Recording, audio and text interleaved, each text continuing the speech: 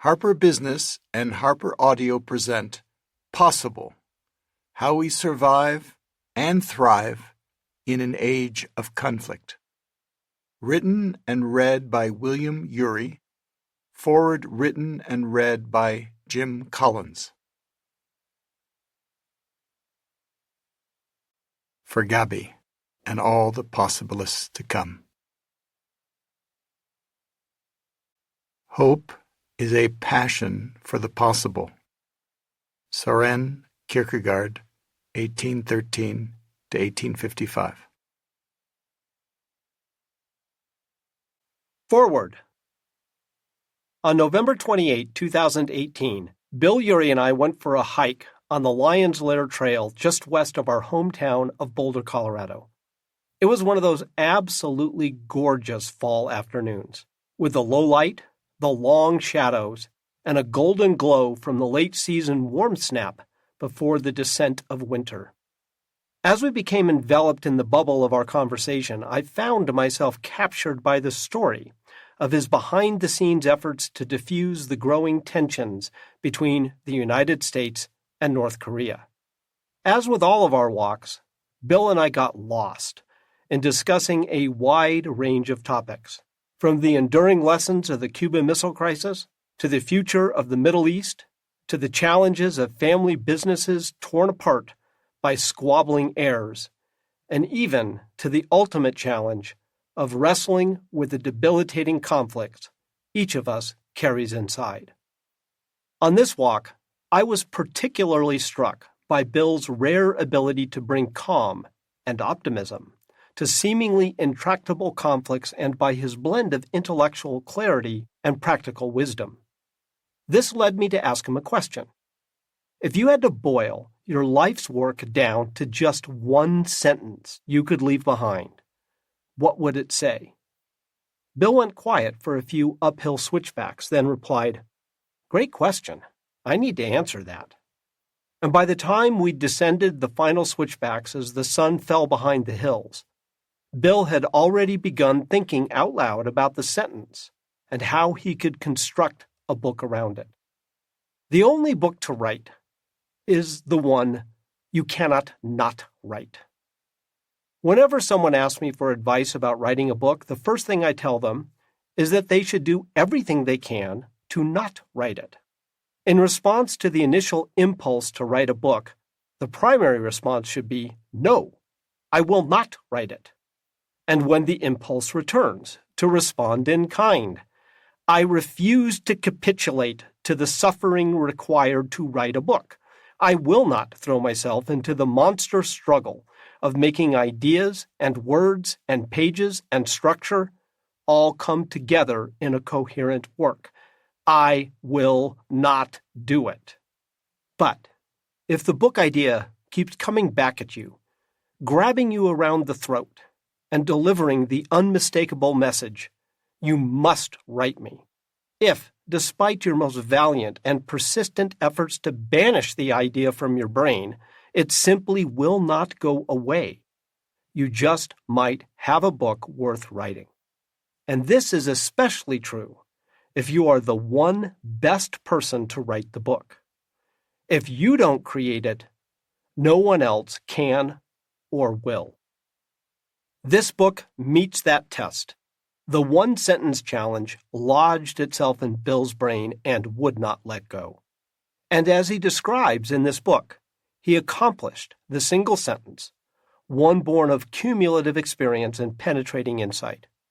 With sentence in hand, he dedicated himself to the task of creating this book. In a sense, Bill had a distinctive responsibility to synthesize his life's work to date, not just for the enduring intellectual contribution, but also because it arrives at a perfect moment in our divisive zeitgeist. There are 3 reasons why Bill is the one best person to write this book. First, he has deep intellectual foundations and a body of work to build upon. The big questions he circles back to in this text have roots in his seminal book, Getting to Yes, co-authored with Roger Fisher, which has guided people through stressful, high-stakes negotiations for more than 4 decades. Getting to Yes is a true classic, Then he built on those ideas in further works, including Getting Past No and Getting to Yes with Yourself, a personal favorite.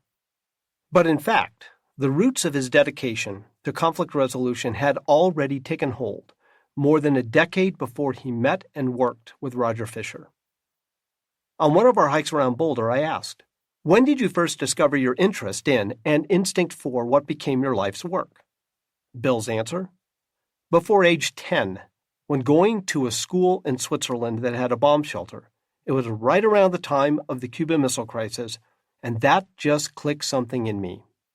In a sense, Bill has been working toward the sentence that forms the seed architecture of this book for fully 6 decades. Second, his insights are beyond the merely intellectual. They are deeply practical. I see Bill as a tactile researcher with the world as his laboratory. Instead of sharpening his intellect and insights by doing research sitting in a plush faculty office at some Ivy League institute, Bill decided early to go to the hardest places first, throwing himself into working on political negotiations in the Middle East. Drawing upon decades of hands-on experience, he has learned what works in complicated and contentious negotiations, how to prepare, how to zoom out to see clearly. I often think of Bill's go-to-the-balcony metaphor when I need to calm my emotions and see a conflict from a larger and different perspective. How to create solutions that can work for both or all parties. I've always appreciated his metaphor of building the golden bridge, the notion of constructing a durable structure across the straits of contention to connect both sides. How to activate a broader community to help both sides want to build that golden bridge. How to hold firm to the non-negotiables while finding a successful compromise. How to say no by saying yes to something even better, not only for yourself, but for the entire community. How to get yourself to accept what is best for you and others when your emotions get in the way of your self-interest. Yet behind all his how-to skills, Bill always has an intellectual framework, a deep understanding not just of what works, but of why it works. Third, Bill Ury is in a rare category of thought leaders who have made the journey from smart intellect to wise sage. With this book, Bill is in full-on sage mode. The world will always veer toward war and violence. The verdict of history does not support the idea that the inevitable trajectory of human society is peace and cooperation. Bill understands that a propensity for conflict is buried deep in our DNA. He begins all of his teaching, writing, and practical work with a realistic understanding of human behavior, the will to power, and realpolitik. Yet at the same time, he remains a practical idealist, dedicated to the proposition that the pursuit of peace and collaboration is also part of our human nature and social self-interest. He is the champion of a simple, powerful thesis that the pursuit of peaceful resolution, even amid intractable conflicts, is a signature of strength and wisdom, not of weakness. And most of all, he shows us that it is possible. Jim Collins, recorded in Boulder, Colorado, October 2023. Chapter 1. The Path to Possible. We are continually faced with great opportunities which are brilliantly disguised as unsolvable problems. Margaret Mead. It was a phone call that would change my life. On a freezing Sunday night in early January 1977, the phone rang at 10 p.m. I was living in a little rented room in the attic of an old wooden house in Cambridge, Massachusetts, just up the street from the Anthropology Museum at Harvard University. I was 23, writing term papers reading the assignments of the students I was teaching, and studying hard for my graduate school exams in social anthropology. When I picked up the phone, the voice at the other end of the line sounded strong and clear. "This is Professor Roger Fisher. Thanks for sending me your paper. I liked your anthropological lens for looking at the Middle East peace talks, and I took the liberty of sending the main chart to the Assistant Secretary of State for the Middle East. I've been advising him, and I thought he might find your ideas useful as he plans for the negotiations." I was speechless. Was I dreaming? I don't think I'd ever been called by a professor, let alone on a weekend, and it had certainly never occurred to me that an idea that had popped into my head while writing a student paper could be of practical use to a high government official in Washington working on what was widely perceived as the world's most challenging international conflict. Like many young people my age, I was trying to figure out what I wanted to do with my life. Anthropology, the study of human cultures and societies, was fascinating, but something was missing for me. I was longing to pour my time and energy into a project that could help people in a more direct and practical way. I wondered, could I apply what I was learning to a major human dilemma that defied current solutions, the perennial problem of conflict and war? Professor Fisher continued speaking. "I'd like you to come work with me. What do you say?" "Yes," I stammered. I'd love to." So, what was the idea in my paper that Professor Fisher liked? It arose from a simple thought experiment. Looking at the walls of my little plain attic room, I had imagined myself as an anthropologist, a fly on the wall, in an ornate room in the Palais des Nations in Geneva, Switzerland, where the Middle East peace negotiations were expected to take place. I asked myself a question. What could I observe from the way the parties were talking that would indicate whether the negotiations were going poorly or going well? If the talks were going poorly, I posited, I would hear the negotiators blaming one another. They'd be mired in the past.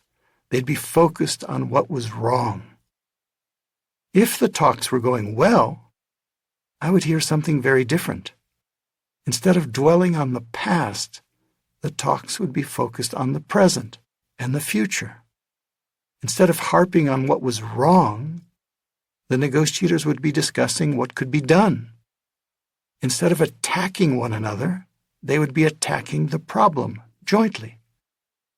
In other words, I was simply suggesting that the way in which those in conflict talk with one another could either close down or open up new possibilities for agreement. That late-night phone call from Roger Fisher was the start of my initiation into the art of opening up possibilities in seemingly intractable conflicts. Learning that art would become my life's quest. My lifelong question. Roger Fisher's generous invitation tapped into a calling I had felt for almost as long as I can remember. I spent much of my childhood growing up in Europe, then still recovering from 2 world wars whose untold horrors had taken the lives of tens of millions. The suffering was still palpable in the ruined buildings and the hushed stories shared by traumatized survivors, even to a child who had not experienced it directly.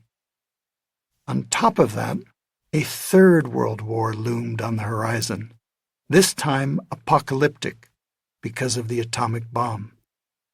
We didn't talk about it much because it was just too dreadful to think about, and there didn't seem much that anyone could do about it. But there were vivid reminders. My school in Switzerland housed a mandatory nuclear bomb shelter. In the winter, it doubled as our ski storage, so I visited it often, getting an occasional chill down my spine as I paused at the massive steel blast door hinged at the entrance. "I don't get it," I would say to my friends as I grew older. "Any time there's a crisis between us and the Russians, the leaders can decide to launch a nuclear war that would blow the whole world to smithereens? How can this be? There's got to be a better way to deal with our issues." Children from many nationalities, cultures, and faiths attended my school, but we generally seemed to get along. And the disputes that did arise were interpersonal, not between groups.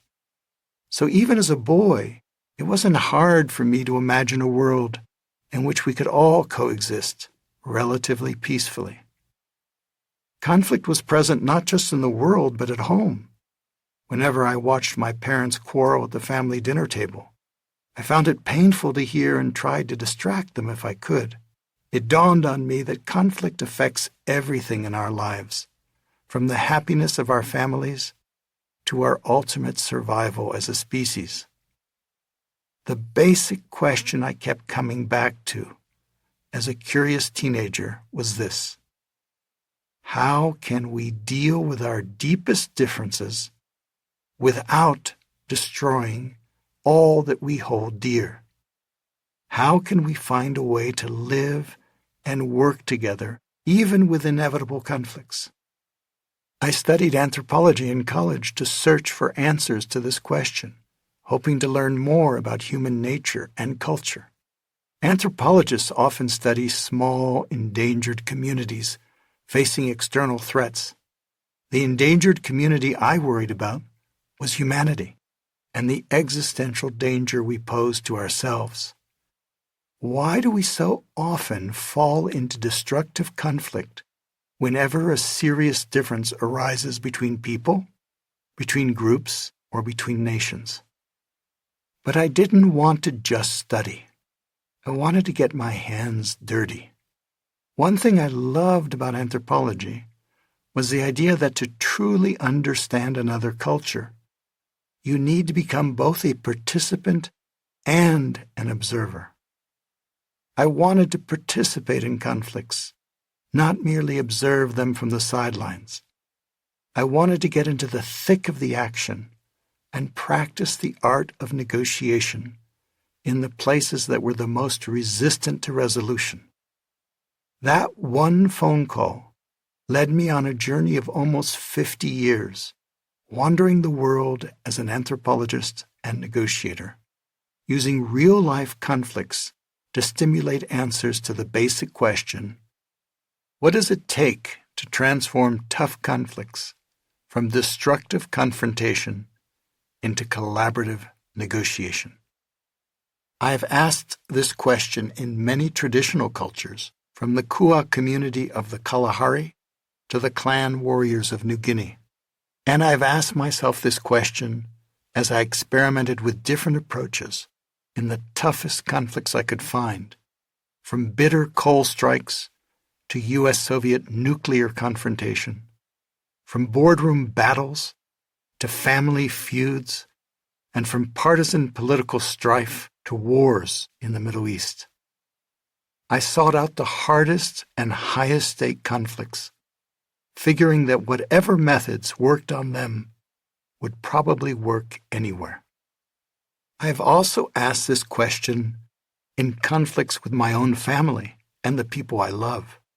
I've learned from the setbacks as well as from the successes.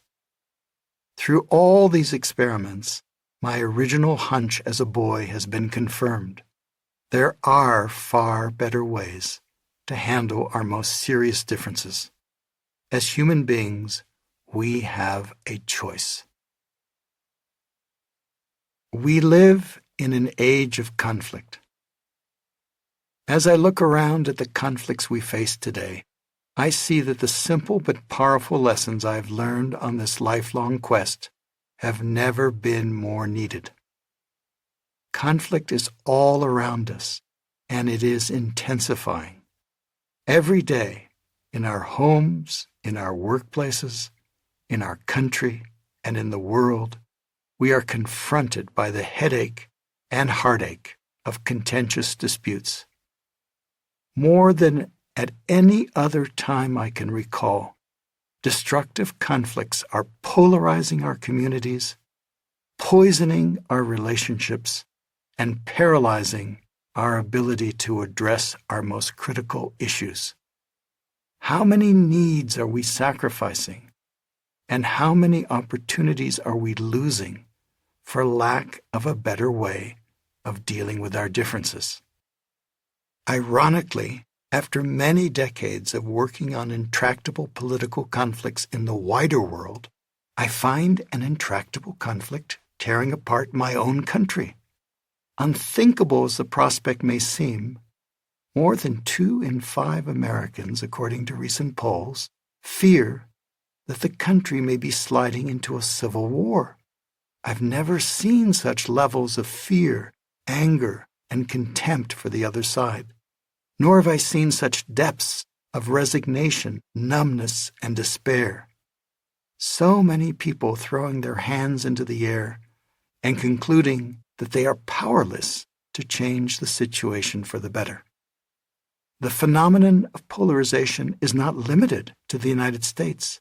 It's a global trend, separating families, communities, and societies around the world. A close friend in Brazil laments, "Because of political differences, my brother doesn't show up for our traditional family get-togethers. My mother is heartbroken. It's gone too far." If anthropologists living 1,000 years from now were to look back at this moment, they might call this the era of the human family reunion. For the first time in human history, thanks to the communications revolution, virtually all 15,000 language communities are in touch with one another. Yet, as in many family reunions, it's not all peace and harmony. There's a lot of conflict.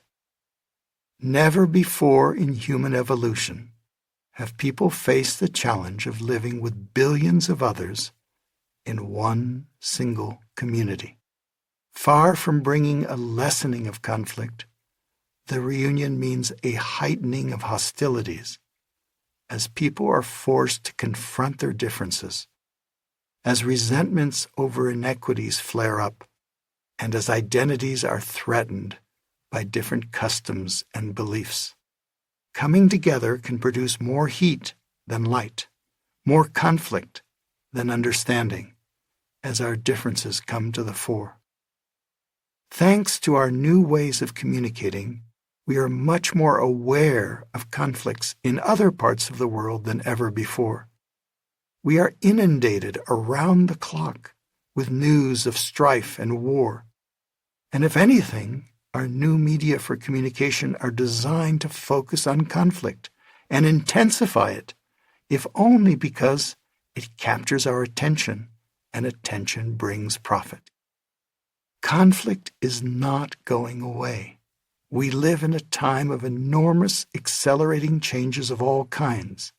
New technologies like artificial intelligence, economic dislocations, environmental disruptions, demographic shifts, just to name a few big ones. The pace shows no sign of slowing down, but rather seems to be speeding up. More change naturally brings more conflict. And here's the kicker. The world needs more conflict, not less.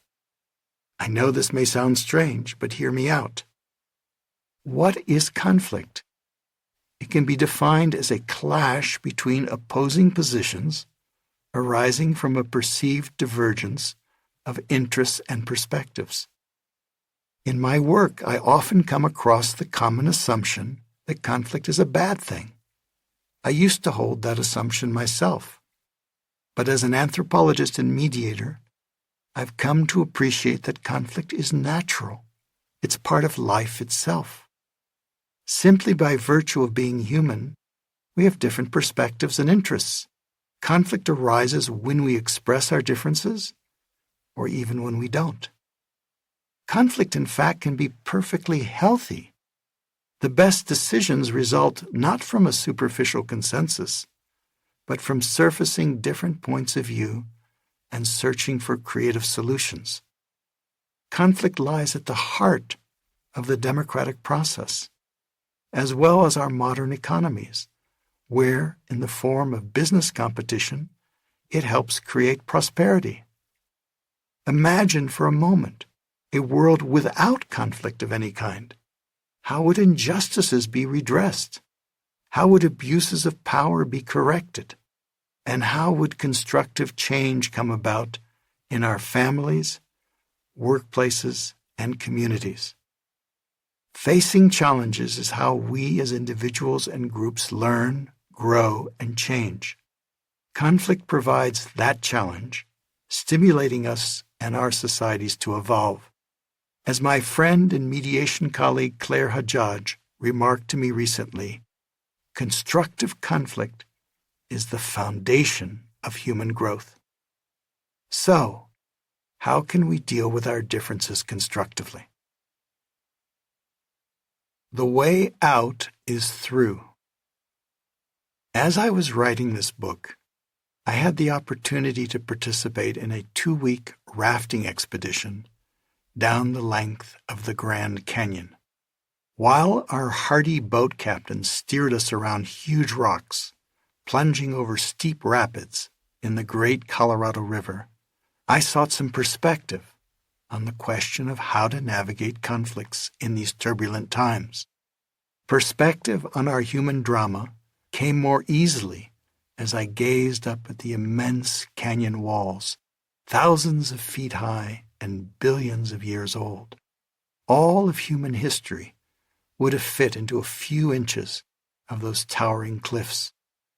Deep within the embrace of the canyon walls, far from the maddening swirl of news and social media, I asked a fellow river traveler, a 70-year-old dairy farmer from Wisconsin named George, a question. George, why is our country having so much trouble agreeing on anything? What are you hearing in your conversations with farmers? William, he answered, everyone feels stuck. Instead of solving problems, people are pointing fingers or giving up altogether on one another. And the problems just get worse. What I tell young people these days is, we've got the solutions, we've even got the money. We just can't figure out how to work together. That's the challenge now. George's challenge resonated with me. We live in a world of possibilities, possible futures for ourselves, our families, and our communities. Many are hopeful, but some are positively scary. In the end, it depends on us. We have enormous opportunities to make life better for everyone, if only we can work together. We are not going to eliminate conflict, nor should we.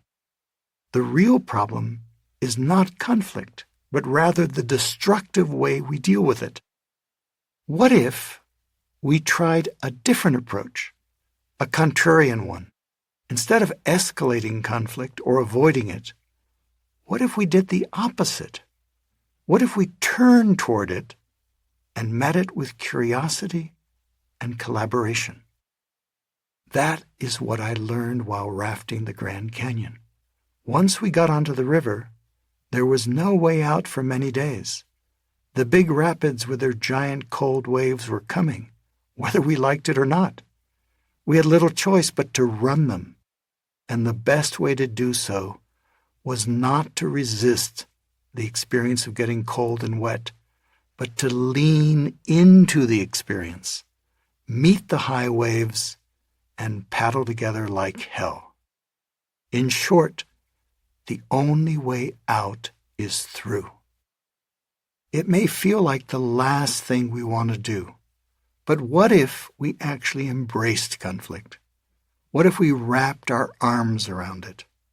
What if we applied our full human potential to conflict, our natural capacities for curiosity, creativity, and collaboration? In my work, I find that people naturally assume that conflict needs to be resolved. But is that true? I used to assume that myself. After all, I was working in the field of conflict resolution. But over the years, I've come to appreciate that often resolution is not possible, at least not now. In some cases, resolution is not even desirable because it deprives us of the opportunity to keep learning and growing through conflict. The truth is that we don't always need to agree. Instead of trying to resolve conflict and reach agreement, can we aim for something more realistic and more sustainable than resolution? What if we were to focus on transforming conflict? To transform simply means to change the form of conflict, from destructive fighting into productive conflict and constructive negotiation. Instead of destroying the things we value, what if we were to create the things we value by opening up new possibilities for living with one another? Transforming conflict is larger than reaching agreement. It means transforming the way we deal with one another and our differences. It means transforming our relationships. Agreements are finite and often transactional. They come and go. Transformation is relational and can continue long into the future. Agreements are outcomes. Transformation is a process. And unlike some agreements that may take a long time to reach, transforming conflict can start right away. When Roger Fisher, Bruce Patton, and I worked on getting to yes more than 40 years ago, yes meant a mutually satisfying agreement. Today, I believe that the meaning of yes must be expanded. The new yes means to lean in and embrace conflicts for all they have to offer us. The new yes is a transformative yes. If we can embrace and transform our conflicts, we can learn to live and work together. And if we can do that, as my friend George pointed out on the rushing river, there is no problem, large or small, that we cannot address. Possible is the new yes. After all these years of working on seemingly impossible conflicts, people often ask me, "Are you an optimist or a pessimist?" Actually, I answer, I am a possibilist. I have a passion for the possible. I believe in our human potential to get to yes, our ability to deal with our differences constructively. I believe in our innate human capacity to cooperate, even as we may disagree strongly. I believe that no matter how challenging a conflict may be, we can learn to work it out. In short, I believe that we can survive and thrive in this age of conflict. Possible does not mean easy. There are no quick fixes. Dealing with conflicts can be the hardest work we humans can do. It takes patience and a lot of persistence. Hard, however, does not mean impossible. The work can be both hard and possible. Possible does not mean an end to conflict. It doesn't mean won, as in W-O-N, and done. In most of the situations I've worked, tensions continue, conflict continues, but the destruction, the violence, the war can come to an end. Possible does not mean a neat resolution. More often it means gradual improvements in relationships that over time can make a big difference. Relationships can be messy. Possible means finding ways forward where there seem to be none. It means creating little breakthroughs that can build into bigger breakthroughs over time. Possible means gradual transformation. Possible means applying our full human potential to the conflicts surrounding us. It means using our innate capacities of curiosity, creativity, and collaboration to open up new possibilities that we had not imagined before. In conflicts where we feel stuck, trapped, and frustrated, possible means freedom, choice, and opportunities. Possible is the new yes. Why am I a possibilist? Because I've seen with my own eyes what humans can do. I've seen the seemingly impossible become possible.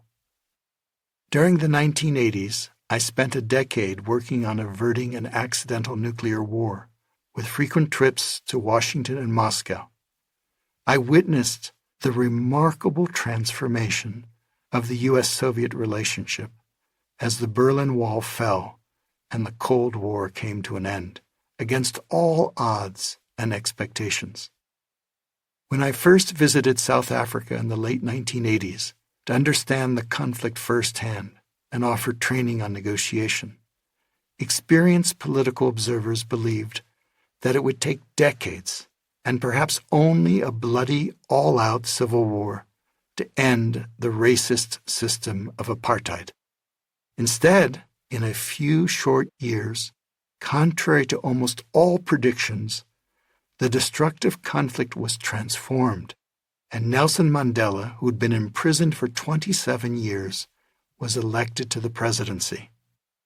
In more recent years, I had the opportunity to serve as an advisor to the President of Colombia, as he sought to do what most people in his country imagined was utterly impossible: to end a civil war that had persisted for almost half a century.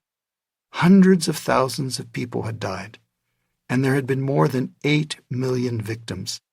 It took 6 years of hard negotiation, but in the end, an historic peace was forged, and to everyone's surprise, the main guerrilla force laid down their weapons. My experience has not been limited to wars. I've watched families heal their feuds. I've witnessed bitter business rivals become friends again. I've seen leaders from all sides of the political spectrum in my own country learn to work together. I've seen human beings from all walks of life rise to the challenge of turning destructive confrontation into productive negotiation. If it's happened before, I believe it can happen again. I'm not naive about the dark side of humanity. After almost 5 decades, often working in what sometimes feels like the heart of darkness, I am not one to underestimate the capacity for human ignorance and cruelty.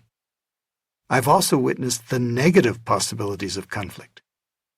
More than 40 years ago, I had a chance to spend an afternoon, without another person around, in the remains of the Nazi death camp in Treblinka, Poland. I walked in the high grass amid rows of long raised mounds, speckled with whitish bone fragments. I suspected, although I did not know for sure, that many of my extended family were buried in those mounds. I felt that every soul there was someone's family, and therefore family to all of us. I experienced waves of sadness, without words to express the inhumanity we are capable of inflicting on our fellow human beings. Silently, I made a vow to myself that I would not sit still, but do everything in my power to help avert the nuclear holocaust threatening us all. 13 years later, while I was working on the war in Yugoslavia, I went to visit a temporary encampment of Bosnian Muslim refugees with an old childhood friend, Peter Galbraith, then the U.S. ambassador to Croatia. The refugees were trapped in a kilometer-wide zone between a row of Serbian tanks on one side and a row of Croatian tanks on the other, all pointing their big guns at the no-man's land in between. Escorted by Canadian UN peacekeepers equipped with flak jackets and automatic weapons, Peter and I walked past the tanks and soldiers into the ruins of a village. The houses were mostly destroyed. A stray missile was stuck in the trunk of a tree. Thousands of women, men, and children were camped out in flimsy tents that provided little protection as the cold winter approached. They seemed utterly disoriented and had nowhere to go. Landmines surrounded them on all sides, and every few days a person would step on one by accident and lose a foot or a leg.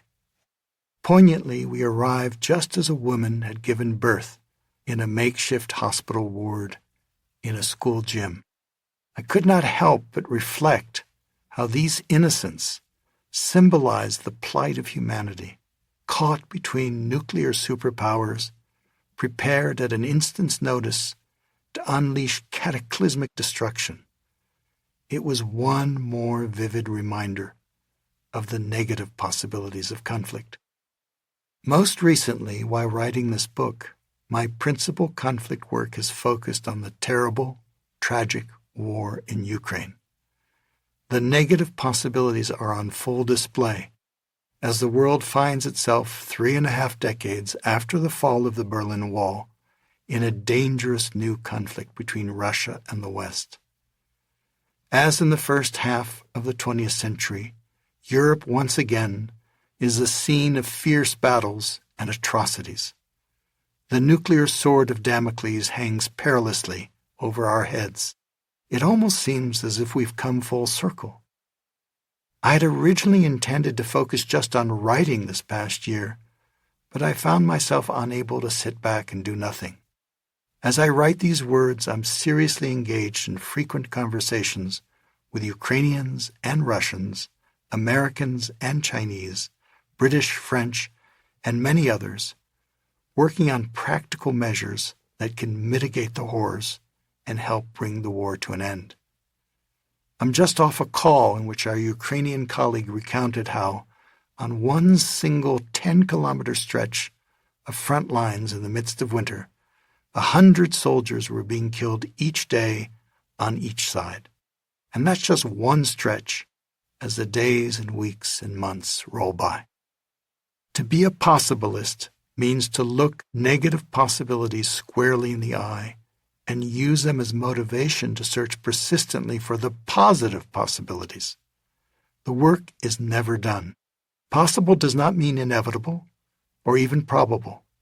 Possible simply means possible. Whether possible becomes a reality depends on us. What is made by us can be changed by us. 30 years ago, I trekked deep into the rainforests of Malaysia to visit what many anthropologists consider the most peaceful tribe on the planet, the Semai. I wanted to understand how they deal with their conflicts. They received me with traditional hospitality in a large bamboo house on stilts in the jungle. A dozen families shared the same space, eating and sleeping together. The next morning, after a night's sleep on a bamboo platform, I finally took the chance to ask one of their elders a question I had long wondered about. Why don't your people make war? War, he asked, puzzled for a moment as he reflected on the question. Then he looked directly at me and replied through a colleague of mine who was translating. Typhoons, earthquakes, and tsunamis are forces of nature we cannot control, but war is made by us. Therefore, it can be stopped by us. He spoke as if the answer were obvious. For him, I suppose it was, seeing how successfully his community dealt with its toughest conflicts. As he offered this explanation, passing on the practical wisdom of his people, it resonated deeply with me. It is as close to the possibilist credo as I can imagine. The challenge we face is not in the outside world, but inside us. It is not a technical problem, but a human one. What is made by us can be changed by us. It is possible. As the semi-elder implied, we humans have the natural innate capacities to manage our differences constructively. As an anthropologist, I've long marveled at how we evolved as intensely social, highly communicative, deeply curious, and extraordinarily creative primates. Collaborative problem-solving is our great human strength. That's how we've survived and thrived.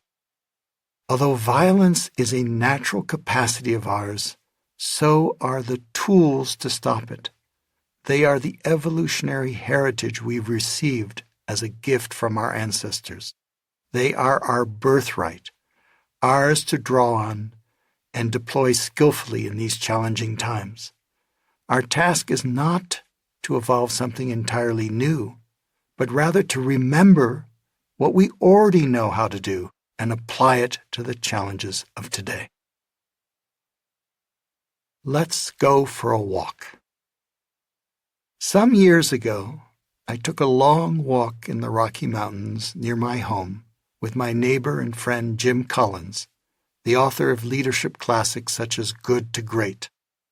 As we were climbing up a steep slope, Jim turned to me and asked, "How do you retain your sense of possibility at such a dark time in the world?" I looked out at the magnificent view of peaks and valleys stretching out before us and replied, "Jim, it's true that we've grown far more polarized both as a nation and around the world, and that these times may look darker than others. But in what may have seemed like better times, I was always working in the darkest, most difficult situations. It's the possibilities I see that keep me going. What better choice is there?" Then said Jim, "Why don't you write a book that synthesizes all that you've learned to help others realize those possibilities in these troubled times?" That is this book. I love to go for long walks in nature. Walking gives me clarity and perspective, inspiration and creative ideas, and it gives me the energy and sustenance I need to tackle challenging conflicts. I would like to invite you to take an imaginary walk with me. On this journey, I hope to pass on to you the distilled lessons I have discovered about the path to possible, as I've sought to open windows of possibility in some of the most intractable conflicts.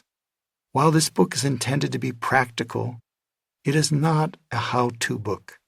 It is less about method and more about mindset.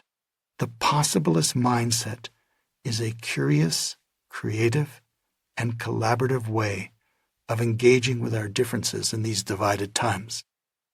Perhaps the most powerful way to pass on lessons, one deeply ingrained in our nature since prehistoric times, is to tell stories. Stories are what we remember most and how we learn best.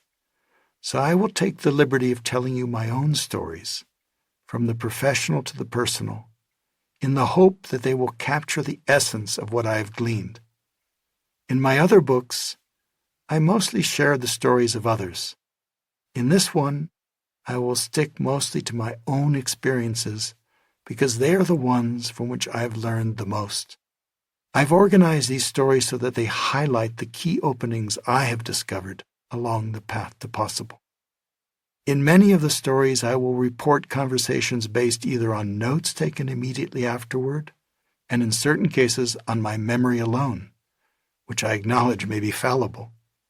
In a couple of instances, where the people involved were not public figures, I've changed names to protect their privacy.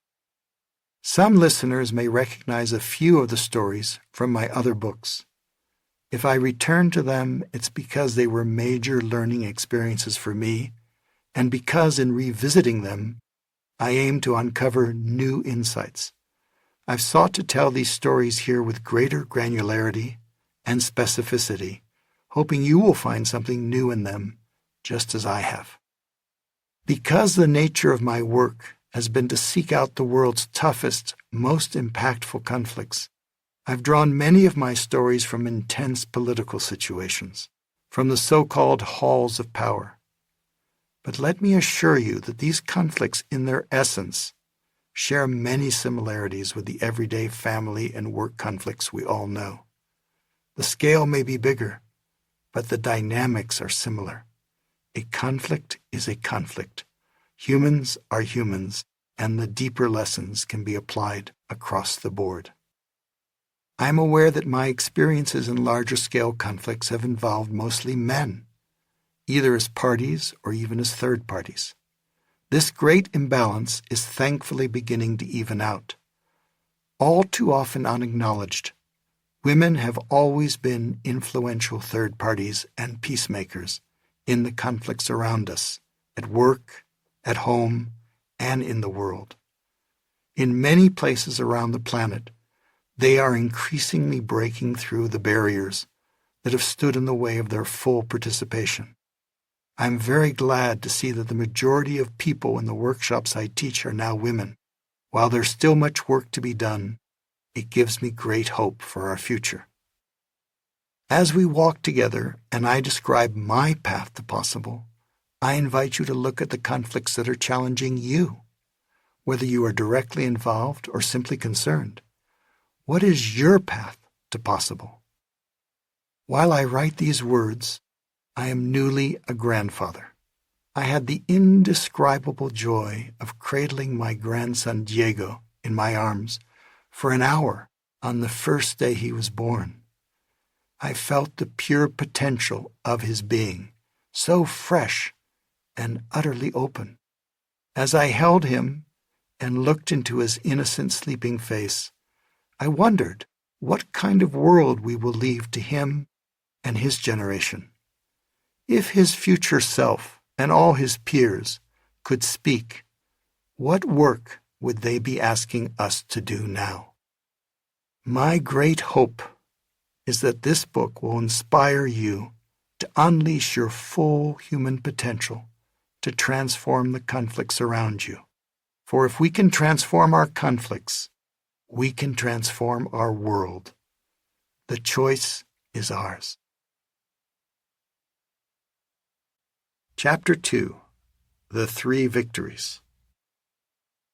The possible slow fuse is lit by the imagination. Emily Dickinson. Wanted, a hard job. That was the motto of my grandfather's company, founded more than a century ago. In 1906, Eddie was a boy of 13 living in Warsaw, then part of the Russian Empire, when his mother suddenly handed him his older brother's steamship passage ticket and told him he had to immediately flee to America. That day, his 15-year-old brother, Wolf, had been arrested and jailed by the police for talking on a street corner with two friends. His crime? Violating the restriction against congregating imposed by the Russian imperial authorities to curb revolutionary activity. In the courtyard of the building where Eddie and his family lived, the security police were lining up suspected revolutionaries and executing them against a wall. I can only imagine what emotions Eddie was feeling at the time: fear and confusion, grief and anger. All I know is that whatever happened was painful enough that he never wanted to talk about his childhood. 13-year-old Eddie fled by himself the next day and joined a small group of refugees who were being smuggled across the border into Germany. The journey was not without danger. Refugees had to travel by night to elude Russian border guards, and attacks by murderous highway gangs were not uncommon. From Hamburg, he boarded the ship Pretoria, traveling in stifling steerage quarters. Arriving at Ellis Island the day after his 14th birthday, he was processed by immigration authorities under his brother's name, since that was the name on the ship docket. Eddie went immediately to work in a woolen textile mill in Maine, joining his father Max and his eldest brother Joe, who had preceded him. The air in the mill was so thick with wool lint that the workers kept coughing and wheezing, easily succumbing to lung disease. Enterprising even at a young age, Eddie took up window washing instead. He and another young teenager opened up a little business in Rhode Island. There were a lot of dirty windows in buildings in those days of coal burning, and business boomed. He and his father and brother were able to send money back to Warsaw to bring over his mother and remaining siblings. Within 2 decades, my grandfather wasn't just cleaning windows in buildings. He and his teams were cleaning giant steel mills near Chicago. "I don't get it," I said to my 90-year-old Uncle Mel as I was writing this book. How did a boy who started off washing windows and who never had a chance to get a formal education end up being hired by the biggest steel companies in the world to clean out their blast furnaces? My uncle, who had ended up running the company himself, looked at me and said in a well-informed tone with a touch of boyish admiration, "It's hard to believe. At that time, the steel companies had to shut down the blast furnace for 6 months at great cost to clean out the heavy slag that remained as the iron was turned into steel. My father devised a way to do the job using dynamite inside the furnace. It required extreme precision, of course, to avoid blowing up the furnace, but instead of 6 months, it took 3 days." "What was Eddie's secret to success?" I asked. My uncle paused for a moment to consider the question, then replied, "It's simple. Where others saw obstacles, he saw opportunities." My grandfather, in other words, was a possibilist. Start from possible. Wanted, a hard job, could serve as a motto for possibilists. Transforming conflict is some of the hardest work we humans can do. It calls on us to engage when we feel tempted to attack or to avoid. It requires us to take responsibility for conflicts around us when we may prefer to remain bystanders. It requires courage, patience, and persistence. If possibilists have a core principle, it is humble audacity. The audacity of our goals needs to be balanced by the humility of our approach. It takes audacity to tackle seemingly impossible challenges. It takes audacity to aim for outcomes that work not only for one party but for everyone. It takes humility to be patient and calm and to listen in the face of provocation. It takes humility to face hard facts and keep learning and persisting. Possibilists are not naively optimistic.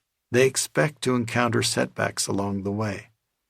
As a mediator in the war in Northern Ireland, a conflict widely viewed as impossible, former U.S. Senator George Mitchell reflected, "We had 700 days of failure and 1 day of success."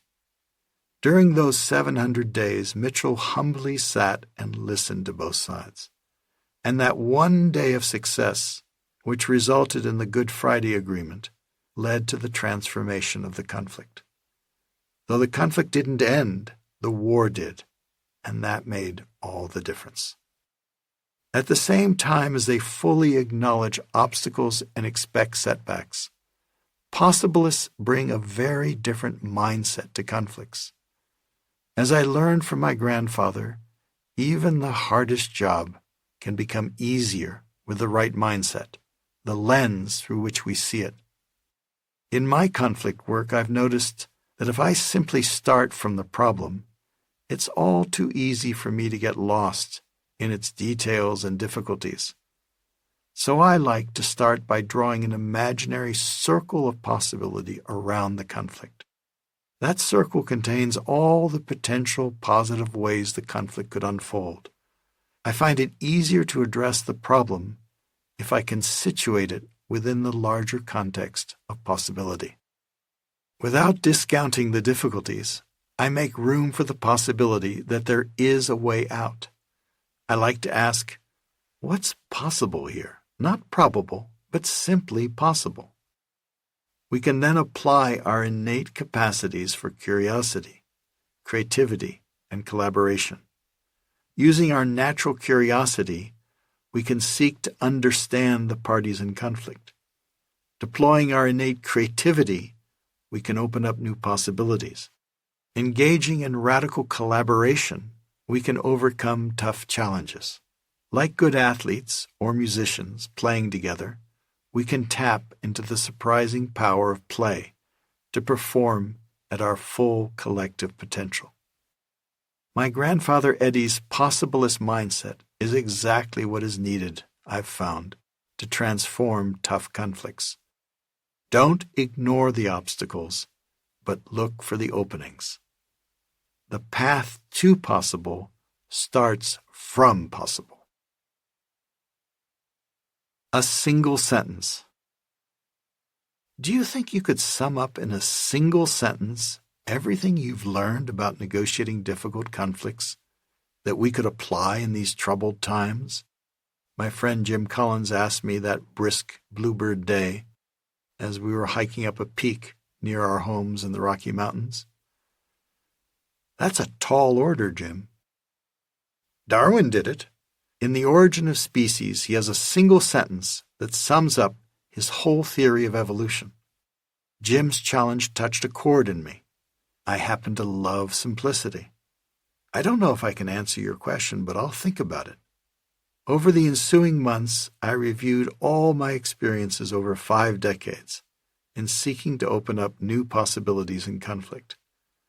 I thought about all the different ways I tried to capture my lessons in concepts and metaphors.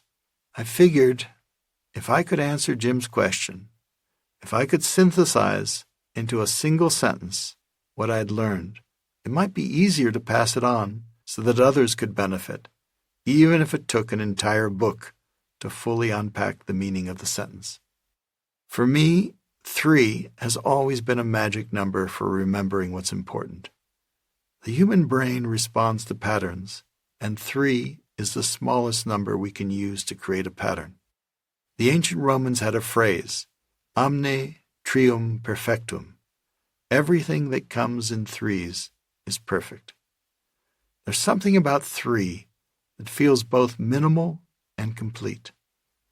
As I reflected on Jim's question on my solitary walks, my mind kept coming back to 3 key concepts that I have found most powerful and valuable in my conflict work. In my mind's eye, I began to visualize a path to possible, composed of 3 victories to achieve along the way. On our next walk, a few months later, I said to Jim, "Remember, you asked me what I've learned over these last decades, and if I could sum it up in 1 sentence?" "Yes, of course." I gave it some thought. "Yes?" Jim asked. The problem is this: we're not going to get rid of conflict, nor should we, but we can change the way we see conflict and the way we choose to live with it. Conflict can make us think small. We reduce the whole thing to a win-lose battle between us and them. Often, the bigger the conflict, the smaller we think. So what can we do instead? The secret is to do the exact opposite. Instead of thinking small, we need to think big. We need a wholly different approach. Instead of just starting from the problem, we need to start from the possibilities. Go on. Well, if we want to deal with tough conflicts like the ones we face today, we have to open up new possibilities that are not at all obvious to us. Imagine that the challenging conflict is a mountain like the one we're climbing. We have to find a path to possible. And that path is made up of 3 victories. Each victory changes our perspective on conflict. "Yes?" asked Jim expectantly. The first and biggest challenge we face is not what we usually think. It's not them. It's right here, I said, pointing my finger at myself. In destructive conflict, we react out of fear and anger, and we end up getting in our own way. We need to do the opposite. We need to get out of the bunker and go to the balcony instead, a place of calm and perspective where we can keep our eyes on the prize. Motioning with my outstretched arm to the big, expansive plains below us, I said, "Right now, we're on a balcony of sorts, where we can see the bigger picture, like this big view in front of us. Balcony is the first victory to achieve, a victory with ourselves." "Okay," said Jim, "what's the second?" In destructive conflict, we dig into our positions and build walls. Again, we need to do the opposite. Imagine I'm standing here, and you're way over there, I said, pointing at a peak across the valley. There's a big chasm between your position and mine. It's filled with all the reasons why it's hard to reach agreement, including doubt, anxiety, and fear of looking weak. If I want us to meet, I need to build a bridge, a golden bridge, an inviting way to cross the chasm of conflict. I need to make it easier for us to walk toward each other. Bridge is the second victory to achieve, a victory with the other. Doesn't sound easy, Jim remarked. It's a hard job, I replied, remembering Eddie and his company motto. We need help. Where can we get that help? Well, that's the third piece of the puzzle. In destructive conflict, we see just two sides, us against them, battling it out for a unilateral victory. We need to break out of that trap, because the truth is, there's always a third side, the side of the whole. Tangibly, the third side is the people around us who can help us, our family, our friends, neighbors, colleagues. It's the surrounding community who are concerned about the conflict. What can they do? Jim asked. Well, they can step in and break up fights. They can help us calm down and go to the balcony. They can help us build a golden bridge. The third side is the third victory to achieve, a victory with the whole. The balcony helps us see new possibilities. The bridge helps us create new possibilities. And the third side helps us act on new possibilities. All three together, I believe, can enable us to transform even our most difficult conflicts. Okay, said Jim. Now, boil all this down for me into a single sentence. The path to possible is to go to the balcony, build a golden bridge, and engage the third side. All together, all at once. That's good, said Jim. Now, go write the book. Unlock your full potential. One of my favorite teaching stories, an ancient tale from the Middle East, illustrates the three victories on the path to possible. In the story, an old man dies and leaves his three sons an inheritance, half to the eldest son, a third to the middle son, and a ninth to the youngest son. But there's a problem. The inheritance consists of 17 camels, a number that is not divisible by 2, 3, or 9. Each of the three brothers feels that he deserves more. They get drawn into a bitter argument and are about to come to fisticuffs.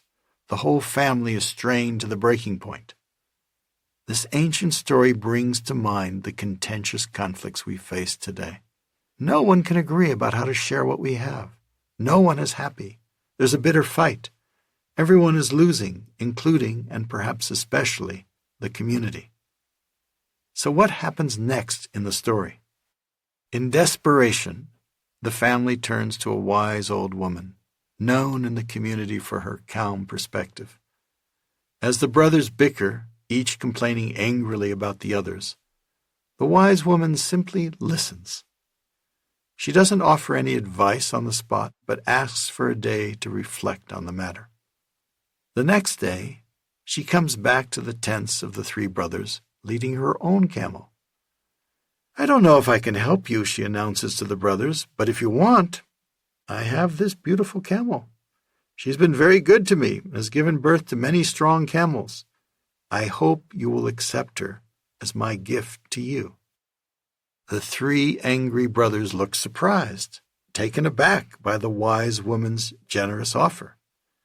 They look at each other for a moment and manage to stammer out a collective thank you. You're too kind. The wise old woman departs, leaving the three brothers with 18 camels. I'll take my half, says the eldest. That's 9. I'll take my third, says the middle brother. That's 6. I'll take my 9th, says the youngest. That's 2. 9 plus 6 plus 2 equals 17. They have 1 camel left over, the beautiful camel given to them by the wise woman. The three brothers return the camel to the wise woman, thanking her again for her help. Everyone is satisfied. The three brothers, the wise old woman, and not least the extended family. As old teaching stories often do, this one conveys a lot of wisdom in a few words. I've been telling this story for almost 40 years, but only now have realized that buried within it is the lesson of the 3 victories: balcony, bridge, and third side. What does the wise old woman do? She takes a step back and goes to the balcony. From that place of calm and perspective, she can see the big picture, the practical value and emotional meaning of a family that can get along. She unlocks the potential that exists within each of us. From the balcony, the wise woman looks for a golden bridge, a way out that leads to a shared victory. By offering up an 18th camel, she unlocks the potential for mutual gain that exists between us, in this case, among the 3 brothers. Finally, because it can be hard in heated conflicts for the parties to go to the balcony and build that bridge, it takes the help of a third side. The other family members, third-siders who were affected by the souring of relations, urge the brothers to seek out the advice of yet another third-sider, the wise old woman. The potential around us is thus unlocked. Here is the lesson I draw from this ancient story. To succeed in transforming destructive conflicts, such as we face today, we will need to unlock our full human potential. One victory alone is not enough. Going to the balcony unlocks the potential within us. Building a golden bridge unlocks the potential between us. Taking the third side unlocks the potential around us. We need all 3 working together synergistically. The balcony is first-person work. It focuses on I, the self. The bridge is second-person work. It focuses on you, the other. The third side is third-person work. It focuses on us, the community. In difficult conflicts, we tend to skip over the necessary work on the I, the self, to point fingers at the you, the other. You are the problem, and you must change. We also often neglect to seek help from the us, the community. That may be why we have so much trouble. To transform conflict successfully, we need to work skillfully on all 3 strands: I, you, and us. Begin with a victory speech. So how do we begin our journey on the path to possible? The secret, I find, is to start from possible and then work backward. Transforming a difficult conflict is a bit like climbing a high mountain. Imagine you're at the bottom gazing up. The summit seems far away and seemingly impossible to attain. Now in your mind's eye, imagine yourself already on top of the mountain, and from there, follow the path back to where you are at the bottom. As you engage in this act of practical imagination, the summit may seem a little more reachable. In conflicts, as in mountain climbing, it may look as though you can't get from here to there, where you want to go. But by using your imagination, you might just be able to get from there to here, and then you can turn around and find your way back. In the face of a contentious conflict, I like to engage in a creative thought experiment that I call the victory speech. It's my favorite possibilist exercise. Let me offer an example that started off at my dining room table in an informal brainstorm with my colleague Liza Hester. It was February 2017. Donald Trump had just assumed the presidency of the United States. His predecessor, Barack Obama, had warned him that his most dangerous foreign policy challenge would be North Korea. Kim Jong-un, the 33-year-old supreme leader of North Korea, was busily testing long-range ballistic missiles capable of carrying nuclear warheads. President Trump announced on Twitter his determination to stop Kim before he developed the capacity to hit the United States. It won't happen. Expert estimates of the risk of war varied, but ranged as high as 50-50. The expected consequences were unthinkable. The U.S. military calculated that in the opening hours of a North Korean barrage of conventional missiles, hundreds of thousands of civilians would be killed in Seoul alone. If nuclear weapons and other means of mass destruction were used, as was considered likely, the casualty estimates ran into the tens of millions. The nuclear taboo in place since Hiroshima and Nagasaki would be breached. The global atmosphere would be poisoned with vast clouds of radiation, and our world would be set on an extremely dark course. Liza and I knew hardly anything about the Korean conflict at the time, but we felt deeply worried by what we had learned from the news. It had been almost 30 years since I had worked on a Harvard project focused on reducing the risk of a nuclear war between the United States and the Soviet Union. It all seemed ominous and eerily familiar. Perhaps the most common question in the media was, who will win, Trump or Kim? Which leader will back down? But sitting at my dining room table, Liza and I were asking ourselves a very different question. Where is the off-ramp for Trump and for Kim? How can this showdown end in agreement rather than war? How can both leaders come out looking like heroes to themselves and the people they most care about? We continued the thought experiment. What victory speech could Donald Trump make to the American people, explaining how he won? What victory speech could Kim Jong-un make at the very same time to his people, explaining how he won? While we were not experts and knew about Trump only from reading the daily news and almost nothing about Kim other than reading a few articles, we decided to give it a try. After a short exploration on the web of Trump's tweets and comments about Korea, we scribbled on a whiteboard set by the dining room table 3 short taglines for an imaginary Trump victory speech. Deal of the century. I kept America safe. I didn't spend a penny. We then turned to Kim Jong-un.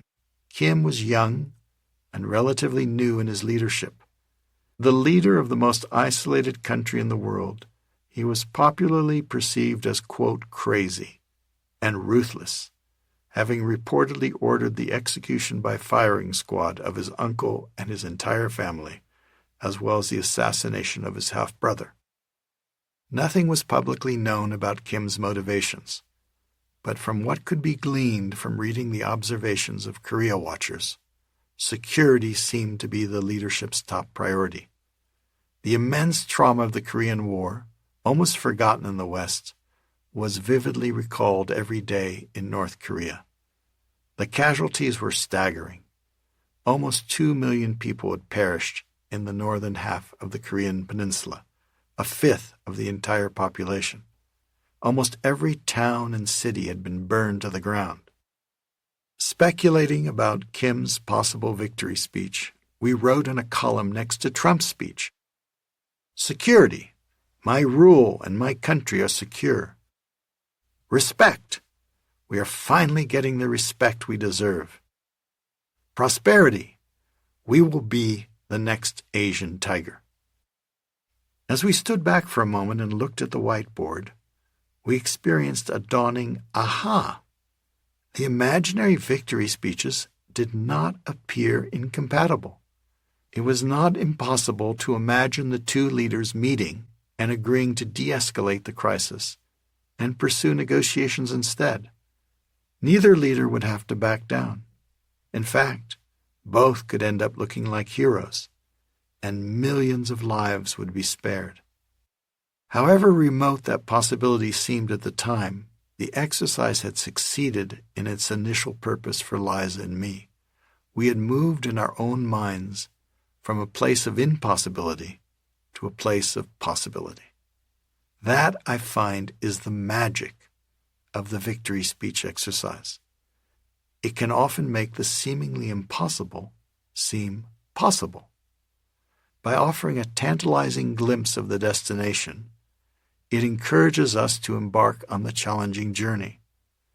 As it turned out, that one little informal exercise at the dining room table eventually grew into a dedicated team working for months and years on ways to help avert a nuclear war between the United States and North Korea.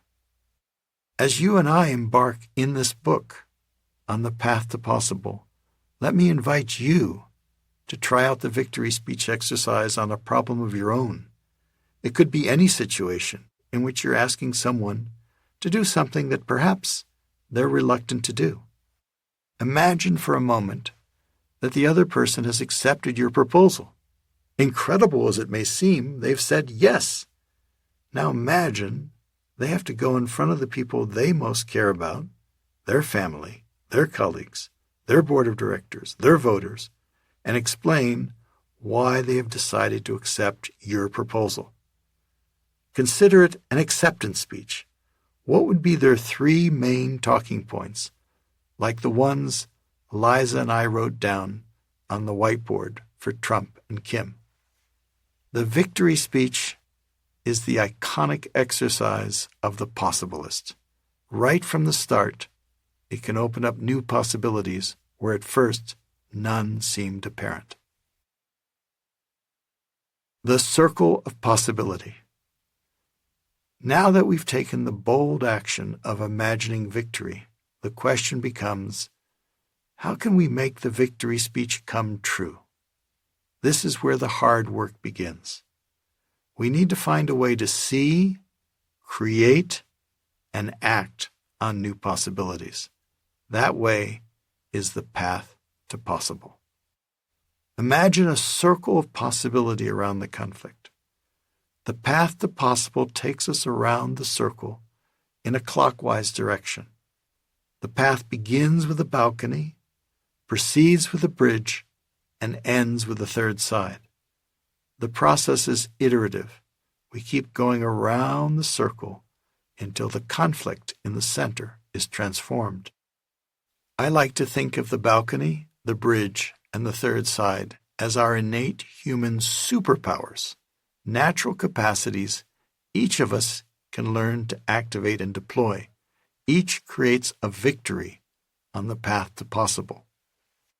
Each superpower is in turn composed of 3 powers that we all possess. We go to the balcony by exercising our powers to pause, zoom in, and zoom out. We build a golden bridge by exercising our powers to listen, create, and attract. We engage the third side by exercising our powers to host, help, and swarm. Each power is an innate human capacity, something we already know how to do, but simply need to develop further. While each power opens up new possibilities, it takes all of them working together to unlock our full human potential to transform difficult conflicts. Our walk on the path to possible begins with the balcony. First victory. Go to the balcony. 1 million people were protesting vehemently in the streets of Caracas, the capital of Venezuela, demanding the immediate resignation of the embattled president Hugo Chavez, whom they saw as an authoritarian socialist out to undermine their democratic rights and threaten their livelihoods. 1 million others in the streets were equally vehemently supporting Chavez, seeing him as their popular champion for social and economic justice. Fighting had broken out between the crowds and threatened to get worse. People were arming themselves. I am deeply worried that a bloody civil war will break out in this country like it did in mine, Cesar Gaviria, a former president of Colombia, remarked to me over dinner at an outdoor restaurant in Caracas. I could feel the urgency and seriousness in his voice. More than 215,000 people had been killed in Colombia, and there was no end to the war in sight. Gaviria was now serving as the Secretary General of the Organization of American States. He had moved his office temporarily to Caracas so he could focus his attention on stopping the descent into bloodshed. I had just arrived in Caracas that afternoon. It was December 2003. Former U.S. President Jimmy Carter had called me up 8 months earlier to ask me if I could work with President Chavez and his political opponents to help them find a way out of their escalating conflict. This was my 4th trip, and I had an appointment to see President Chavez at 9 p.m. the next night, together with 2 colleagues from the Carter Center. Francisco Diaz, a skilled Argentinian mediator, and Matthew Hodes, a seasoned former UN diplomat. The next night, after a day filled with heated meetings, first with government ministers and later with opposition leaders, Francisco, Matt, and I arrived at the presidential palace and were ushered in to an ornate waiting room with giant historical paintings in gold frames. 9:30 passed, then 10, 10:30, 11, 11:30. It was midnight when we were shown into the presidential office. We expected to meet with him alone, as we had the previous time. On that occasion, he had received Francisco and me in his private quarters, with a 12-foot-long map of Venezuela scrolled out across a conference table. Pointing at the map, he told us about his hopes and plans to combat the terrible poverty that existed across the country. As we were leaving, he showed us a painting he was working on as a gift to his daughter. It had been an informal, relaxed conversation, just the 3 of us. But this time, as my colleagues and I were shown into the presidential office at midnight, we found the entire Venezuelan cabinet, about 15 of them, sitting on a platform behind President Chavez. I wasn't prepared for this, and I felt a little unsettled. Chavez motioned me quickly to a chair in front of him. He then turned to me and asked in a curt, clipped tone, as if he were pressed for time and I was interrupting his meeting. "So, Ury, tell me, what are your impressions of the situation?"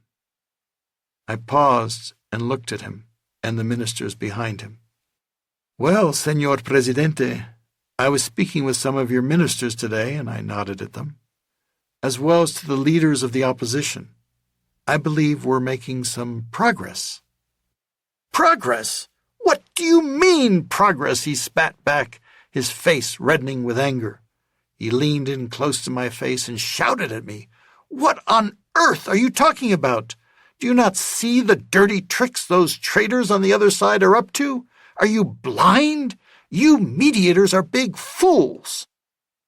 I froze and flashed back to a memory when I was 10 years old, in school in Switzerland, and the French teacher had publicly humiliated me in front of the class for grammatical mistakes I had made in my essay.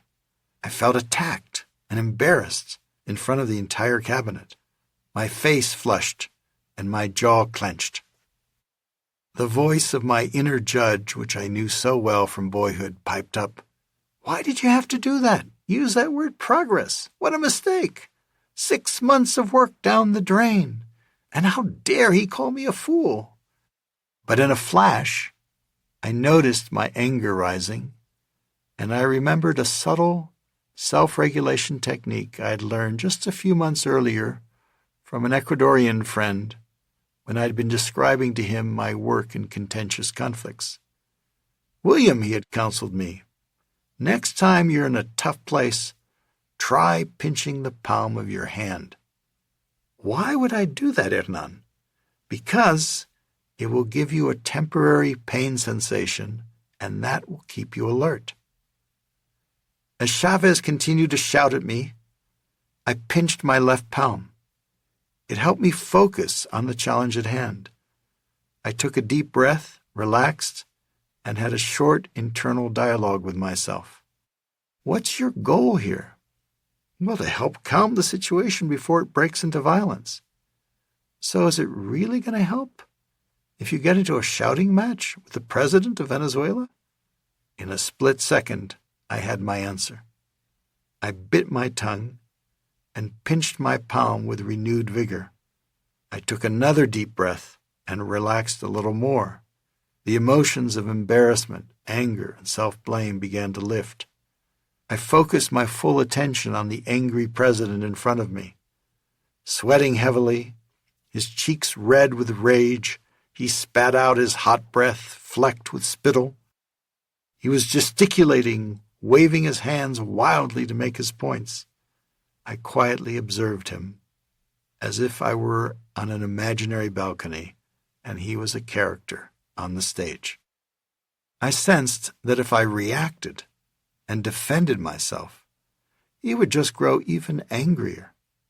President Chavez was famous for giving 8-hour-long impassioned speeches. We could be there all night, or he might throw me out of his office right away. So I chose not to react, but to listen instead. I kept pinching my palm while nodding my head from time to time, waiting patiently for a possible opening. I grew curious about what actually lay behind his behavior. Was he genuinely upset? Was the display of theatrics designed to impress his audience? Or both? 30 minutes passed as the president continued his tirade, and then I noticed his tempo slowing. With nothing to react to, he seemed to be running out of steam. Studying his body language, I watched his shoulders sink slightly. He let out a weary sigh. "So, Ury, what should I do?" That, my friends, is the faint sound of a human mind opening. Minds, as we know, do not always open easily to new possibilities, especially the mind of a forceful and opinionated personality such as Hugo Chavez. Until that moment, anything I might have said would have had the same effect as banging my head against the wall. But now he was asking me for advice. Here was my chance. Earlier that day, Francisco and I had been driving along the streets of Caracas. We had passed protesters from both sides. We had been discussing the emotional weight of the crisis for ordinary people. It was just before Christmas, but the public mood seemed depressed.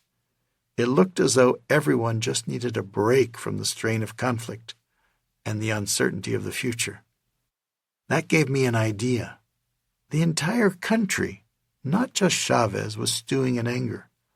In my experience working on stormy labor strikes, a third party would sometimes propose a cooling-off period, allowing heated emotions to subside. Could there be a cooling-off period in Venezuela now? "Señor Presidente," I said, "it is December. As you know, last Christmas, the festivities were canceled around the country because of the political protests. In your next television appearance, why don't you propose a tregua, a Christmas truce? Let people enjoy the holidays with their families. In January, we can resume the negotiations, and who knows, maybe everybody will be in a better mood to listen." I offered the idea with trepidation. I had no idea how he would receive it. Would he dismiss it as ridiculous? Would he seek to humiliate me further in front of his assembled ministers? Would he use it to fly off the handle again for another 30 minutes? Chavez paused and looked at me with pursed lips for what felt like a long time. I looked at him closely, steeling myself for another outburst, and then his mouth opened. "That's an excellent idea. I'm going to propose that in my next speech." He took a step toward me and clapped me heartily on the back. It was as if he had utterly forgotten his half-hour tirade. "Why don't you come see the country with me over Christmas? You will get to know the real people of Venezuela." He paused for a moment. "Ah, yes, maybe you can't do that, because you wouldn't be seen as neutral anymore. I understand. But don't worry. I can give you a disguise," he joked, with a broad smile on his face. His mood had completely shifted. I still felt a little shocked, but was greatly relieved. It was a close call. I had been on the verge of reacting defensively to Chavez's furious attack. It could easily have ended badly, closing off possibilities. Instead, the conversation had gone in a completely different direction, opening up new possibilities. By going to the balcony myself, I was able to help the president go to the balcony, and he, in turn, was able to help the country go to the balcony for a reprieve over the holidays. What had produced this unlikely outcome? Unlock the potential within. It has been 20 years since that tumultuous midnight meeting, but even today, I'm still learning lessons from it. It taught me that perhaps the greatest power we have in difficult situations is the power to choose not to react, but to go to the balcony instead. The balcony is a place of calm and perspective where we can keep our eyes on the prize. Ever since co-authoring Getting to Yes, I had been teaching and practicing negotiation as an exercise in influencing the minds of others. What the experience with Chavez underscored for me was the vital importance of influencing myself, my own thoughts and emotions. How could I expect to influence others if I couldn't influence myself first? The encounter with President Chavez crystallized my understanding that transforming conflict is an inside-out process. On the path to possible, the work within, the work with ourselves, precedes the work between, the work with others. The first-person work prepares the way for the second-person work. Facing the challenging conflicts of today, I believe we need to take the balcony one step further than controlling our natural reactions. We also need to use the balcony to expand our perspective. As I re-examine my contentious encounter with President Chavez, I see that the balcony perspective opened up a new possibility in the form of a Christmas truce that helped me turn the situation around. The balcony opens the way to breakthroughs. So, how do we unlock the potential within us? How can we make sure we bring our best to the difficult conflicts we face? As I came to appreciate during my encounter with President Chavez, we go to the balcony by exercising 3 natural powers. Each power is an innate human capacity, something we may already know how to do, but simply need to develop and strengthen. The first is the power to pause, to stop and reflect before you act. Instead of reacting, give yourself a moment to calm down so that you can see the situation more clearly. When faced with Chavez's angry outburst, I pinched the palm of my hand and remembered to breathe in order to pause and quiet my mind. The second is the power to zoom in, to focus your attention on what you really want. Go deep into your interests and needs. In the heat of the moment with Chavez, zooming in gave me a chance to remember why I was there and what I wanted to achieve. The third is the power to zoom out, to focus your attention on the big picture. From the balcony, you can see the larger scene unfolding on the stage. With Chavez, I zoomed out to see the exhausted protesters and imagined how families and children in Venezuela might benefit from a peaceful Christmas holiday. These 3 powers have a logical sequence. Pausing interrupts our reactive mind, so we can zoom in and remember what we want. Zooming out then helps us see how we can get what we want. Once we activate a power, we continue to use it. We repeatedly pause, zoom in, and zoom out as needed. The more we exercise these powers, the more habitual they become. Eventually, the balcony becomes not just a place to visit occasionally, but a home base from which we can continually see the bigger picture and keep our eyes on the prize. The balcony becomes a genuine superpower that enables us to unlock the full potential within us to transform conflicts. The balcony is our first victory on the path to possible, a victory with ourselves. Chapter 3. Pause. From reactive to proactive. Do you have the patience to wait till your mud settles and the water is clear? Lao Tzu. It was a pause that saved the world. Vasily Alexandrovich Arkhipov was a senior naval officer on the Soviet submarine B-59 in the North Atlantic in October 1962. It was the height of the Cuban Missile Crisis, and the world teetered on the brink of nuclear war. A U.S. warship tracking the sub dropped depth charges, underwater bombs, to force it to the surface to identify its exact location. Unbeknownst to the Americans, the submarine was armed with a nuclear torpedo. Because communication might be interrupted during wartime, Moscow had entrusted the top 3 officers on the sub to decide independently whether to fire the nuclear torpedo if under attack. They did not need to wait for orders from the Kremlin. As the depth charges exploded, the sub swirled around. It felt like you were sitting in a metal barrel, which somebody is constantly blasting with a sledgehammer. Senior Lieutenant Vadim Orlov, the communications officer, remembered. The Soviet submariners had no idea that the depth charges were just a warning and believed they were about to die. Although no one knows exactly what was said in the sub at that moment, Orlov recalled the gist of the argument among the top 3 commanding officers. "Arm the nuclear torpedo," ordered the sub's captain, Valentin Grigorievich Savitsky. "Prepare it for firing." "Maybe the war's already started up there while we're doing somersaults here," he screamed. "We're going to blast them now.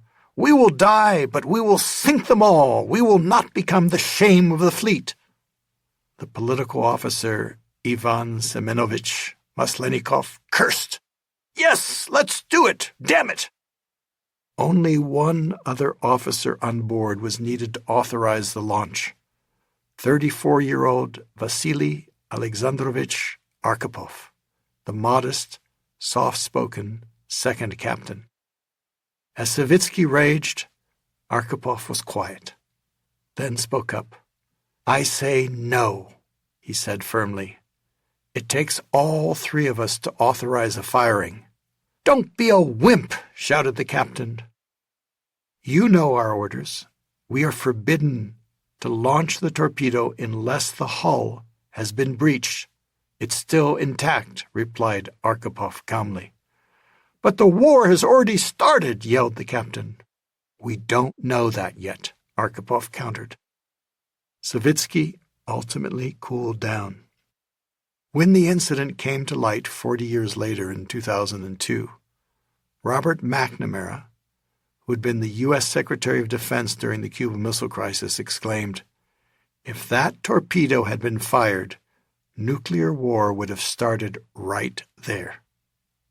Arkhipov stood out for being cool-headed. He was in control, said his close friend and fellow submariner Ryurik Alexandrovich Ketov. In that one fateful moment, in the midst of a fierce argument, Arkhipov exercised an innate power available to each of us to pause with intention and calmly choose the next step. At a time of toxic polarization in the world, in which we're so quick to react with anger and fear, we can all learn a lesson from Arkhipov, without whom hundreds of millions of us might not be alive today. Choose to stop and stop to choose. Where you end up depends on where you begin. If we succeed in transforming today's difficult conflicts, it will be because we began, as Arkhipov did, with a transformative pause. To pause simply means to stop, to choose. It means to reflect before you speak or act. Pausing separates stimulus and response, creating space for us to make an intentional choice. Pausing shifts our state of mind from reactive to proactive, enabling us to act purposefully in service of our interests. When I first learned of the extraordinary story of Vasily Arkhipov and Sub B-59, after it was revealed publicly in 2002, it reminded me of a conversation I had had 7 years earlier in New Guinea about human aggression and our ability to control it. In the fall of 1995, I made a field trip to a place that was famous for its warfare, the highlands of New Guinea. The people of the highlands were the last major population group on Earth to come into contact with the modern world. Nobody in the West had known they existed until the 1920s, when pilots flying over the islands saw, to their utter surprise, signs of habitation in the lush mountain valleys below. When government officials finally reached those mountain communities, they found war, lots of it. Clan warfare was still going on when I arrived. On my very first day in the highlands, I happened upon a fight zone. In the midst of the brilliantly green countryside, I saw the empty shells of school buildings that had been burned to the ground. Here and there, I observed orchards that had been uprooted. My local guide and I were walking down a path when suddenly we encountered a group of young warriors running in the opposite direction. With brilliantly painted bodies and feathered hairdos, they were brandishing their bows and arrows. One young warrior stopped for a moment and asked us, "Have you seen where the fighting is?" "No," answered my guide. "Can you tell us what the dispute is about?" I asked as the guide translated. "It's a fight about a land boundary," the warrior answered. "They killed one of our clansmen, so we killed one of theirs. Then they killed 2 of ours." "How many men have died?" 8 so far. A couple of days later, I happened to speak with a humanitarian aid worker. "What a coincidence to meet you," exclaimed. "I've been giving a little course on conflict resolution for the local warriors, and I've been using one of your books, Getting Past No." "Really?" I said. "And you know what's the biggest lesson for them?" he continued. "It's the concept of going to the balcony. It didn't occur to them that when one of their clan is killed, they don't have to automatically act out their anger and go find someone of the other clan to kill. They're genuinely surprised to learn they have a choice. They can pause and let their anger cool down while they decide what they really want to do. It's positively revolutionary." The warriors had discovered their agency, their power to choose to stop and stop to choose. Although few of us are clan warriors, I suspect that each of us at times may find ourselves trapped in the same reactive mindset. We tend to forget our own agency and power. But just as the warriors did, we can begin to free ourselves with this one simple realization. In every conflict, in every moment, we have a choice. By exercising our choice, we can start to reclaim control of our conflicts, our relationships, and our lives. It's not easy, of course. In virtually every dispute I've ever mediated, whether a business dispute, a family feud, or a civil war, the pattern is the same: a reaction followed by a reaction followed by another reaction. "Why did you attack him?" "Because he attacked me." And on it goes. We humans are reaction machines. When we feel threatened, as the clan warriors in New Guinea or the Soviet sub-captain in the North Atlantic did, the left half of the amygdala, a little gland in the lower part of our brain, is activated. Our brain, in effect, is hijacked and taken over by our reactions. Our heart rate quickens, our blood pressure goes up, our cortisol level increases, and our sympathetic nervous system springs into action. Instantly, our bodies are primed to fight, flight, or freeze, depending on our natural proclivity and past experiences. As I learned long ago in anthropology class, each of these reactions has an evolutionary purpose to protect us from predators and other dangers. But in the conflict situations in which we find ourselves today, these natural reactions may lead us to act in ways that are contrary to our own best interests.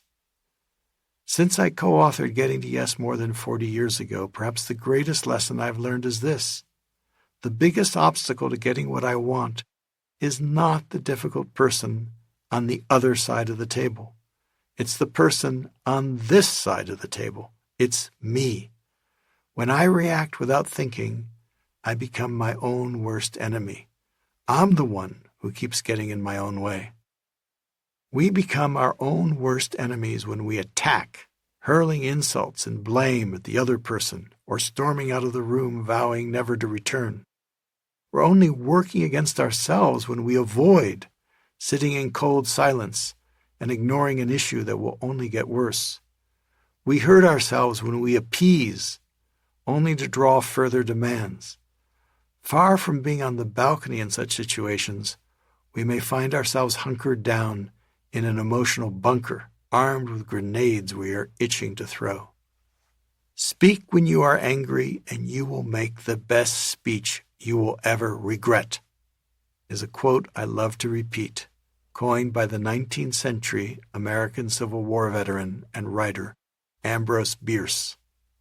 30 years of marriage have taught me how easy it is when I am angry and hurt to utter words of blame that I instantly regret. It's humbling to practice negotiation and self-restraint in the world, and yet to come home and find myself falling into the trap I warn others against. These moments serve as a mirror, reminding me how easy it is to stumble and get in my own way. No matter what the provocation might be, I am the one responsible for my reactions. Marriage has been my great teacher, prodding me to keep learning and training me for larger-scale conflict work. In one of my favorite Greek myths, the hero Hercules is walking down the road when a strange-looking beast suddenly rears its head. Hercules reacts instantly by attacking the beast with his great club. The beast looms larger, so Hercules strikes it again. But every time Hercules hits it with his club, the beast grows bigger. Suddenly, Hercules' friend Athena, the goddess of wisdom, appears at his side and cries out, "Stop, Hercules! Don't you know the name of that beast? That beast is strife, and the more you strike it, the larger it will grow. Cease hitting it, and it will grow smaller." The timely and important lesson of this myth is that the more we react to conflict, the bigger conflict grows. Conflicts turn destructive because each side reacts in an escalating back and forth that all too often ends with everyone losing. When I first came across this myth of Hercules, I found myself wishing that Athena would be there to whisper in my ear, "Stop and choose." Then I remembered my anthropological studies, and I realized that actually each of us has a personal Athena inside. In scientific terms, Athena is our prefrontal cortex, the region of the brain that inhibits rash, impulsive behavior. Personal agency and free will are our birthright as human beings. That, I believe, is the underlying message of the myth. Even in the most dire of conflicts, each of us can exercise our power to stop and choose. Instead of being reactive, we can be proactive. Instead of being our own worst enemy, we can become our greatest ally. Start by stopping. It seems paradoxical, but the best way to engage is to disengage for a moment. Start by stopping. It's counterintuitive, particularly in our world of instant communication, where quick reactions are expected. But most of the conflict situations we face call for the exact opposite. Just when you're tempted to react by attacking, avoiding, or appeasing, pause. Just because the other side may be trying to hook us like a fish, it doesn't mean we have to bite. In May 1997, I was serving as a facilitator during a heated negotiation in The Hague between Russian President Boris Yeltsin's National Security Advisor, Boris Berezovsky, and the Vice President of Chechnya, Vakha Arsenov. A bloody civil war had broken out years before in the Caucasus Republic of Chechnya, an autonomous region of the Russian Federation. Chechen independence fighters were battling the Russian army. The war had claimed the lives of 80,000 civilians, including more than 30,000 children. The two sides had agreed to a truce, but it was shaky. The meeting got off to a rocky start. When the Chechen delegation had taken off in a private plane from their capital of Grozny, they had been forced down by Russian fighter jets. Furious, the Chechen government had ordered all Russian citizens out of the country. After the Russian authorities finally allowed the Chechen delegation to travel through their airspace, the delegates were held up at Amsterdam airport because they refused to use their Russian passports and insisted on presenting their Chechen ones. When that obstacle was finally cleared, and the delegates arrived at the historic and elegant Hôtel des Indes in The Hague, they were in a highly disgruntled mood.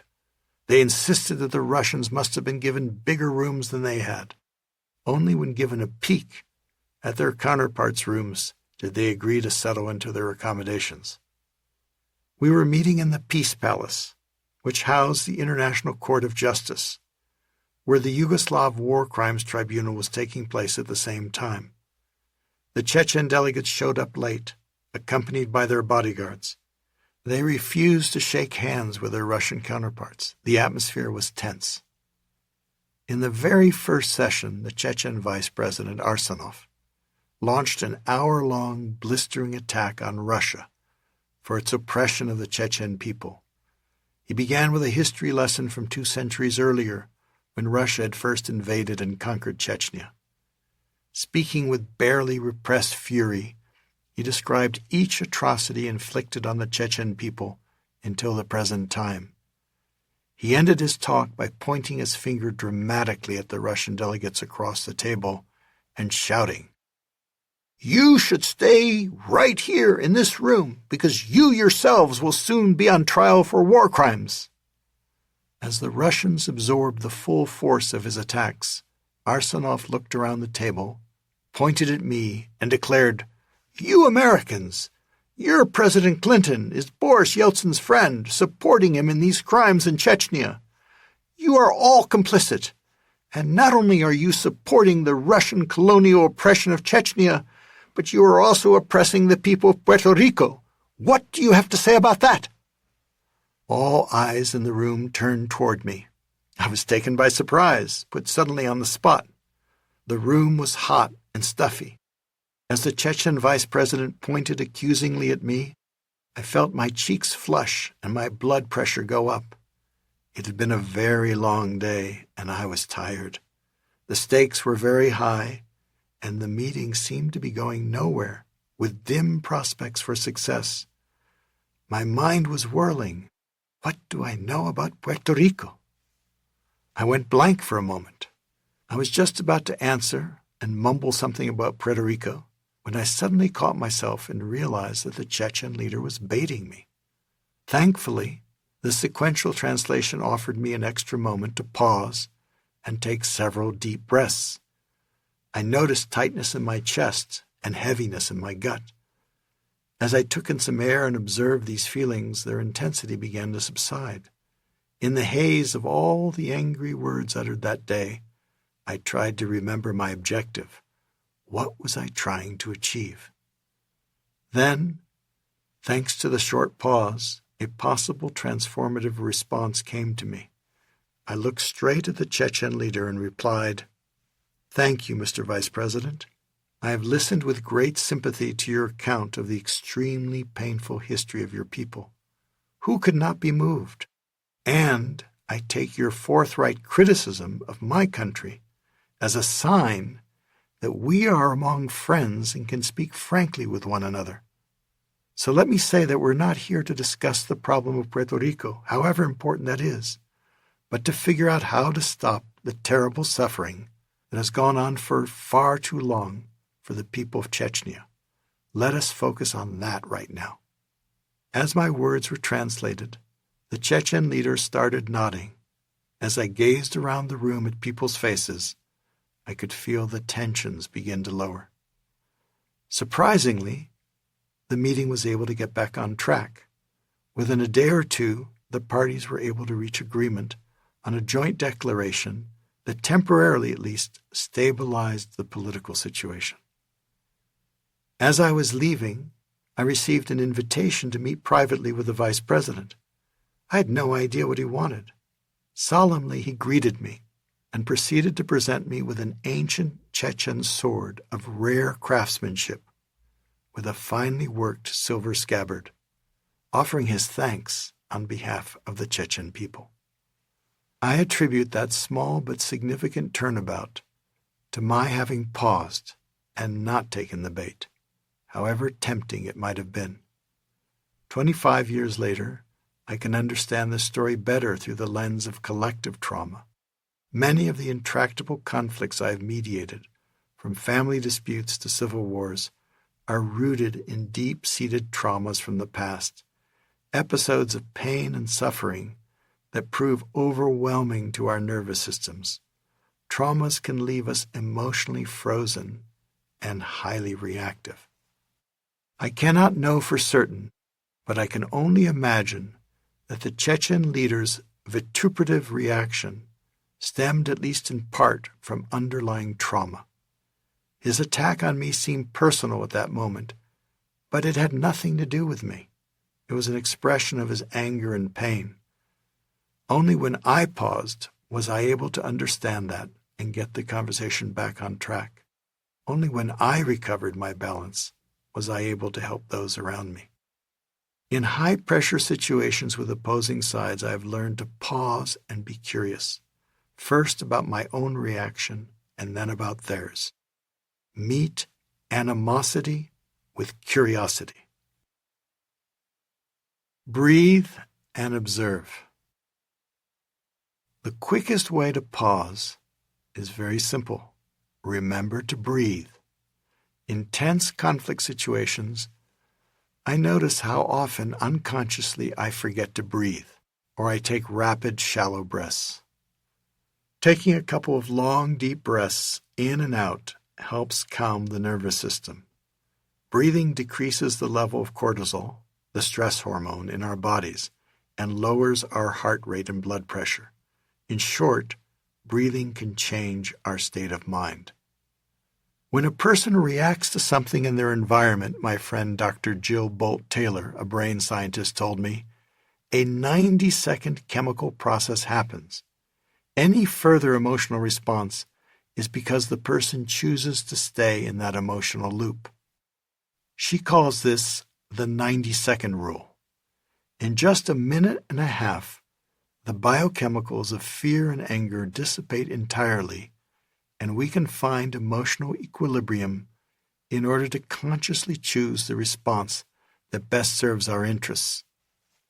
If we don't give our bodies the full 90 seconds to process the emotion, it could get stuck only to be released later in a reaction we may regret. I find that taking a moment of silence, even if it might feel a little awkward, can be very powerful in tense moments. This has been confirmed by my negotiation colleague Jared Curhan, who conducted a fascinating experiment on silence at MIT. He and his colleagues observed a number of negotiations and measured how many moments of silence there were in between all the talking. They found a significant correlation between the amount of silence and the success of the negotiations in reaching mutually satisfying outcomes. The researchers called silence the ultimate power move in negotiations. Within that moment of silence, I notice what's going on. I observe my sensations, feelings, and thoughts. I recognize the old familiar faces of fear, anxiety, anger, and self-judgment.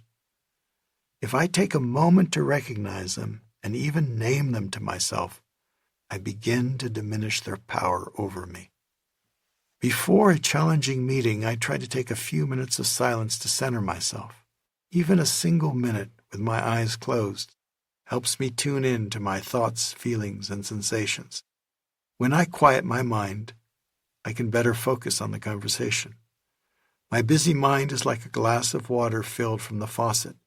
At first it's fizzy and opaque, but if I wait a minute and let the water settle, the bubbles slowly dissipate, and the water turns crystal clear. A moment or more of silence helps my mind settle, so I can begin to see more clearly what is happening within. Benjamin Franklin, a highly practical and scientific man, once advised, "Observe all men, thyself most." It takes work to observe oneself. I think of it as cultivating my inner scientist. I become an investigator and study my own sensations, emotions, and thoughts. I ask myself, what is that sour taste in my mouth? What is the queasy feeling in my gut? What is the shaky sensation in my chest?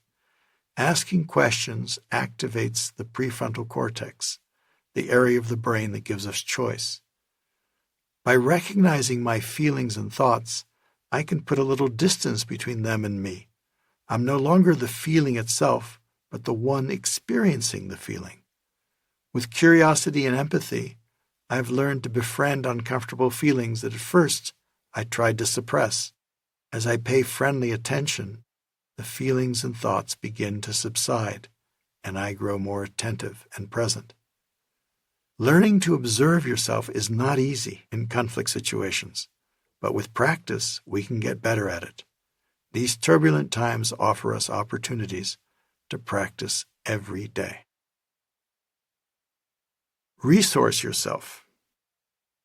In contentious conflicts such as the polarizing political battles we face today, it's easy to get burned out. Outraged by the provocations of others, we get angry. Perceiving the stakes as high, even existential, we feel anxious. Our nervous systems go into a state of high arousal. But it is hard to sustain such high levels of anger and anxiety for long. We become overwhelmed. We may drop into the opposite extreme, an emotional state of depression, resignation, and despair. We throw our hands up in the air and disengage altogether. It's easy to oscillate between the two extremes until we are weary and thoroughly worn out. After working in high-stakes existential conflicts for decades, I understand this emotional cycle all too well. What's the alternative? In between the state of hyper-arousal of our nervous system, marked by anger, rage, fear, and anxiety, and the state of hypo-arousal, marked by despair, resignation, depression, and numbness, lies an optimal emotional zone described by the psychiatrist Daniel Siegel as the window of tolerance. In this optimal zone, we feel more calm, more grounded, more relaxed, and in control. We continue to have the same fluctuating emotions, but they are not as exaggerated. Instead of being controlled by our emotions, we can begin to regulate them. We can function more effectively and manage the stresses of conflict more competently. What helps me stay in the optimal zone is to resource myself. By that I simply mean to engage in regular activities that help me pause and relax my nervous system. Conflict work can be draining for third parties and much more so for the parties in conflict.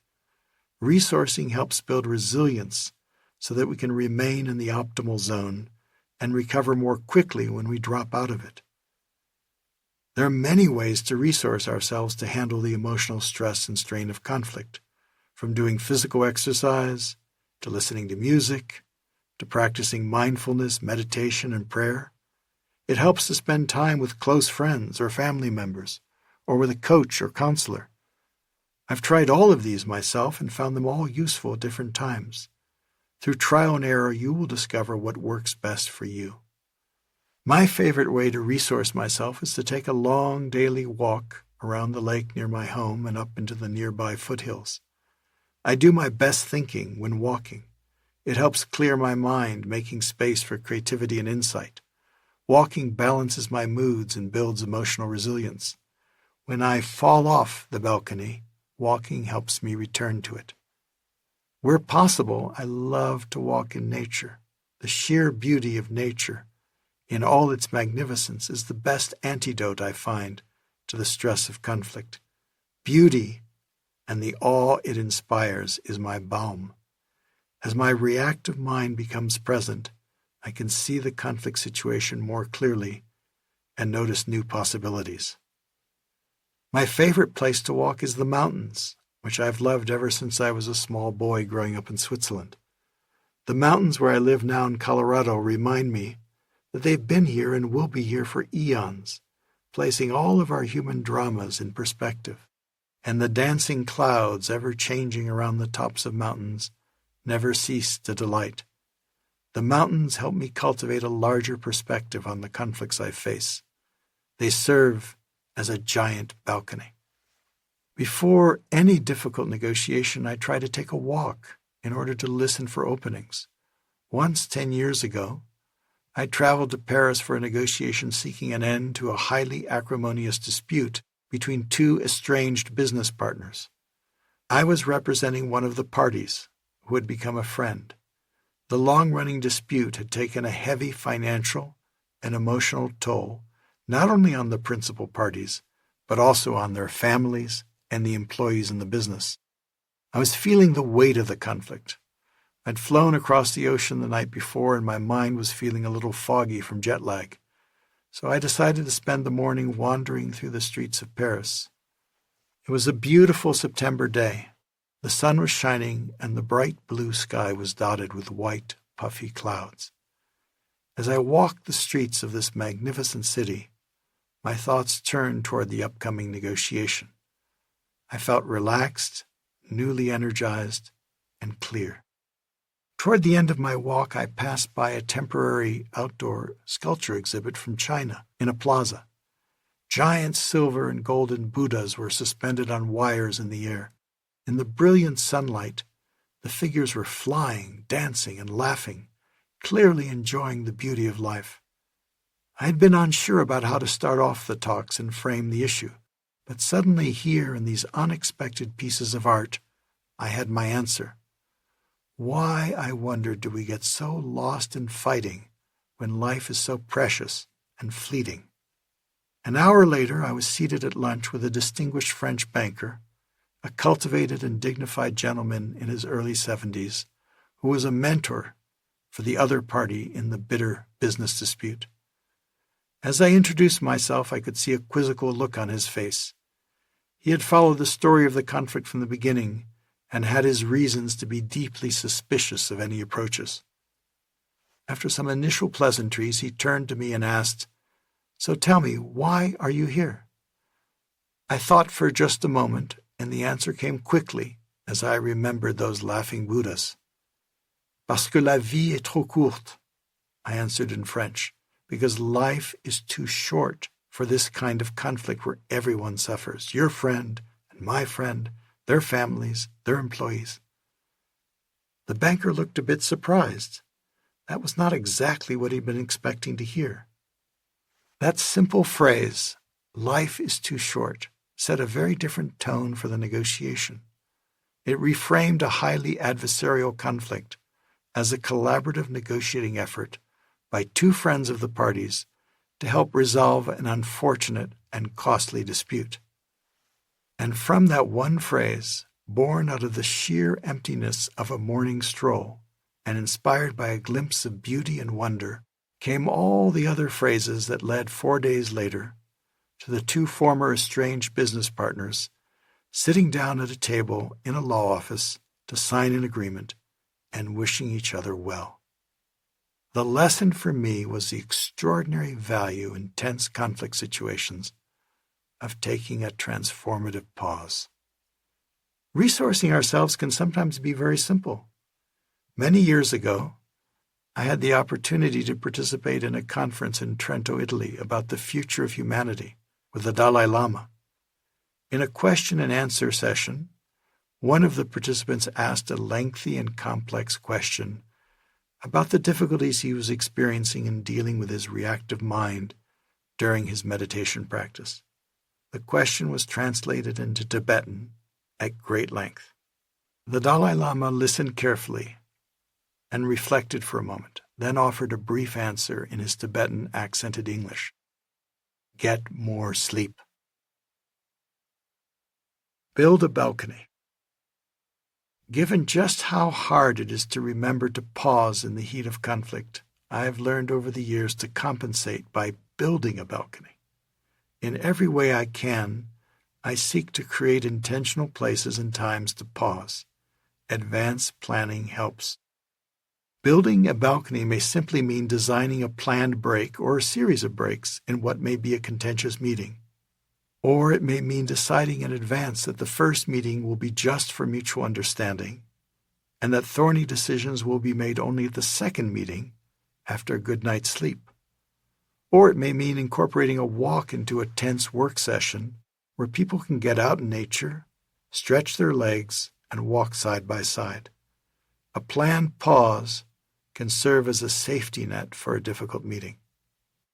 Building a balcony can also take the form of recruiting a trusted person whom we can call on for help whenever we feel as though we're becoming reactive. The professional hostage negotiators I know never negotiate alone because they know how easily they can become emotionally overstretched when people's lives are on the line. For the same reason, I prefer to work with partners on any sensitive or protracted conflict. They serve as my balcony, and I serve as theirs. Perhaps most tangibly, building a balcony means choosing and designing a physical environment in which the parties can pause. I came to appreciate the power of the right environment at a highly polarized meeting of 20 American civic leaders in October 2005. Worried about the growing political polarization in our country, a group of colleagues and I invited the leaders of major national organizations, equally drawn from the right and the left, the conservative and progressive sectors of society. Each of these leaders regarded those on the other side as political enemies. Their mass fundraising messages to their constituents habitually vilified each other's organizations. I really don't know how this is going to work, one of the potential participants said to me before the meeting. We have nothing in common. Isn't this meeting just going to blow up in our faces? The leaders had never met in person except on television talk shows to debate and attack one another. It took real courage for many of them to even come, as they naturally faced criticism from their own side for associating with the enemy. Though they differed greatly in their political views, they did share one thing in common: a deep concern about where the country was headed. They were extremely busy people, used to packed days advocating, organizing, and lobbying. We designed the meeting to last 3 days, to allow enough time and psychological space to give the participants a chance to get to know one another as human beings, not just as political targets. We wanted to put as much distance as we could from the tense atmosphere of Washington, D.C., where most of them worked. So we picked an old Girl Scout lodge, transformed into a rustic inn, in the Rocky Mountains near Denver. It was a beautiful spot on the shore of a shimmering mountain lake. Place has power.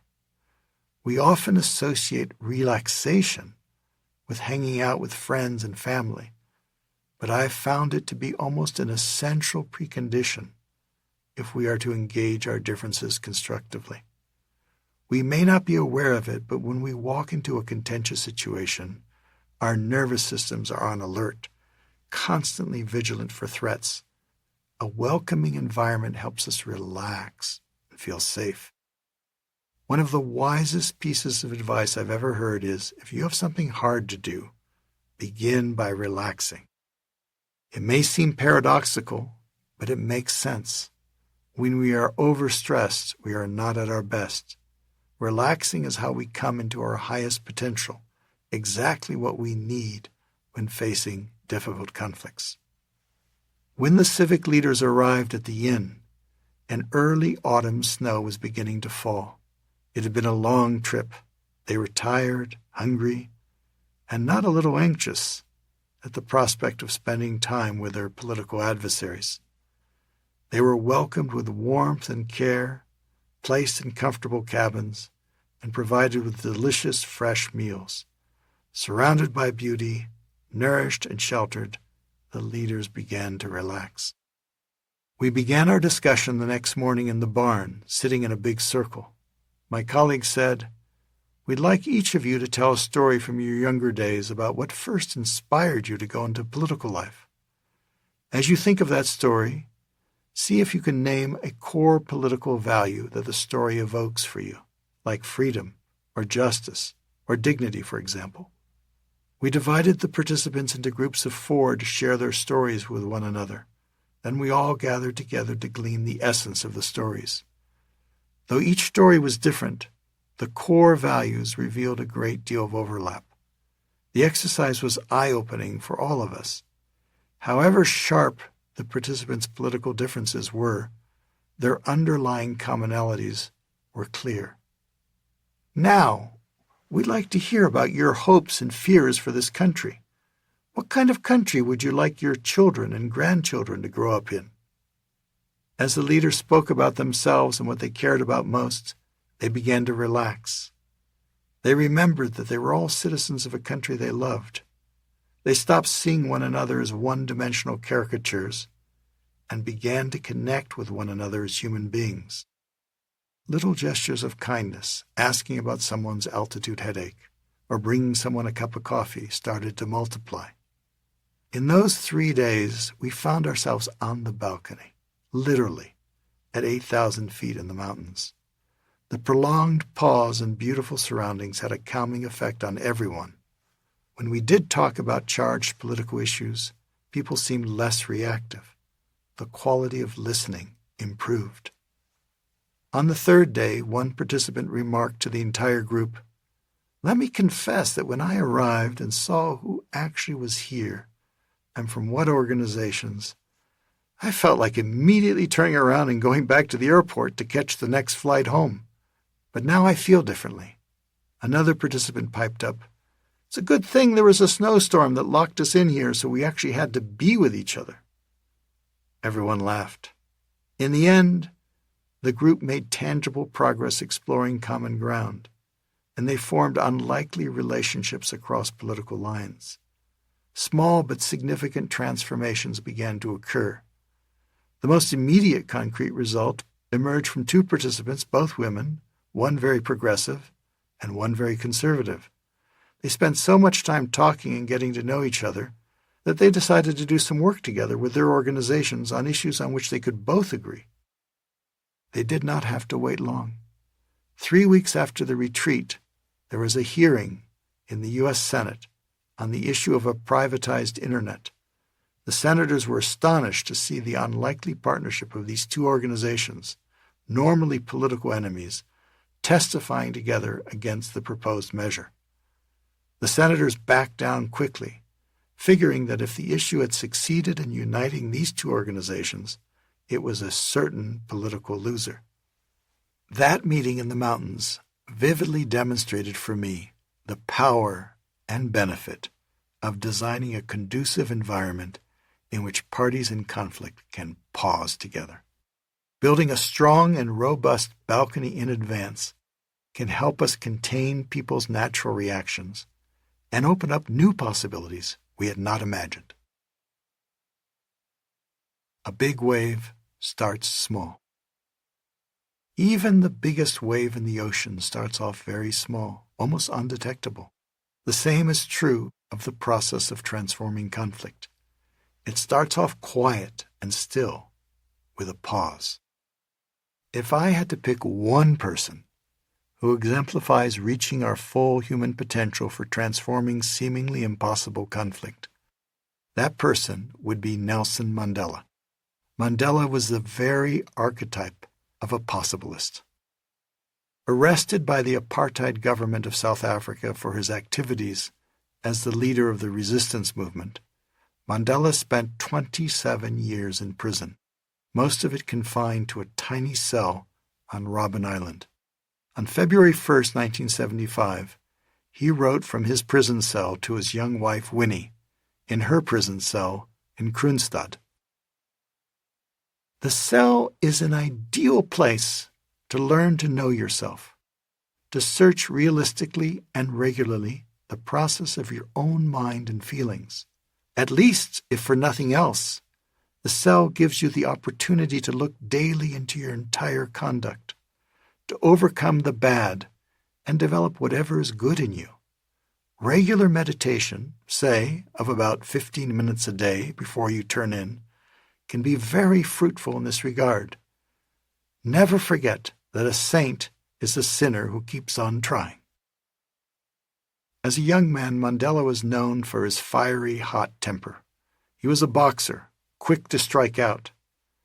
In that little cell, as he recounted in his autobiography, Long Walk to Freedom, he learned a lot about himself and what matters most in life. He could have raged and agonized, but in a supremely challenging situation of enormous injustice, he courageously made the choice to use his time behind bars as a pause on the balcony. He learned to pause his reactive mind with a regular practice of meditation. He exercised the essential power each of us has, even in the worst of situations, to pause and choose our response. By learning to influence his own mind and heart, he was later able to become an extraordinary influencer of the minds and hearts of millions of others around him. It was there, in his solitary jail cell, that he helped lay the foundations for transforming the conflict in South Africa through the core practice of pausing. Pausing is the first essential step on the path to possible. It's how and when we make the fundamental choice of whether to deal with conflict destructively or constructively. Pausing is the key that enables us to escape the prison of destructive conflict. Chapter 4. Zoom in, from positions to needs. Who looks inside, awakes. Carl Jung. This is a 5-month-old female scheduled for surgery on her tethered spinal cord in Chicago later this week, the doctor announced in a cold, clinical tone to the medical students surrounding him. I've seen many surgical cases just like this where the patient came out paraplegic. The doctor making his rounds was referring to my precious infant daughter Gabi, who was being cradled in her mother's arms as we were waiting for our appointment at the children's hospital. The doctor seemed utterly unaware of the impact of his words on my wife Lisanne and me. It was as if we were not there. In shock, I froze for a moment and felt my blood curdle with fear, disbelief, and anger. I was about to burst out with indignation, but before I could muster up words, the doctor had moved on with his students. A month or two later, we were back in the clinic at Children's Hospital. The highly delicate and risky surgery in Chicago had thankfully been successful. Gabi needed a pediatric surgeon for further surgery on her organs. Perhaps the most important doctor Gabi is going to need to accompany her in her childhood is a pediatric surgeon. The best surgeon in town for her is Tom Tanner, said my friend, Dr. Ed Goldson. Dr. Tanner, I repeated, faintly recognizing the name. It turned out to be the very same doctor who'd been so oblivious and insensitive in his commentary making the rounds with his students. Never, said Lisanne to me when I reported Ed's recommendation. I agree. No way. Not someone so insensitive. He can't take care of Gabi, I echoed. But even as the matter seemed completely resolved, I had a doubt in the back of my mind. I went for my favorite walk in a nearby canyon to reflect on what was truly important. What did we really want? It didn't take long for the answer to come. I could feel it in my gut. It was clear. We wanted the best care available for our daughter. Her life and well-being were at stake. I came back and decided to do a little more investigation. I called the nurse in the surgery clinic and asked her about Dr. Tanner and what he was like. I find him to be a very caring doctor, she told me. He really is dedicated to his patients. I decided to approach Lisanne on the issue again, a bit gingerly, given her feelings. I told her about my walk as well as my conversation with the nurse. I was really surprised to hear this from the nurse, but she sounded sincere. We obviously want to do what's best for Gabi long term. I think we should meet with Dr. Tanner, just you and me, to see what he's really like. What do you think? Lisanne agreed. We went to see Dr. Tanner in his office. We made no mention of our first encounter. I'm not even sure he remembered it. We talked with him at length about Gabi's condition and prognosis. He spent more than an hour with us to answer our many questions in detail. He seemed competent and kind.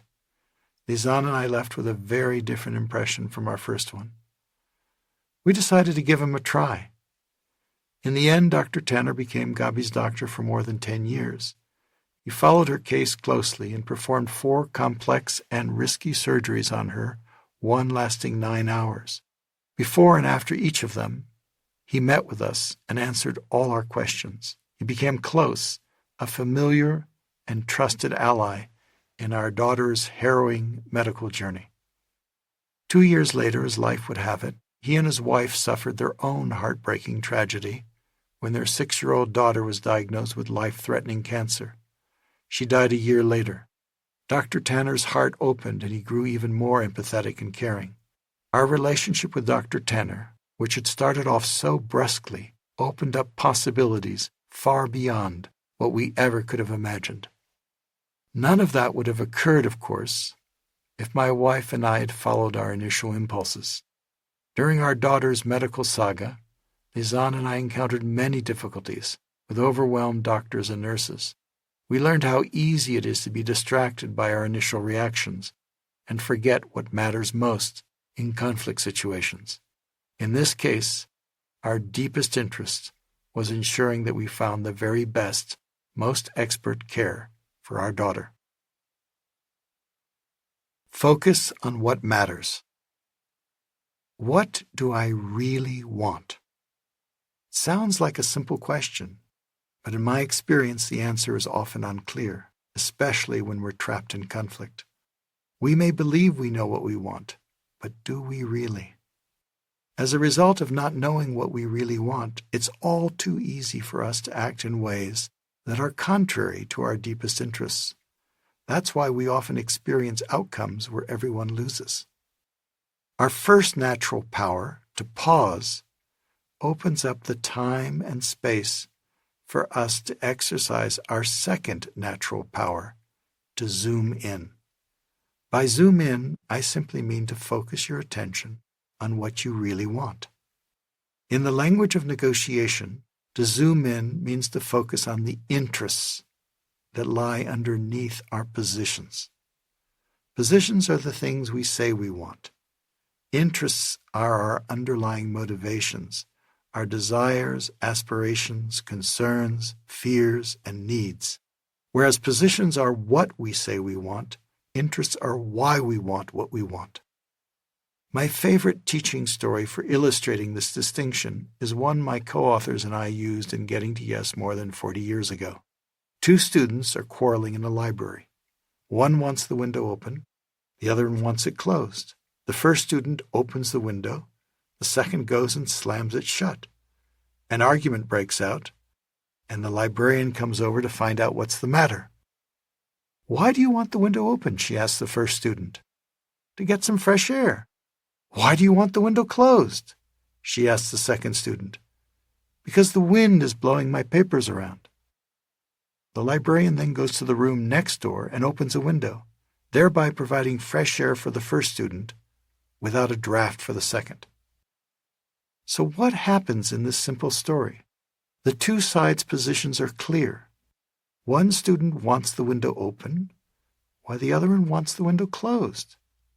But the conflict is transformed when the librarian asks the magical question, why?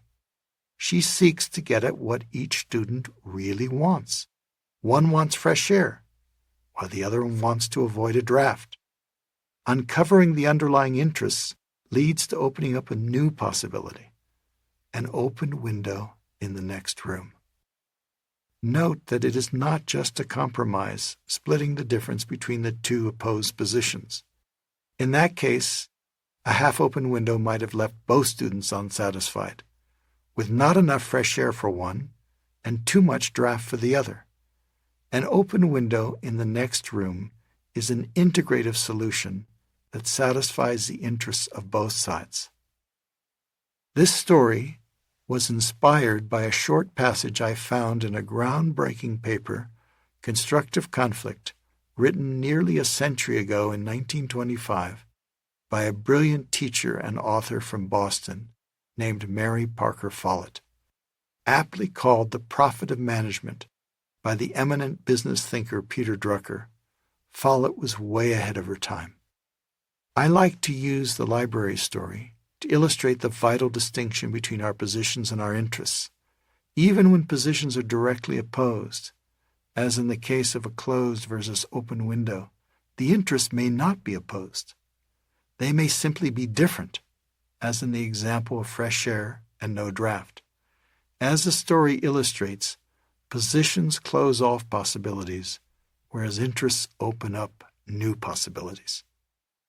For many decades, I've taught the importance of focusing on the interests behind positions to tens of thousands of people from all walks of life, from law students to diplomats, from business managers to UN peacekeepers, from first graders to seniors in retirement communities.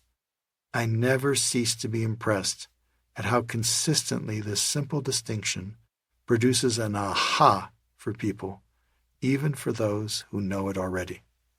But as I've learned over the years while dealing with contentious conflicts since writing Getting to Yes, we may need to go even deeper into our interests than we might normally go.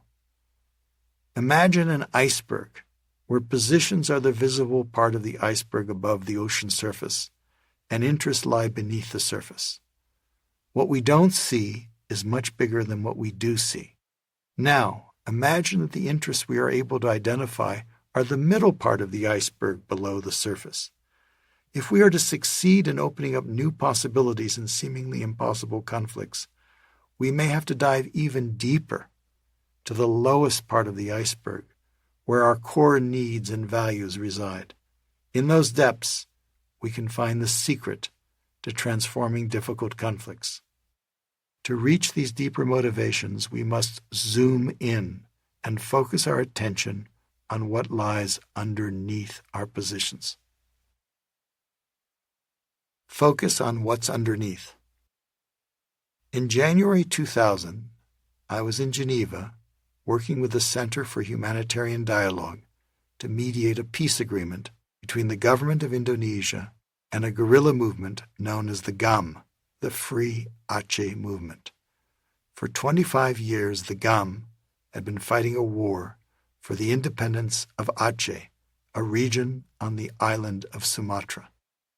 My colleague Martin Griffiths, the director of the center, had succeeded in persuading both sides to come to the table.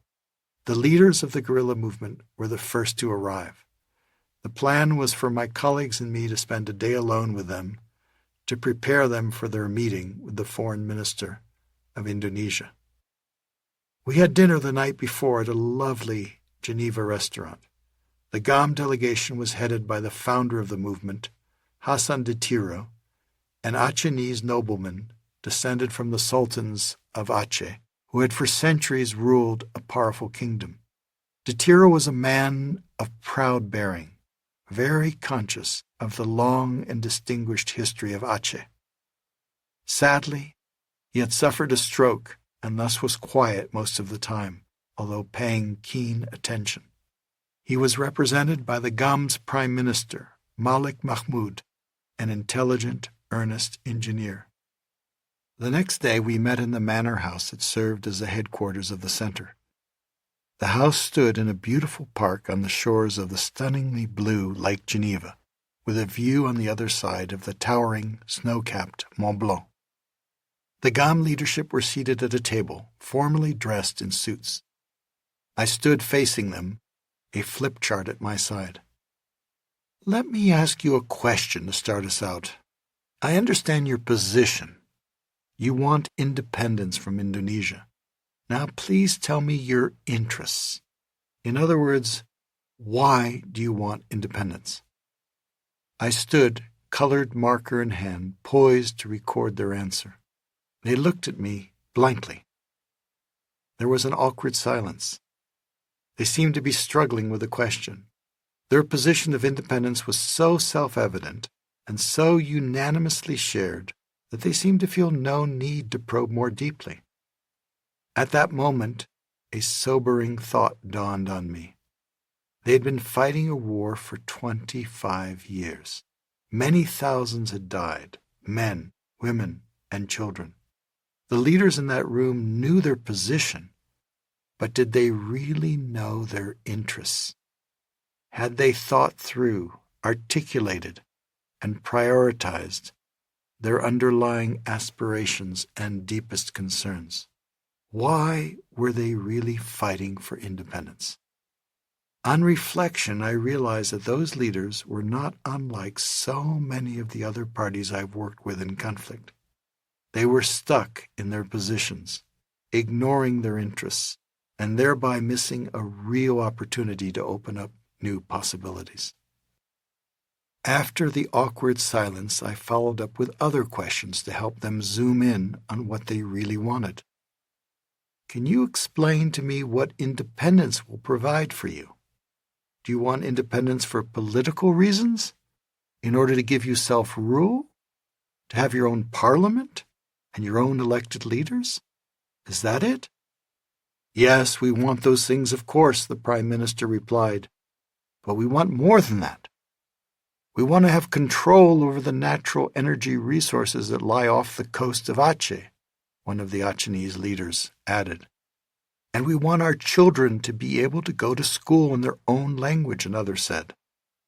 We want to practice our religion the way we want to practice it. I noticed the participants coming alive as they got engaged with their deeper motivations. They were zooming in behind their positions to focus on their underlying interests. I asked them to rank the various interests in terms of importance to them. They thus began to develop a strategic agenda for the talks the next day. Tell me something, I continued. Without giving up your aspiration for independence, is there some way you can advance these interests you listed in the talks tomorrow with the Indonesian government? Are you saying we can keep our goal of independence and at the same time negotiate our political, economic, and cultural interests? Asked the Prime Minister. Exactly. Negotiating doesn't mean you have to abandon altogether your dreams of independence sometime in the future. It means improving the lives of your people now. It was a big realization for the leaders, reframing their understanding of negotiation and what it could achieve for them. The subsequent talks in Geneva resulted in a temporary ceasefire for humanitarian purposes. The bigger result was that it initiated a deep strategic review within the independence movement about their underlying interests and the best way to pursue them. 5 years later, in the wake of a devastating tsunami in their region, with the mediation of former Finnish President Martti Ahtisaari, the GAM negotiated an agreement with the Indonesian government. They received a large measure of autonomy, which satisfied many of the political, economic, and cultural interests that they had specified. Elections were held in Aceh, and strikingly, the winning candidates for governor and vice-governor turned out to be leaders of the GAM. This experience highlighted for me the real power of zooming in. Asking the magical why question invites people to go deeper into their motivations. As the GOM leadership learned, even if you cannot obtain your position, you may be able to find ways to advance your underlying interests. But that is possible only if you've done the hard work of uncovering those interests. Zooming into your underlying motivations opens up the real possibility of reaching a mutually satisfying agreement that addresses the interests of all. Keep asking why. It is often not enough to ask ourselves why just once.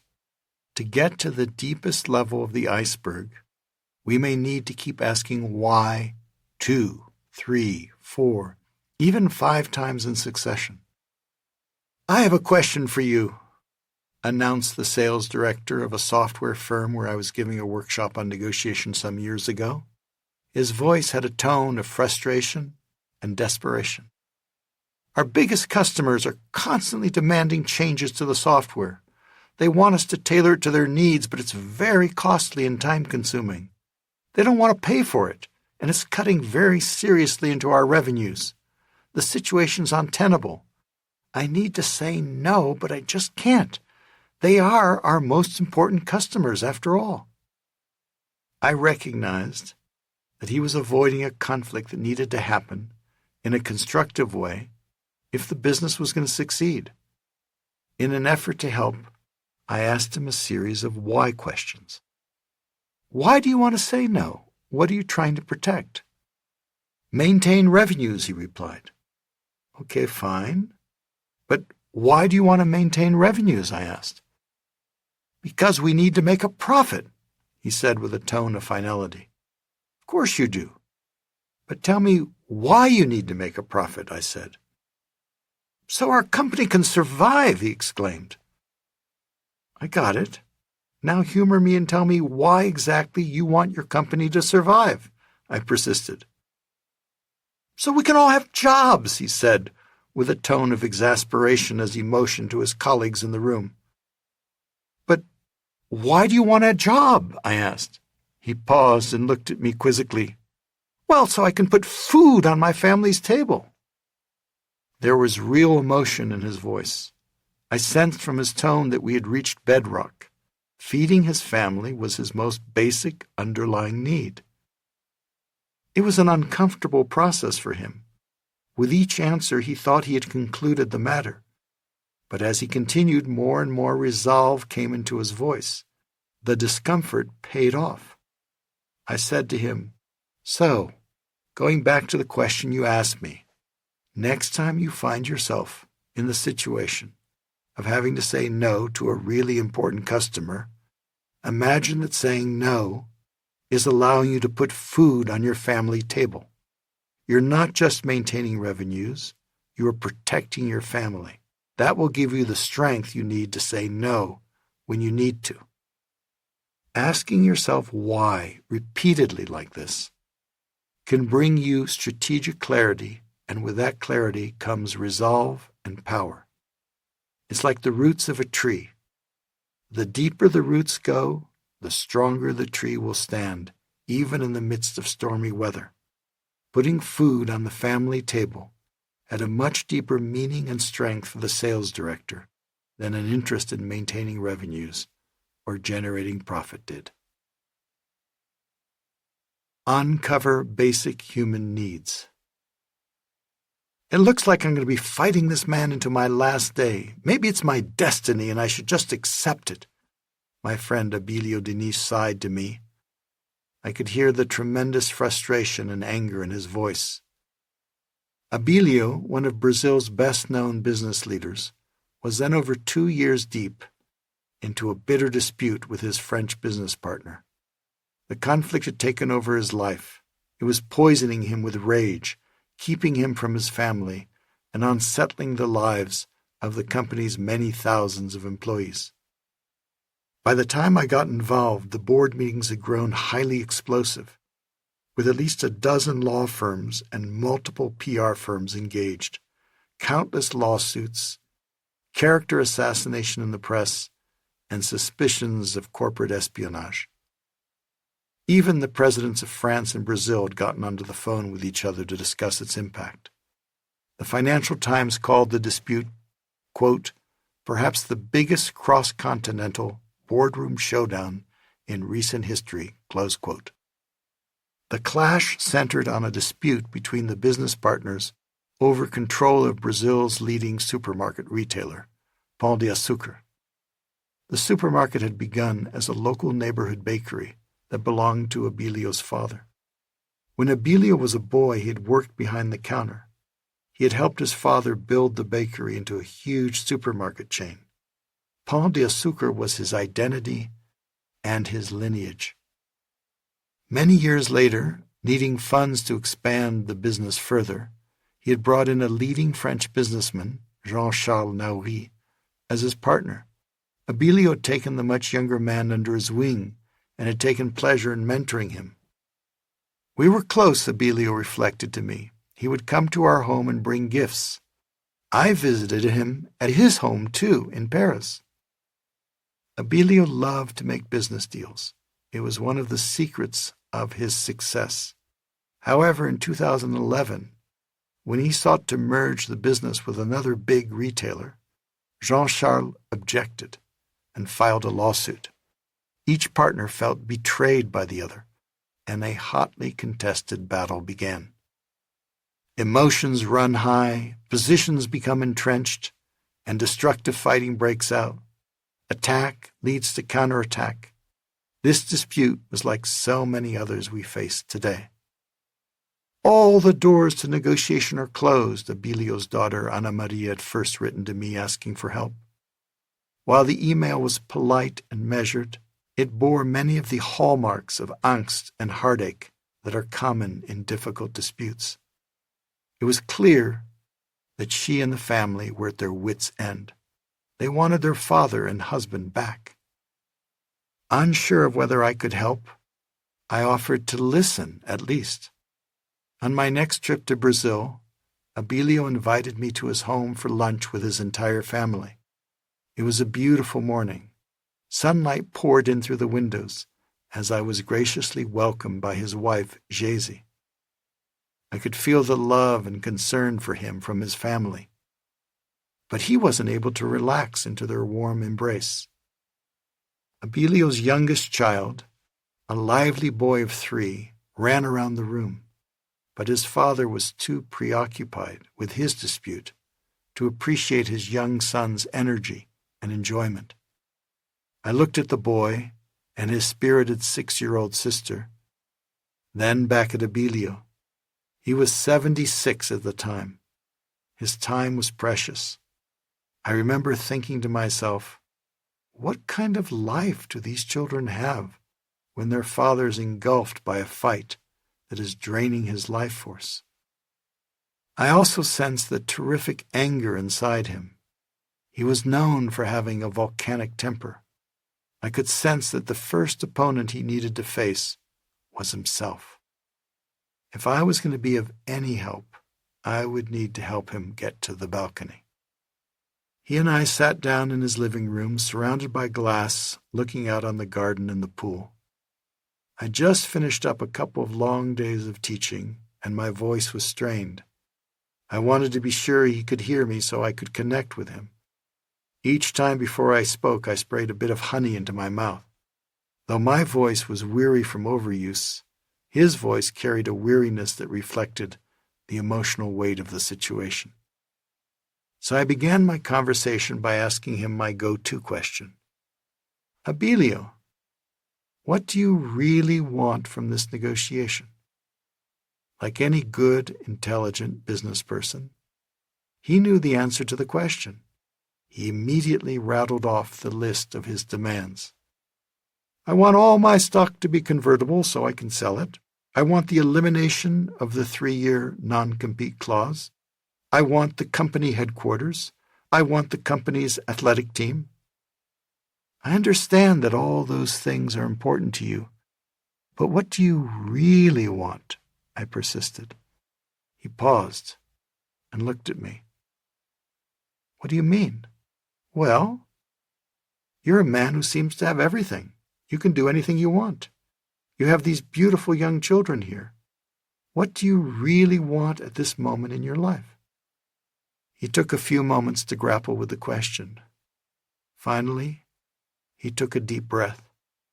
Liberdade, he said with a sigh. Freedom. I want my freedom. That was it. When I heard the tone and deep emotional resonance with which he pronounced the word freedom, I knew he had reached his bedrock need. It touched him, and it touched me. Who, after all, does not want to be free?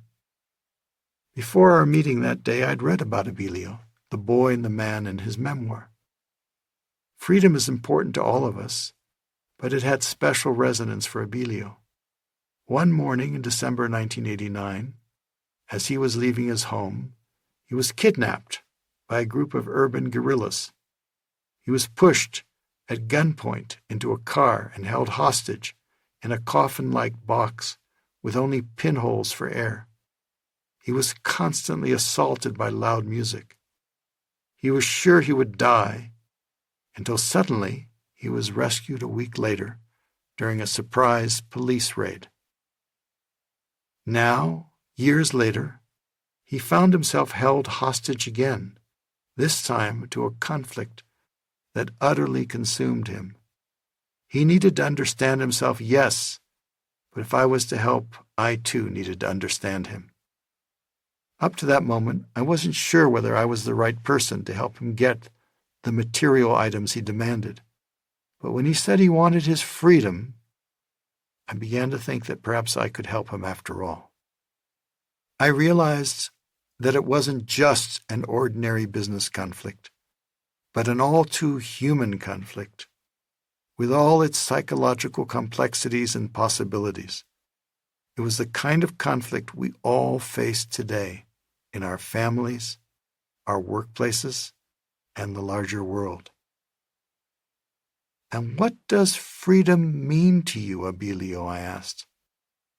Time with my family, he said, as he pointed to his children, which is the most important thing in my life. And the freedom to make the business deals I love to make. He could have replied, freedom from my enemy, or freedom from this nightmare. That would have been negative freedom. Instead, he focused on positive freedom, freedom for. He focused not on what he wanted to escape from, but on what he wanted to move toward. In conflicts, we often get so caught up in taking positions that we lose sight of our basic human needs. Yet in my work, I've found that the conflicts that truly trouble us, big and small, are usually not just about surface interests, but are driven by deeper motivations. In the opening example about my daughter Gabi, the basic needs my wife and I cared most about were Gabi's safety and well-being. For the Achenese leaders, the basic needs included political autonomy and cultural identity. My friend Abilio's basic needs were freedom and dignity. Other basic needs include security, economic sustenance, belonging, and respect. Needs go deeper than wants and desires. Here's the secret. At this deeper level, you will discover less conflict and more possibility than at the surface level of positions or even at the middle level of interests. In Abilio's dispute, the positions could not have been more opposed. At the level of interests, there was less conflict, but still considerable tension. A better financial deal for Abilio generally meant a less favorable one for Jean-Charles. But at the level of needs, more freedom for one did not mean less freedom for the other. Nor did more dignity for one mean less dignity for the other. On the contrary, the agreement we reached offered both men dignity and the freedom to pursue their big dreams. Here's what I've learned from conflicts such as this. The deeper we go into motivations, the more possibilities we find for transforming conflict. So don't just stop at positions or even interests. Keep zooming in until you reach basic human needs. Pay attention to emotions and sensations. Emotions and sensations offer perhaps the surest indicator that we have uncovered basic needs. There was something in Abilio's tone when he pronounced the word liberdade, freedom, that gave me a sense that I had hit gold. It's like the ring of a bell when you hit it just right. Tone of voice can be revealing, often more than words, precisely because tone conveys emotions. The way Abilio pronounced the word freedom sounded sad, wistful, almost as if freedom were an elusive dream to him. If his first answer to my question about what he really wanted had come from his head, clear-cut and logical, his second answer sounded as though it came from his heart and gut. In negotiations, it's common for us to think of emotions as getting in the way. But emotions and the physical sensations that accompany them carry vital information about the deeper motivations that drive us. Fear, anger, and frustration can be signs that some basic need of ours is not being met. If we can pause and listen to our emotions and sensations, we will find that they are saying to us, "Pay close attention. Something important may be at stake." In conflict situations, I find it very helpful to zoom in and notice what emotions and sensations I'm feeling. When I feel angry, it tells me that an important boundary may have been crossed. What is that boundary, I ask myself. When I get a queasy feeling in my stomach or feel a slight pang in my chest, I get curious. I've come to understand these sensations and feelings as possible signposts pointing me in the direction of my basic human needs. What needs of mine are not being met? Taking a pause allows me to zoom into myself and notice my emotions and sensations. Because I've paused, I don't need to react to the emotions that arise, but can simply observe them. Pausing provides me the emotional distance necessary to digest valuable information about my needs without getting reactive. Isn't that interesting? I can say to myself. When I reach the deepest need inside myself, I often feel a sense of emotional relief and a spaciousness opening up in my chest. I feel my shoulders relax. I feel a yes coming from my gut, which some scientists now call our second brain. These emotions and sensations tell me that I'm on the right track. Over the years, I've come to appreciate how our emotions and sensations can be good friends and allies, providing vital clues for understanding ourselves and others around us.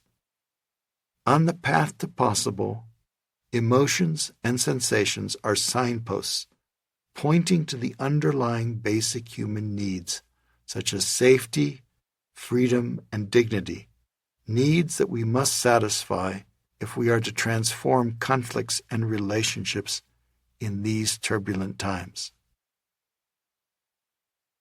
Eyes on the prize.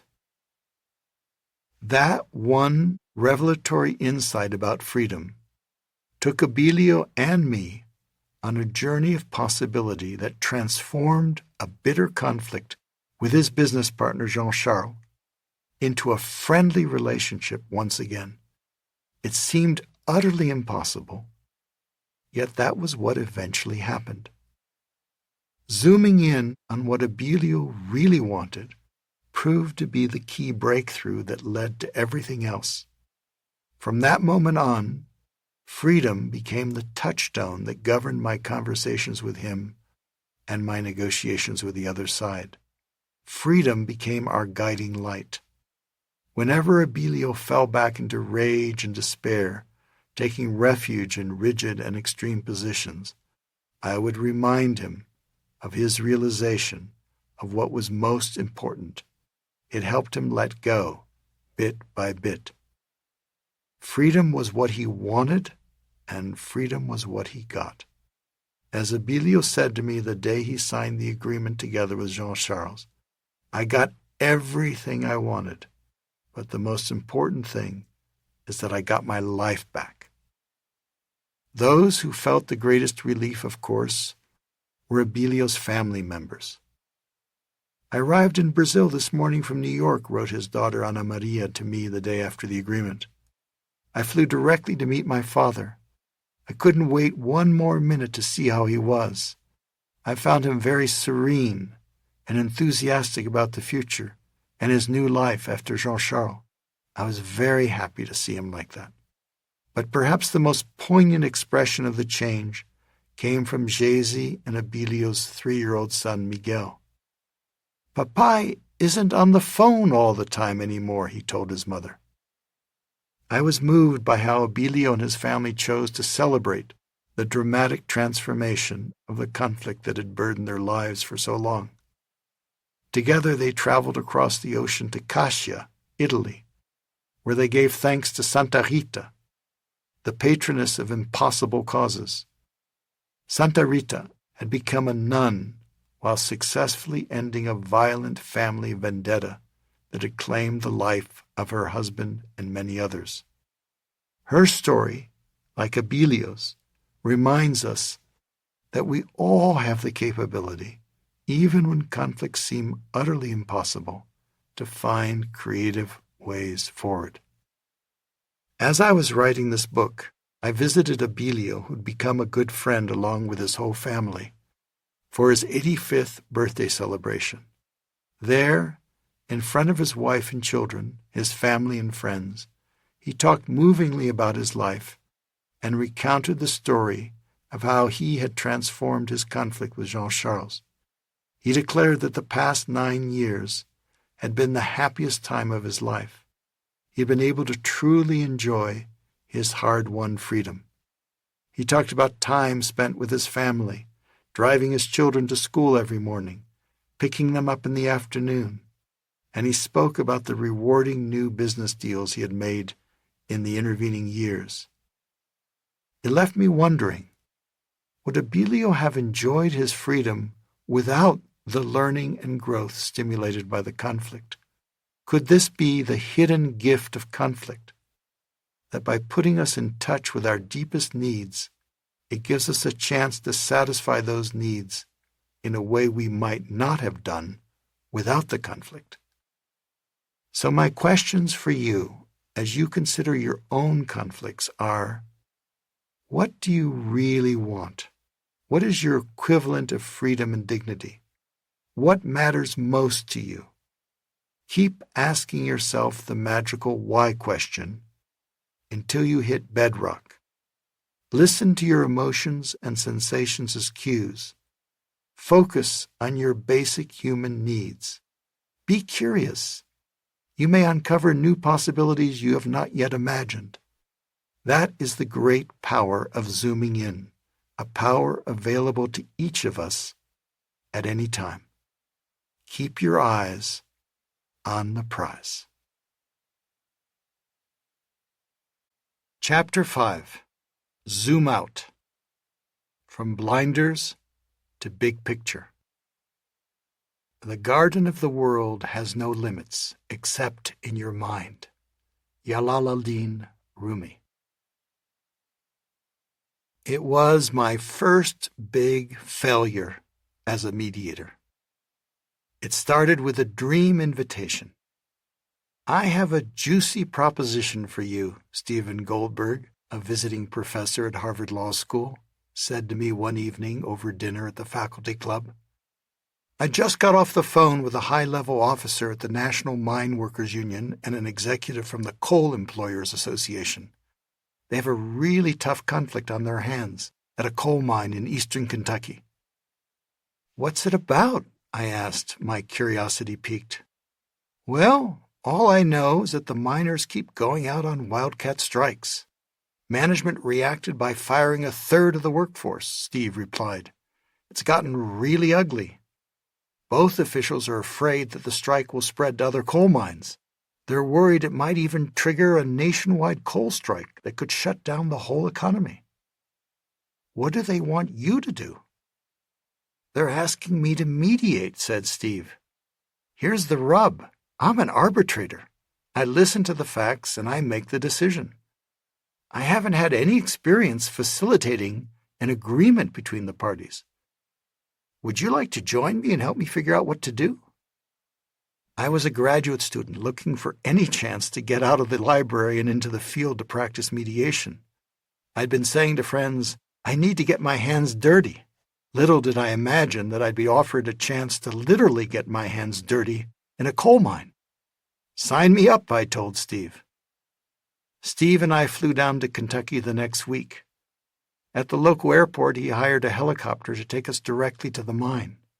I felt excited, not just because it was my first helicopter ride, but because I was finally involved in a real-life major mediation.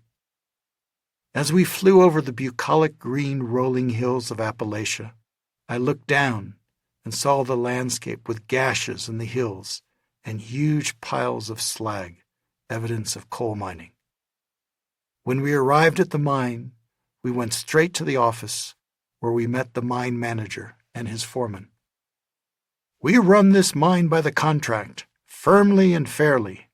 The troublemaker is the union president, said Mike Johnson, the mine manager, a bright, earnest engineer in his mid-30s. If we can just get rid of him and a couple other bad apples, the problem will go away, I guarantee you. Next, we met with the union leader, Bill Blunt, and his fellow union officers.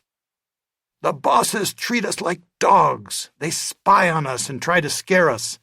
I'll tell you what, fire the mine foreman and a couple others, and the situation will get much better. I promise you that, said Bill, an ambitious, intelligent miner in his 40s, new in his leadership job. The other union officers nodded their heads vigorously. How about we all sit down together, Steve asked. Steve had the bearing of a former Marine and radiated authority. No way we're going to sit down with them. There's no use talking with them. The only thing they understand is power, replied the union leader. The problem we learned was this. When a miner felt he'd been treated unfairly, he would take his water canteen and turn it upside down, emptying out the water. That was a sign to the other miners that he was going home. To protect the disgruntled miner from getting fired, the other miners would empty their canteens and go home too, figuring that management wouldn't fire all of them. It was called a wildcat strike because it violated the contract. As the incidents multiplied, management took the local union to court for an injunction against striking. When the miners paid no notice and continued to strike, the judge, in his infinite wisdom, decided to jail the whole workforce for a night. Predictably, the move enraged the miners and their families. They began taking their guns to work. The mine's phone operator started receiving anonymous bomb threats. A bomb in a coal mine filled with methane gas could set the whole mine on fire. Even the threat of it meant that the mine needed to be closed while a search was carefully undertaken. Steve and I had our work cut out for us. Over the next 6 weeks, we shuttled back and forth between the 8 union leaders and the mine's management. We met with each side numerous times and got to know them a little better. We listened carefully, trying to understand what exactly was triggering the wildcat strikes and what could help bring them to an end. I was fascinated, both as a fledgling mediator and as a budding anthropologist. Drawing on the suggestions we heard, Steve and I drafted a set of proposed changes to the contract. We focused on improving the procedure for handling grievances. We figured that if miners saw a good way to talk out their gripes, they wouldn't walk out. On that basis, both sides finally agreed to sit down for a 2-day meeting to iron out the details. There were 8 representatives each from the union and from management. Steve chaired the meeting. To everyone's surprise, they reached agreement. The leaders were exhilarated. Each negotiator walked up to the head of the table and signed their name on the document solemnly, as if they were signing a peace treaty between warring nations. "Wow," Steve said to me, "we did it." I felt giddy with the first big success of my mediation career, even more because the odds had seemed so stacked against us. We received congratulatory calls from the National Union and the Employers Association, including the two officials who had first called Steve for his help. Everyone was relieved by the outcome and impressed by the unlikely success of our mediation effort. There was just one little procedure to complete. The miners needed to ratify the agreement. Everyone expected it to be a mere formality, given the support of the union leadership. And indeed, the vote was nearly unanimous, in resoundingly rejecting the very agreement their leadership had just painstakingly negotiated. My first major mediation was a complete bust. I felt the wind knocked out of me. All my initial excitement turned into a queasy feeling of disappointment. What had happened? As we learned, the miners had rejected the agreement simply because they believed that anything management had signed on to must be a trick. They didn't trust it. Even if the proposed agreement on paper addressed many of their grievances, it felt safer and far more satisfying to deliver a deafening no. Steve and I, and the negotiators on both sides, had failed to foresee this problem because we had assumed that the conflict was between two monolithic parties, union and management. We had assumed that the union leadership spoke for their constituents, the rank-and-file miners. We had assumed that whatever the leadership agreed to would be supported. We were dead wrong. It was as if we had blinders on, preventing us from seeing the bigger picture. We didn't see the messy complexity of the situation. There were many parties, not just two, and the leadership was diffuse, not just concentrated at the top. We had left out of the process the most critical stakeholders of all, the coal miners themselves. They, not the leadership, were deciding to go out on strike almost every week.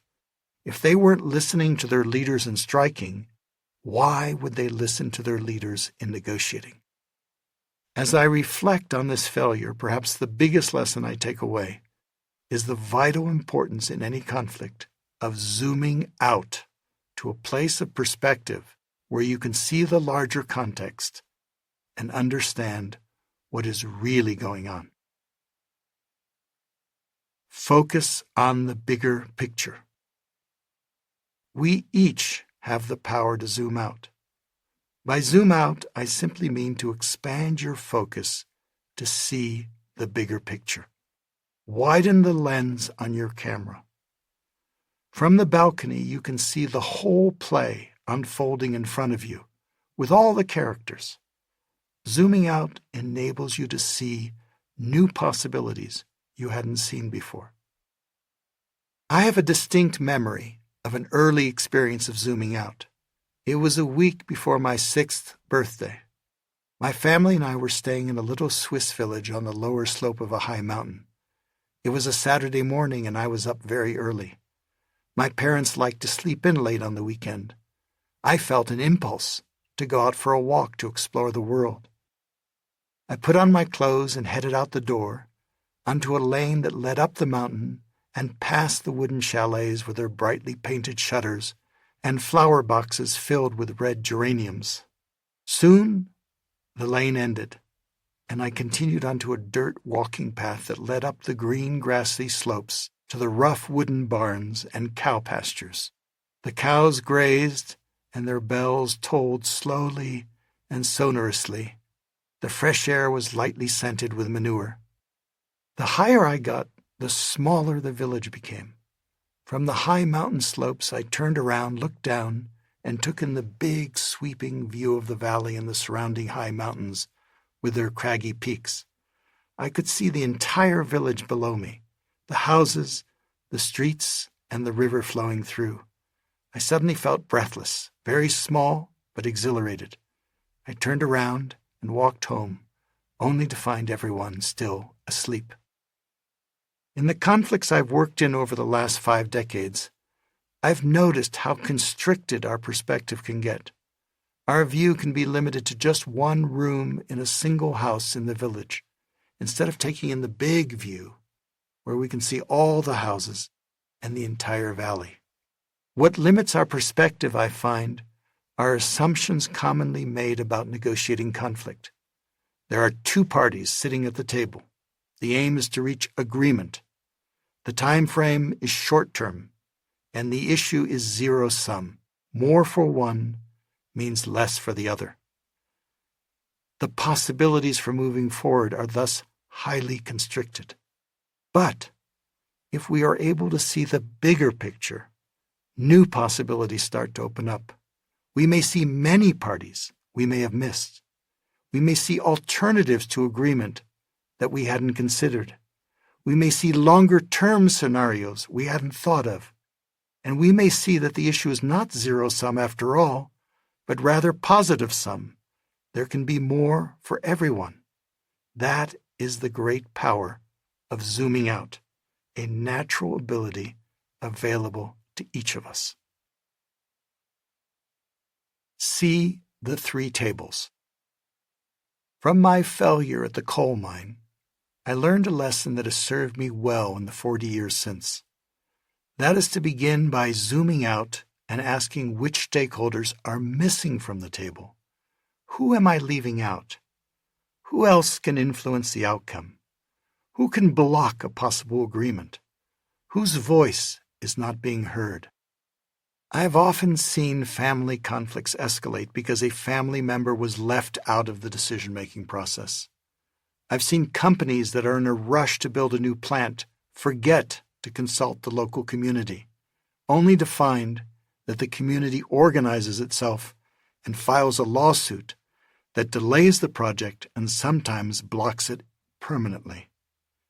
As I learned at the coal mine, we sometimes leave out key players who surprise us later by sabotaging the agreement. In a conflict negotiation, our attention naturally goes to the table, literal or metaphorical, at which the parties sit. That may be the main table, but it is not the only table. Zooming out from the balcony enables us to see at least 3 tables, depending on how many parties there are. In addition to the main table, there are at least 2 tables of internal stakeholders. For the union leadership, their constituents were the coal miners. For management, the stakeholders were the board and the employers' association. As I've learned over the years, the real difficulty in getting to yes is not just in the external negotiation between the 2 parties, but also in the internal negotiation within each party. In my workshops, I like to ask, if there are 2 types of negotiation, the external ones with people outside your organization or family, and the internal ones inside your organization or family, which type do you personally find more challenging? How many would say external? The outside negotiations are more difficult. Some hands go up. Okay, how many would say internal? The great majority of hands go up. People look around, surprised at the uneven showing. Isn't that interesting, I ask? Both types can obviously be challenging, but the ones most of us seem to find hardest are the ones closest to us, with people in our family, with our colleagues with whom we're supposed to be on the same team. An external negotiation can be hard, make no mistake, but an internal negotiation can often be even trickier. One reason is that we don't treat internal negotiation with the same care and preparation that we bring to external negotiation. We tend to wing it, assuming that the people on our team are with us, as the union leaders did in the case of the coal miners. To overlook internal stakeholders is to invite failure. When dealing with a conflict, I've learned to begin by making a map of all the stakeholders, starting with the 3 tables. I ask myself and others, who's sitting at the main table of negotiations? Who's sitting at the two internal tables? If there are more than two parties to the dispute, who's sitting at the other internal tables? What other stakeholders are there? Who's affected by the conflict? Who can block agreement and needs to be consulted? And who can influence the parties to behave constructively and needs to be recruited? The map starts to fill up with many stakeholders.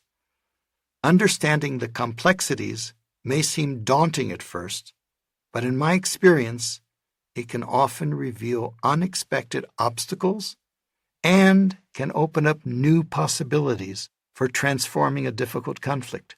That is the great benefit of zooming out from the balcony and seeing the whole stage with all the characters in the play. Identify your BATNA. Zooming out can help us in another very important way in conflict situations. It can show us how to meet our needs even if we can't reach agreement with the other side.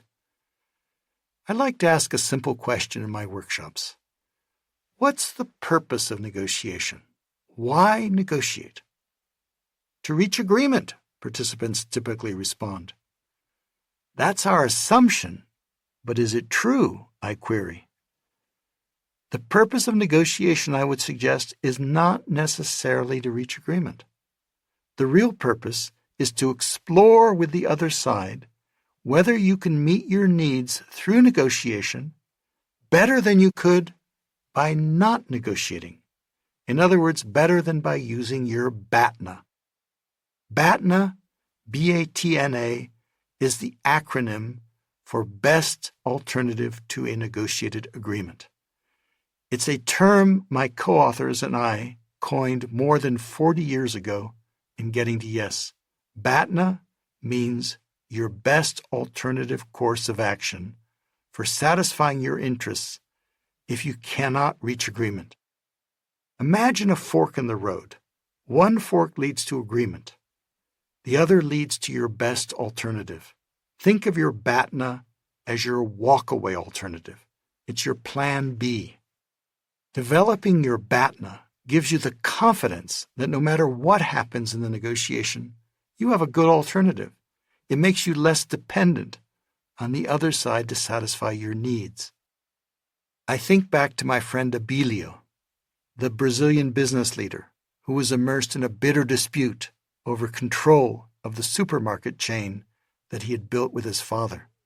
When Abilio told me that what he really wanted was his freedom, I asked him, "Is there anything you can do, independent of whatever happens with Jean-Charles, to give yourself the freedom that you want so badly?" That is the BATNA question. Abilio looked at me blankly for a moment, so I clarified my question.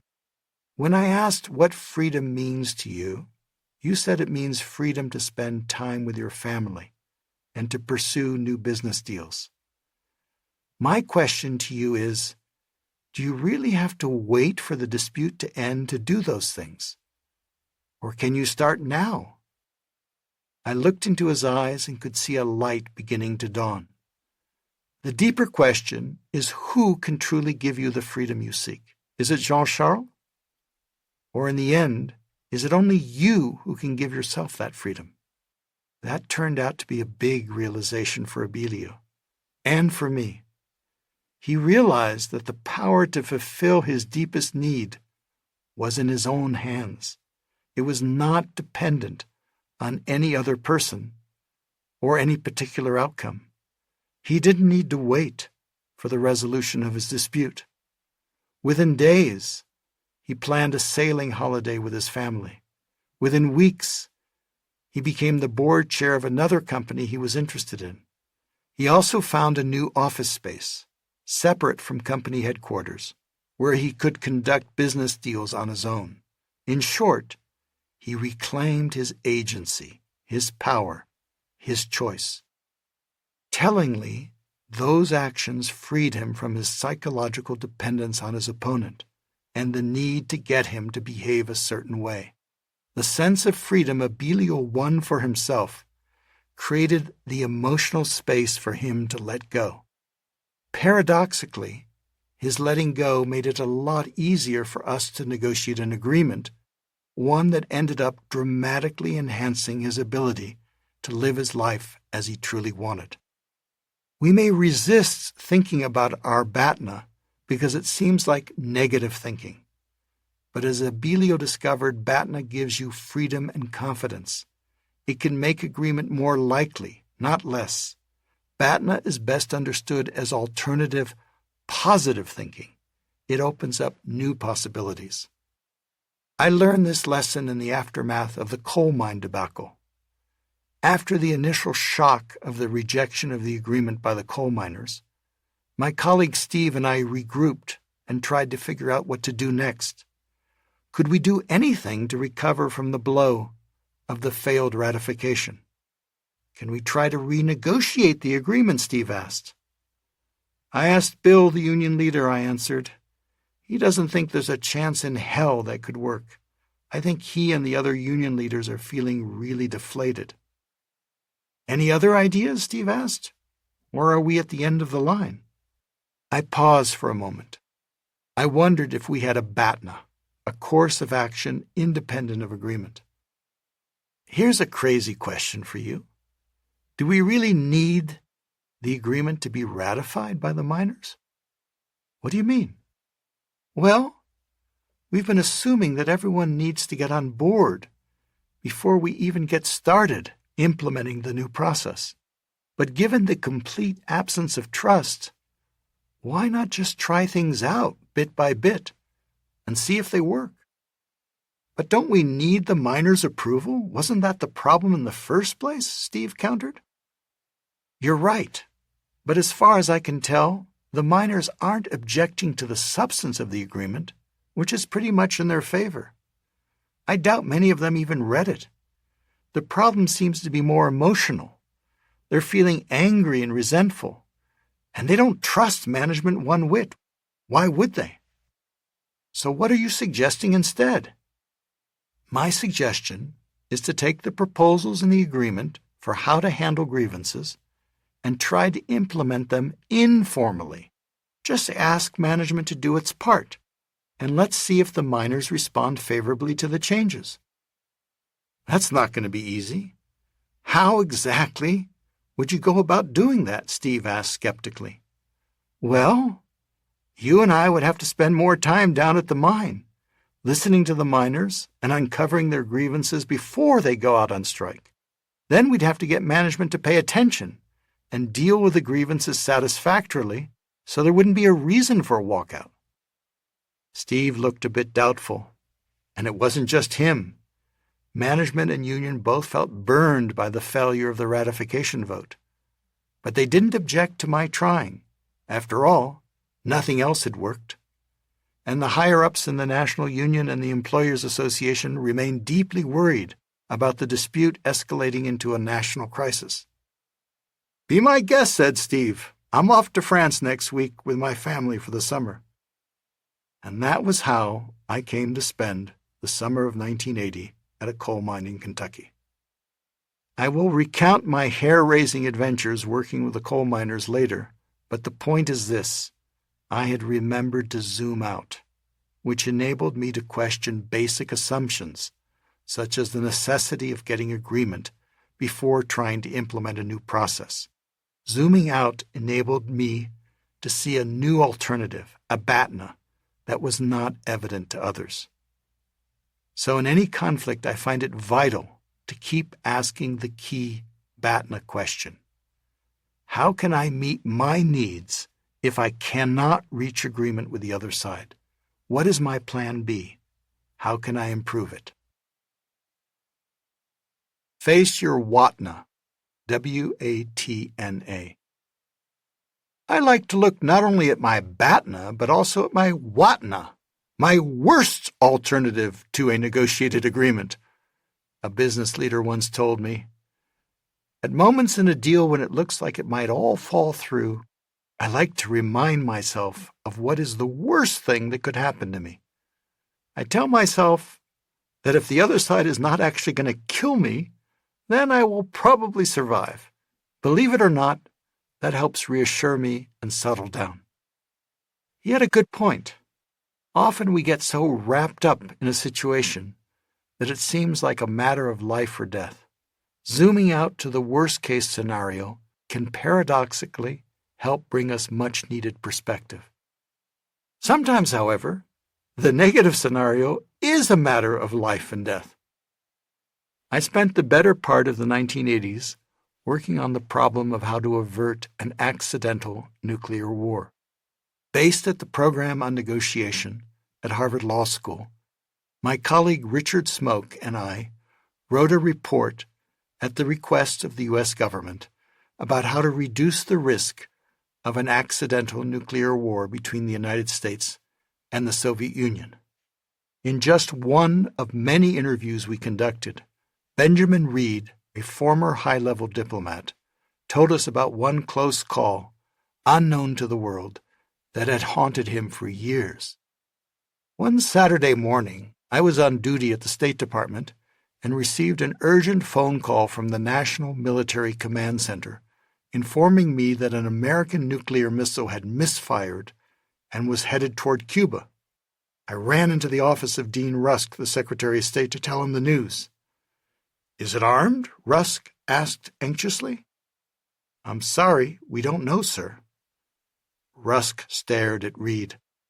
"Well, call the Soviet ambassador immediately and let him know." Reed called the Soviet embassy, but was informed that the ambassador was out to lunch and could not be contacted. He told Rusk the news. Rusk stared at Reed again. "Well, then, call the Swiss in Havana. They pass messages for us," he said. "Tell them to let the Cubans know." Reed called the Swiss, but the connection was bad, and the person at the other end of the phone could not understand the message. The attempt at crisis communication failed dismally. Thankfully, the nuclear missile, which turned out to be unarmed, overshot Cuba and landed in the sea. What might have become a humanitarian disaster and superpower nuclear crisis, or worse, was averted by sheer luck. "Did the government ever investigate this incident and figure out how to prevent it from happening again?" I asked Reed. "No," he replied. "I think everyone just moved on and forgot about it." The misfire of a nuclear missile was just one of many close calls Richard and I included in our report to the U.S. government, which served as the basis of a later book, Beyond the Hotline: How Crisis Control Can Prevent Nuclear War. Far from making me throw up my hands in despair, I found that facing the grim, negative possibilities of superpower conflict, the WATNA in this case, motivated me to dive deeper and look for possible ways to prevent them. I saw it as an opportunity. It was a good lesson for me.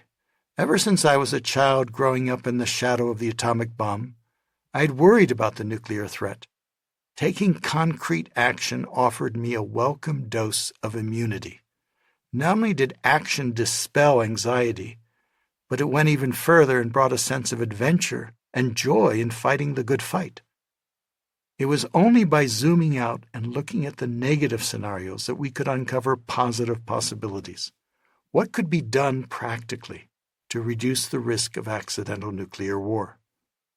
Richard and I came across one novel idea that seemed promising.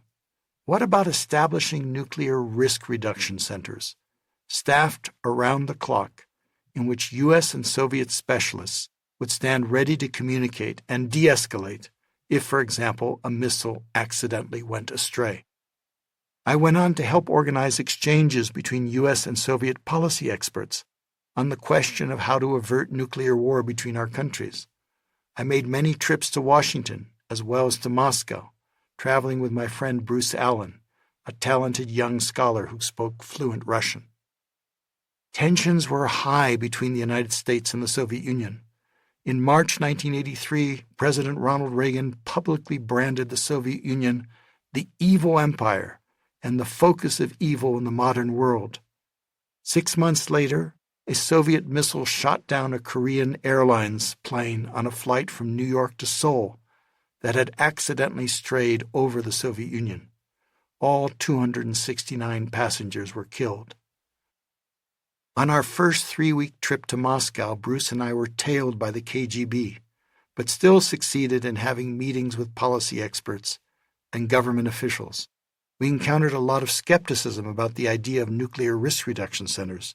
Wouldn't they just be used by the other side for the purposes of spying? What if they were misused to spread disinformation? Wouldn't their existence just make leaders more reckless in crisis situations?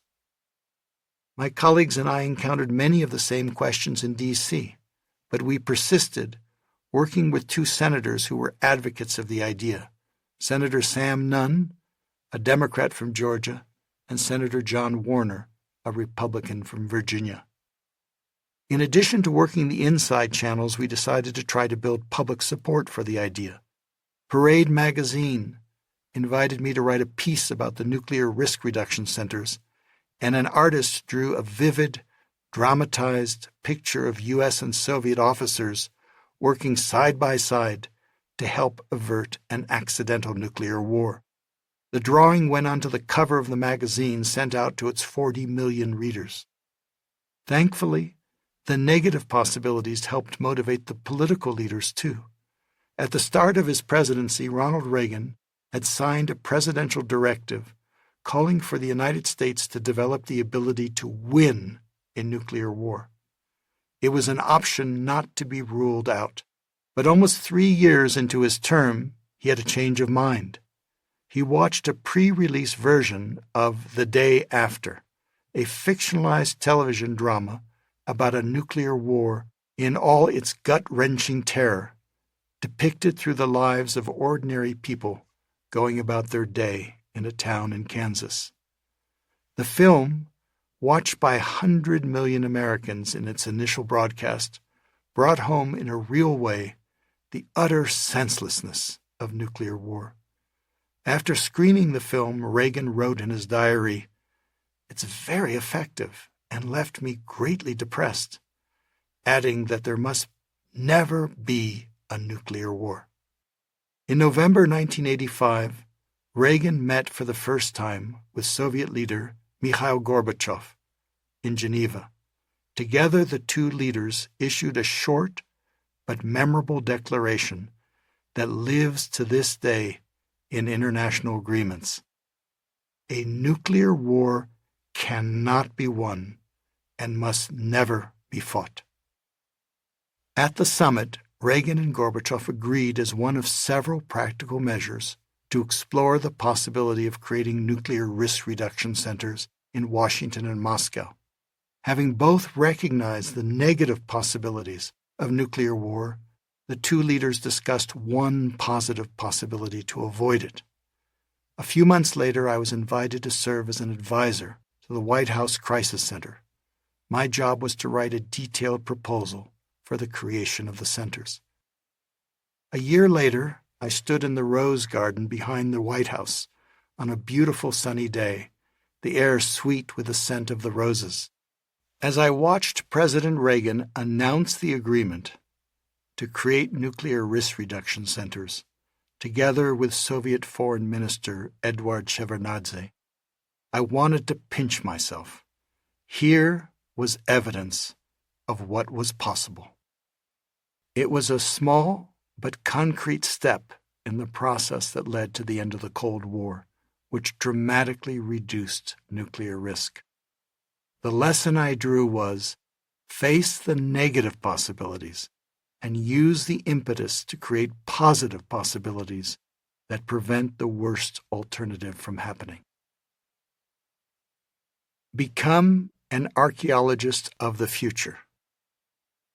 Imagine it's 20 years out. If peace were to come, what would you see? If you were an archaeologist from the future and you were digging around, what artifacts would you find? The instruction came from my friend Rob Evans, a highly skilled facilitator of collective creativity.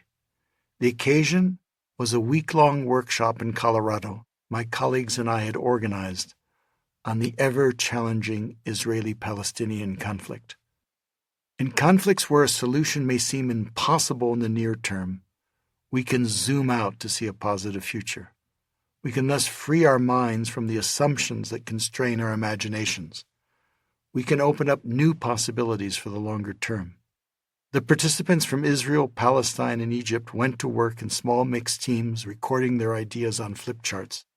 An hour and a half later, they proudly displayed their work. One easel depicted a train ticket for a high-speed train between Tel Aviv and Gaza. Another showed a badge from the high-tech Gaza Google campus. One of our Palestinian colleagues walked in the next morning and saw the walls covered with these ideas for the future. He smelled the rich, delicious aroma of a Middle Eastern dish called shakshuka, being jointly prepared by a Palestinian and an Israeli, and joyously announced, "This is a museum of hope." The creative conversations in the ensuing days activated a sense of possibility in the participants that they report continues to motivate them to this day. It makes me wonder what an archaeologist of the future exercise could reveal to us about the many other seemingly impossible challenges facing us today, from diffusing political polarization to averting catastrophic war to making the transition to clean energy. Just imagine, for instance, that we as humanity succeed in greatly reducing the risks of extreme weather events and other disruptive climate change. What artifacts would archaeologists from the future find in their excavations? Would they find, for instance, ubiquitous remains of solar and wind power stations? Would they find the remnants of high-voltage direct current HVDC grids linking the entire planet, creating enormous energy efficiencies?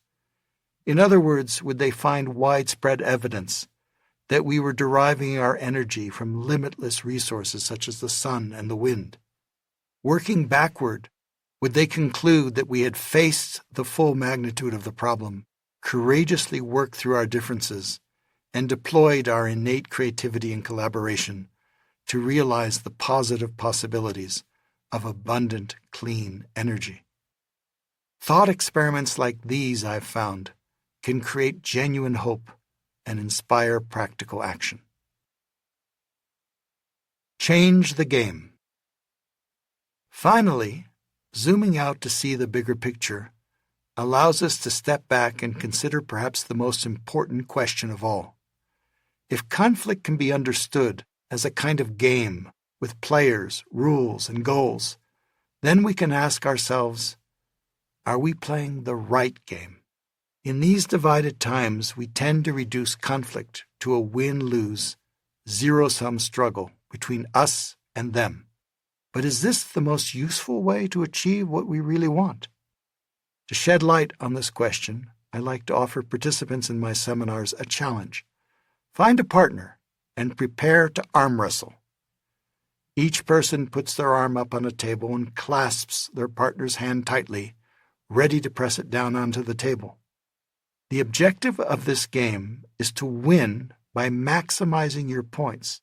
Every time you get the other person's arm down, you get 1,000 points. Everyone ready? Get set? Go! I look out at the room and see people everywhere struggling to pin their partner's hand down. After a minute or so, I say, "Okay, you can stop." As I was looking at you, I saw a lot of stalemates. 0 points for one, 0 points for the other. In some cases, I saw one person succeed in forcing the other's hand down. They get 1,000 points.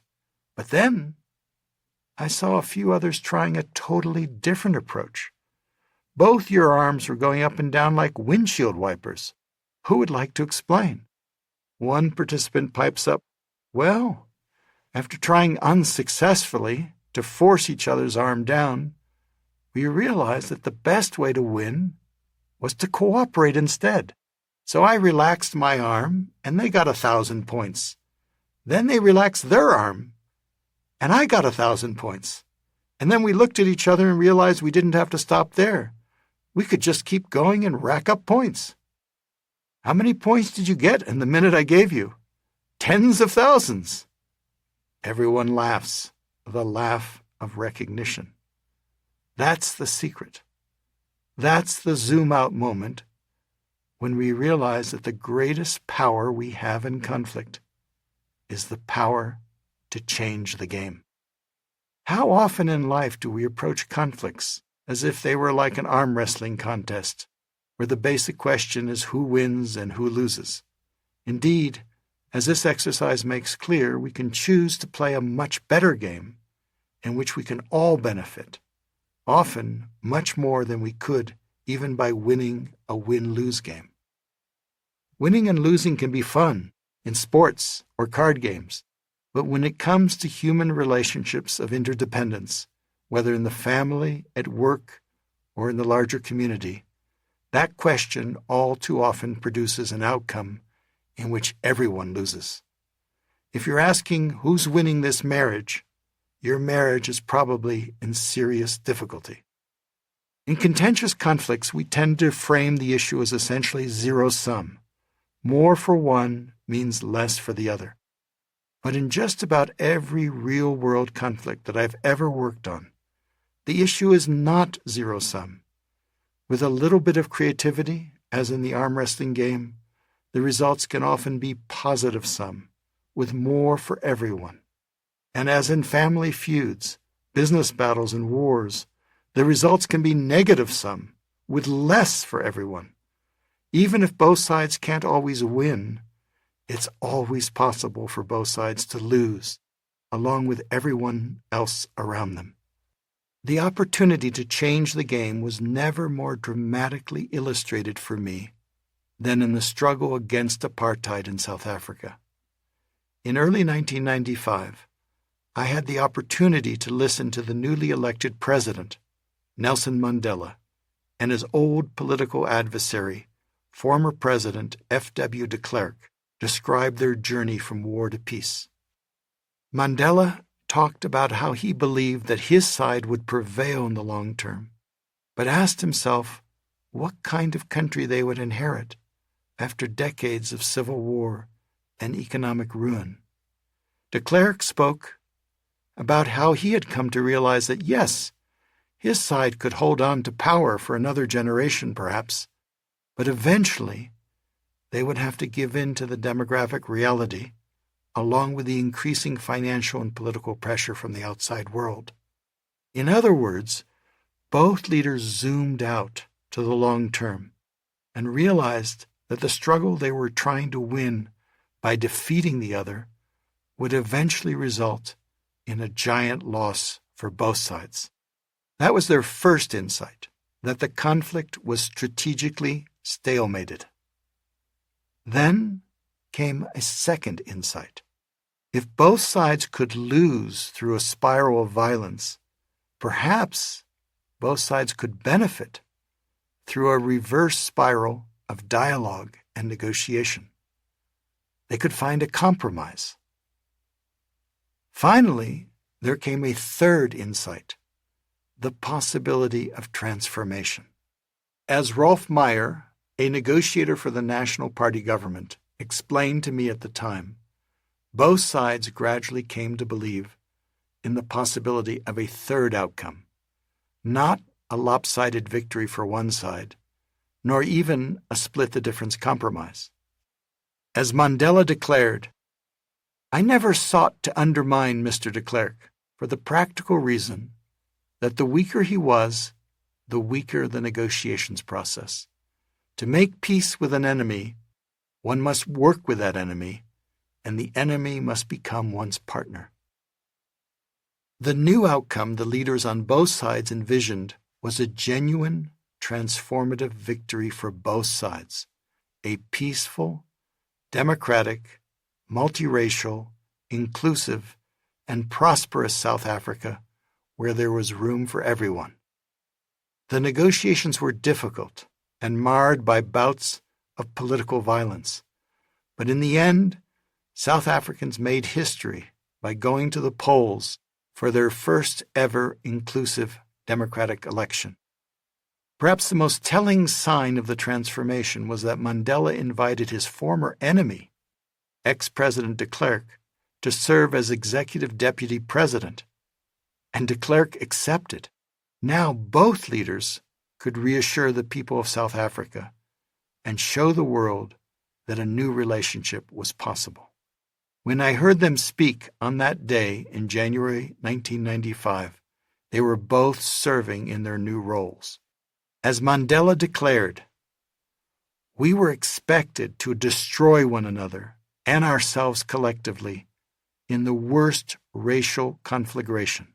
Instead, we as a people chose the path of negotiation, compromise, and peaceful settlement. Instead of hatred and revenge, we chose reconciliation and nation building." Zooming out to see the bigger picture enables us to identify and thus to change the fundamental game of conflict. We don't have to stay trapped in a win-lose game in which everyone loses. We can choose instead to play a game in which everyone ultimately benefits. That is what possibilists do. See the possibilities.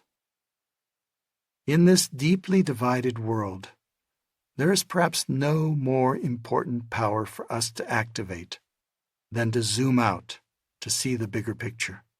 If we are to tackle today's challenges with the curiosity, creativity, and collaboration they require, we need to free ourselves from our limiting assumptions about what is and is not possible.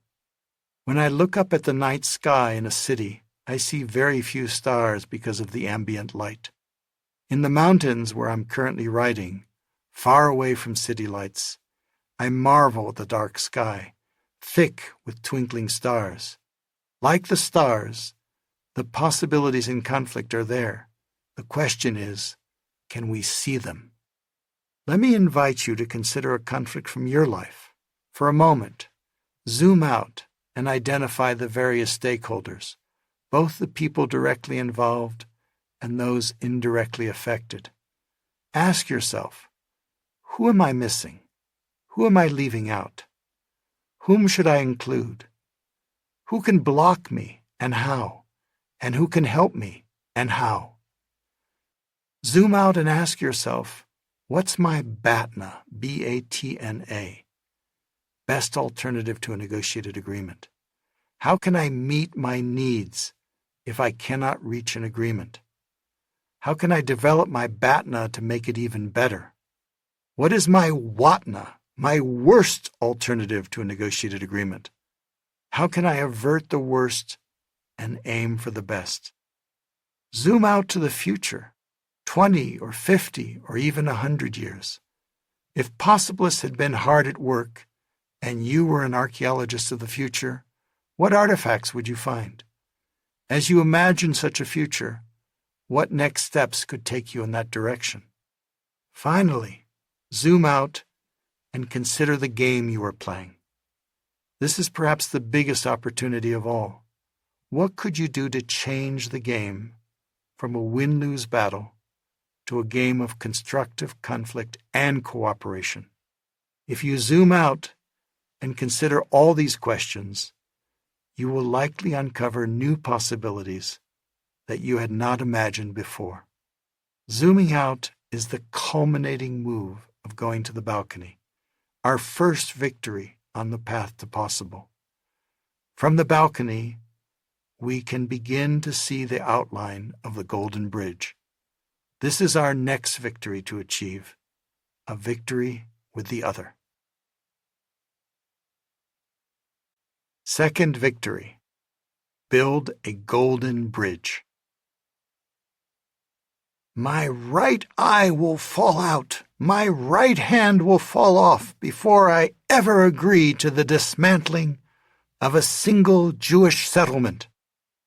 Israeli Prime Minister Menachem Begin wasn't leaving much room for negotiation. It was September 1978. President Jimmy Carter had invited Begin to meet with Egyptian President Anwar Sadat at Camp David, the presidential retreat set in the beautiful wooded hills of Maryland, an hour and a half's drive from Washington, D.C. Carter had hoped that in this relaxed, informal setting, the two leaders could come to terms on an agreement to end the state of hostilities between their two countries that had led to 4 devastating wars in 30 years. But after 3 days of contentious conversation, the parties were deadlocked.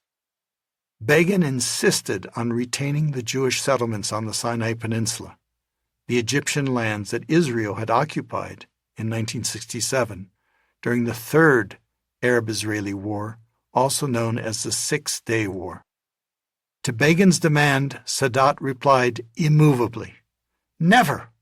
If you do not agree to evacuate the settlements, there will be no peace." Both leaders told their teams to pack their bags. All hope for a Middle East peace agreement seemed lost. Like the rest of the world, I was immensely surprised when President Jimmy Carter showed up 13 days later on television, flanked by Sadat and Begin, signing an historic peace agreement in the East Room of the White House. At the time, I was a doctoral student in anthropology at Harvard, working with Professor Roger Fisher. I had studied the Arab-Israeli conflict and had only recently returned from a long trip to the region. I was painfully aware of the decades-old conflict over land and identity that in the world's eyes had become the very symbol of impossibility. What was the story behind this astonishing breakthrough, I wondered? How had the leaders managed to build a bridge across the chasm of deep-seated conflict? How, in other words, had they reached agreement to end an interminable war? And what lessons did it have for all of us in transforming seemingly intractable conflicts? If Arabs and Israelis could learn to transform their conflict, perhaps there was hope for the rest of us. I had been paying close attention to the summit. A few weeks earlier, Roger Fisher had called me into his law school office after he had returned from his summer holiday on the island of Martha's Vineyard. He had a big smile on his face and sounded excited, as if he had gone fishing and caught a big fish. This past weekend, I played tennis with Cy Vance, who happened to be my neighbor's house guest. After the game, Cy asked me if I had any negotiation ideas for Camp David. So I brought him over to the house and gave him a copy of our little book. I drew his attention to the part that describes the one-text process and told him he should think about using the process to reach an agreement with Sadat and Begin next week. Can you arrange a meeting right away with Louis Sohn and others to discuss the idea so we can write an advice memo for Vance by Friday? Cyrus, or Cy Vance, was the U.S. Secretary of State.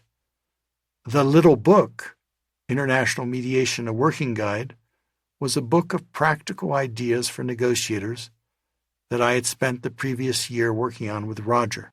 Never formally published, it was the predecessor and inspiration for getting to yes. In the guide, Roger and I had written about the one-text process, a negotiating procedure used with success during the UN Multilateral Conference on the Law of the Sea. We had first learned about it from Harvard Law School professor Louis Sohn, who had served on the U.S. negotiating delegation.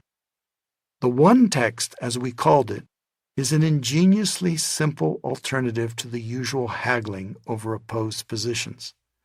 Instead of pressing for concessions, a third party drafts a possible agreement and asks the parties to give their comments.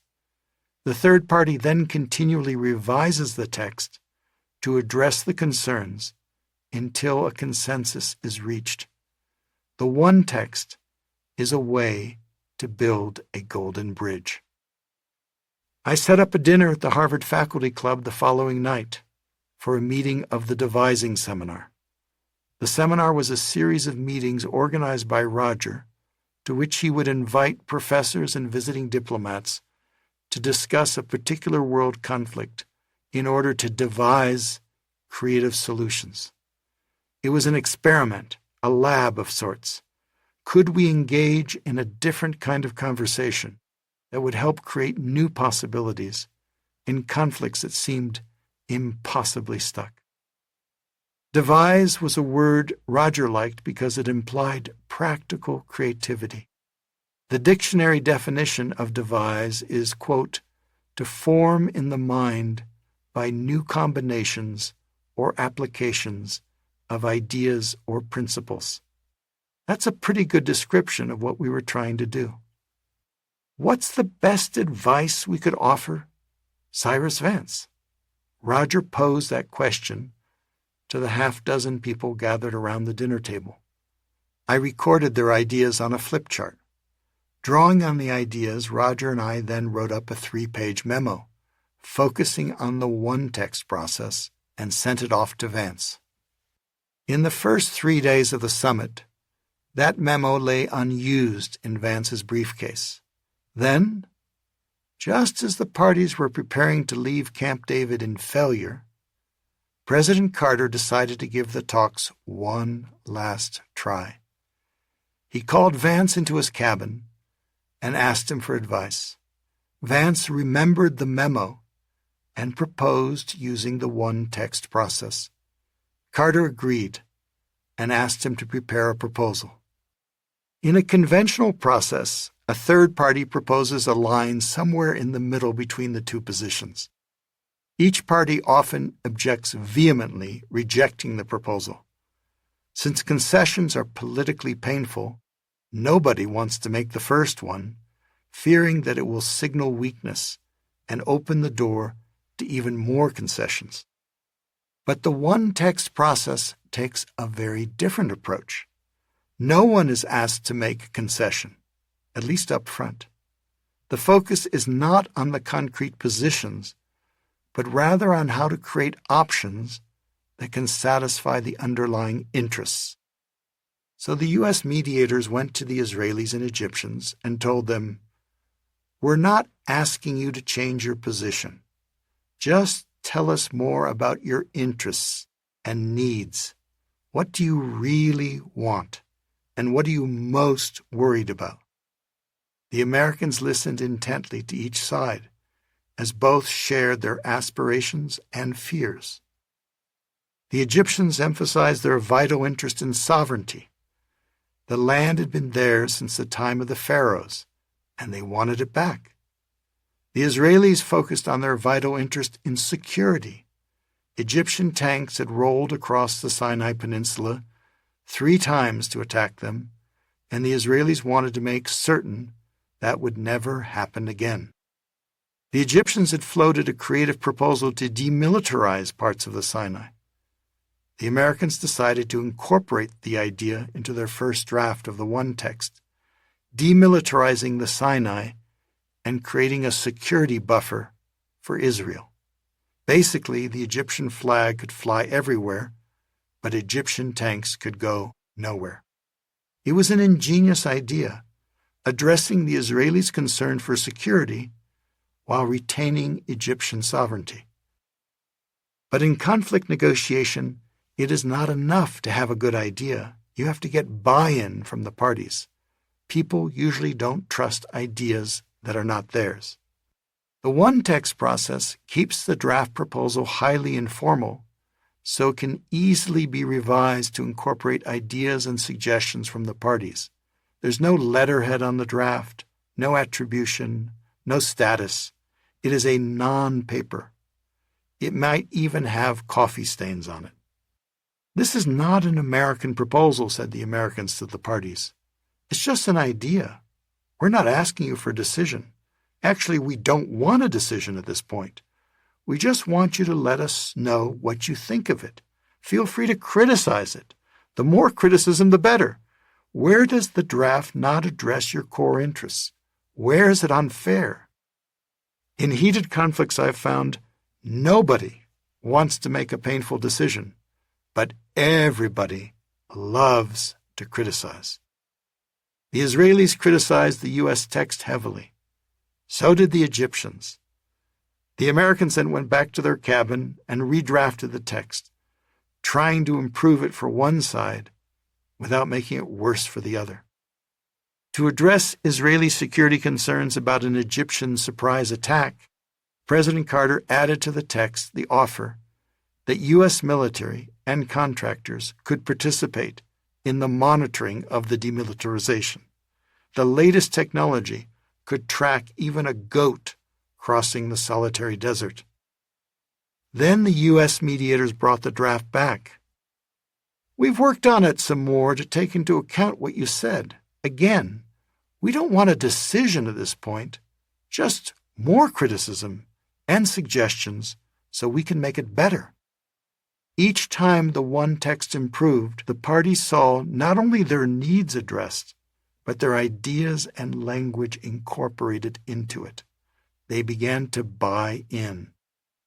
The mediators repeated the same process again and again, revising the draft and consulting the parties. In a very long week, they produced 23 separate drafts. As everyone's patience began to wear thin, and the parties grumbled that they were being held prisoner, President Carter presented the final draft to President Sadat and Prime Minister Begin separately and said, "I know it's not everything you want, but here's the best we've been able to do. At this point, I'm asking you to decide what is best for you." Now the two antagonists were faced with a much simpler and more attractive decision than in the conventional negotiation process of haggling over positions. Instead of having to make multiple, painful concessions up front without knowing exactly where the process would end, they had to make only one decision, and only at the very end, when they could see exactly what they would get in return. President Sadat could see that he would get the entire Sinai Peninsula back for Egypt. Prime Minister Begin could see that he would get an unprecedented historic peace. Separately, each leader said yes. Carter and his colleagues were euphoric, everyone prepared to go to Washington for the formal signing at the White House. Then, as so often happens in difficult conflicts, there was a last-minute blow-up. A bridge had been built, but the parties were nervous about stepping on it with their full weight. Begin flew into a rage, triggered by a proposed side letter Carter had promised to Sadat. In that letter, Carter had reconfirmed the long-standing U.S. posture of neutrality on the status of Jerusalem, a raw nerve for the Israelis. Begin broke off the talks and ordered his delegation to withdraw. Bitterly disappointed, Carter walked over to Begin's cabin to say goodbye. He brought with him signed photos of the three leaders together, Begin, Sadat, and himself. Earlier in the week, Begin had requested one photo for each of his 8 grandchildren. Carter had signed each photo, but instead of writing his usual best wishes, he had written "with love" and added the name of each grandchild. He had paid careful attention and knew how much Begin's grandchildren meant to him. "Mr. Prime Minister, I brought you the photographs you asked for." "Thank you, Mr. President." Begin looked coolly at Carter, but when he glanced down and saw written on the top photo, "To Ayelet," he froze for a moment. When he looked at the next one, "To Osnat," his lip trembled and his eyes filled with tears. He read each of the 8 names aloud, Orit, Merav, Michal, and he began to weep openly. Carter spoke up, his voice breaking.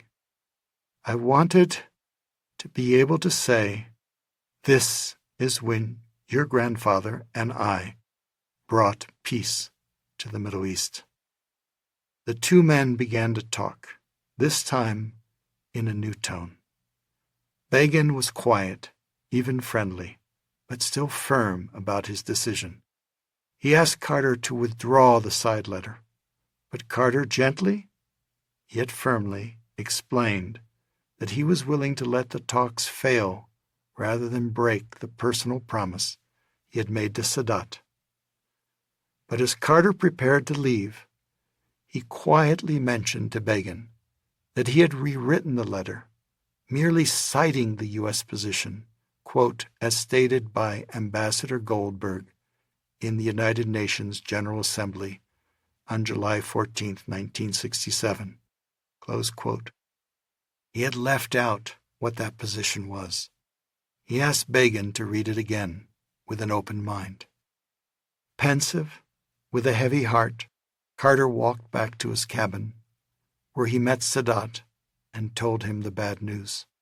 Within hours, the whole world would know of the failure at Camp David, with all its likely consequences for new wars.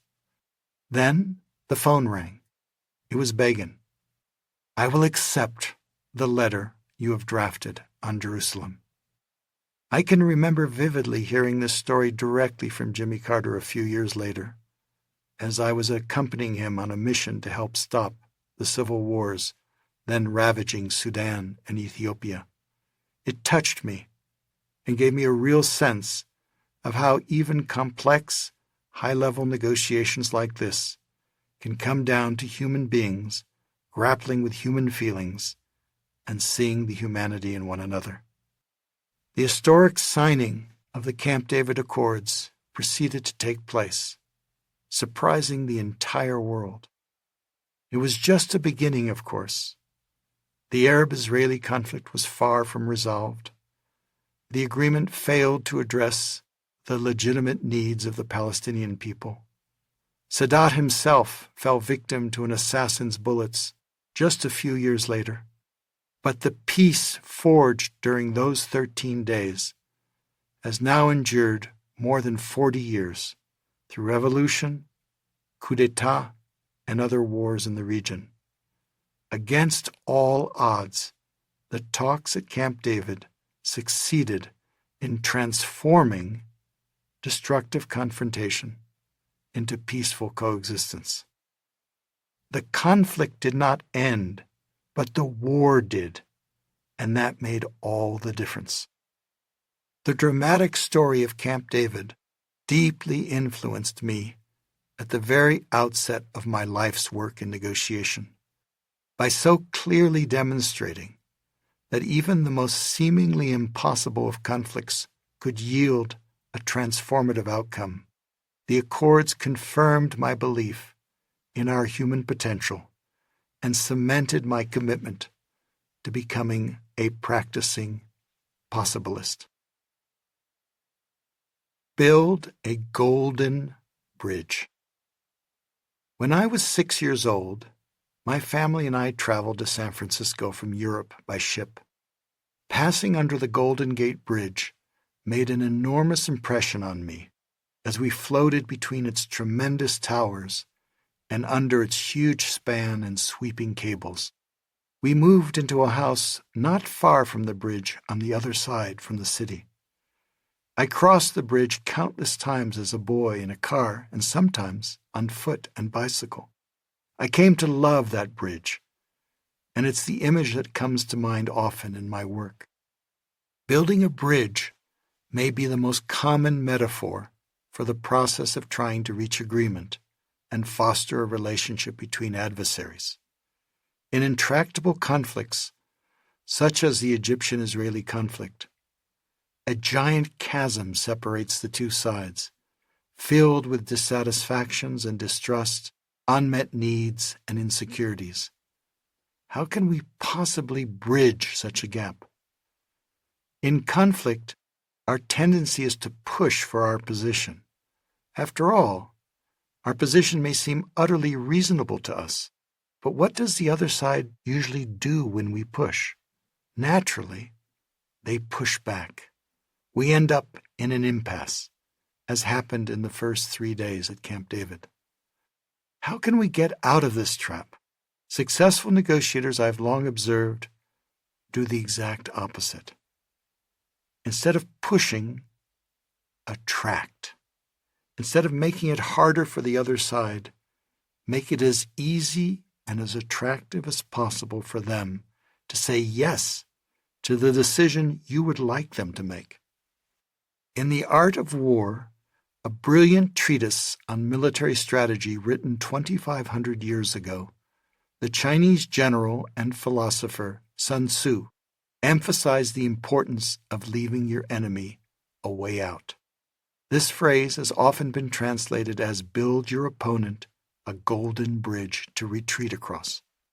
In my book, Getting Past No, written decades ago, I reframe this principle as building a golden bridge for the other party to advance across. I've been teaching this precept ever since. A golden bridge is an inviting way for the parties to cross the chasm of conflict. I believe that the story of Camp David holds an important lesson for us as we face the seemingly impossible conflicts of today. Though the context is different, the similarities are telling. Today as then, fear, anger, and pride have taken over.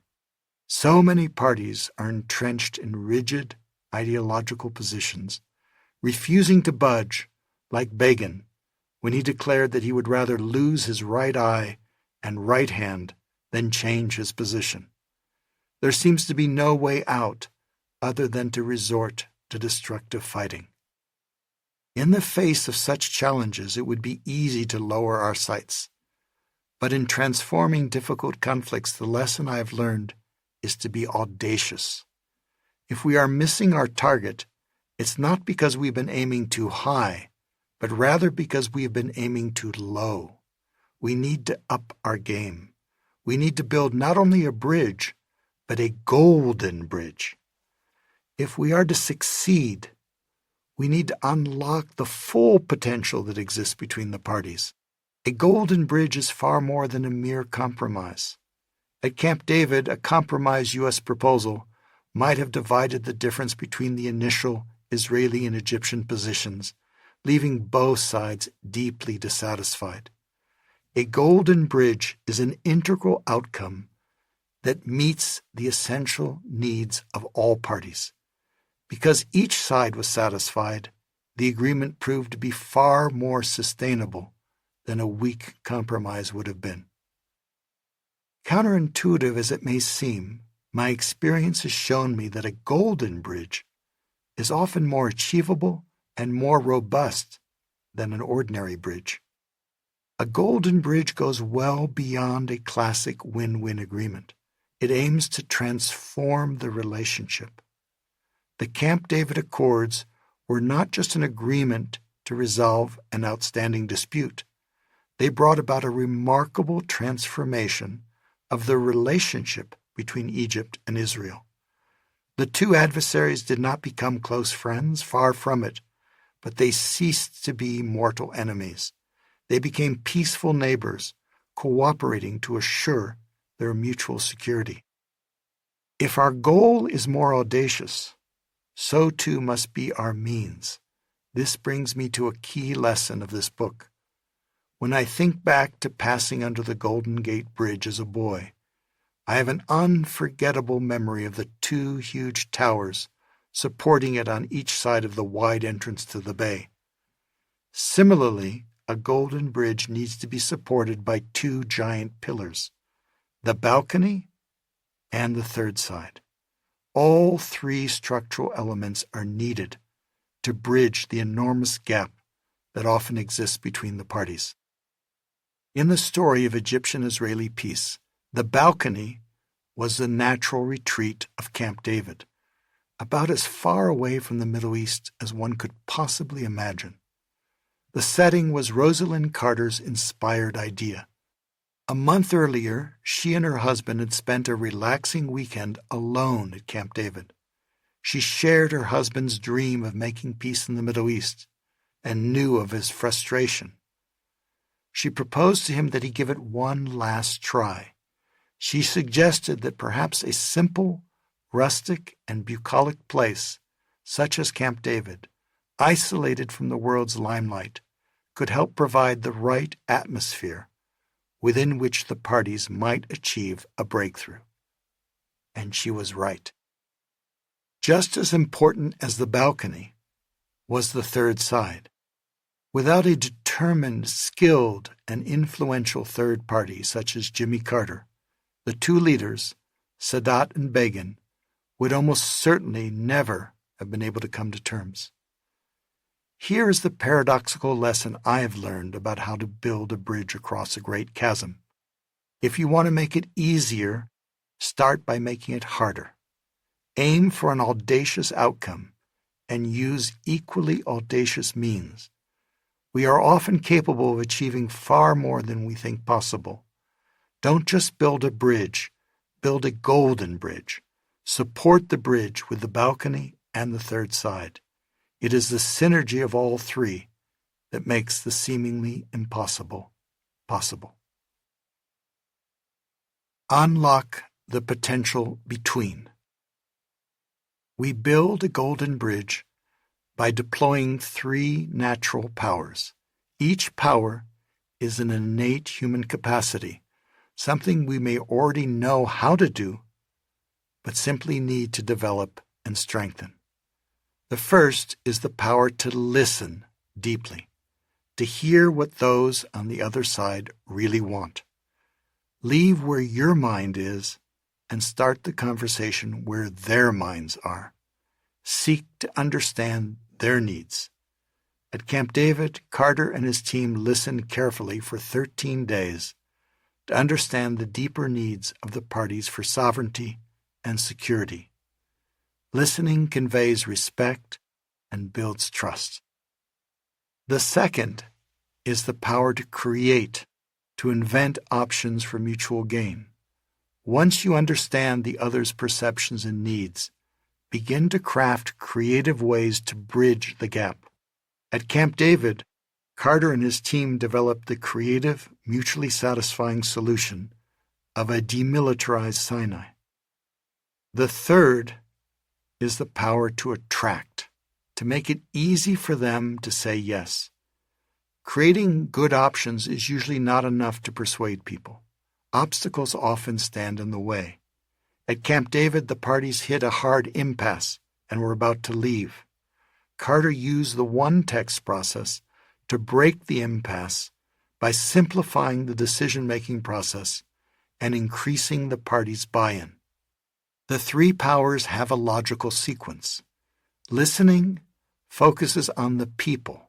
It produces a propitious psychological atmosphere for creating options, which focuses on the problem.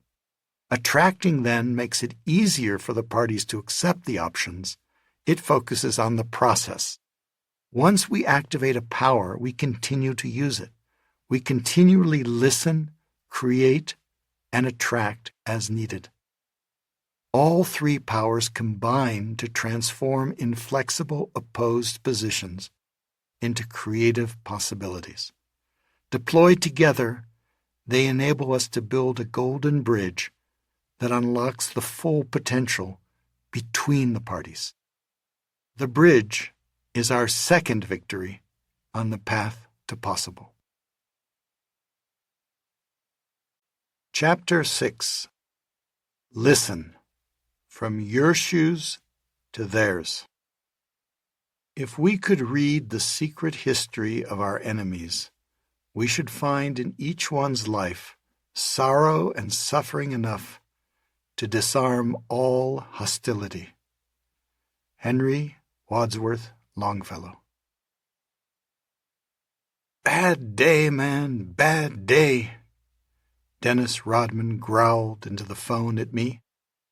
I'd like to ask you about Kim Jong-un, I told him.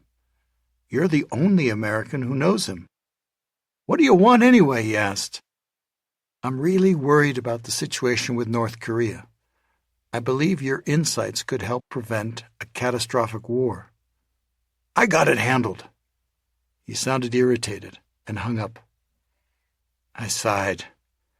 It had been a long day, and I began to feel as though I were on a fool's errand. A friend of Rodman's had arranged to introduce us over dinner at his house in Los Angeles, where Rodman was a guest. I'd flown in for the dinner, but Rodman hadn't shown up, hence the phone call. It was May 2017. As I previously recounted, the United States and North Korea were on a collision course. The North Korean leader, Kim Jong-un, was testing nuclear missiles with the capacity to reach the United States, and President Donald Trump was determined to stop him. No one knew how the crisis would end. The question in the air was, who will back down? Experts estimated the chances of war as high as 50-50. Much was known about Trump, but almost nothing about Kim, who had been portrayed in the American press as, quote, irrational, quote, ruthless, and, quote, paranoid. Surfing the web for clues a few weeks earlier, I had found one tantalizing detail.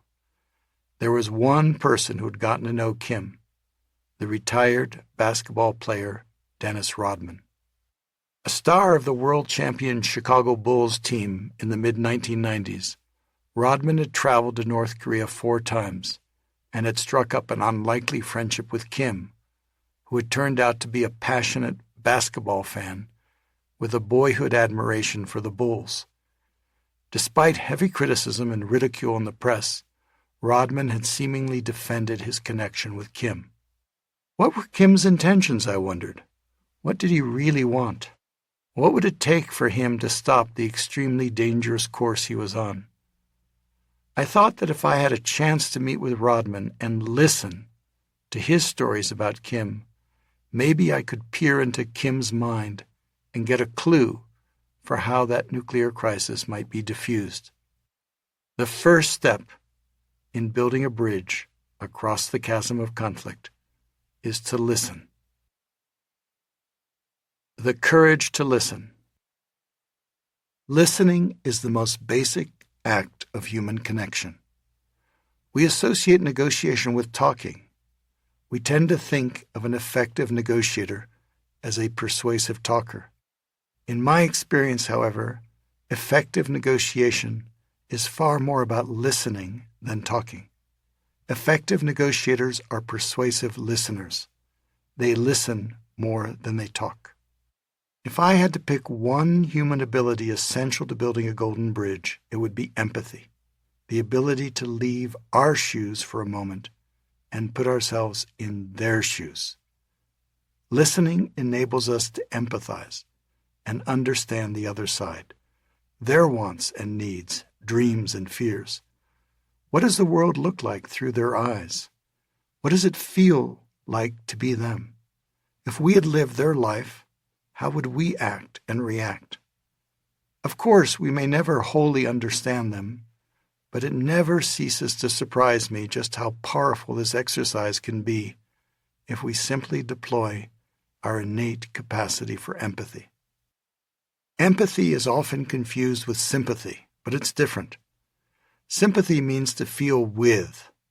It means to feel sorry for a person's predicament, but without necessarily understanding it. Empathy, in contrast, means to feel into. It means to understand what it's like to be in that situation. If empathy seems like a lot to swallow in an adversarial situation, you can choose to think of it as strategic empathy, understanding the other so that you can better advance your own interests. In today's polarized times, listening may be the last thing we feel like doing. It means listening to people we may not like and listening to things we may not want to hear. It requires patience and self-restraint to control our natural reactions. Other people on your side may criticize you just for listening to the other side. Why should we listen to them, you may hear? They don't listen to us. But how can we expect them to listen to us if we do not listen to them? Someone needs to start. Listening may not be easy, but in my experience, it can make all the difference. We are trying to change the minds of others, but how can we change their minds and hearts if we don't know where they are? Even if you consider the other to be your mortal enemy, remember that the first rule of warfare is to know your enemy. When Nelson Mandela was in prison, one of the first subjects he studied was Afrikaans, the language of his enemy. It was surprising, even shocking, to his comrades in prison. But he studied the language intensively, and he encouraged others to do the same. He then proceeded to delve into the history of the Afrikaner people and their traumas during the Boer War, when thousands of their children, women, and elders had been imprisoned in British concentration camps. In the process, he developed a deep respect for their spirit of independence, their religious devotion, and their courage in battle. That understanding proved to be of enormous help later when it came to persuading his political adversaries to agree to end the cruel and unjust system of apartheid. What we need today is precisely the kind of courageous listening that Mandela modeled. As he showed, listening has immense power to change hearts and minds. There is no more important practice if we are to transform the destructive conflicts that threaten our families, our workplaces, our communities, and our world. Listening is the golden key that opens the door to human relationship, available to us at any time. Yet in our daily lives, we often forget to use this precious faculty. I recall how humbling it was to practice listening at work, only to come home sometimes and hear my daughter say, "Papi, you're not listening to me." It was an incredibly valuable reminder that listening is a lifelong practice. Listening is what I set out to do with Dennis Rodman. Through listening to him, I hope to listen to the mind of Kim Jong-un. Listen for their dream. It wasn't easy to reach Rodman. When I realized that he was the only American who knew Kim, I asked around among my friends to see if anyone had any ideas. One friend knew someone who had met Phil Jackson, the former coach of the Chicago Bulls, but that attempt went nowhere. Then one day, while I was taking a walk in the mountains, I suddenly remembered that my 90-year-old Uncle Bert in Chicago had an old business association with the Bulls. I called Bert, and he suggested that I speak with my cousin Karen, who it turned out had once met one of Rodman's friends, a coin collector in Los Angeles named Dwight, at a party. With an introduction from Karen, I called Dwight and explained my request and the urgency of the situation. He generously agreed to help. "Dennis sometimes visits L.A. and stays with me. He will be coming next month. Why don't you come have dinner with us?" I quickly agreed and made arrangements to fly to L.A. for the appointed evening. When I arrived at Dwight's house, a Hollywood-style mansion in the hills with iron gates, I was buzzed in by Blanca, a kind housekeeper. Neither Dwight nor Dennis was there. Dwight's collection of movie posters from the silent movie era occupied almost every chair and sofa, leaving little room to sit. Fox News was blaring on the enormous TV screen. Dwight showed up a half hour later bearing pizzas. "Dennis not here? Well, he's not the most reliable person. He goes out to the bars and often doesn't come back until late." Dwight called Rodman to remind him that he had a guest. "Maybe he'll come back. Let's see," Dwight said with a note of uncertainty. He disappeared. After a while, Blanca asked me, "Why don't you eat some pizza?" "It's okay. I'll wait for Dwight." "Oh, he prefers to eat alone upstairs." "Oh." After a while, Blanca decided to call Dennis to remind him of his visitor. She put me on the line. That was when I spoke to him, and he hung up on me. I was beginning to feel I'd reached a dead end. I was thinking about returning to the airport hotel to catch an early flight back home, when Dwight suddenly reappeared. I briefed him about my phone conversation, or non-conversation, with Rodman. He said, "Well, why don't you stay the night? I can give you the room right above him. Sometimes he comes back at 3 or 4 in the morning. Maybe you could catch him and speak to him then." It didn't seem very promising, but the stakes were high. I sighed and accepted Dwight's kind offer, called the hotel, changed my flight, and canceled my appointments back home for the next day. I had trouble sleeping. I kept an ear out to hear if Rodman had returned, but heard nothing. I finally fell asleep only to wake up around 6 to the sound of a car leaving. Drat, I missed my chance. But when I entered the main house, Blanca said, That was Dwight leaving. You're in luck. Dennis must have come in last night because his car's here. The problem is, he often sleeps in for 2 or 3 days.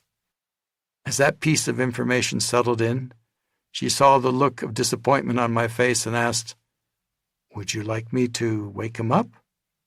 I hesitated, remembered the previous evening's irritable conversation, but reminded myself again of the stakes. "I guess so, yes, thank you." She disappeared and came back a few minutes later. "He says he will come out." Then she went off to a doctor's appointment, leaving me alone to wait. 45 minutes later, the front door swung open. In lumbered Dennis Rodman, 6 feet 7 inches tall, his arms and legs covered with tattoos, rings in his ears and nose, repeating his phrase from the previous night. "Bad day, man." "I know. Listen, sorry to bother you like this, but there's a lot at stake. If we're going to avoid a nuclear war, it's critical we understand Kim's psychology. You're the only one who seems to know him. I'd love to hear your insights." Rodman grabbed a bottle of water from the refrigerator, and we sat outside by the pool. He began to describe his first visit to North Korea. He told me how surprised he had been to find Kim suddenly sitting by his side at a basketball game, and how they had gone out to dinner that night, and then drinking. That was how they had first gotten close. "Kim took me home one time, and I held his baby," Rodman said with emotion in his voice.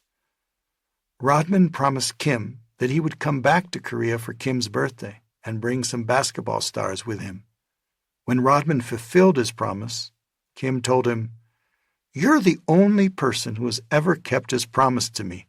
You're a friend for life." "No one else may believe this," Rodman said, "but Kim told me he doesn't want war. I believe he's serious when he says he wants peace." I was impressed by Rodman's conviction as he spoke. He continued, "Kim once told me his dream.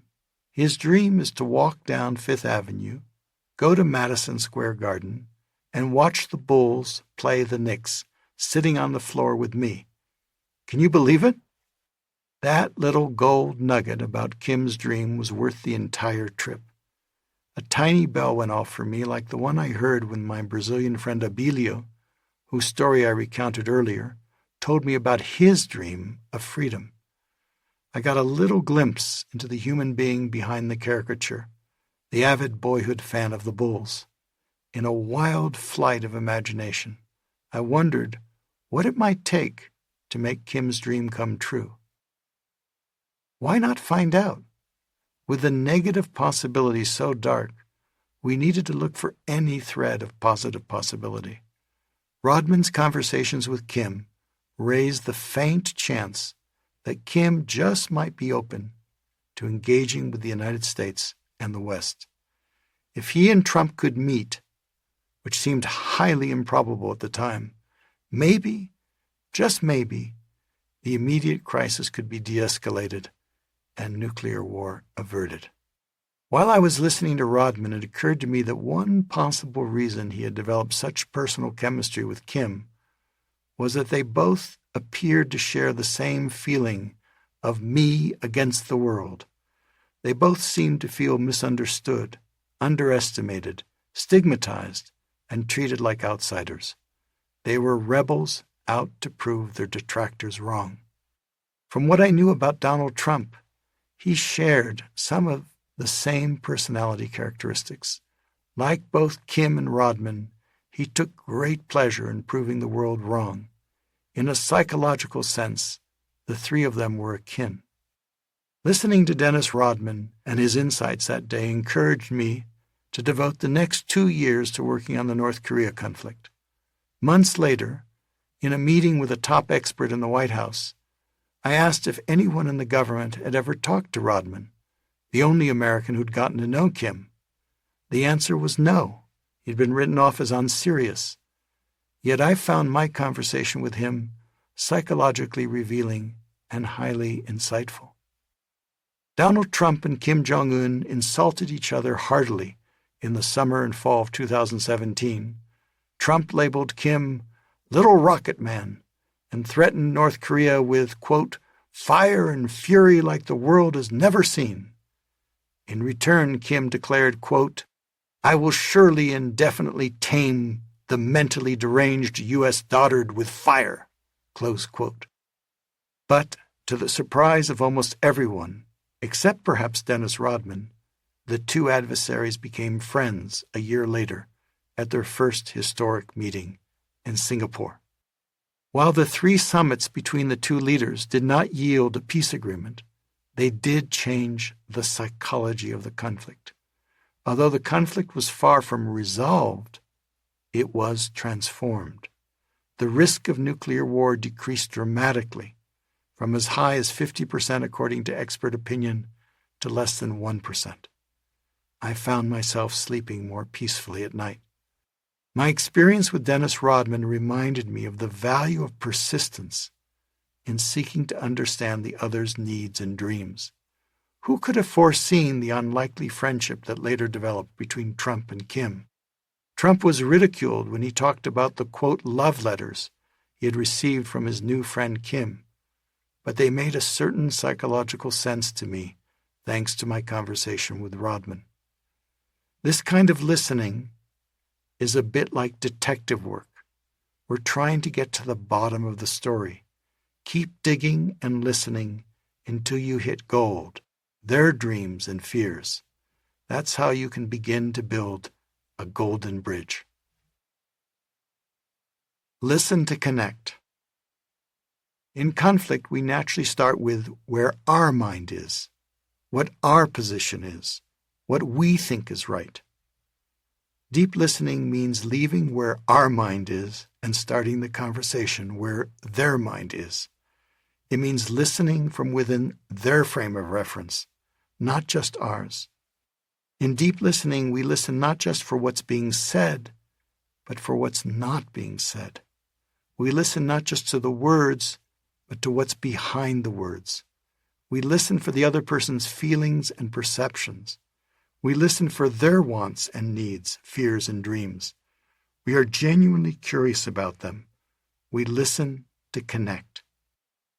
I learned this lesson of listening to connect perhaps most vividly during my first meeting with Venezuelan President Hugo Chavez, 8 months before the tumultuous midnight encounter I described earlier. It was March 2003. In Venezuela, there was widespread fear of a civil war. Former President Jimmy Carter had asked me to meet with Chavez to explore ways to avert violence. I was anxious not to lose that precious opportunity to influence the country's leader. I told myself that I might have only one chance, and likely I would be granted only a few minutes of his time. What was the best advice I could offer? I began to think hard and started rehearsing what I would say. A week before the meeting, I was visiting family in Brazil, and in the rainforest heard someone sing an old song with a line that struck me like a flash. Do not offer advice to those who do not want to listen. The more I reflected on that little piece of indigenous wisdom, the more it resonated. Offer advice only if invited. Drop whatever agenda I had and just go into the meeting ready to listen. Be present and listen for where Chavez's mind and heart were. Listen for the possibilities that might show up only in the moment. Accept the risk of losing the one chance I would have to get my prepared ideas across. Dropping my agenda did not mean not preparing. If anything, it meant the opposite. To be attentive to all possibilities in the moment, I needed to research the man. I read up on Chavez, delved deeply into his speeches, trying to learn from his life story, listening for his drivers and dreams. Understanding Chavez as much as possible would help me meet him where his mind was. The morning of the appointment, I took a moment to sit in the garden in front of the guest house where I was staying. The natural beauty helped calm my anxious mind and its rapid chatter. An hour later, as my taxi approached the gates of the presidential palace, protesters blocked the way and pounded loudly on the hood. It startled me. Emotions of anger and fear were running high in the crowd, but eventually the taxi was let through. Upon entering the palace with my friend and colleague from the Carter Center, Francisco Diaz, we found a long line of petitioners in the corridor, citizens waiting for a moment with El Presidente. It seemed as though our meeting might be just a quick courtesy call, over before it began. As Francisco and I waited for our turn, I took another moment to pause and clear my mind. I wanted to be ready to listen as deeply as I could and focus my full attention to be able to meet the moment. After waiting for an hour or so, Francisco and I were ushered into a vast, ornate living room where the president was receiving visitors. He greeted us with a big smile and a firm handshake and motioned us to sofa chairs next to him. He looked at me expectantly. "President Carter sends his warm regards," I said. "Gracias. Please convey mine to him." "I will, with pleasure." I paused and looked at him. "I understand we both have daughters who are 5. "Ah, yes, Rosines." He smiled as he said her name. "And your daughter?" "Gabriela. We call her Gabi. Aren't they a joy at that age?" "Si," he agreed. "A big joy." As I came in, I continued, I saw many paintings of Simón Bolívar. I've been reading an excellent biography about him. What a visionary and courageous leader. Chavez perked up. As I knew from my readings about him, the great 19th century liberator of the Spanish colonies in Latin America was his idol, the leader he mentioned most with fervent admiration. Chavez's dream, I sensed, was to be a modern-day Bolívar. "My favorite painting of him is right here," he exclaimed animatedly as he pointed to the giant portrait of Bolívar looking down at us. "Do you know that's why I'm here?" he asked. "Back in 1992, when I was a colonel, I received orders to crush with force the people's protests at rising food prices. Simón Bolívar warned, 'Never open fire on your own people.' So I organized an uprising and ended up in prison. And when I was released by popular demand, I started running for president." Chavez proceeded to tell me stories from his life in the military, the reprimands he received in the barracks for reading books on economics and politics, his time in jail, and his political campaign for the presidency. Almost an hour went by. When he finished his story, he finally turned to me and asked me with curiosity, "So, Professor Ury, what are your thoughts about our conflict here in Venezuela?" That was my cue. I would offer advice only if asked. "Señor Presidente, I have worked as a third party in many civil wars. Once the bloodshed starts, it can be extremely difficult to end. I believe that you, as leader of this country, have a great opportunity. Perhaps only you can prevent a civil war before it happens." "How would I do that?" he asked. "Well, what about starting a dialogue with the opposition?" I suggested. "Talk with them?" His face flushed, his eyes flashed with visible anger, and his tone of voice grew sharp and loud. "They are traitors who tried to mount a coup against me and kill me less than a year ago right here in this room." He motioned with his hands to the very spot in the corner of the room where he had been detained. I paused and took a breath, not knowing quite how to respond. Rather than try to convince him, I simply reflected back what I'd heard. "I understand you perfectly. Since you can't trust them at all, what possible use could there be in talking with them?" "Exactly," he replied. Then an idea began to form in my mind. "Since you don't trust them one bit, let me ask you, is there any action they could possibly take right now that would send you a credible signal that they were ready to change?" "Señales?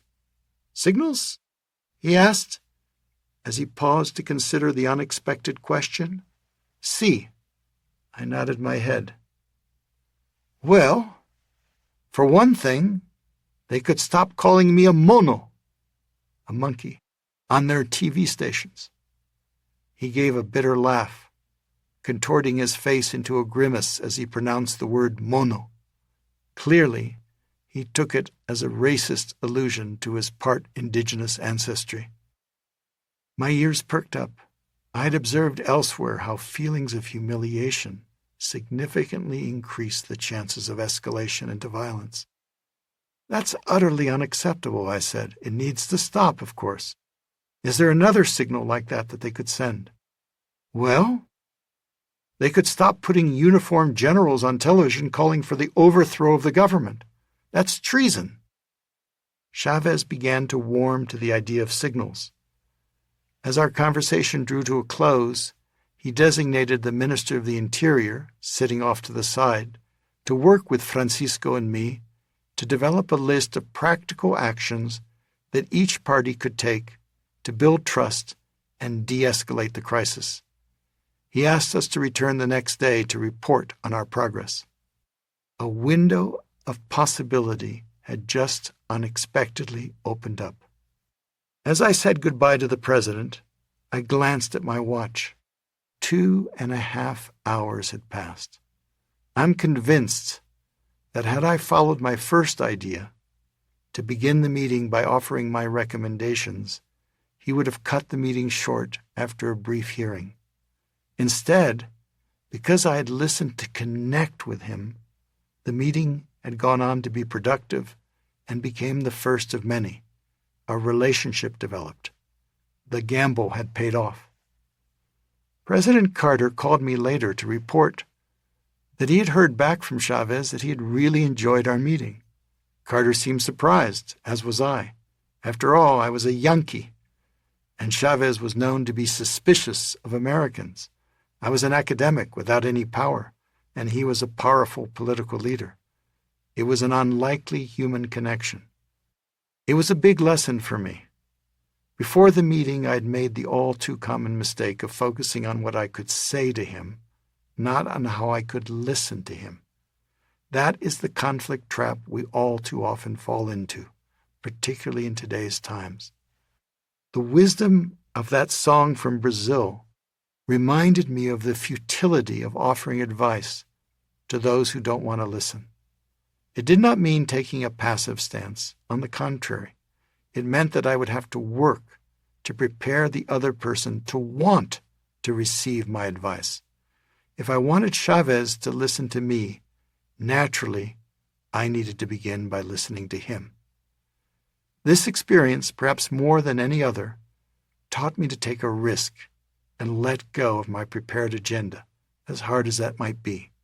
Only then, I learned, could I hope for a breakthrough.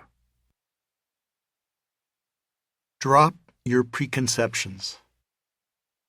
One of the biggest barriers to our understanding the other side is our preconceptions. In situations of conflict, we feel threatened and naturally go into a defensive posture. Our thinking becomes limited, and we easily descend into stereotypes. We judge the other. Putting ourselves in another's shoes calls on us to suspend our judgment and drop our preconceptions. It's a lesson that even as an experienced mediator, I find myself having to learn again and again. In 2012, I began working on the Syrian Civil War with my colleague David Lesh, a distinguished American historian specializing in the politics of the Middle East. He had written an insightful biography of Syrian President Bashar al-Assad. The war had been raging for a year, and David was lamenting to me about the utter absence of dialogue between the warring parties. They had almost no understanding about how the others perceived the situation and what they really wanted. David had tried to organize an informal, confidential dialogue, but fear, suspicion, and animosity had gotten in the way. So I proposed to him an exercise in indirect listening.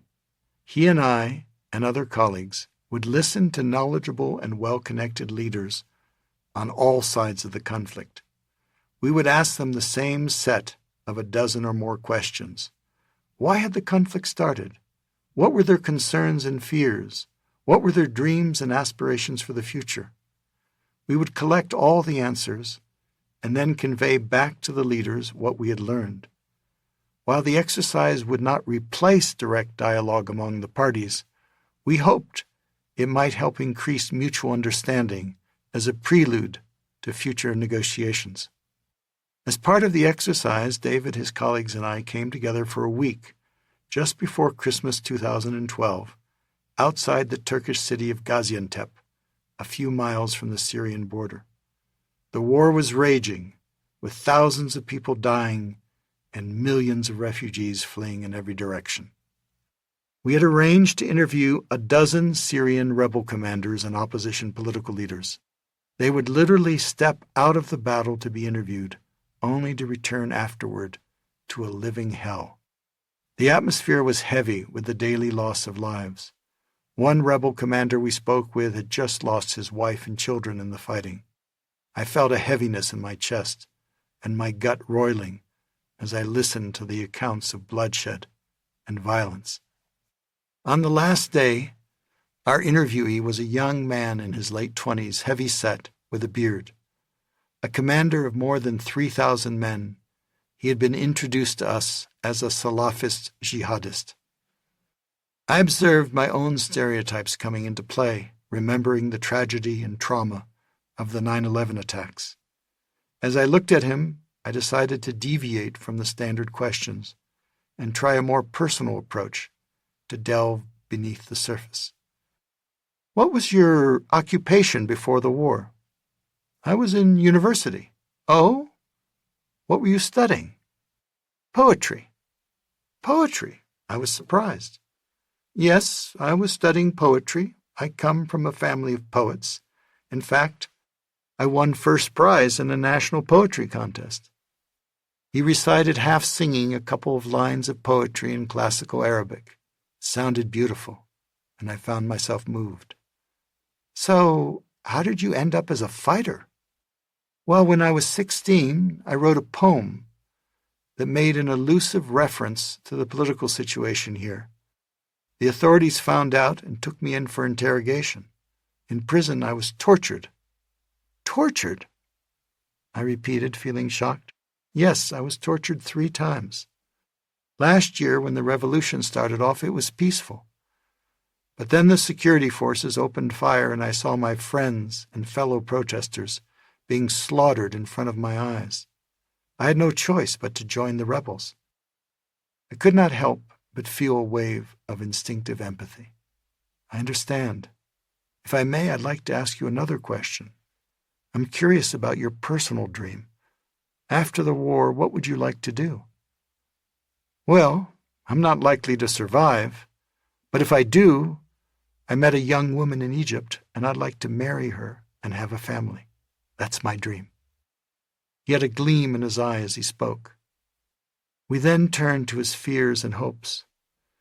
What are you most worried about when you think about the future of your country?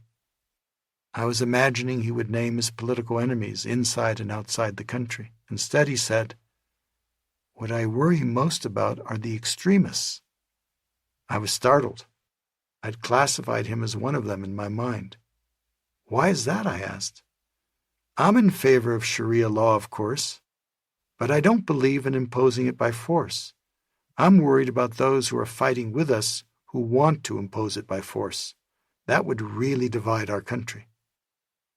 Finally, I asked him, "Tell me, is there any personal message you would like us to bring back to people in the West?" He paused for a moment. Yes, when they watch the news about Syria, they see us as numbers. Just ask them to imagine that your child, your wife, is one of those numbers. Every single one of us has a life and a soul. We all have souls. Just tell them that. I found myself speechless for a moment, humbled. The negative preconceptions I had brought to the conversation dissolved. Through listening with curiosity and empathy, I was able to get out of my shoes and place myself in his. It didn't mean agreeing with his views, It meant understanding him as a human being. Who knows? If I had been born in his shoes, in that same gut-wrenching situation, would I have followed the course he had? Who could honestly say? As we said goodbye, the young commander said something telling. You know, other Westerners, journalists and diplomats have come to speak with us, but you are the first ones who really listened. It was an important lesson for me, underscoring that if I wanted to truly listen, I would have to drop my preconceptions. It is hard to do in conflict situations, but an attitude of open-minded curiosity helps. In that unlikely conversation, with each successive question and answer, my understanding and empathy deepened. I was reminded of an old saying, "The longest distance in the world is the distance between the head and the heart." It doesn't mean giving up our rational faculties. It means using both our heads and our hearts to tap into our full potential. To listen is to respect. I sometimes ask people in conflict this question: can you recall a moment when someone important to you didn't listen? How did it feel to be unheard?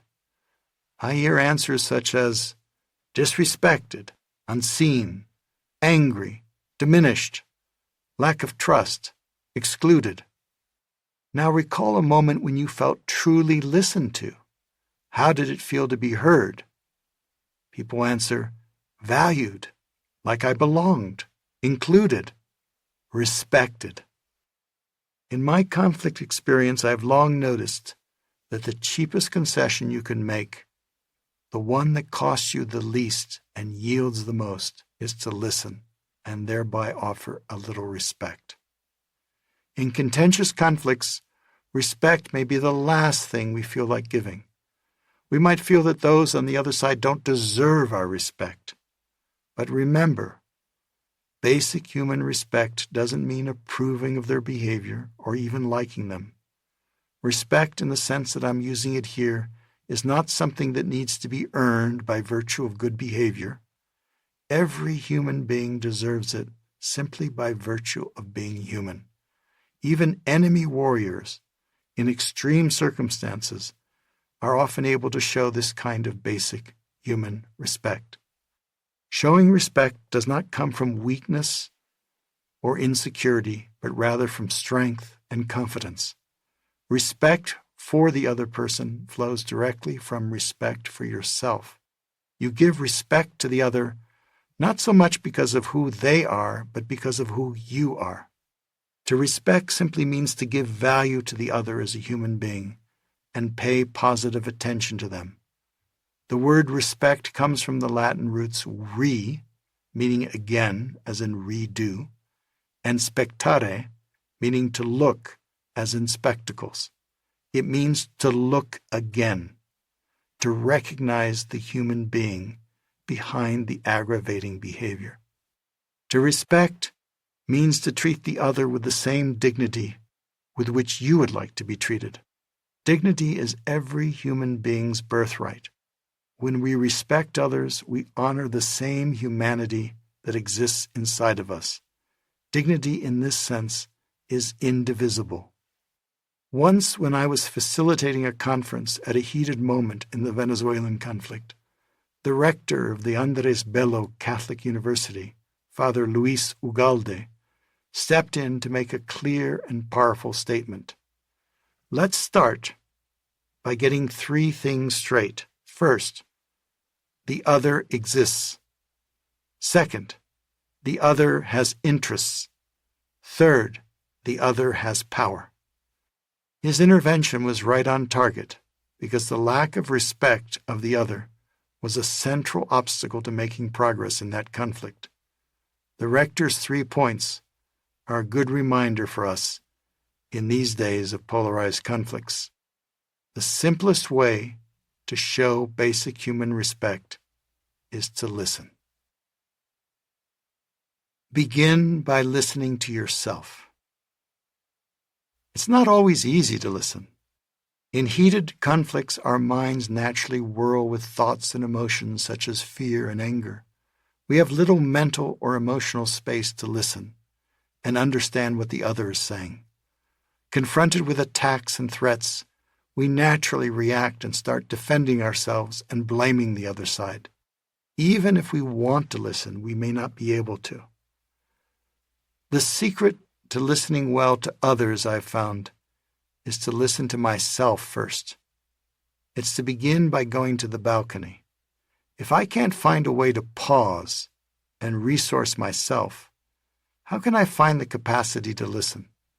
If I don't zoom in to what I really want, how can I zoom in to listen to what they really want?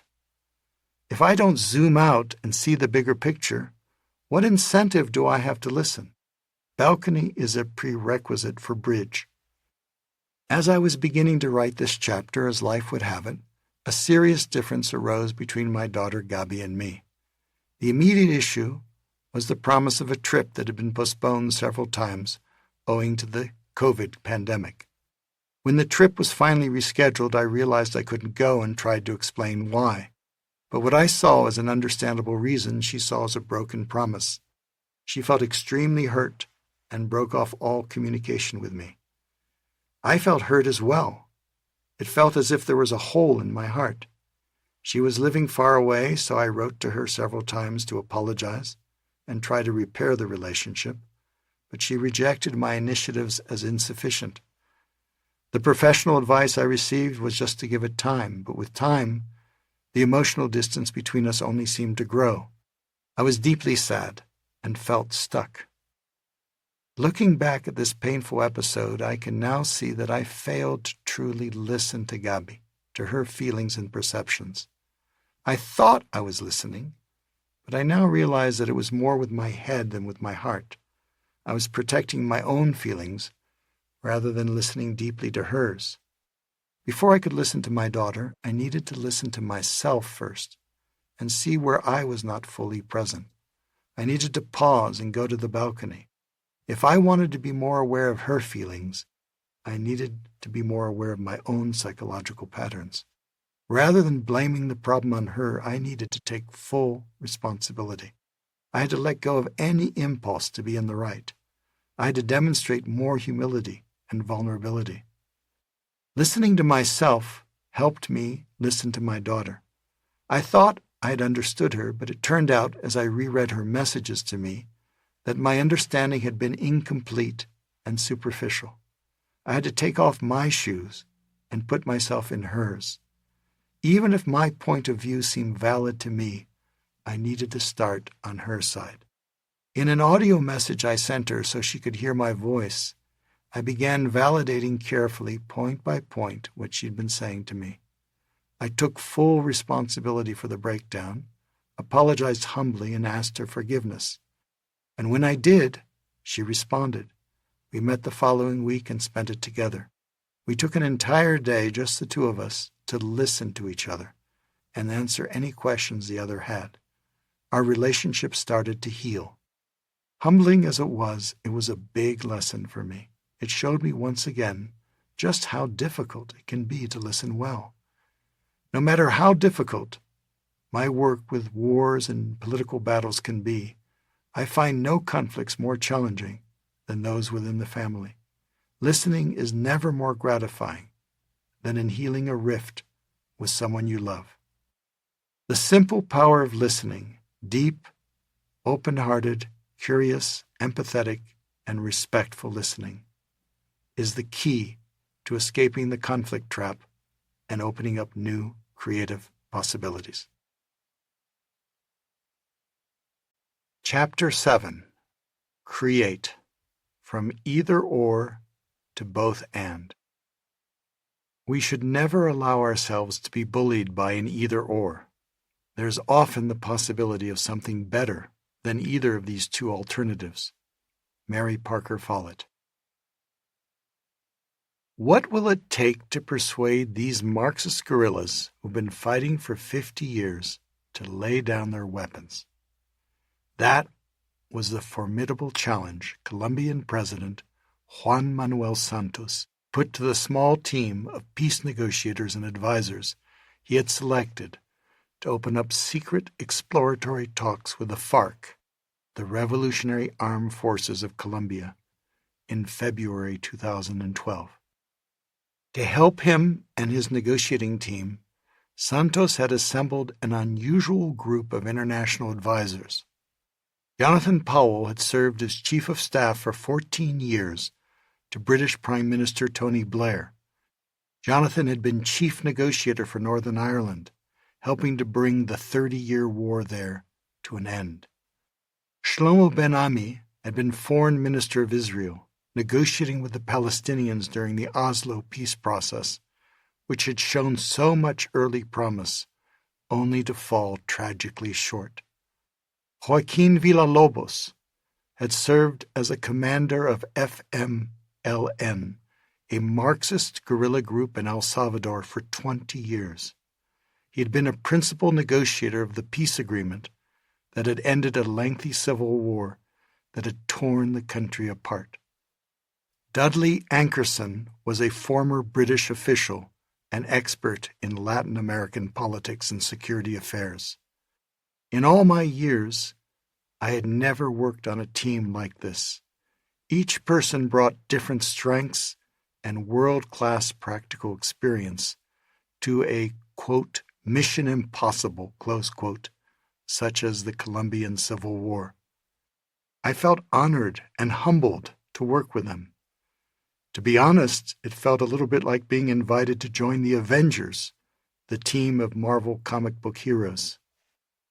There was no conflict in the world that seemed more intractable than the Civil War that had gripped Colombia for almost half a century. Few people there could remember what it was like to live in peace. In those 50 years, the war had claimed 450,000 lives and produced 8 million victims. The largest guerrilla group, the FARC, was fortified by an endless supply of funds from the drug trade and kidnappings. The fighters and their leaders had taken refuge in the jungle in the 1960s, and their mentality had hardly changed. In the 50 years that had followed, there had been many failed attempts at negotiation.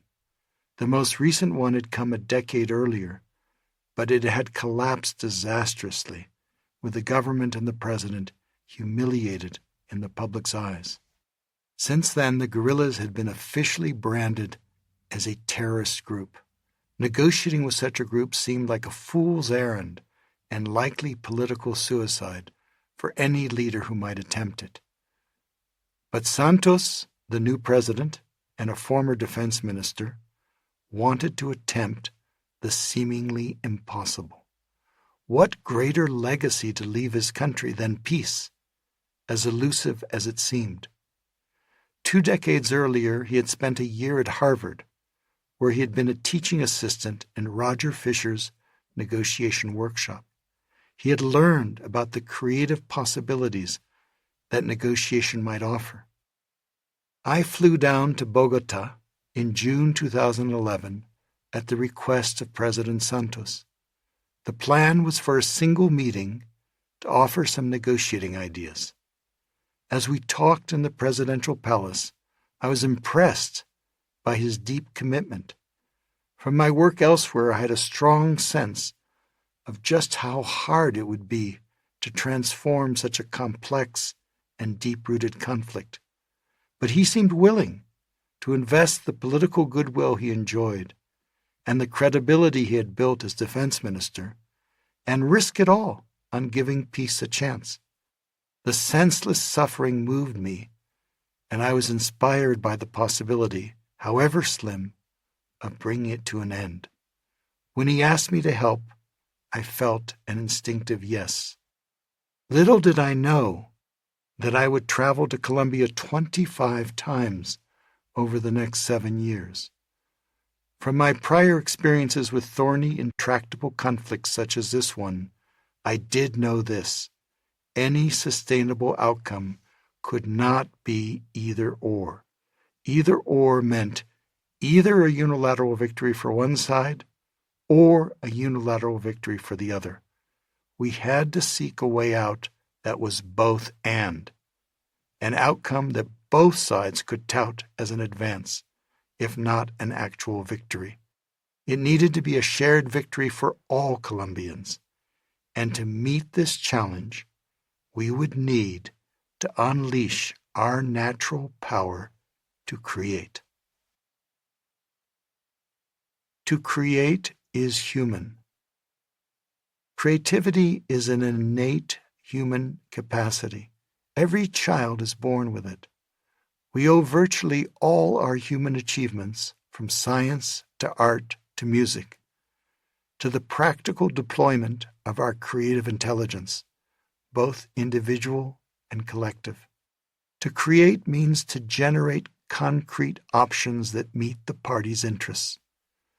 The act of creativity turns an either-or dilemma into a both-and outcome. In my teaching, I like to offer participants a simple challenge. Imagine this everyday scenario. An employee comes into your office one morning and asks for a raise. You tell them that you're sorry, but there's no money in the budget. They leave your office clearly disappointed. You start worrying as the person does very good work and may get demoralized and start looking for another job. Here's the challenge I tell the participants. I want you to imagine what possible interests the employee might have for wanting that raise, other than just money. If the raise is their position, what are the possible motivations behind it? The ideas come flying in: recognition, wanting to move forward with their career, self-worth, inequity with others doing the same job, more responsibility, rising cost of living, tuition for kids' education, supporting elderly parents, getting married, getting divorced. That's great, I tell the participants. Now I want you to use your creativity to generate a list of at least 10 concrete options. A raise is just one option. Given there's no money in the budget, what are other specific things you could offer to your employee that might satisfy one or more of their interests? The ideas come flooding in: a new title, a promotion without a raise, travel to represent the organization, flex time to help take care of elderly parents, ability to work from home, an award, invite them to make a presentation to the board, a career plan, a high visibility project, explain the fairness of the salary scale, a tuition loan, a promise of a raise next year. Ask them. I'm amazed at how easily our creativity flows when we are given license to brainstorm freely. The ideas pop up rapidly like popcorn. Each person easily comes up with a few ideas, but together, the group comes up with far more. That only took 5 minutes, I tell the participants. While most of the interests may not apply and most of the options may not be workable, all it takes is one interest and one option, and you may have a more satisfied employee. For a tiny investment of time, you may get a very large payoff. By delving deep into what people really want, we may discover that although the parties' positions may be rigidly opposed, their interests may not be. That gives us a chance to expand the pie before dividing it up. Through the application of creativity, there can be more for all. This exercise is a simple demonstration of the power of human creativity when it is unleashed to solve a difficult problem. We see applied creativity on display all around us in the marvelous new technologies at our disposal. The question is, can we apply the same individual and collective creativity to transforming today's no-win conflicts? Apply collective creativity. The day before I was to fly to Colombia to meet with the other international advisors for the first time, Sergio Jaramillo, the High Commissioner for Peace, called me to ask, "What do you need to facilitate our negotiating strategy session?" 2 flip charts and some colored markers, I replied. The exploratory talks with the FARC were about to begin. President Santos had asked us to prepare a negotiating strategy. since he was taking a big political risk, and the talks, if exposed, could easily be torpedoed. The meetings were to be kept secret to see if an initial agreement in principle could be reached. The involvement of international advisors was also to be kept confidential. We were whisked into and out of the country by the president's security detail and secluded while we were there. Sergio found a quiet, private place for us all to meet, a villa deep in the tropical forest, 4 hours' drive down the mountains from Bogota. Enrique Santos, the president's elder brother, drove me there. Santos had asked his brother to join the delegation for the exploratory talks as a signal of seriousness to the other side.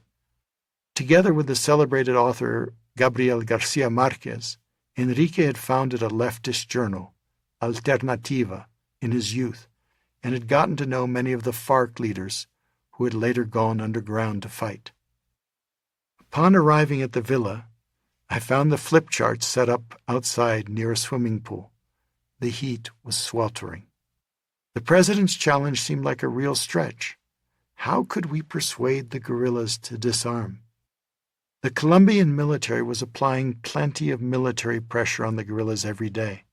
But where was the bridge, the golden bridge, that the guerrillas could be invited to cross? For that, we would need a lot of creativity. As the 10 of us, 5 advisors and 5 peace negotiators gathered, I decided to stimulate our imaginations by starting off with my favorite possibilist exercise, writing the other side's victory speech. As I described earlier, the victory speech is a creative thought experiment that invites us to picture success and work backward from it. Imagine for a moment, I asked the group, that the FARC have accepted the government proposal. Incredible as it may seem, they have agreed in principle to disarm and demobilize in the context of a peace agreement. This will be the first time in 50 years of war they have agreed to even talk about this issue. Now imagine their leader, Timochenko, has to stand in front of the fighters and explain why the FARC leadership has decided to accept the government's proposal. What could he possibly say? Enrique, I know it's not easy, but imagine that all of us are the guerrilla forces, and you are speaking to us as Timochenko. What would you say? Enrique tried to demur, but everyone encouraged him to give it a try. So he stood up and faced us. I asked him to speak in the first person, as if he were the FARC leader. Compañeros, he declaimed, we have fought bravely now for almost 50 years for the sacred cause of social justice. Many have fallen, and we remember them in our hearts. Now we have a chance to continue our struggle for the rights of the people in a different way, through a struggle at the negotiating table and at the ballot box. Enrique went on for a few minutes. He ended with, and we will never surrender. The struggle will go on until we achieve our aims. Everyone rose to their feet spontaneously and gave him a standing ovation. Once we were seated again, I asked if there were any questions for Timochenko, alias Enrique. The first came from Joaquin, the former guerrilla commander from El Salvador. How do we know this is not a trick? We are prepared, replied Enrique, as the FARC leader, and we will not put down our guard. Meanwhile, we will continue fighting, of course. The questions were tough, but Enrique answered them well. The participants were now smiling and laughing. Our creative juices were flowing. We were tapping into the innate human capacity for play. The possibility of peace seemed alive. So I turned to the flip chart and asked the group, as you listened to Timochenko, what were the principal interests he touched on? What is most important to the FARC? Social justice and land reform, called out Sergio. After all, that was the original cause that led them to take up arms back in the 60s. Political power, said Frank Pearl, a former peace commissioner. They want to govern the country one day so they can carry out their political program. Personal security, Enrique reminded the group.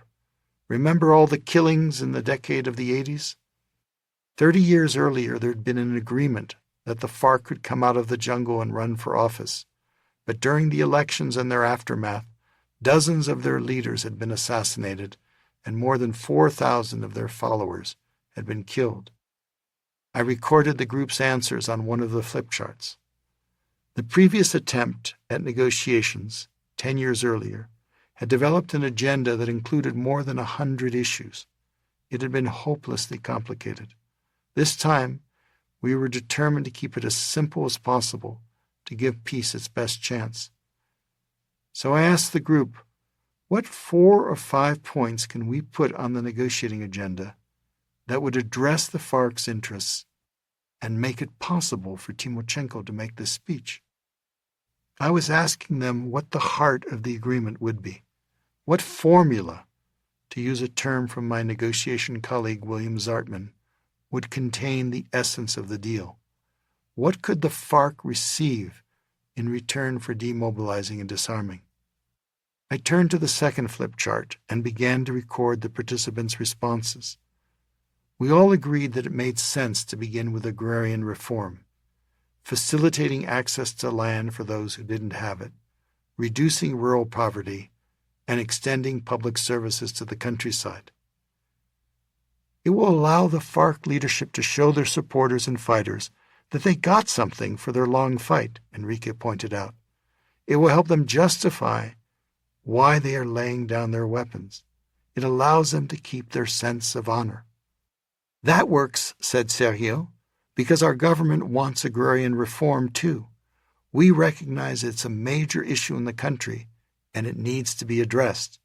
In fact, we're about to present a big bill in Congress on that very subject, so it will be easy for us to discuss as we have many tangible proposals. Why don't we delay presenting that bill so the FARC can take credit? Asked Frank. Okay, I said. And after agrarian reform, what could the second item be? To address their interest in political power, we can talk about political participation so they can see that they will be free to run for public office, proposed Lucia Jaramillo, a close advisor to President Santos. This time we will have to work closely with them on guarantees for their personal security. That will be important to them, Enrique added. The conversation continued. The final item on the proposed agenda was dejación de armas, laying down of weapons. Only when the FARC could see progress on the other items would they be asked to talk about arrangements for demobilization and disarmament. The draft negotiating agenda was the fruit of the group's creative efforts, which began with imagining the other side's victory speech. Delving deep into each side's interests and needs, the group developed a creative formula for mutual gain. It was intended to serve as the kernel of a final agreement, and that is what it became. The draft agenda traveled with the government negotiators on their secret trip to Havana a few weeks later. Inspired by the flip chart, Sergio arranged to have a whiteboard in Havana where the proposed agenda items were presented to the FARC negotiators. Both sides discussed each item at length and made modifications, but the essence remained. The agenda turned into a 5-page framework agreement signed by both sides after 6 months of negotiations. On the evening of September 4, 2012, President Santos delivered a televised speech to the nation, announcing the results of the secret talks and the beginning of formal peace negotiations. I am convinced, he said, that we face a real opportunity to end the internal armed conflict definitively. If we are successful, we will have ended that dark night of half a century of violence. We cannot allow new generations to continue being born like mine without knowing what a single day in peace is.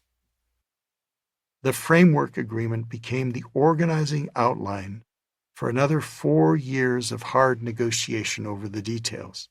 The result was an historic peace agreement that brought an end to one of the longest-running wars in the world. Throughout the many years of challenging negotiation, Sergio Jaramillo, the peace commissioner, liked to remind me of the flip chart standing by the swimming pool in the sweltering jungle. It all began there on that flip chart. That was the essence of the deal.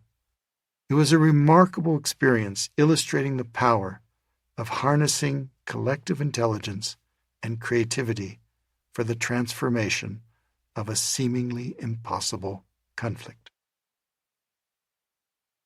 Who can do what tomorrow morning? In my mind's eye, I can flash back 35 years from that flip chart by the pool in the Colombian countryside in February 2012 to another flip chart at the Harvard Faculty Club in February 1977. I can draw an imaginary line from one flip chart to the other. It was at the devising seminars convened by Roger Fisher where I learned about the power of eliciting human creativity in the face of a challenging conflict. I was then a graduate student in social anthropology. As I recounted previously, Roger asked me to coordinate a regular fortnightly meeting on international conflicts for faculty members and visiting diplomats and policymakers. During the meeting, my job was to facilitate the flow of ideas and record them with a colored marker on a flip chart that stood in the front of the room.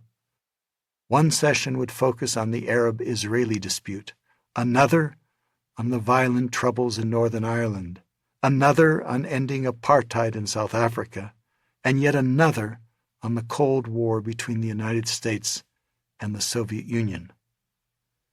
The first thing I noticed about the seminars was that the question being asked was radically different. Normally in such academic discussions, the participants would be addressing the questions of what was happening and why. Sometimes there would be speculation. What's going to happen next? In contrast, the main question Roger posed was, who can do what tomorrow morning? In other words, which leader could make which decision that could de-escalate a conflict or interrupt a war. Instead of analysis alone, our focus was advice. The aim was to come up with highly practical advice, informed by analysis. Instead of prediction alone, our focus was prescription and prevention. Instead of just warning that a situation was going to escalate, the aim was to figure out how to de-escalate it. In the academic discussions I knew, it was assumed that we had no agency, no power to affect the situation. The conflict was intractable, and we were essentially powerless to do anything except talk about it and analyze it. It was not our job to do more. Behind the question, who can do what tomorrow morning, the assumption was that the conflict was not impossible to manage, and we might be able to influence it positively, and it was our job. I found Roger's question revolutionary. A conflict may seem impossible, yes, but if you start from that place, you're likely to end up in the same place. The assumption of impossibility is a self-confirming prophecy. If you start from possibility instead, there's no guarantee, but you might just end up with a practical possibility that could help. The starting place, the initial assumptions we make, matter hugely. That simple but powerful question, who can do what tomorrow morning, has stayed with me all these years. It's the iconic question of the possibilist. The aim of the devising seminar was to generate operational proposals in concrete form, such as a draft ceasefire agreement, an outline of a presidential speech, or a UN Security Council resolution. I would write up the results of the seminar, and then I'd help Roger turn them into a memo intended, ambitiously enough, for a key decision maker who could have a positive impact on the conflict. Roger wanted to offer the decision-maker what he called a yesable proposition, a concrete and actionable proposal that, if accepted, would lead directly to change. Open to creativity, he also stressed rigor in thinking through the practicalities. To encourage creative ideas in the devising seminar, Roger set a low bar of feasibility. For him, that meant at least a 5% chance that the decision-maker would say yes. He figured that the stakes were so high in terms of human lives and resources that if we could come up with a proposal with even a 5% chance of success, it would be well worth all our ideation and effort. Invent first, evaluate later. The radical redefinition of the question led to a reshaping of the basic rules of conversation. In academic seminars, I'd noticed that the dominant mode was criticism of ideas. Criticism helped test and hone ideas, but it also dampened creativity. Wild, innovative ideas often met with withering objections and ridicule. My fellow students and I had learned to keep our more creative thoughts to ourselves. In the devising seminar, however, we adopted a ground rule from the field of innovation that actively encouraged creativity. "We want your best ideas," Roger said. "Wild ideas are positively welcome. Many of the best ideas started off as wild ideas. To encourage creativity, we will adopt the golden rule of brainstorming. So for the first half of dinner, no criticism is allowed. Save your criticism for later." My job was to keep reminding the participants about the elementary ground rule of no criticism, and I had to do so often at first. Interestingly, it was easier for the professors and diplomats to take feedback from me, a graduate student, than from Roger, who was their peer. No face was lost. The ideas, written in different colors of felt-tipped markers, would proliferate and soon fill up the flip chart. I would tear off the sheet of paper and hang it in a place visible to the participants. We could not touch the walls, which were covered in elaborate silk-like wallpaper and paintings of deceased faculty in ornate gold frames. So I improvised and found ways to use masking tape to attach the sheets onto windows and doors. And I learned to bring additional flip charts. People walking into the formal room would be slightly taken aback by the chaos of large, brightly colored sheets of paper scattered around the room. I noticed some suppressed smiles. The results, however, were startling. Instead of shutting one another down, each person vied to be creative. They spurred one another on. The ideas got better, more and more creative. Think about what stops the flow of creativity in our daily lives, at work or at home. The biggest obstacle was a critical voice that we hear in meetings and often in our own heads.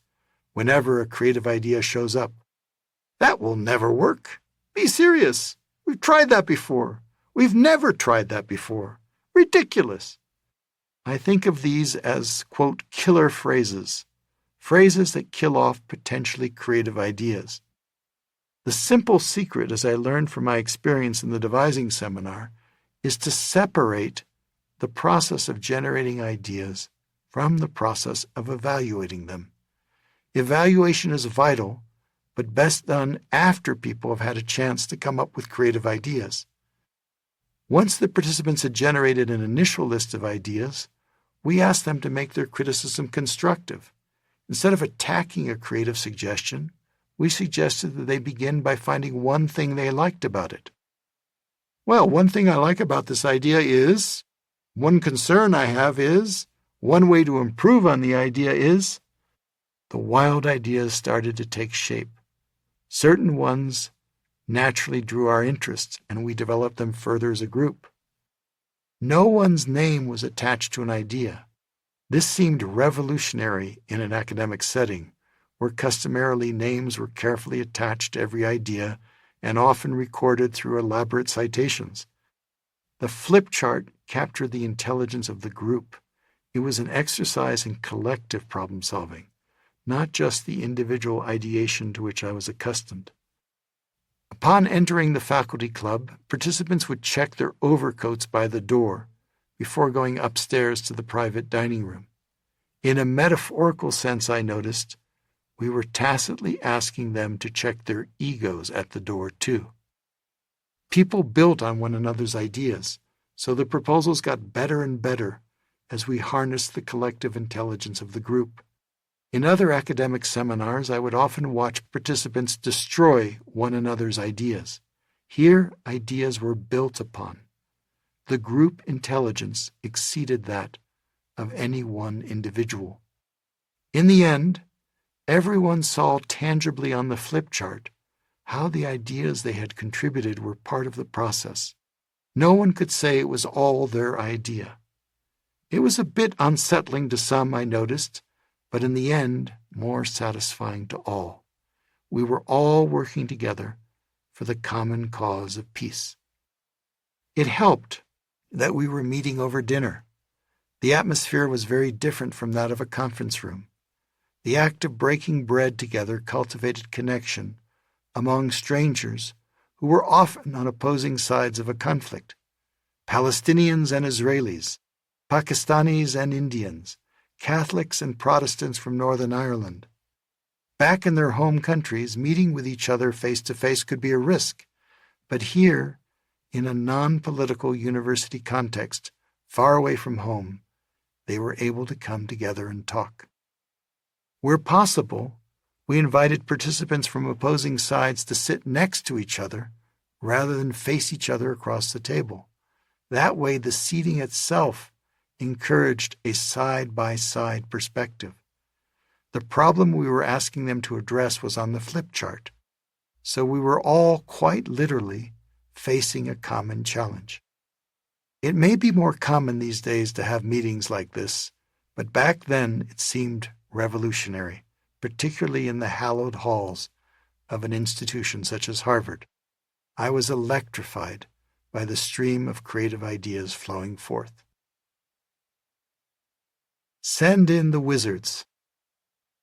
In 1983, U.S. Arms Control Negotiator General Edward Rowney, one of our guests at the devising seminar, invited Roger and me to visit the Strategic Arms Reduction talks, the START talks, between the United States and the Soviet Union in Geneva. I was excited to be there, as the conflict between nuclear superpowers was the existential issue that had worried me ever since I was a boy in school, a school not far from where the talks were taking place. After a morning workshop on negotiation for the U.S. negotiators, Roger and I had lunch with them. I had a chance to ask, I'm curious, in the last years there haven't been any arms control agreements, but before then there was a whole slew of them.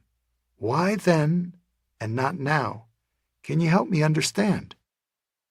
As soon as I asked the question, I realized it was a bit indelicate. The negotiators looked at one another to see who would answer. One older man who'd been quiet until then spoke up. Oh, there are several reasons why we were able to reach agreements back then, but one of them was that we had an interesting process we called the wizards. Oh, I said, my curiosity piqued. What were the wizards? The wizards were 2 Americans and 2 Russians who had 4 characteristics. They were bilingual in English and Russian, so they could communicate easily. They were technically knowledgeable about the subject. They were lower level than the ambassadors, and hence they were disposable. As he said the word disposable, he cracked a little smile. Whenever the talks hit an impasse, these 4 would get together quietly, sometimes at a restaurant over dinner, and sometimes on the ferry boat out in the middle of Lake Geneva, and they would just talk freely and informally. They would ask a lot of hypothetical, what-if questions. What if we were to count the warheads this way? What if we were to count them that way? And the funny thing is that we got more good ideas for breaking impasses from the wizards than from any other source. The wizards never got any credit, which was the whole point. A few of his colleagues nodded knowingly. I found myself wondering if the speaker had perhaps been a wizard himself. "That's amazing," I said. "I'm curious. What do you mean by they were disposable?" "Oh," he answered, "if the conversations went too far, you could always ship them back to Washington or Moscow and say, 'These conversations never took place. They were deniable.'" It was a lesson for me. I have noticed often in negotiations that creative ideas and potential breakthroughs rarely emerge in the formal talks, where the parties are guarded and wary. They happen most often between individuals who know and trust each other personally. They happen in corridors, during coffee breaks, over a meal, or in retreat settings like the ferry boat on the lake. Creative ideas emerge more easily when people have gone to the balcony, when they've had a chance to pause, zoom in on what they really want, and zoom out to see the bigger picture. They happen when people have been able to listen deeply to one another. The prior steps create the conditions for creativity. Sequence matters. The wizards served as a, quote, back channel, an unofficial means of communication between two sides. They were behind the scenes and out of the limelight, discreet and deniable. Those are favorable conditions for exploring creative ideas to break through impasses in contentious conflicts. As at the arms control talks, creative ideas often bubble up more easily at working levels of the organization among people who do not have formal decision-making authority. The top leaders are usually too constrained to be creative. Once the wizards formulate and test out the ideas, they can float suggestions up to their respective leaders, who can then discern, decide, and of course, take credit. During the difficult and charged negotiations to end apartheid in South Africa, I noticed how the two leaders, Nelson Mandela and F.W. de Klerk, used a similar process. Finding it challenging to negotiate directly with each other, they made creative use of two young deputies, Cyril Ramaphosa, then a trade union leader in the African National Congress, who later became president of South Africa, and Rolf Meyer, a deputy minister in the National Party government. Ramaphosa and Meyer had first met when they had been invited to go fishing with their families at the country home of a common acquaintance. Meyer, a novice, had promptly gotten a fishhook painfully caught in his finger. Ramaphosa's wife, a nurse, had tried to extract it, but without success. After an hour, with Meyer growing faint with pain, Ramaphosa intervened with a pair of pliers. "If you've never trusted an African National Congressperson before, you'd better get ready to do so now," he told Meyer. Ramaphosa pushed hard on the hook to make space for the barb and wrenched it out. Meyer muttered, "Well, Cyril, don't say I didn't trust you." That interaction began a personal relationship of mutual trust and respect.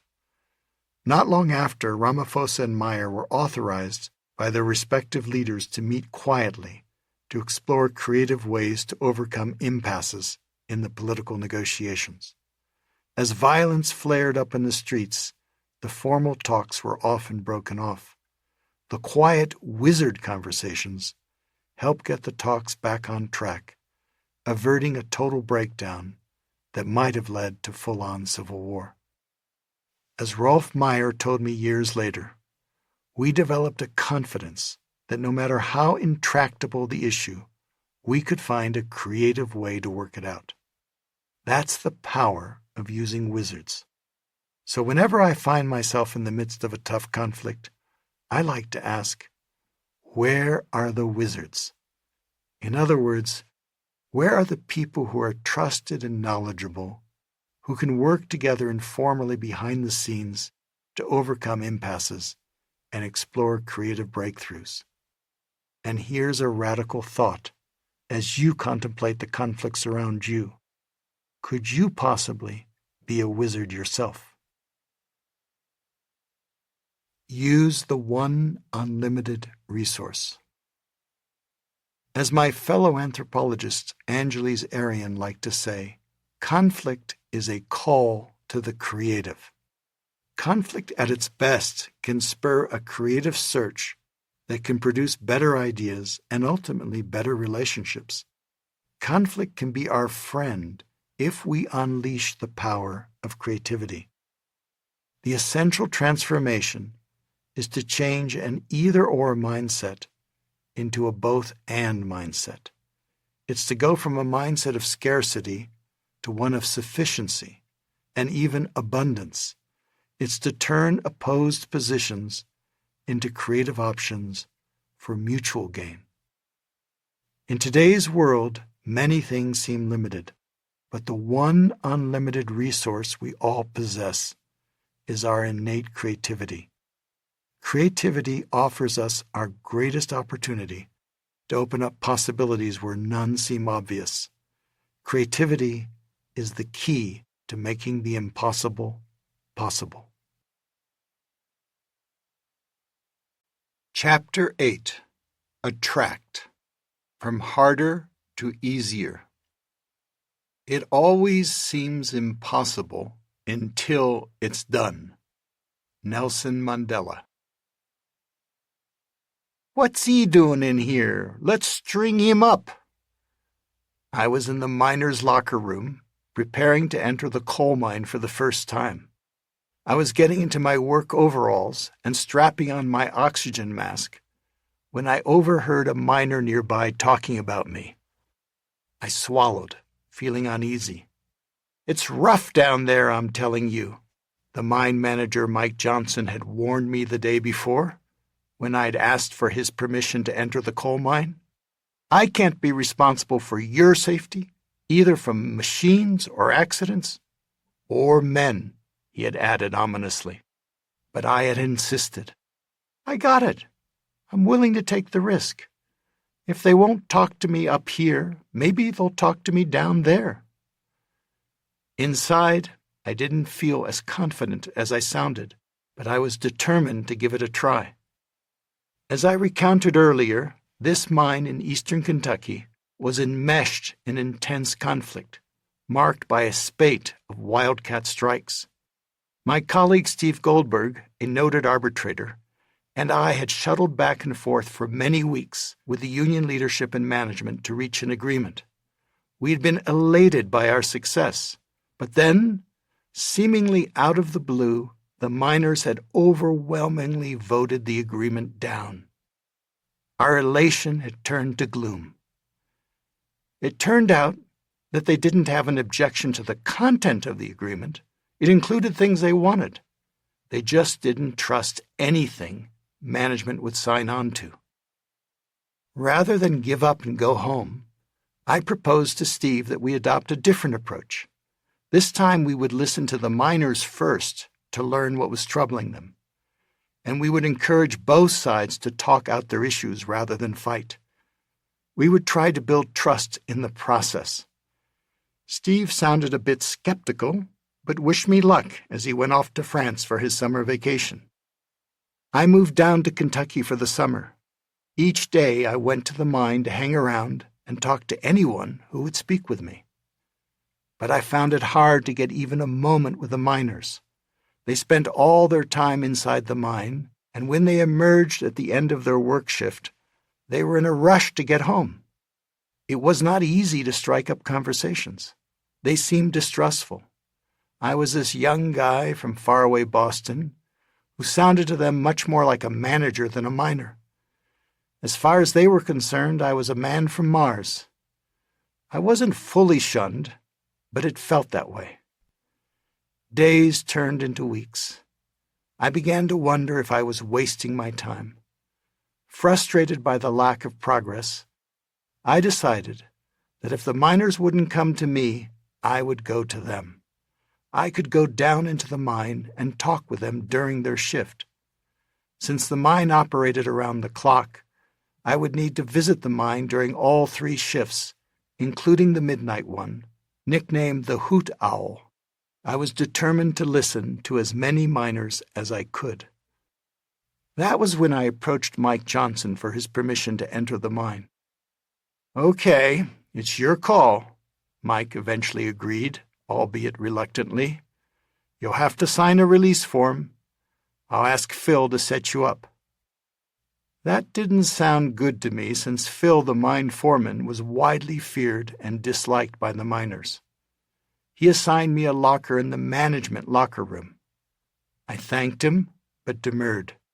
After all, I was trying to win the trust of the miners. So I asked to be assigned a metal basket, suspended high up in the miners' locker room, a cavernous space where they all got ready for work. Phil gave me a hard hat. I noticed that it was white, like the managers' hats. All the miners wore black hard hats. So I decided to spray paint mine another color, green. Phil also handed me a leather belt with a metal plaque with my name and Social Security number engraved on it to identify my body in case of an accident. Lastly, he gave me an oxygen mask and explained how to use it in an emergency. It was all sounding a bit more dangerous than I'd first thought, but I was determined to go ahead with my plan. The big day arrived. I entered the miner's locker room, pulled on a chain that lowered my metal basket down from the ceiling, placed my street clothes in it, and put on my work overalls. As I was strapping on my leather belt together with the oxygen mask, I overheard that miner talking about me in a threatening fashion. "Let's string him up." I glanced around to see if anyone else was paying attention, but noticed nothing. I proceeded nervously. The mine, a mile down, accessed by an open elevator, was cold, dank, and pitch black. The only way I could see was with a headlamp attached to my helmet. The ceilings were low, and I had to walk bent over. The noise from the coal-boring machines was infernally loud, and the coal dust was thick, so thick that when I blew my nose, the mucus was black. But down there, the miners did have time to talk. As they rested, chewed tobacco, and spat out the juice, they talked more freely to me about whatever was bothering them. I was on their turf, and they felt more comfortable talking without managers around watching. They were curious about me, too, and started asking questions about my life and where I came from. By my 3rd trip down into the mine, I started to relax a bit. My plan seemed to be off to a promising start.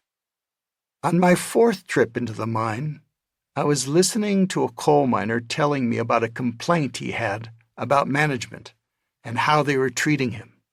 Then, suddenly, out of nowhere, I was jumped from behind by 4 big, strong men. They knocked me down and pinned me to the cold, rocky coal surface. As I struggled without avail to free myself, they violently yanked down my work pants. One man wielded a big knife whose ugly, rusty blade glinted in the light of my headlamp. The man with the knife then proceeded to cut from me a patch of pubic hair. I was in shock, naturally, but I can remember the feeling of intense relief that the operation stopped right there. The 4 men released me from their grip, and I got up on my feet again. To my utter surprise, each man slapped me roughly on the back, congratulating me and declaring loudly for all around to hear, "Now you've been haired. You're a regular coal miner just like us." The word spread through the mine like wildfire. It wasn't how I imagined I would build trust, and I hope those who listen to this will never have to undergo a similar initiation. But I have to say, it brought about a marked shift in how I was seen. Increasingly, the miners approached me with their grievances. I was able to persuade management to start to listen to their problems and address them through the multi-step negotiation process that Steve and I had proposed in the agreement, the one that had initially been rejected. Gradually, as we were able to settle one grievance after another through negotiation, the miners began to trust the process. The relationship between miners and managers improved, and to everyone's surprise, the wildcat strikes ceased almost altogether. Step by step, little breakthrough by little breakthrough, the conflict was transformed. It didn't end, but the form changed from walking out to talking out their problems. It was a big lesson for me. I learned that it's not enough just to come up with creative ideas for agreement. It's not enough to focus on the substance, the issues in dispute.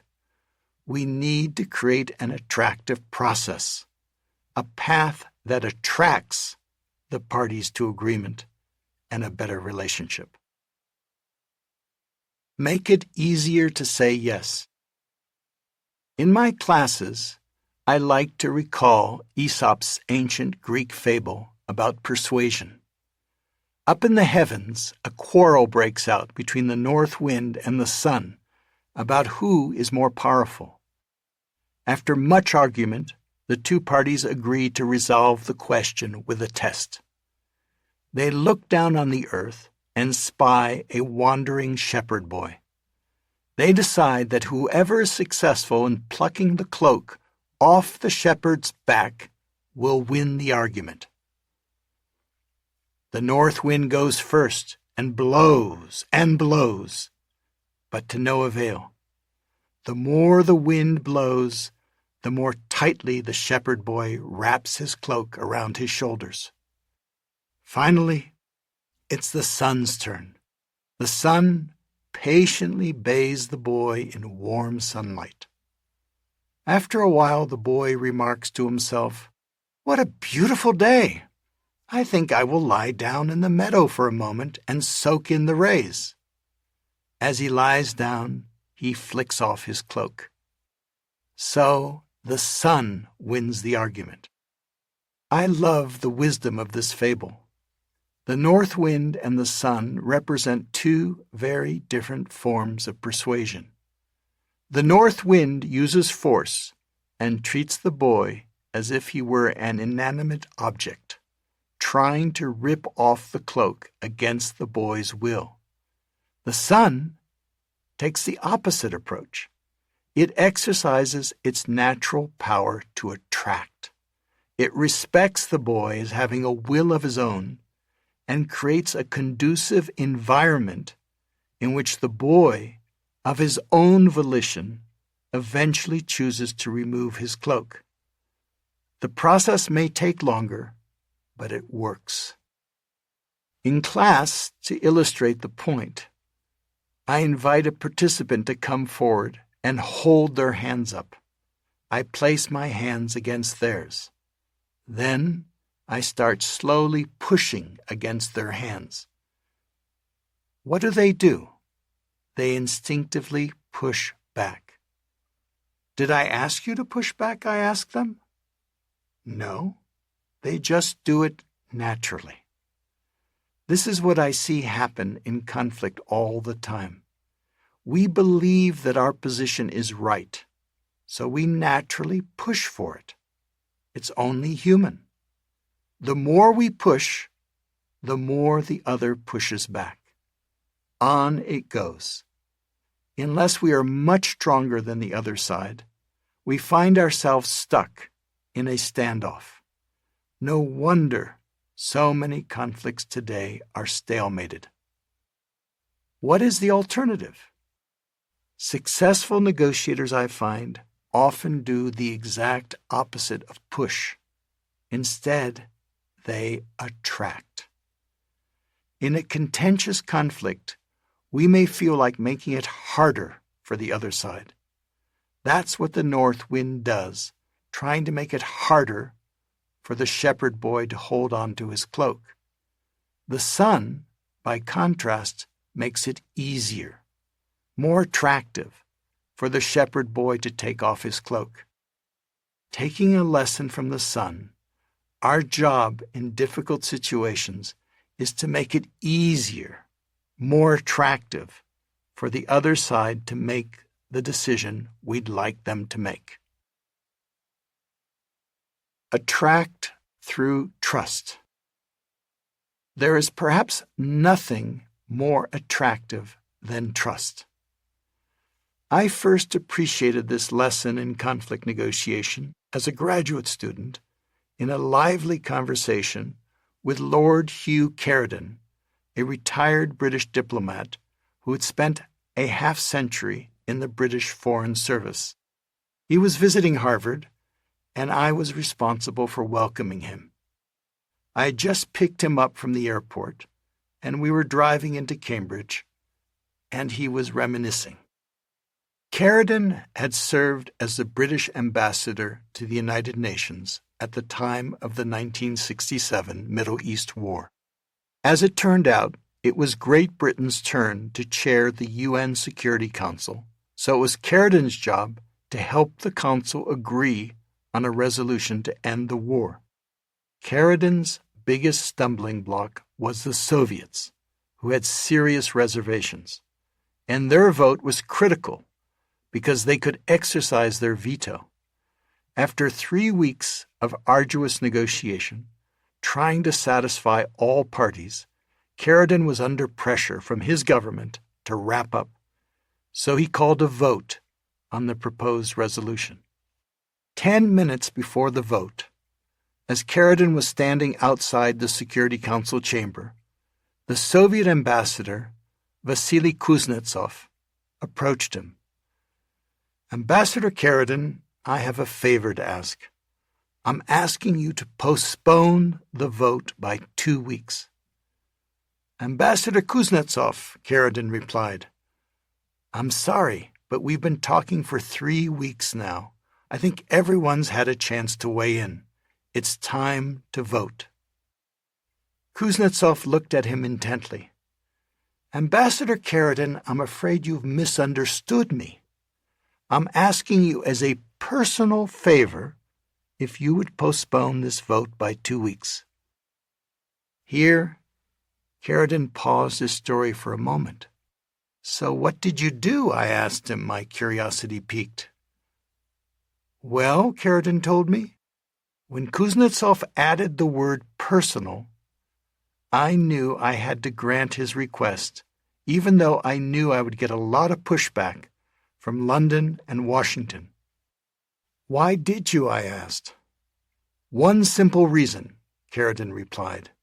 "Even though Kuznetsov represented a power that did not have a reputation for honesty and fair dealing, he personally had that reputation among us diplomats. He had spent years building that reputation. Kuznetsov was giving me his personal word.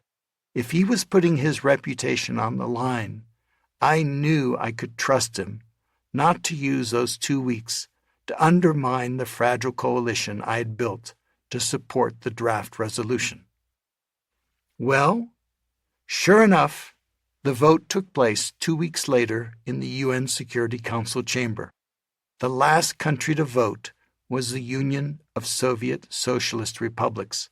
To everyone's surprise but mine, Kuznetsov raised his hand and voted yes.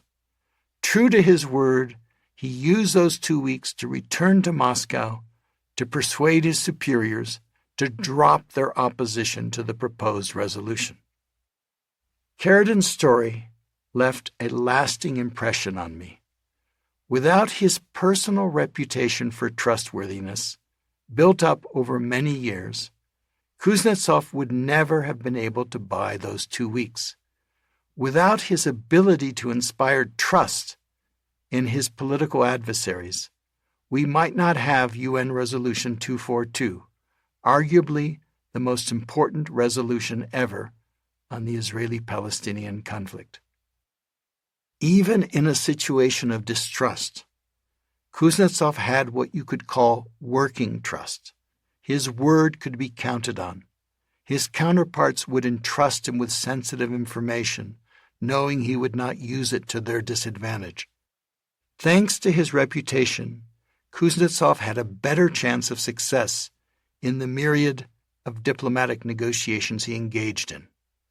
Trust attracts. Build a trust menu. But here's the hard question. If neither side trusts the other, how can trust be built? My work in Venezuela with President Chavez showed me one possible way. As I recounted earlier, Chavez had accepted my proposal to develop a list of practical signals that each side could send the other. The signals would aim to reduce distrust and de-escalate the crisis that was threatening to break out into massive violence. He had delegated his Minister of the Interior, Diosdado Cabello, to follow up. Chavez had given me a first signal he would see as a positive sign from his political opponents, some of whom owned the private television channels. They could stop calling me a mono, a monkey, on their TV stations. Accompanied by Francisco Diaz, my colleague from the Carter Center, I went straight from my meeting with Chavez to a meeting with his political opponents, about 15 of them altogether. Francisco and I briefed them about our conversation with the president. We thought they would be pleased to hear that we had cracked the door open to a possible dialogue. But we were wrong. "We don't want to engage with him. He's sly. You can't trust him," said Ricardo. The other leaders nodded vigorously. "I understand you don't trust him one bit," I replied. "That's the whole point of this exercise, to test whether he's trustworthy or not before you would even consider sitting down with him or his people. It's up to you. Do you want to try this out? It costs you nothing but a little time. Otherwise, no problem. I will just send him a message that this won't work." There was a pregnant pause as everyone stopped to reflect. They looked at one another. Then Ricardo spoke again. "Okay," he sighed. "Let's give it a chance. When do you want to do this?" "No better time to start than now," I said. I went up to the whiteboard, colored marker in hand, ready to write. I turned to the group. "Is there anything President Chavez could do now that would send you a credible signal that maybe it would be worth opening a dialogue? Let's brainstorm a list of 5 or 10 possible actions he could take." "He could resign," Maria Eugenia called out.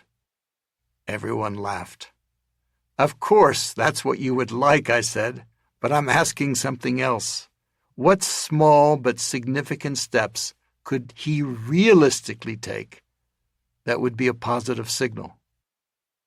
"Oh, you mean besitos?" Ricardo suddenly asked with a slight smile. Everyone laughed. Besitos is Spanish for little kisses. It was a reference to how children and couples make up when they've quarreled. "That's exactly what I mean. Besitos." I turned to the whiteboard and asked them, "Let's see if we can come up with a list of besitos." "Well, he could stop publicly insulting us, calling us the 4 horsemen of the apocalypse, and branding us as enemies of the people." "That would be something," Juan piped up. "Every morning I used to walk to the cathedral to pray. I can't do it anymore because people on the street harass me and call me an enemy of the people, all because of him." "It'd be good to change that, Juan. What else could Chavez do?" "He could release a political prisoner." "Okay, good suggestion. Any others?" They came up with a list of about 10 possible ideas.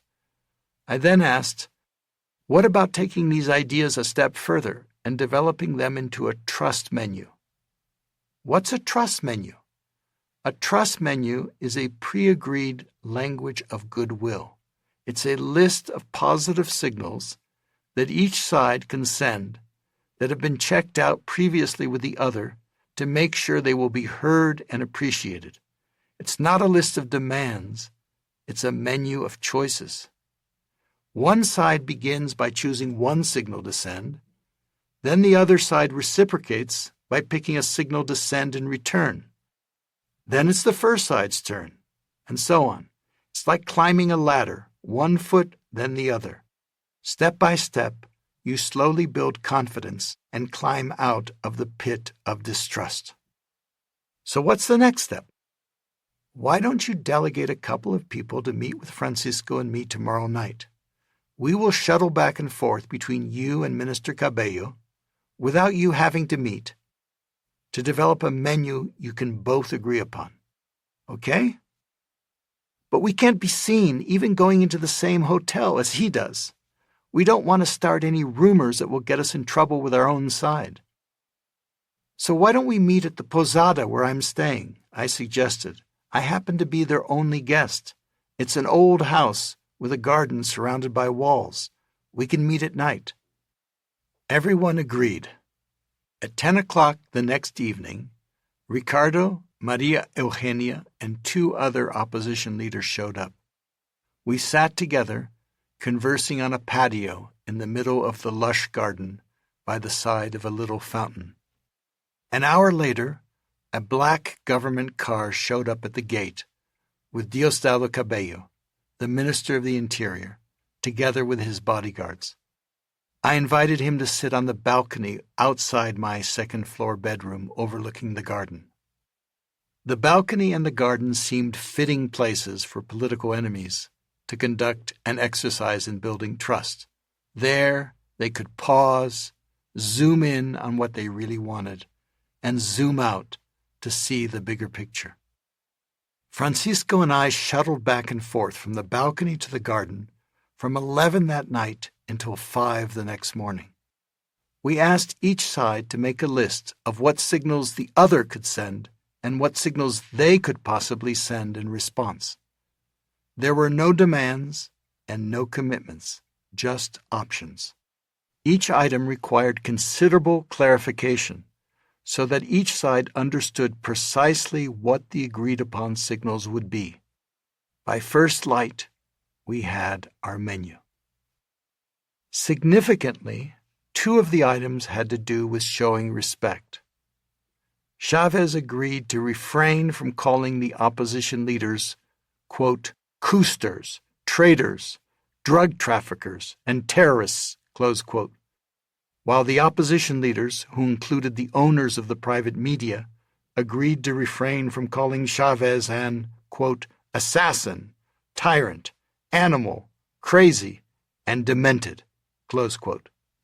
In his next public broadcast a few days later, Chavez sent the first signal, asking his supporters not to interfere with the work or the equipment of the journalists covering the crisis. The opposition leaders reciprocated with a signal from their list, broadcasting a statement condemning violence by any side. And so it began. It was all about besitos, baby kisses, intended to cool off the high tensions. The trust menu exercise was just one little experiment along the path of reducing the threat of civil war, but it served as an important lesson for me. It illustrated how, through little steps, distrustful opponents could engage in a conversation with each other. Although the parties may not agree on the issues, they will usually agree that trust is a big obstacle. Even when distrust is at a high and relations are at a low, progress can be made. A trust menu can be the first step to transforming a strained or broken relationship. Choreograph the play. Imagine that the trust menu exercise has been successful. What's the next stage in the process? If contentious conflict is like a drama, I picture myself on the balcony, looking down at the stage. I see the characters in the play locked in battle with one another. I zoom into the interests and needs of each. I begin to see how the parties have gotten stuck in a trap. Then I conduct a little thought experiment and ask myself, if I were the playwright, choreographing the play, what steps could each character take that could free them from the conflict trap? What could possibly attract them to a better place? How can this play end well? At no time was the power of attractive choreography more evident for me than during the Korean Missile Crisis of 2017. As I recounted earlier, U.S. President Donald Trump and North Korean leader Kim Jong-un put themselves on a collision course from the very outset of Trump's presidency. The crisis continued to escalate dangerously as North Korea tested one nuclear missile after another and then proceeded to detonate a hydrogen bomb. At the end of November 2017, Kim Jong-un tested a third intercontinental ballistic missile, confirming his ability to hit the continental United States. A few weeks later, in a conversation in the Oval Office, Trump asked his future national security advisor, John Bolton, "What do you think the chances of war are with North Korea? 50-50? It all depends on China, but probably 50-50, replied Bolton. Trump turned to his chief of staff, General John Kelly, and said, "He agrees with you." I learned about that sobering conversation only after Bolton reported it years later in his memoir, The Room Where It Happened. But it confirmed what my colleagues and I had feared at the time. We had been perilously close to the brink of an unthinkable catastrophe. On the last day of 2017, looking for some balcony perspective, I took a solitary winter hike, traipsing through the snow and ice up to a mountain lake in Rocky Mountain National Park. On the way down, I paused on a giant rock outcropping with a beautiful view of the valley below. On an impulse, I decided to call my friend Robert Carlin. There were few Americans who knew the secretive hermit kingdom of North Korea better than Bob. He had been studying it for more than 40 years, first as an analyst in intelligence and then in the State Department. He had visited North Korea over 30 times and had accompanied Secretary of State Madeleine Albright during her historic meeting with North Korean leader Kim Jong-il, the father of Kim Jong-un. Retired from government, he had kept up his daily observation of the ever-changing political dynamics on the Korean peninsula. The next day, New Year's Day, was a key moment for Korea watchers, as Kim Jong-un was expected to give his customary speech setting out the entire year's political and economic agenda. So I had a hunch that Bob would be around. I wanted to ask Bob to help imagine a way to interrupt the dangerous nuclear escalation of threat and counter-threat. What could be the choreography of steps, the delicate diplomatic dance that could steer the leaders away from the brink of catastrophic war? One of my favorite ways to stimulate practical creativity is to ask the magic wand question.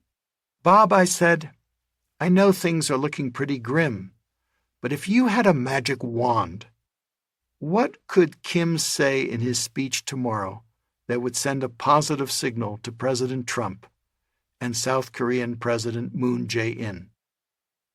The magic wand question gives people permission to suspend their disbelief and let their imaginations wander.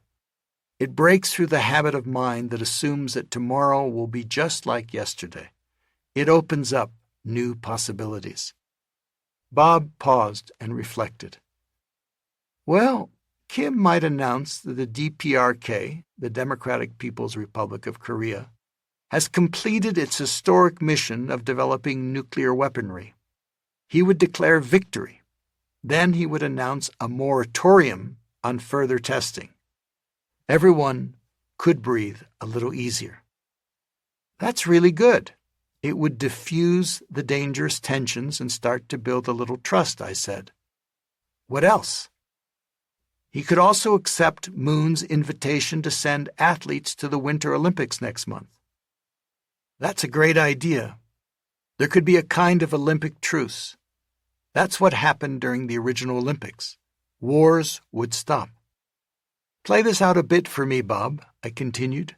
Could Kim send a high-level political delegation so that there could be discussions on the side on how to de-escalate the situation? If so, who would he send? Yes, I don't think he would go himself, but maybe he would send his sister, Kim Yo-jung. She's the closest to him, perhaps the only person he trusts. And maybe Trump could send a personal representative too. Who knows? They could talk. Maybe Trump could send Ivanka, I suggested. She's the closest to him, the person he seems to trust most. Maybe the two of them could meet. Why not, said Bob. In Korea, family is very important. The two family dynasties could meet. Yes, I continued, male egos have gotten inflamed. Maybe the women closest to them could help build trust and cool things down. Do you remember Trump once said during his campaign that he would invite Kim to have a hamburger with him and they could make a deal? What if Kim took him up on that and sent a message through his sister at the Olympics? It's not impossible, said Bob. It seemed almost inconceivable at the time, given all the insults and threats they had hurled at each other. But Bob and I were spinning out a positive scenario. If they got together and met, I asked Bob, what would they say to one another? Bob's mind went to work, and he proposed some phrasing. My questions continued to flow. Where would they meet? Could they meet at Panmunjom on the dividing line between the two Koreas? Would it be just Trump and Kim, or could there be a three-way with Moon? What do you think they could agree upon? Is it possible they could issue a formal declaration ending the war? I had in mind that the Korean War had stopped with a temporary armistice in 1953, but had never been officially ended by the signing of a peace treaty. Bob and I were in effect choreographing a play, using grounded imagination, based on all that Bob knew about past communications between U.S. and North Korean leaders. Little did we know at the time that many of those choreographed steps would in fact be taken in the subsequent weeks and months. Construct a compelling story. In his 2018 New Year's speech, Kim Jong-un threatened, "A nuclear button is always on my desk." Donald Trump was quick to reply by tweet, "Will someone from his depleted and food-starved regime please inform him that I too have a nuclear button, but it is a much bigger and more powerful one than his, and my button works." If 2018 started off with the two leaders as mortal enemies, threatening death and destruction to each other's country, it ended with Trump telling his supporters at a rally, "And then Kim Jong-un and I fell in love, okay? No, really, he wrote me beautiful letters, and there are great letters." How did this astonishing turnaround occur? It happened largely, in my view, through the attractive power of a compelling story. As an anthropologist, I've come to appreciate what a central role stories play in human existence. We spend our lives listening to stories and telling stories. They shape how we see ourselves and others. We are creatures of story. Both leaders began to believe in the story of two strong men meeting and defying the world's expectations to become surprise heroes of world peace. Dennis Rodman was right in his intuitive assessment of their psychology, that if brought together, they could form an unlikely friendship. Egos did not need to produce an escalation to war. they could be placed in the service of peace. Both leaders could appear as heroes to the people they cared about. In March 2018, I was invited by Ivanka Trump, the president's daughter and close advisor, to give a talk for the senior staff at the White House on the topic of getting to yes. In my meeting with her, I highlighted the opportunity for her father to make history and confound his critics by becoming a hero of peace.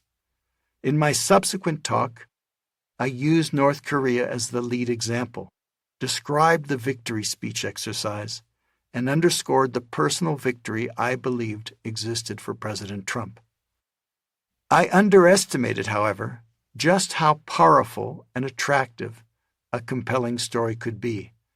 I'd imagined both leaders delivering victory speeches only after reaching a substantive agreement, but I was wrong. When Trump and Kim met for their historic summit in Singapore in June 2018, they surprised the entire world. Instead of the coldness one might have expected from their previous harsh words, they seemed to take a genuine liking to each other. Trump praised Kim as a, quote, very talented man with a, quote, great personality. At the end of their two-day meeting, they agreed to 4 general principles as a framework for ongoing discussions. At the concluding press conference for the world's eager journalists, Trump, a master showman, did not waste time waiting for a substantive agreement. He proclaimed victory then and there. Quote, "The world has taken a big step back from potential nuclear catastrophe!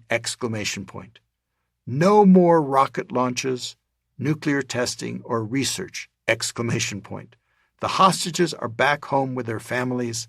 Thank you to Chairman Kim. Our day together was historic!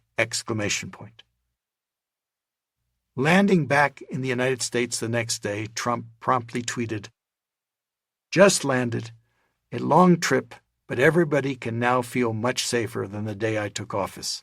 There is no longer a nuclear threat from North Korea." North Korean media splashed beaming images of Kim and Trump all over the front pages and on television, hailing the huge, quote, epoch-making victory for Kim. The, quote, meeting of the century would help create, quote, a radical switchover in the most hostile North Korea-U.S. relations. In reality, nothing tangible had changed. No nuclear bomb or bomb-making facilities had been disabled. No peace treaty had been signed. But from the perspective of the story, there had been a dramatic change. The taboo on a U.S. president meeting the North Korean leader had been broken. 2 leaders who had been threatening unthinkable destruction had instead constructed a friendly relationship. From the intangible power of story came a tangible impact. The immediate risk of nuclear war, which had ranged as high as 50%, fell back to less than 1% according to experts, and that made all the difference. The power of a compelling story had prevailed, a vivid reminder of how powerful framing, the way a story is presented, can be. It was a powerful lesson for me.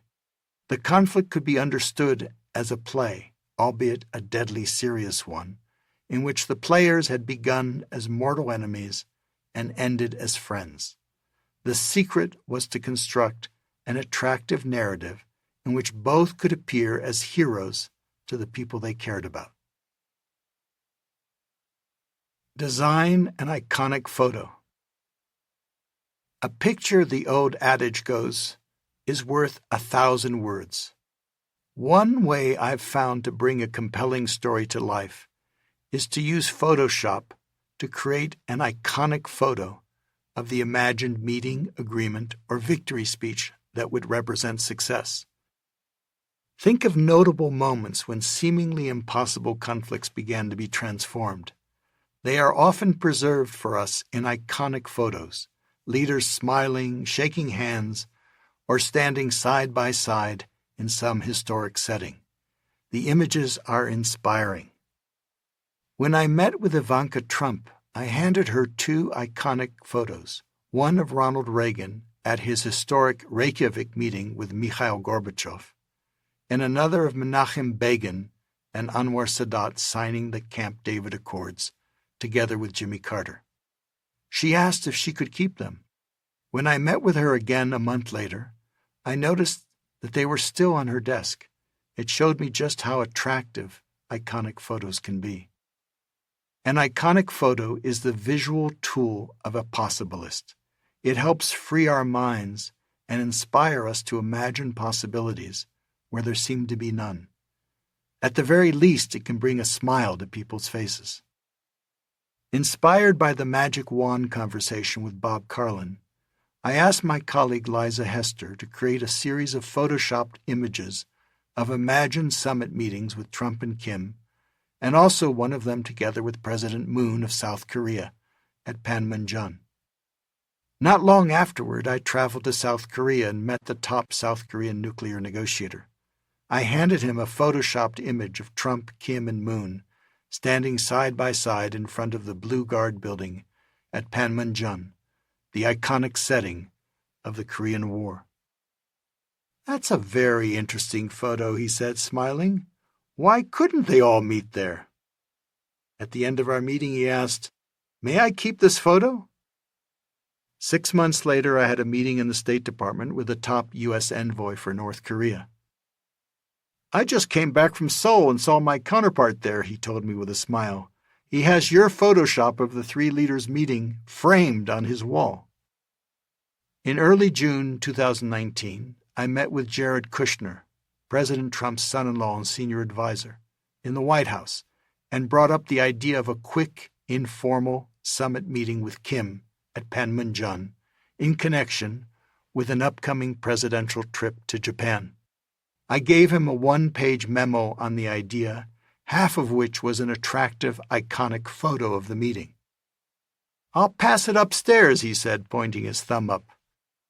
2 weeks later, to universal surprise, Donald Trump had a quick, informal summit with Kim Jong-un at Panmunjom. South Korean President Moon joined them after their bilateral meeting. The iconic photo from 18 months earlier became a reality.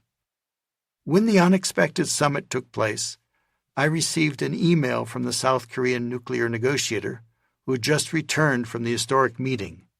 "Congrats! Your idea has come true. I have in front of me the photo of the three leaders that you gave me." Put the golden in Golden Bridge. Attracting puts the golden in the Golden Bridge. To appreciate the power of attracting, a power available to each of us, you may find it helpful to apply it to a conflict of your own.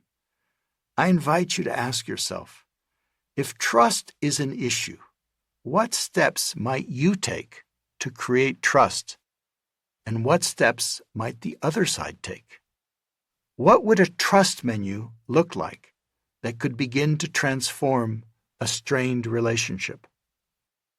If you were to choreograph your own play, what would be the sequence? If you had a magic wand, what would you make happen? Can you imagine a shared victory? What would an iconic photo look like? Imagining yourself as the playwright might open up new possibilities that you had not imagined before. This brings us to the last of the three victories to achieve on the path to possible. If we are to succeed in transforming the polarizing conflicts of today, we need to go beyond the balcony and the bridge. We need to engage the third side. Third victory. Engage the third side. The U.S.-Soviet War of October 1962 was the most catastrophic war in human history that didn't happen. In October 1962, I was just 9, but I remember the frightening headlines and the feeling of deep unease and dread. President John F. Kennedy made a riveting speech to the nation on the evening of October 22nd. This secret, swift, and extraordinary buildup of communist missiles, in violation of Soviet assurances, cannot be accepted by this country. He announced a naval blockade of the island of Cuba to stop the Soviet ships from landing their nuclear cargo, and urged Soviet Premier Nikita Khrushchev to, quote, move the world back from the abyss of destruction, close quote. He declared ominously, we will not prematurely or unnecessarily risk the costs of worldwide nuclear war, in which even the fruits of victory would be ashes in our mouth. But neither will we shrink from that risk at any time it must be faced. He ended his speech by somberly warning Americans to brace themselves for the worst. Let no one doubt that this is a difficult and dangerous effort on which we have set out. No one can see precisely what course it will take, or what costs or casualties will be incurred. A quarter of a century later, in January 1989, I was in Moscow in the icy depths of winter to find out what had really happened and how close to Armageddon we had come. A group of Soviet and American former policymakers and experts came together to try to piece together the full story of those tense 13 days in which the world's survival hung in the balance. What had been going on behind closed doors in Washington and Moscow as the leaders pondered life and death decisions for their nations and others? Seated at the conference table around me were the surviving participants of the crisis. It was hard to believe. There they were, the main advisors to President Kennedy and Premier Khrushchev. Robert McNamara, who'd been Kennedy's Secretary of Defense, was sitting next to McGeorge Bundy, who had been National Security Advisor. Khrushchev's foreign minister, Andrei Gromyko, was sitting across the table next to the former Soviet ambassador in Washington, Anatoly Dobrinin. Khrushchev's son and close advisor, Sergei, was there. So too was Sergio Del Valle, the former commander of the Cuban Armed Forces. If that crisis had escalated into war, there would have been no table and no people either. All of us in the room, including my Harvard colleagues and me, would likely have been incinerated in an atomic blast or poisoned in its aftermath, joining hundreds of millions of other deaths in the United States, the Soviet Union, Europe, and around the world. What my Harvard colleagues and I knew about the crisis was this. In October 1962, as President Kennedy was making his speech, U.S. armed forces were preparing to launch an all-out invasion of Cuba to stop Russia from deploying its nuclear missiles. Southern Florida looked like a massive parking lot of military equipment. A tentative decision had been taken in Washington to invade if there was any interference with the U.S. U-2 spy plane making its daily flyover to inspect progress on the installation of nuclear missiles. Then it happened. On Saturday, October 27th, at the very height of the crisis, the spy plane was shot down over Cuba by a Soviet ground-to-air missile. An invasion seemed imminent. What my American colleagues and I learned at that meeting shocked us. The Soviets had already secretly succeeded in bringing nuclear weapons to Cuba, 162 of them. Missiles had been activated and were ready for use. Had a U.S. invasion been carried out, Robert McNamara burst out with emotion in his voice, there was a 99% probability that nuclear war would have been initiated. As Secretary of Defense, McNamara knew what he was talking about. He also knew that the only thing that had stopped the imminent invasion and a nuclear Armageddon was a last-minute deal negotiated between the president's brother, Robert Kennedy, and Anatoly Dobrynin. Premier Khrushchev agreed to withdraw the Soviet missiles from Cuba. In return, President Kennedy pledged not to invade Cuba and made a secret commitment to withdraw U.S. nuclear missiles from Turkey. Dobrynin read out to us the telegram he had sent to Moscow at the time, detailing the secret deal. As we learned at the conference from Sergei Khrushchev, his father was taken by utter surprise when the plane was shot down. He had not given the order, as Washington had naturally assumed. Instead, 2 Soviet generals on the ground in Cuba had made the decision to fire independently without any instructions from Moscow. As we received more details during that meeting, we understood that this had been just one of many miscommunications and miscalculations that had almost precipitated an unthinkable worldwide catastrophe. I emerged from those freezing cold days in Moscow, haunted by how close we had come to mutual annihilation, and deeply appreciative of how lucky we had been to survive the Cold War. I found it hard to fully digest the reality of what had almost happened. Thankfully, as the frank exchange of information during the meeting showed, the Cold War was coming to an end. We had dodged the proverbial bullet. But as an anthropologist concerned with the longer-term future of humanity, I was left wondering how we and future generations could continue to live on this planet, given our genius at devising weapons of mass destruction and our propensity to go to war. I felt a heightened sense of urgency to answer the question I had long asked myself: how can we deal with our deepest differences without destroying all that we hold dear? In intense conflicts, it is not easy to go to the balcony or stay there, nor is it easy to build a golden bridge. And what if leaders in crisis cannot reach agreement? Is war the only alternative? Or is there another? Where can we turn for help? Our birthright. I did not need to wait long for a clue. Weeks after my trip to frozen Moscow, I departed for an anthropological research visit deep inside the Kalahari Desert of southern Africa. Ever since college, I had wanted to visit the indigenous peoples of that region, one of the most ancient surviving cultures in the world. Until recently, these peoples had lived as semi-nomadic hunters and gatherers, the way humanity had lived for more than 99% of its history.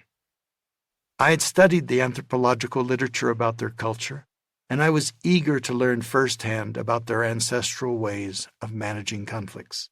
I had the privilege of visiting 2 groups, one in Botswana who called themselves the Kua, and another in Namibia who called themselves the Zhuangzi. It is natural for human beings to have disputes, the Kua elder, Korakora Due, told me, as we sat around his campfire in the middle of the desert. When disputes happen, all of the friends and relatives of the parties are approached and asked to put in a calming word. The Kua, like us, are perfectly capable of violence. Indeed, each man has in his possession hunting arrows coated with a deadly poison. All it takes is one man getting angry at another for the first to pick up a poison arrow and shoot him.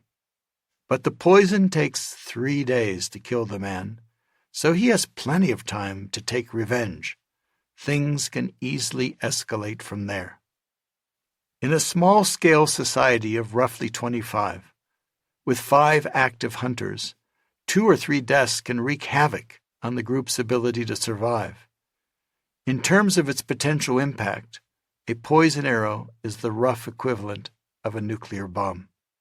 How, I wondered, do such groups deal with their disputes given the ever-ready access to weapons of enormous destructiveness? I learned that whenever tempers rise, and violence seems imminent, people near the disputing parties gather up the poison arrows and hide them far away in the bush. Meanwhile, others try to separate the antagonists. That's when the talking begins. All the men and women, even the children, gather around the campfire and talk, and talk, and talk. No one is excluded, and each person has a chance to have their say. This open-ended process, which the Kua call a kagotla, can take days until the dispute is literally talked out. At night, the community gathers around the campfire to chant and dance so as to appeal to the gods for help and insight into how to resolve the dispute. They all work hard to discover what social rules have been broken to produce such discord and what needs to be done to restore social harmony. They don't rest until they find a solution that is good for everyone, not just for the parties, but for the whole group. They frame the conflict as the community's problem because any conflict threatens the community. It's not enough to reach an agreement. They are keenly aware that if the underlying relationship is not healed, a dispute can easily erupt again. There must be a reconciliation of the parties through repair, apologies, and forgiveness. If tempers run too high, the elders counsel the parties to go off and spend time with relatives at other waterholes. I recognize the technique. In labor management conflicts I had worked on, we called it a cooling-off period. It was with the Kua that I began to appreciate the full power and influence of the third side. Their secret to managing conflicts is the vigilant, active, and constructive involvement of the surrounding members of the community. The community acts for the benefit of the whole. The whole is the good of the community, the children, the future. The third side is the side of the whole. The third side is not just an idealistic vision. It has genuine power. As powerful as any one person might be, that person is not more powerful than the surrounding community if the community unites. In negotiation terms, the third side serves as the BATNA, the best alternative to a negotiated agreement. The alternative to violence and war is the constructive intervention of the community. The third side I came to appreciate from my research into the anthropology of war and peace is our most ancient heritage for transforming conflict. It's our birthright. Many of our ancestors were, I suspect, practicing possibilists. It's how we survived and thrived. My visits with the Kua and the Zhuangzi left me wondering how the third side could work in highly populated urban societies. My next clue began to emerge days later as I traveled next to South Africa. Hope for us all. For decades, South Africa had been the leading symbol of racial injustice in the world, governed by apartheid, a harsh and cruel system of discrimination and segregation based on the color of one's skin. After decades of patient, nonviolent resistance, the African National Congress, the ANC, had turned to guerrilla warfare, bombings, and riots that the National Party government had met with massively violent suppression in which thousands of people had died. Awful things were happening in our land, explained Archbishop Desmond Tutu, describing the moment.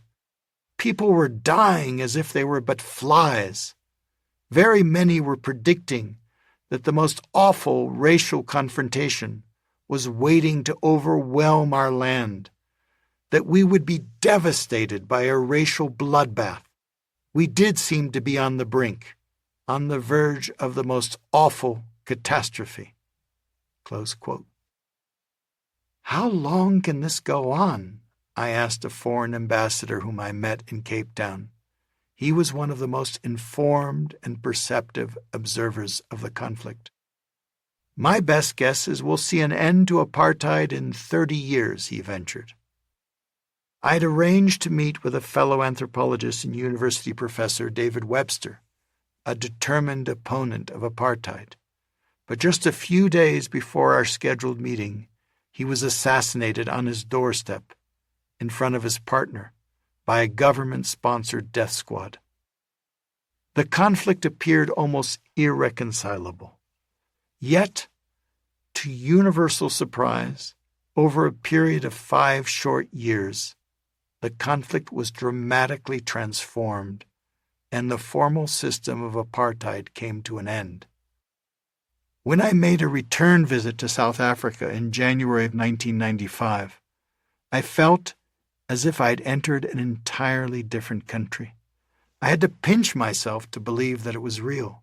Nelson Mandela, who'd been in a decades-long imprisonment on my first visit, was now president of the country. F.W. de Klerk, who had been president, was now serving as second deputy president to Mandela. At a dinner in Johannesburg, I listened to both leaders speak movingly about their experiences. Bullets had given way to bridges. The immense changes seemed almost miraculous to South Africans and to the world community. But as I came to understand, they resulted from the exact same phenomenon I had observed among the Kua, the engagement of the community, the third side.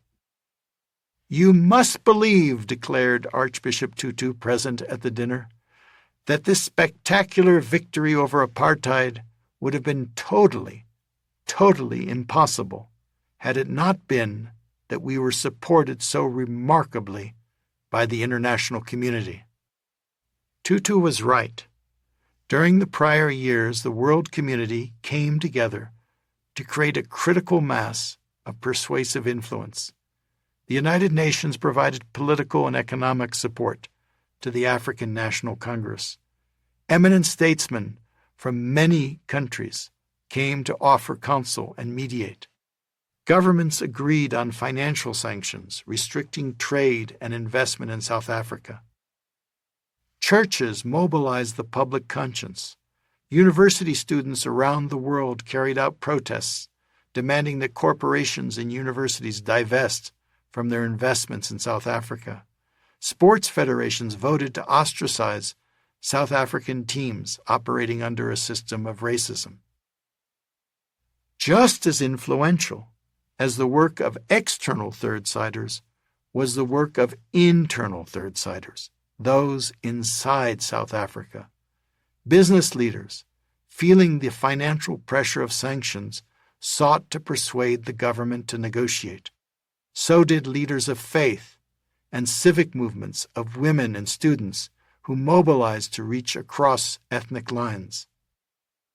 Under all these conditions, de Klerk was persuaded to release Mandela from prison after 27 years and initiate negotiations with the African National Congress. Negotiations did not prove easy, however, and political violence continued. Business, labor, faith, and civic leaders then worked together with the government and the ANC to create the National Peace Accord. The accord formed an unprecedented network of committees across the country, made up of citizens of all races and classes. The committees worked together with the police to interrupt and reduce the violence in the streets so that a genuine and inclusive democracy could emerge. The third side was fully engaged. While fighting staunchly for his cause as the leader of the ANC, Mandela became a third side leader. The core of apartheid was exclusion. Ironically, the wound of exclusion was also felt by the white Afrikaner people who carried the traumas of war and domination by the British. Mandela's leadership genius was to reach out to include the Afrikaners and other white people. It was a bold third side move. To heal the deep wounds left by apartheid, he appealed to the traditional African spirit of Ubuntu. Ubuntu means simply, I am because you are. You are because we are. Ubuntu is the essence of the third side, the recognition that we all belong to a wider community. Everyone is included. No one is excluded. In his inaugural address, Mandela declared, "We have triumphed in the effort to implant hope in the breasts of the millions of our people. We enter into a covenant that we shall build the society in which all South Africans, both black and white, will be able to walk tall, without any fear in their hearts, assured of their inalienable right to human dignity, a rainbow nation at peace with itself and the world." Here in South Africa, I found a clue to the question I'd found myself asking after that deeply sobering meeting in Moscow. Violence and war have traditionally served as the last, and sometimes the first, resort when two parties cannot agree. Could there be a viable alternative? The South African people and their leaders had taken our oldest human heritage for dealing with conflict, the third side, and recreated it in a large-scale society to deal with a deep-seated, intractable conflict. A whole country had seen, created, and acted on new possibilities. Its citizens had shown how, within the container of the larger community, even the most difficult conflict can be contained and slowly transformed. They had demonstrated in the clearest way how we today might choose to interrupt the pattern of destructive fighting that exists today at home, at work, and in the world.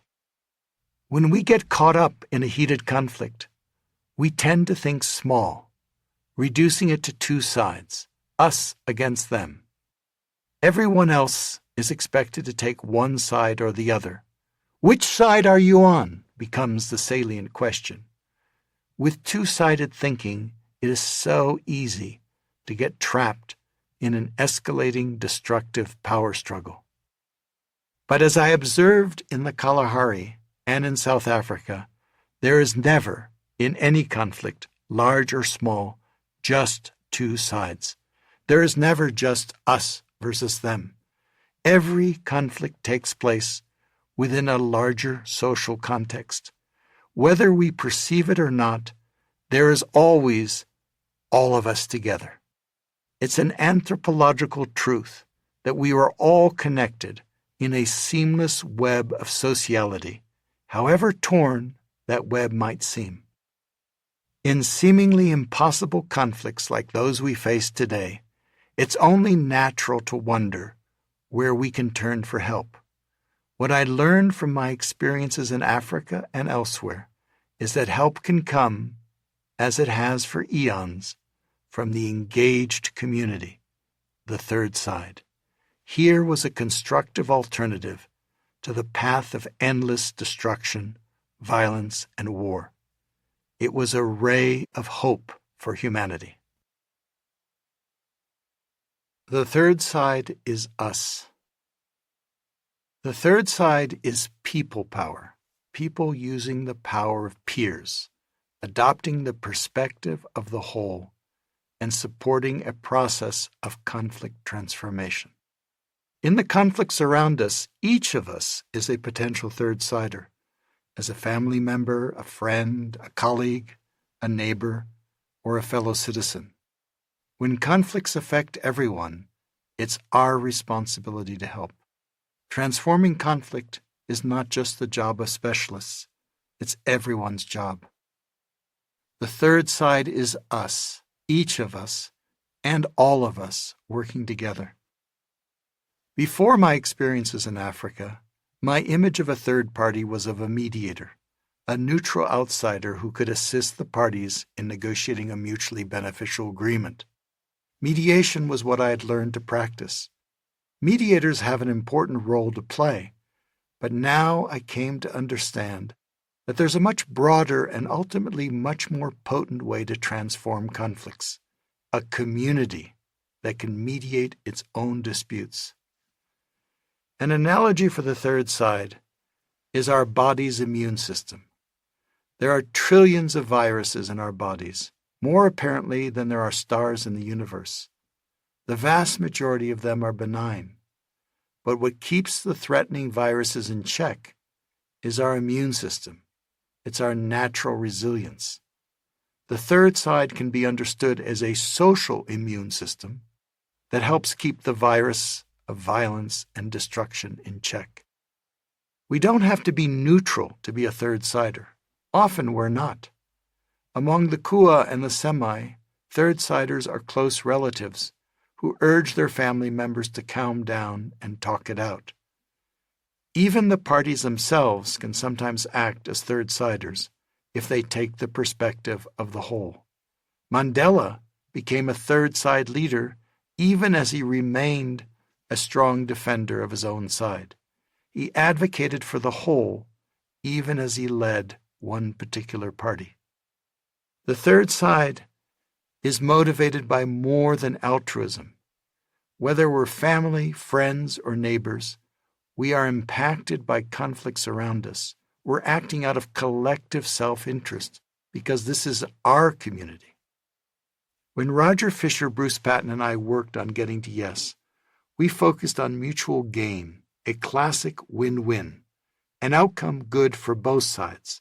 What I learned from my experiences in Africa and elsewhere is that if we are to fully mobilize the third side, we need to take a big step beyond our previous thinking about win-win. From win-win, we need to move to win-win-win.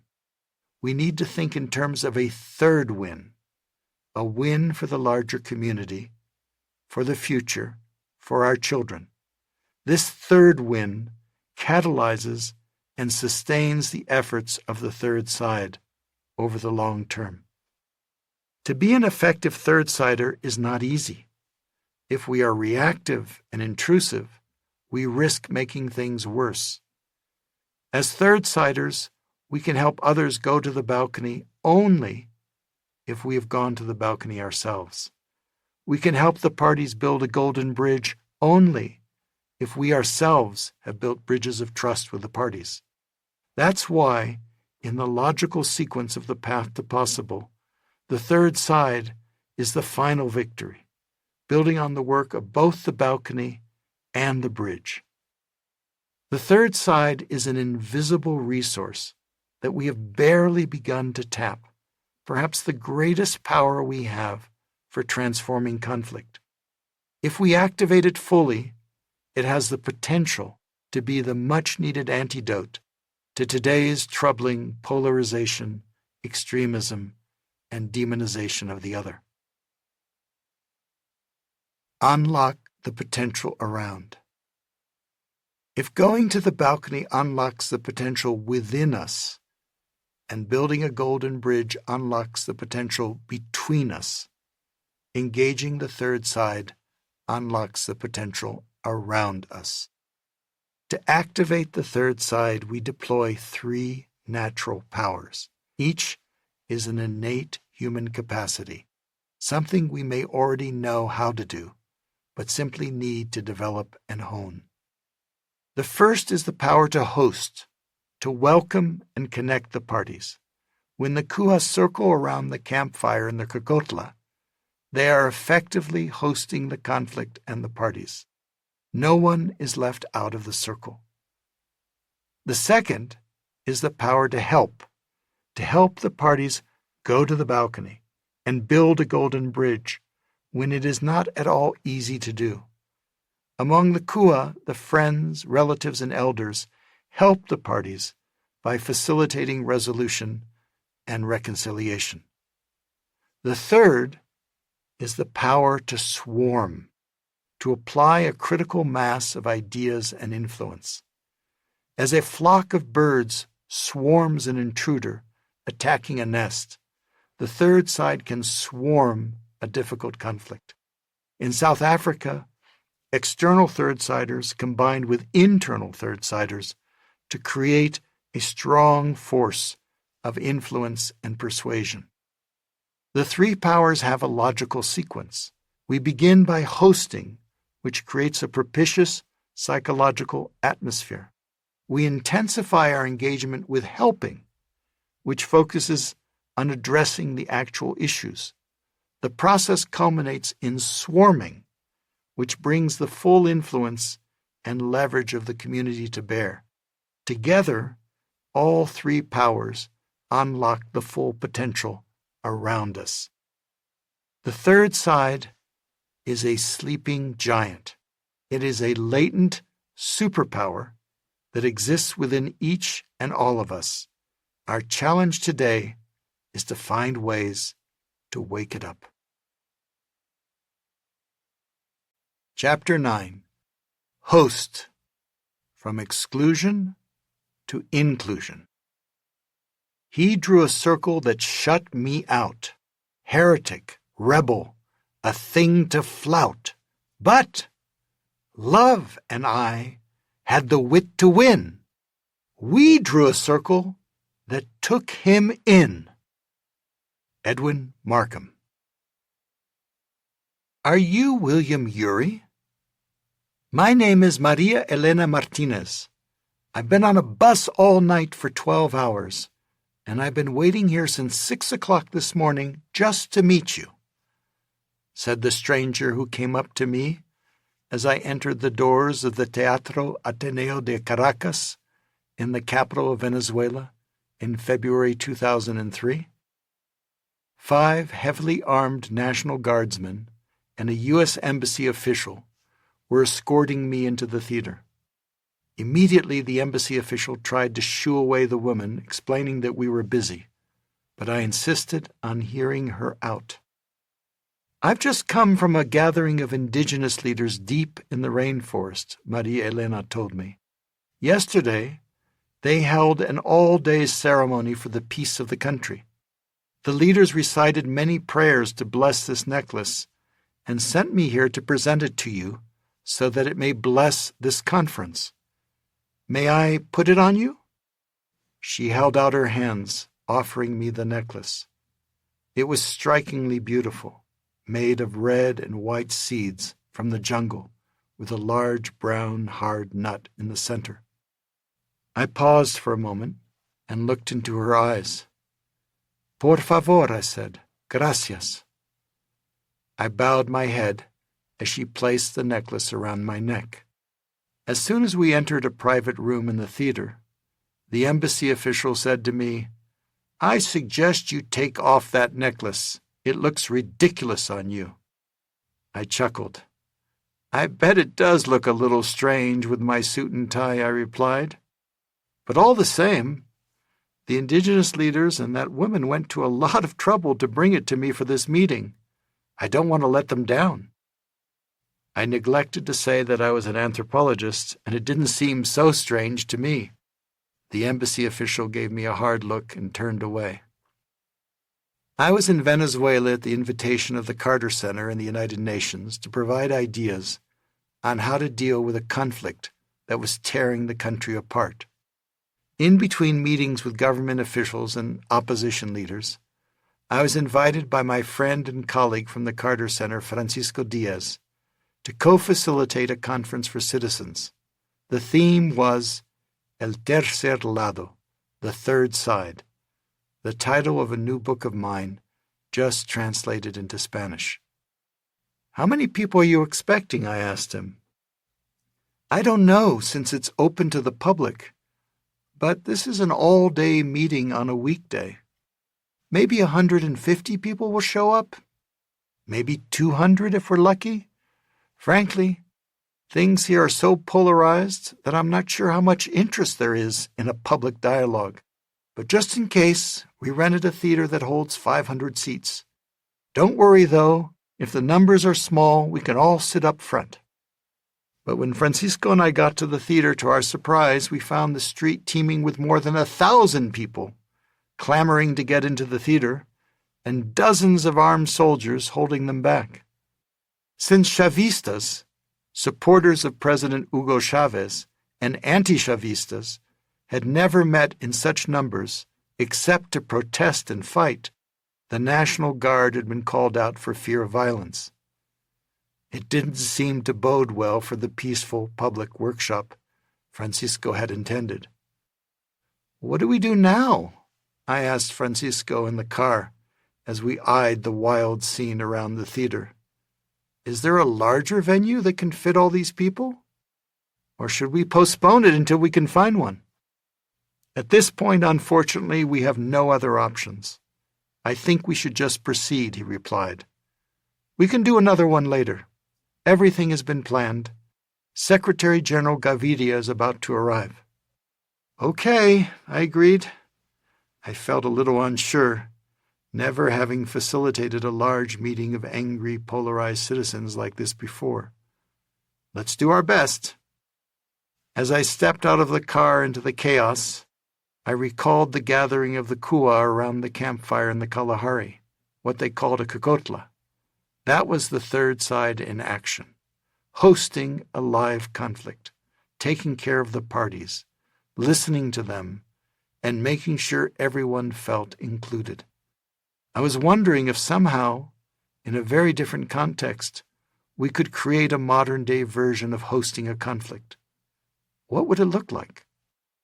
Going into the theater foyer was when I met Maria Elena Martinez. I felt strangely fortified by her unexpected gift of the necklace with the prayers of the first peoples of the country. The necklace reminded me of the people all over Venezuela whose lives were deeply impacted by the dangerous political conflict. It made me aware of why I was there. Let the third side be heard. When I entered, every seat in the theater was filled, with people standing in the aisles or sitting on the stairs in the upstairs sections. Everyone seemed to be speaking at once. Many voices sounded agitated and fearful. The conference began as planned with brief introductory remarks by Cesar Gaviria, the Secretary General of the Organization of American States. As he spoke, I tried to collect my wits, remembering to breathe. Then Francisco introduced me.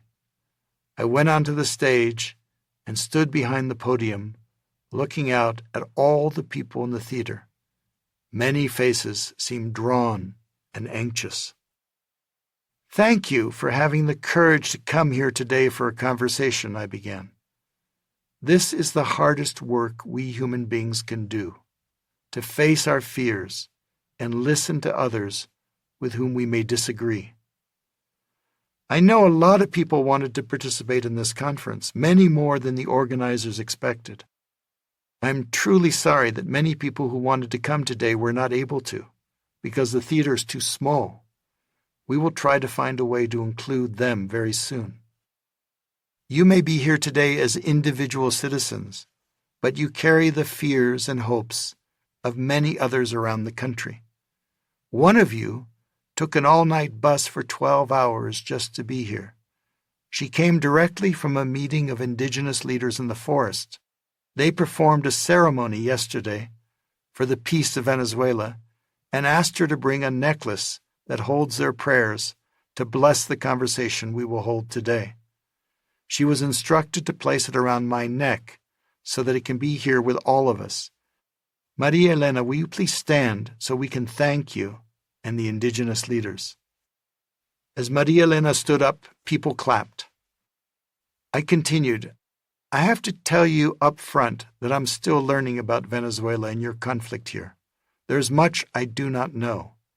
But I have worked in many other conflicts around the world, many civil wars, and I believe that you have an enormous opportunity here in Venezuela to prevent a civil war before it begins. I can tell you from my own experience that it is so much better and easier to prevent a war. Once blood starts to flow, it's extremely difficult to stop it. In almost every one of the conflicts I've worked in, there are common early warning signs before civil war. People start buying weapons. Rumors spread of impending violence. People stigmatize the other side, not just as political opponents, but as evil. They begin to perceive the danger as existential, threatening everything they hold dear. That's when the violence begins. So let me ask you a few questions. How many of you in recent months have bought weapons or know people who have? Almost every hand in the theater went up. How many of you have heard rumors that your neighborhood will be attacked? Again, the hands went up. How many of you heard words calling the other side evil, devils? Once again, most hands were raised. In your conflict, like in others, it seems like everyone has to choose one side or the other. People who don't take a side are criticized and attacked. I've heard there's even a name for those people here in Venezuela. It is ni, Spanish for neither nor. And people who are ni are shamed by people around them. Is that right? People nodded their heads. How many of you have been called that? Some hands went up. What can stop a civil war? I can tell you from my experience elsewhere that the key is the whole community coming together to stop violence. Beyond the two sides, there is a third side. It is the side of all Venezuela, the side of your children and their future, and your future. The third side is the engaged community that opposes violence and stands for dialogue and finding ways to live together peacefully, even with deep political differences. Any of you can be a third-sider. You can be a third-sider if you're a Chavista, or if you're an anti-Chavista, or if you are neither. To take the third side simply means to take the side of the whole community. Think for a moment about how this conflict has hurt you and those you love. Maybe someone you know has been beaten up or even killed. Maybe your family members or friends no longer speak to each other. Maybe you or someone around you has lost their job. Maybe you or your child have had a nightmare about violence. In the places I've known where the community comes together to unite against violence, it's the third side saying no. If you were to say no to violence here in Venezuela, what word would you pick? Basta! Someone yelled from one of the distant rows. Enough! I would love to hear for one moment the voice of the Venezuelan people saying no to violence. Until now, this voice from the third side has been silenced. As you think about how this conflict has hurt you and those around you, I ask you to call out basta together with all the emotion you feel. Will you do this for me? They nodded their heads. Ready? On the count of 3. 1, 2, 3. Basta! They shouted. It was powerful, but I could tell that people were still holding back. Do me a favor, and just repeat it one more time. 1, 2, 3. Basta! This time it was louder. One last time. See if you can give it all your strength. Basta! The sound was deafening as the theater shook to its rafters. That was the voice of the third side I'd been wanting to hear. At that moment, the emotional atmosphere in the room seemed to change. The negatively charged emotions of fear and anger began to give way to a positively charged intention to put an end to the destructiveness of the conflict. It seemed that everyone in that theater suddenly remembered what it meant to be Venezuelan, part of a larger family. In that moment, the latent power of the third side was activated to interrupt the escalation toward violence. In the theater after lunch, the participants broke up into small groups, Chavistas together with anti-Chavistas, and then gathered in larger groups to discuss how they could work together to prevent violence and preserve the peace of the country. The theater positively hummed with excitement and creativity. Meet exclusion with inclusion. My experience in the theater brought to mind the short poem by Edwin Markham that I quoted at the beginning of this chapter. I first heard this poem from my friend Landrum Bowling, a noted peacemaker then in his 90s. Landrum told me he had heard it when he was a boy from the lips of the poet himself at a high school in Tennessee in the 1920s. Landrum described how Markham had stood up on the stage with his big shock of white hair and begun reciting, "He drew a circle that shut me out, heretic, rebel, a thing to flout," while dramatically drawing a circle in the air with his finger. Then, equally dramatically, the poet, stretching out his arm fully, drew a much larger circle. But love and I had the wit to win. We drew a circle that took him in. In that one stanza, the poet summed up a key obstacle to transforming conflict and offered up an ingenious strategy, a surprising action that met exclusion with inclusion. It was emotional jujitsu. That little poem and its wisdom have stuck with me ever since. At the core of almost every deep-seated conflict I've ever worked on is the wound of exclusion.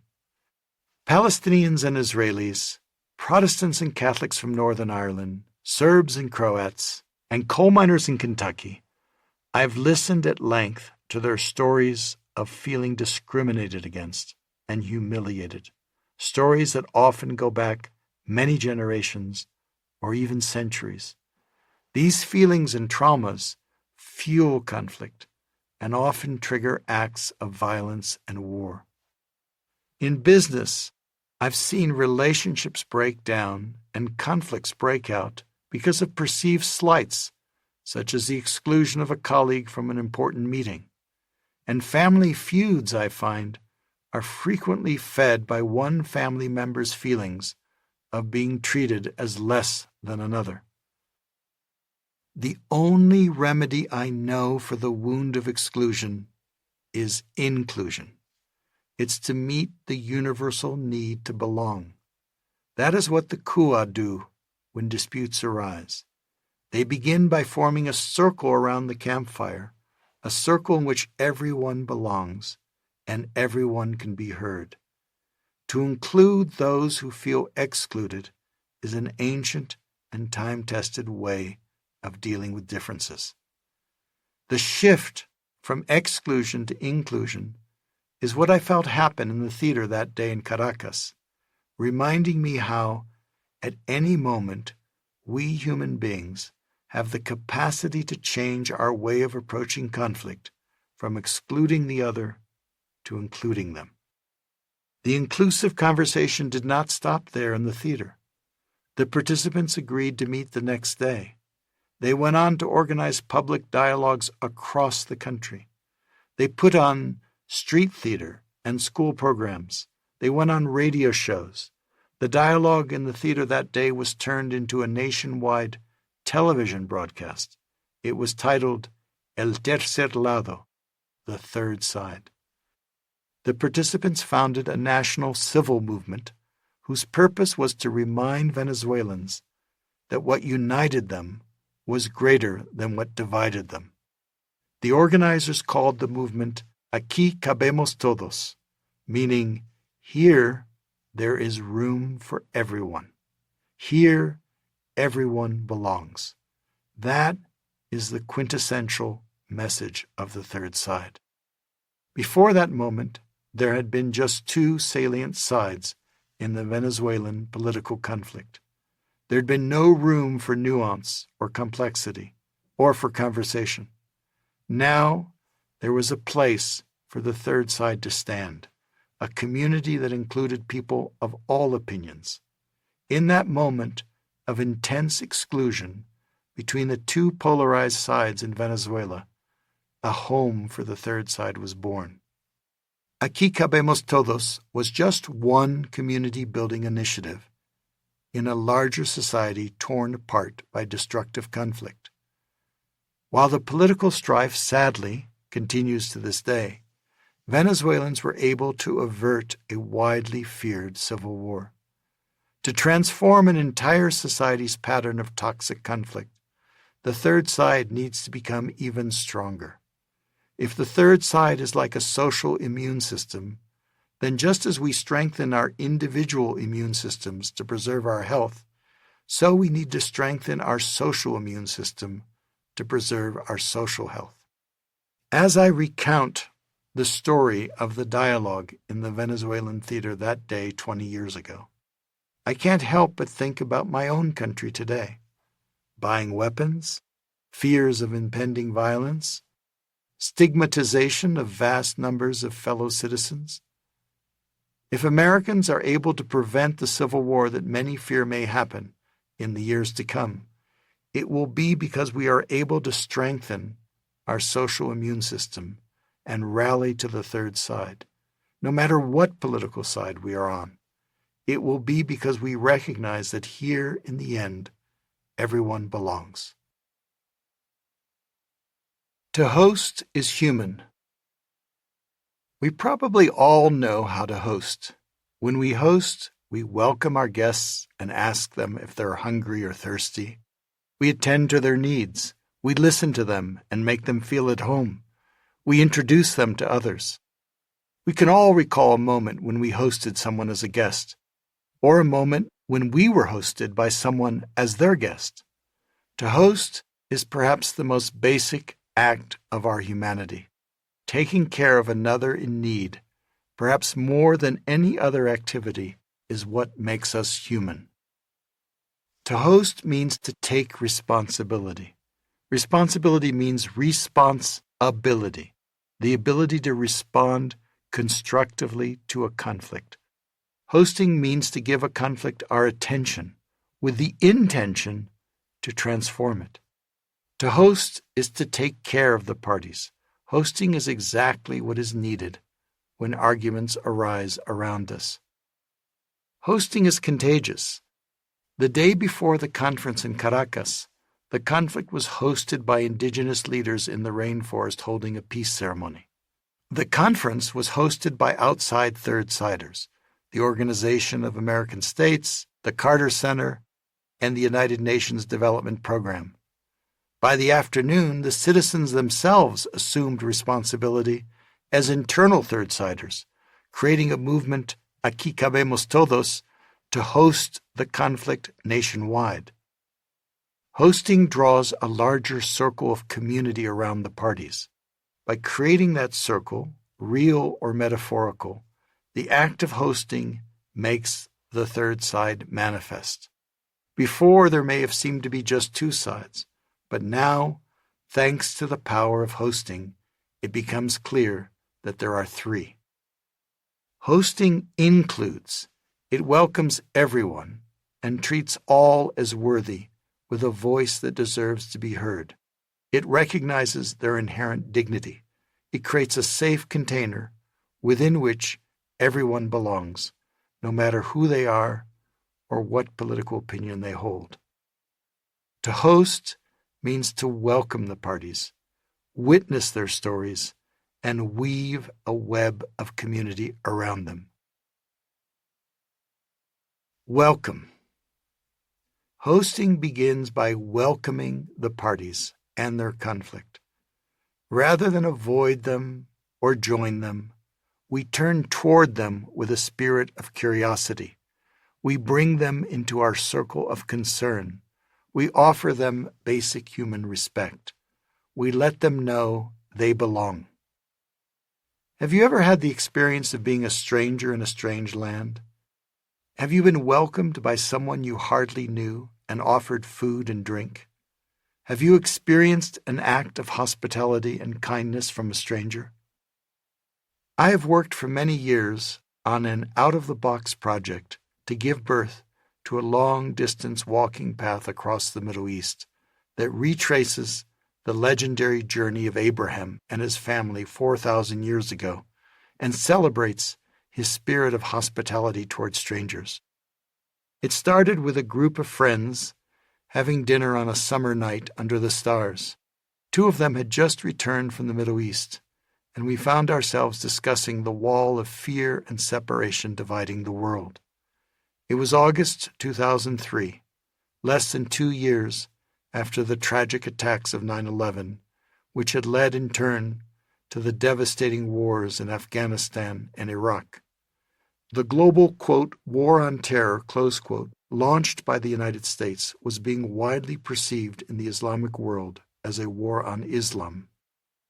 My friends and I were being hosted that evening, and in turn, in a small sense, with our attention and concern, we were beginning to host those divisive conflicts. We could be facing a new world conflict, a bit like the Cold War, with the world divided into 2 giant camps with religion in the mix, remarked my friend Rabia Roberts. With so much fear and separation, what could possibly bring people together? Asked my friend Elias Amadon. Rabia and Elias had just returned from leading a pilgrimage of Westerners to Syria as a small step to bridge the chasm between people in the West and people in the Middle East. It got me thinking. Over the years, I had worked on the conflicts in the Middle East, focusing on political negotiations.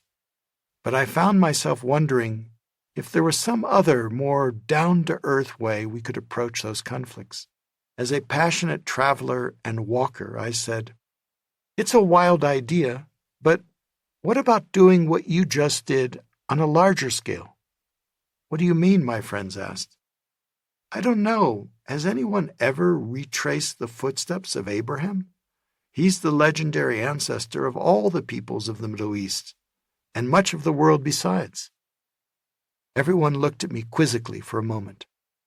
When the Iraq War broke out, I remembered that's the land where Abraham is believed to have been born.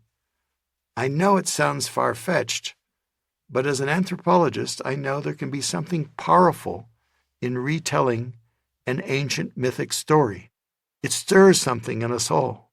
Maybe a walking trail in his legendary footsteps might help remind us all that no matter what divides us, there's something greater that we share, a common story, a common humanity, a common future. And there's something about walking. Who fights while they walk? I didn't know it at the time, but that little wild idea over dinner was the start of 2 decades of hard work and a lot of walks to bring the dream to fruition in the midst of intense political conflict and wars. Skeptics said it couldn't be done, but my colleagues and I persevered. We studied other long-distance paths around the world, notably the world-famous Camino de Santiago, which ends in Spain. In October 2006, we set out on an inaugural journey, traveling with 23 people from around the world, including an imam, a priest, a rabbi, and a minister, to retrace the remembered footsteps of Abraham, or Ibrahim, as he is known in much of the region. Our aim was to show that it could be done and to consult communities along the way for their views on a long-distance cultural route. For almost 2 weeks, we journeyed by bus and occasionally on foot, starting from Haran in southern Turkey, where Abraham is believed to have set forth, and ending in Hebron, or Al-Khalil, just south of Jerusalem, where he's believed to be buried. Responding to the interest of local communities, my colleagues and I launched the Abraham Path Initiative in 2007. Working in partnership with local organizations, the initiative has supported the mapping out of many hundreds of miles of path in a half-dozen countries across the Middle East. The initiative received support from the United Nations as well as from the World Bank, which was interested to learn how paths could create jobs and livelihoods for people living in fragile political environments. Within a few short years, the Abraham Path was listed in first place by National Geographic among the 10 best new walking trails in the world. Thousands of people, young and old, local and foreign, from many different cultures and nationalities, have walked the different national trails that have sprung up along the ancient cultural route. Many stay in people's homes along the way.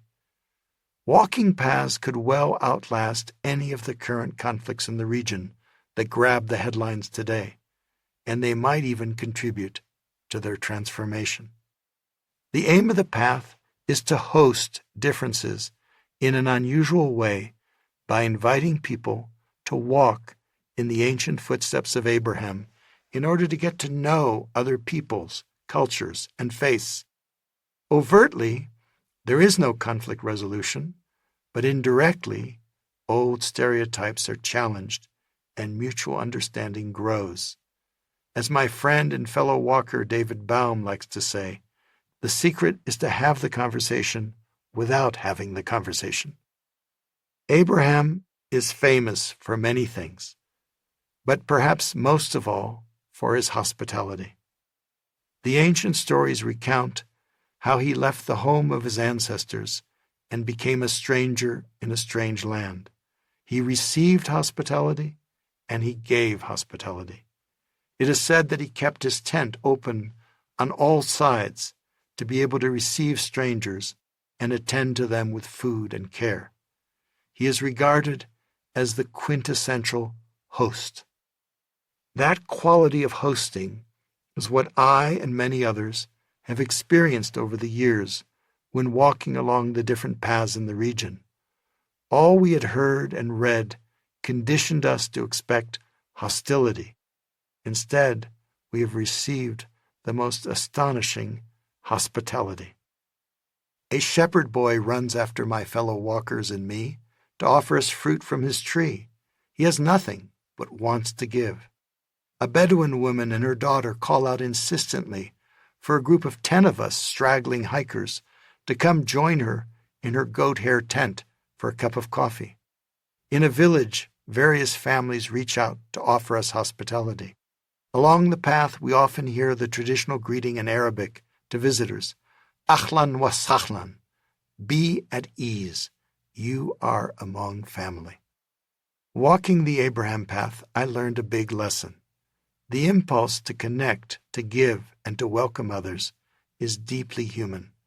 It's the hidden power of community that we can tap when it comes to dealing with differences. The simple act of hosting and being hosted opens up new possibilities for transforming human relationships. Hosting doesn't have to be a big project. Any of us can host anytime and anywhere, as I learned on the Abraham path. It could be as simple as inviting a coworker who's having a conflict to have a cup of coffee and then to listen to their story. Witness. Once we have welcomed the parties and helped them relax, the next step is to witness. It is to listen deeply to our guests and bear witness to the loss and pain that accompany any difficult conflict. I'm reminded of an old legend about King Arthur. A young knight from the Round Table sets out on a quest to find the Holy Grail, the legendary symbol of that which is most precious. After years of searching in vain, the knight finally comes across a mysterious castle that suddenly appears in the mist. The knight musters up his courage and enters the castle, where he finds a great dining hall with an old wizened king sitting at a long table with all his courtiers. The king looks deeply troubled. There on the table in front of the king is the Holy Grail, a beautiful silver cup. The knight can hardly believe his eyes. But there's a magical question that the knight must ask to persuade the king to give him the Grail. What is that question? That all-powerful question, the ancient legend suggests, is a simple one. The young knight asks the old king, "What ails thee?" As the knight listens to the king's woes and uncovers his deepest needs, a human connection of friendship grows between the two. And in an act of unexpected generosity, the king gives the grail to the young knight.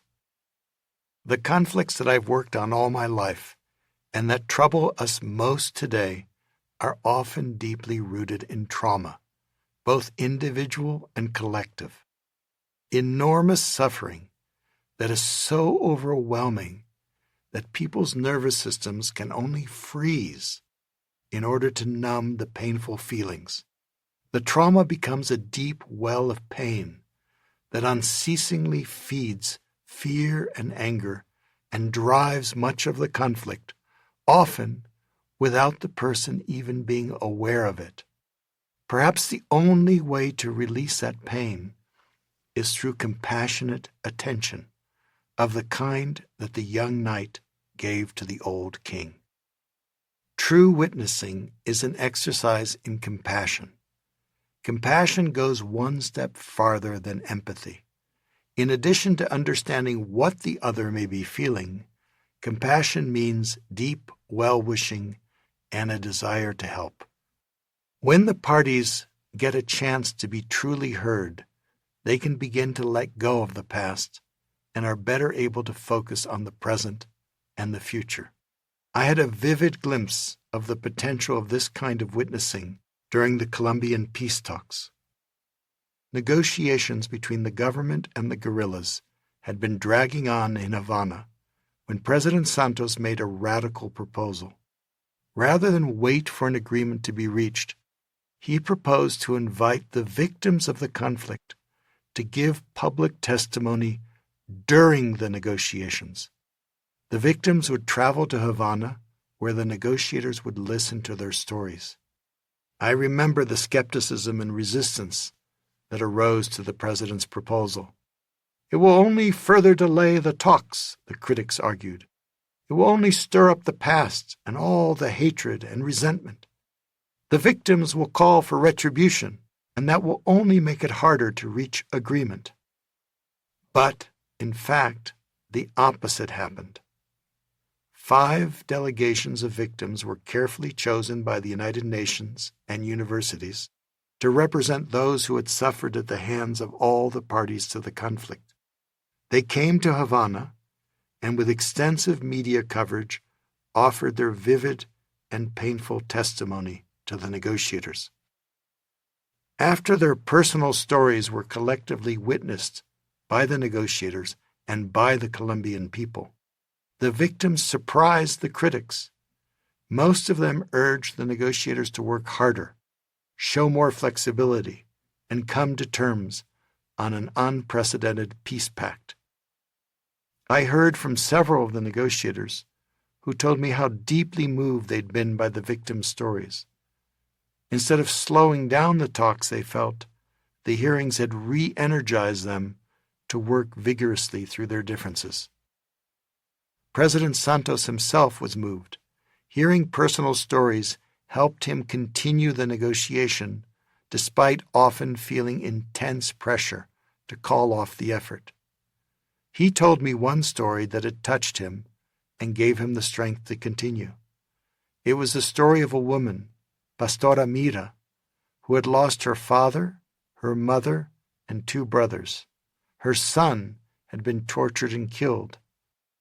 About 10 days after she buried her son, a wounded man came to her house and asked her for help. She put him into her son's bed and nurtured him back to health. When he was leaving, he saw a photograph of the woman and her son. Suddenly he fell to his knees and started crying, "Please don't tell me that this is your son." "Yes, it is. Why do you ask?" "Because I was the one who tortured and killed your son," he cried, as he wept and kept repeating, "I'm sorry, I'm so sorry." The mother looked at her son's killer and lifted him to his feet. To his utter surprise, she embraced him, saying, "Gracias." "Why on earth are you thanking me?" the man exclaimed. "Because, by recognizing what you did and asking for my forgiveness, you have liberated me from hatred for the rest of my life." Santos was so moved by Pastora's story that he invited her to go with him to Oslo when he was awarded the Nobel Peace Prize. "This Nobel Prize is not for me," he told me, "but for the victims of this conflict, like this remarkable woman, who gave me the courage and the energy to continue in the peace process." Never to my knowledge had the victims of any conflict been formally included in the negotiation process as they were in Havana. It was an historic first, an innovation that I hope will inspire other peace negotiations in the future, as we humans learn how to deal more effectively with our toughest conflicts. What I took from my experience in Colombia was this lesson. It's not just the way we talk to each other that's important. It's the way we listen and witness each other. If we can witness the other's pain with empathy and compassion, we can change the quality of the talking. Feelings of exclusion can give way to feelings of inclusion. Separation can give way to connection. New possibilities can emerge to deal with even the toughest conflicts. That is the power each of us possesses to witness the pain of others around us. Weave. Ultimately, hosting a conflict means to weave a web of community that connects the parties. To weave is to bring the conflicting parties together, helping them appreciate that they are indeed part of a larger community, however torn that community might be. Weaving means reminding the parties that there are not just two sides in any conflict, but a larger third side, a shared social context with common interests in the future. Weaving changes the frame from us against them to all of us together. Weaving is how we strengthen our social immune system. Few conflicts are more resistant to this kind of weaving than partisan politics. 20 years ago, in the wake of the impeachment of President Clinton, I was invited to facilitate a conversation among a small group of members of the U.S. Congress, Democrats and Republicans, who found themselves bitterly polarized and not speaking to each other. For 2 years, there'd been a plethora of personal attacks and insults on the floor of the U.S. Congress. The leaders of the House of Representatives organized a weekend retreat in Hershey, Pennsylvania. Some 200 members and their families participated. After dinner the first night, the members broke up into small groups of 8, 4 Republicans and 4 Democrats, joined by their partners. In my group, everyone seemed a little tired after a day of work and travel. I felt tension and discomfort in the air. As the quote host, I arranged all the chairs in a circle, rather than sit at a long table with 2 sides facing each other like opposing armies on a battlefield. I like using a circle because subtly it implies community, evoking the eons in which our ancestors gathered around the campfire. There's a head of a table, but there's no head of a circle. All are equal. I began by saying, I would like to ask you to share a little of your personal experience of these last 2 years. What's been the price of this conflict for you personally? It was a witch hunt, grumbled one Democrat. Your leader lied under oath, snapped a Republican. My children hardly ever saw their father for dinner, said one spouse. He always came home late because the proceedings kept him away, often on weekends too. Feelings were still raw. Then, out of the blue, one of the members showed up late.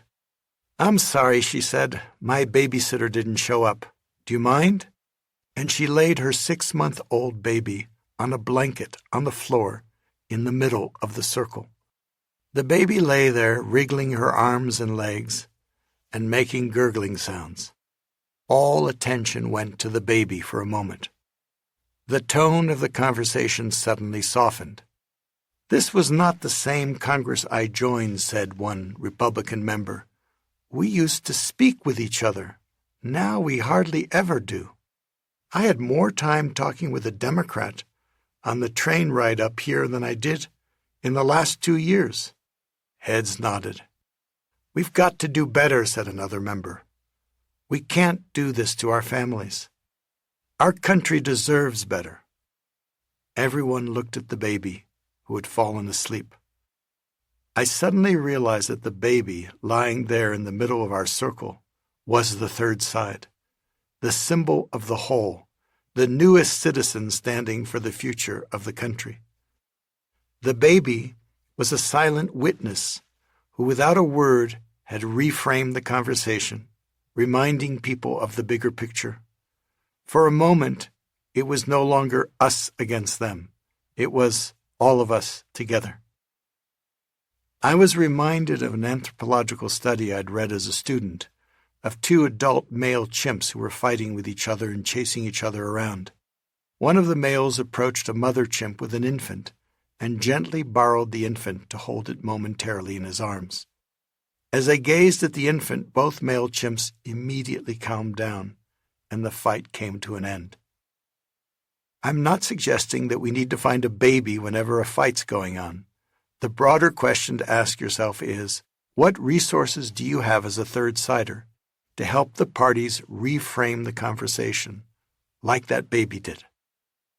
In this case, for instance, I seized the opportunity to ask a follow-up question that I sensed could stimulate more connection among the rival leaders. "Tell me a story of when you were young," I asked. "What inspired you to get involved in public service in the first place?" The participants began to share their personal stories. One person's vulnerability stimulated another. "I cheated on a high school exam," said one member.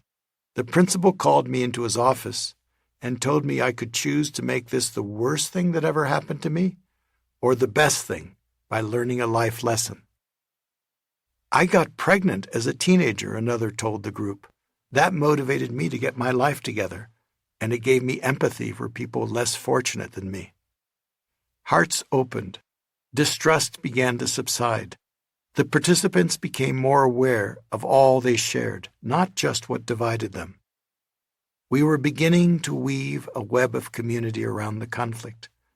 It was just a beginning, of course, but it revealed the possibilities for creating a broader and deeper context in which toxic polarization can be diminished. It's a lesson we need to remember now more than ever. Host a conflict near you. As I was about to write this chapter, I was co-hosting a large family reunion with my cousin Claire. Family reunions can be fraught with tensions and unspoken conflicts, and this one was no exception. One afternoon, a dozen cousins, ranging in age from their 40s to their 70s, were sitting around in a circle outside the old family summer home on the shore of Lake Michigan. The home had been in the family for nearly 100 years. My mother and her 6 siblings had spent their summers there. I had many warm childhood memories of this beautiful place all throughout my life. So did my cousins. Everyone was in good spirits, relaxed, well-nourished, and enjoying the natural beauty. Some of the younger generation cousins were curious, asking the older cousins about family history, events that had taken place almost 70 years before. What happened to the family business after the war? Why was the eldest son asked to leave the business? Each of us had heard different stories from our parents. A lot of it had to do with a dispute about the family business founded by my grandfather. My uncle had come back from World War II and taken over the business from his father, who had withdrawn from active participation. 10 years in, the previously thriving business was suddenly badly in debt and in grave danger of bankruptcy. There had been serious conflict in the family and even the threat of a lawsuit. My uncle had been asked to leave the business. He had left Chicago with his family. It had created a rift that was not discussed for more than 40 years and was never fully healed. What was the real story? The younger cousins asked. Was it because of running up gambling debts and borrowing money from the business to pay? We tried to go deeper and understand each person in the story. My cousin Lynn, my uncle's daughter, spoke up. Did you know that at the age of 20, my father landed at Normandy and then fought on throughout Europe, all the while watching his buddies being slaughtered around him? Did you know he was part of the army unit that liberated the concentration camp at Dachau? Imagine what he saw. He could never talk about it. Maybe he suffered from PTSD, post-traumatic stress syndrome, one cousin suggested. Our understanding deepened as we collectively witnessed the painful story and began to understand the depths of trauma.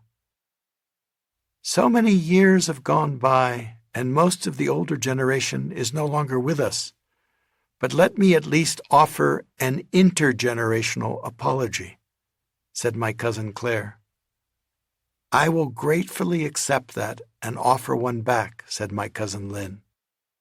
Old, unspoken family feelings of exclusion began to give way to feelings of inclusion and deeper community.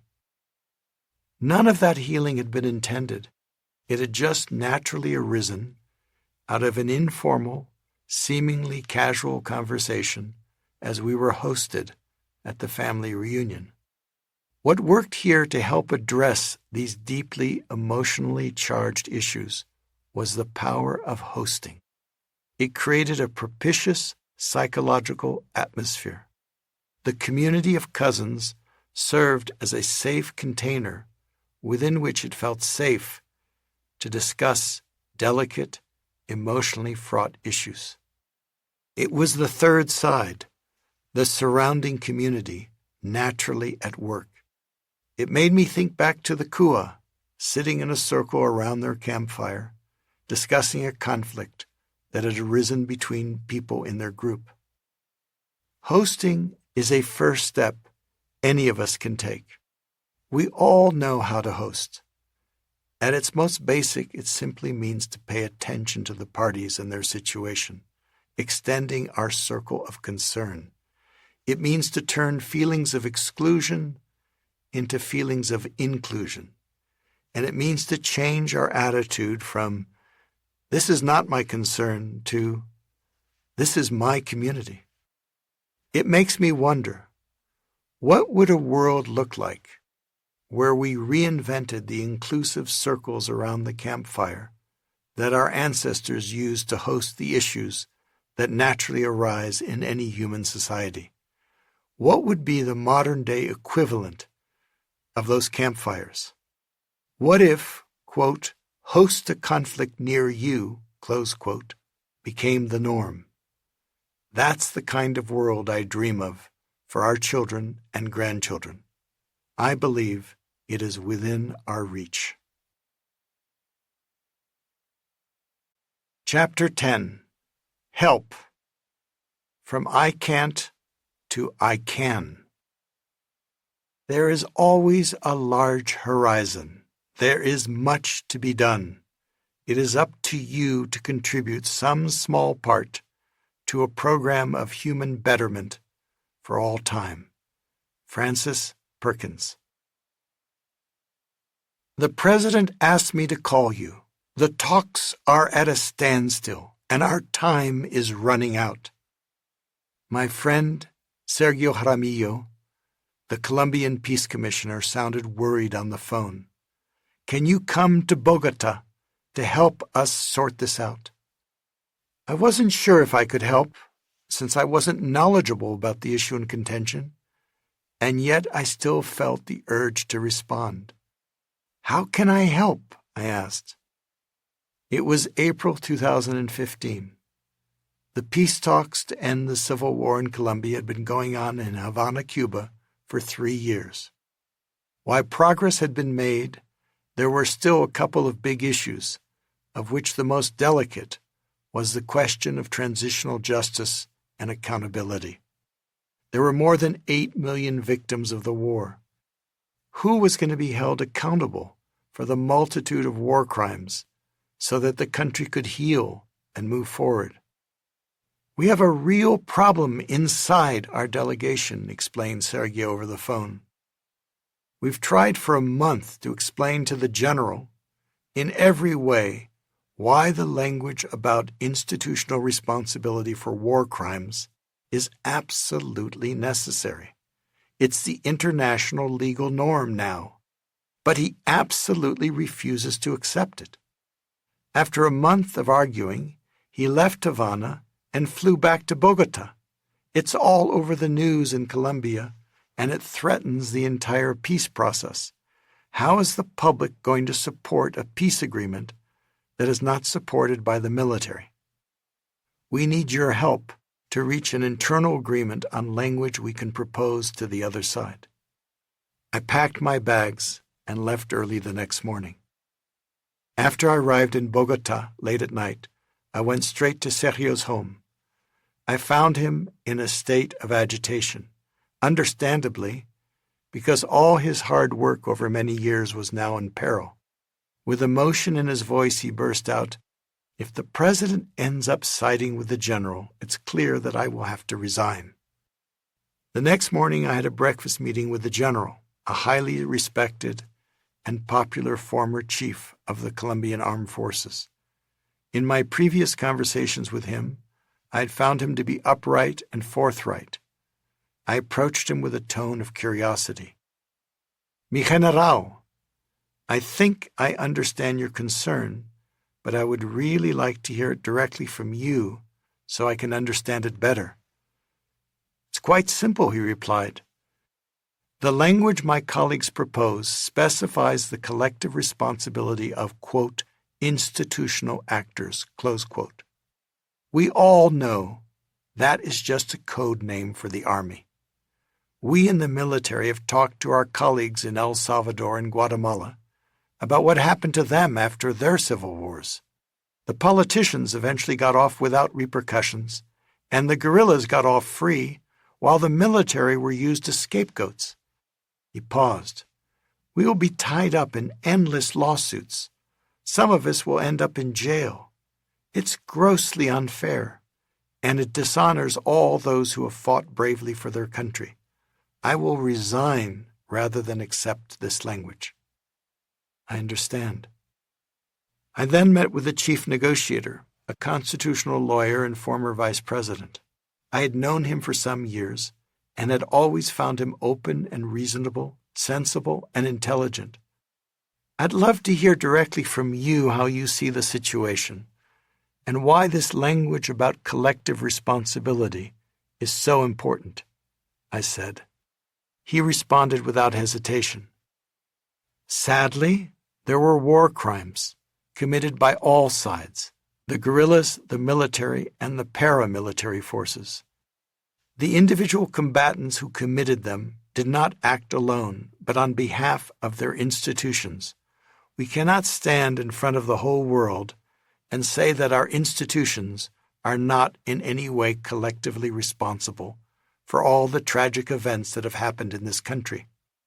Otherwise, no one will trust our judicial system in Colombia to deal with the question of justice.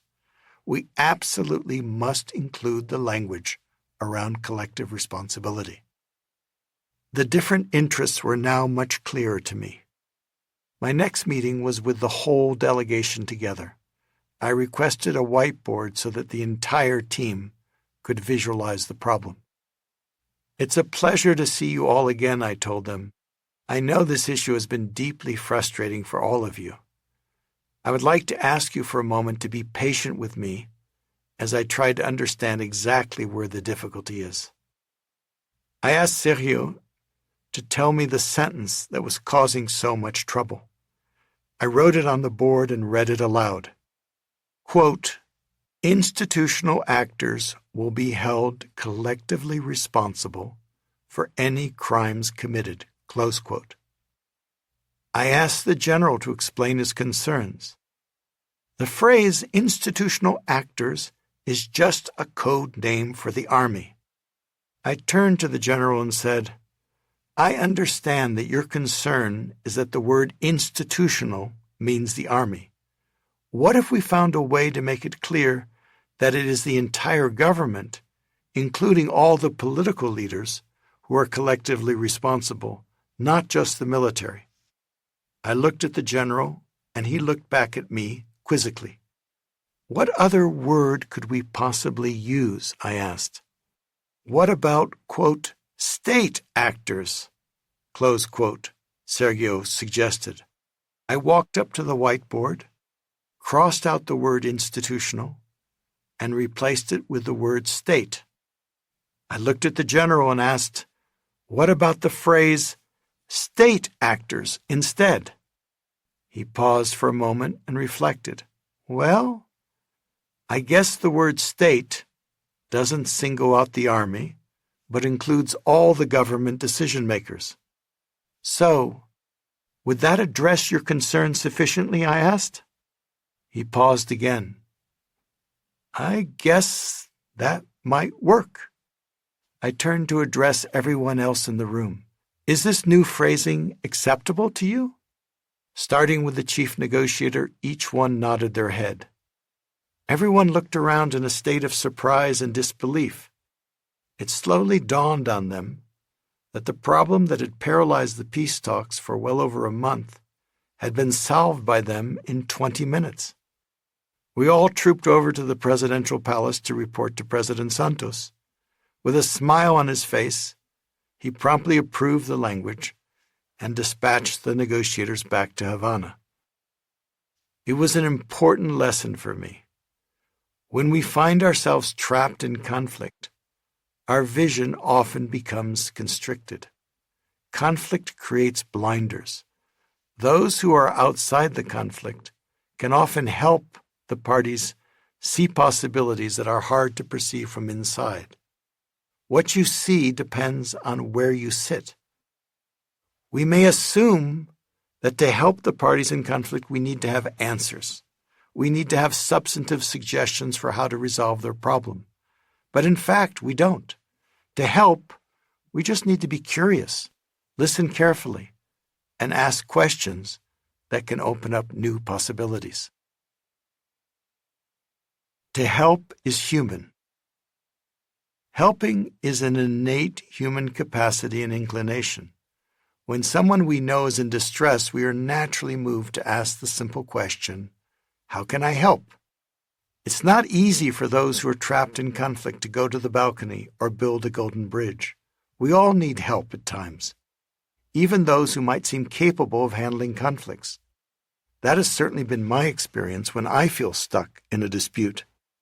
I recall the issue of a family inheritance in which I had been asked by my mother when she was dying to serve as executor of her will. She had assumed that I could mediate the sensitive issues involved, but in fact, as I discovered as one of the parties, I could not. It took my brother's suggestion of using our cousin Paul as an informal mediator to resolve the matter to everyone's satisfaction. Paul was a family member, not a professional mediator. He was a little reluctant to get involved, as we all might be in such a situation, but agreed to help because he cared about us. It was a good and humbling reminder to me of the value of seeking and accepting help. Help was around me, if only I had eyes to see. What was hard for me proved much easier for my cousin. He, who had never mediated before in this fashion, was able to help in a way that I, who had mediated a lot, could not. The principal obstacle in this case was not the objective problem of dividing the estate. It was the emotional problem of distrust. As one of the parties, I was naturally not perceived as neutral. Paul was trusted and seen as neutral, so a process that had been blocked was able to flow. It was a huge relief to me personally. I had little capacity at the time to deal with all the logistical and financial details, but far more important, I felt the heavy burden of fulfilling my mother's request lifted. And most precious of all was the transformation of my relationship with my siblings.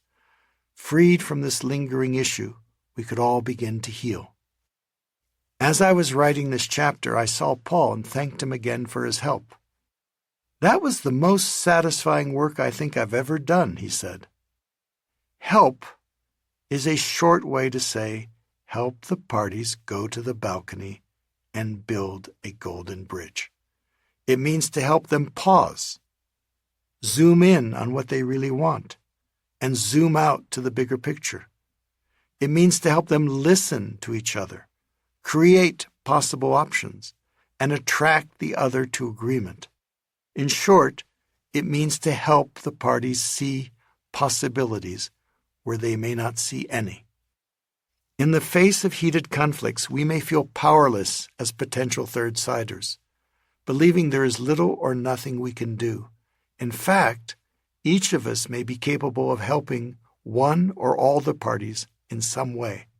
All it takes to start is a shift in mindset from I can't to I can. Ask clarifying questions. Most people do not like to be told what to do, particularly in a sensitive situation. They are likely to find their own insights most persuasive. The key, in my experience, is to begin by asking clarifying questions that bring out the party's own insights. Clarifying questions help uncover underlying interests and generate possible options. The questions may be as simple as, can you please explain why this creates difficulty for you? What is your concern? Why is this important to you? Or, how can we satisfy the interests of both sides? Or, if you can't agree now, under what conditions could you possibly agree? Or, what have been the costs for you of fighting? And what would be the benefits to you of agreement instead? These are questions any of us can ask. Asking these questions helps people discover within themselves the clues that can help them address their issues. I've had many consultants come and give their best advice to me, the president of Afghanistan told my colleagues and me as we sat in a circular gazebo in his garden inside the Arg, the fortified palace that had been built by the former kings of Afghanistan. Brilliantly colored parrots flew above us among the flowering trees. Far above them, military helicopters whirled in the sky as the tragic war raged on. But you, my new friends, the president continued, are the first ones to listen carefully, ask good questions, and tailor your ideas to the real problems we face here. To offer counsel is different in my experience from simply offering advice. Advice starts from the advisor's perspective. What are the brightest ideas one can offer? Counsel, by contrast, starts from the other person's perspective.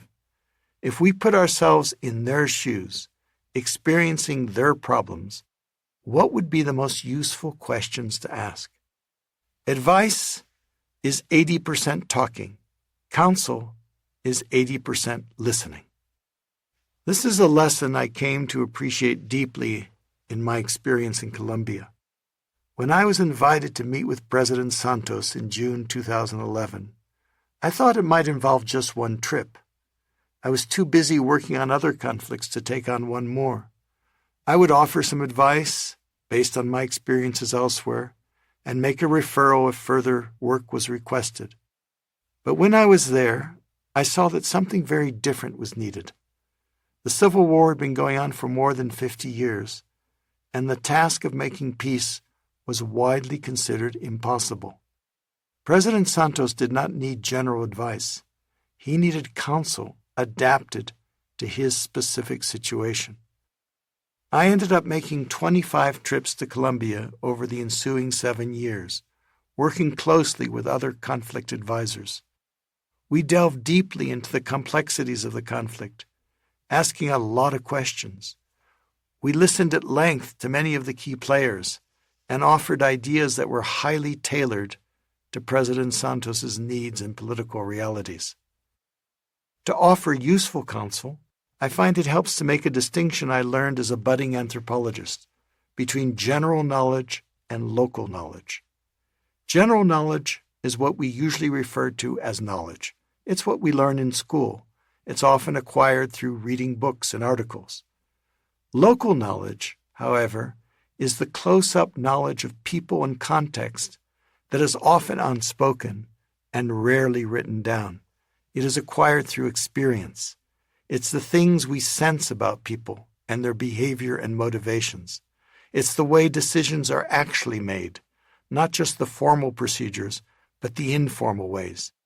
We often don't even realize we've been accumulating this kind of knowledge about the people and situations around us. As I've come to realize in my negotiation work, advice based on general knowledge alone is usually not very useful. People don't know how to apply it to their specific situation. It may not even be applicable.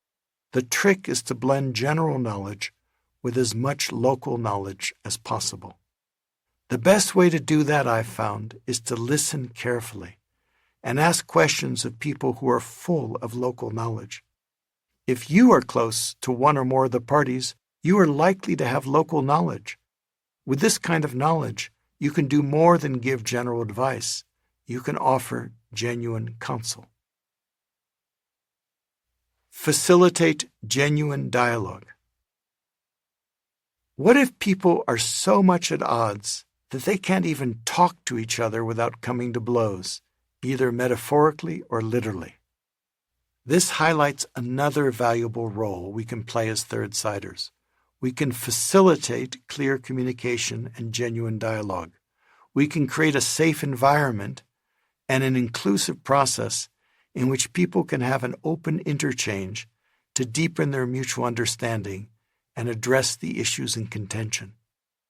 In the spring of 1996, I was invited by a well-known conflict resolution organization, Search for Common Ground, to facilitate a confidential conversation in France between Turks and Kurds. A terrible civil war had raged for decades in Turkey, resulting in more than 25,000 deaths and the destruction of 3,000 villages.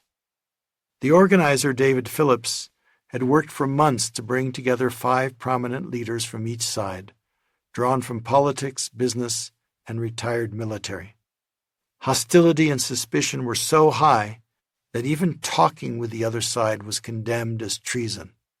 The leaders were risking their reputations, and perhaps even their lives, by engaging in conversation with the other. David found a confidential setting, far away from the scene of the conflict, in an old chateau, complete with a moat. It served as a balcony. From the start of the meeting, 2 of the leaders caught my eye, as they seemed to represent the strongest views on either side. Ali, as I will call him, was well known as a passionate defender of Kurdish national rights. He was the leader of a Kurdish political party, elected to the national parliament.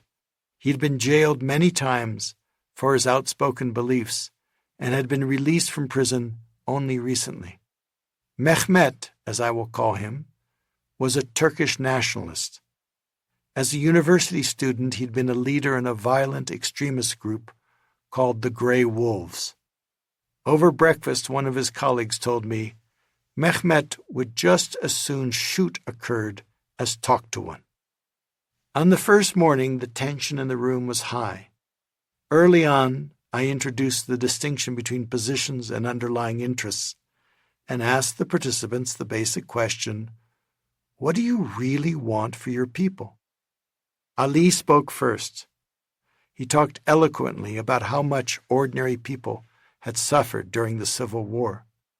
He declared that his aim for his people was, quote, self-determination. Hearing that phrase, Mehmet jumped to his feet in protest. It's high treason to use that phrase. I cannot stay in this room and listen to this traitorous talk. I'm packing my bags. He stormed angrily out of the room. I asked the group to take a break and went after him. Mehmet, I told him, you've traveled a very long way to come here. All of us need to hear your views. Please give us another chance and come back to rejoin our discussion. One of his colleagues spoke with him quietly in Turkish. Okay, I will come back and give it one more chance, he said testily to me. But please, understand that my colleagues and I are breaking the law to be present in a meeting where that offensive phrase is used. As we began our dialogue again, I explained to the group, listen, this work of dialogue is the hardest work we humans can do. It requires us to listen to other points of view that we absolutely don't want to hear and that can make us angry. When I listen to Mehmet, I understand it's painful to hear a phrase like the one Ali used. For Mehmet, it implies the division of Turkey and brings up the traumatic events that followed the breakup of the Ottoman Empire. I looked directly at Mehmet, who nodded his head. When I listen to Ali, I'm hearing him talk about the deep wounds of the past and the intense sufferings of his people.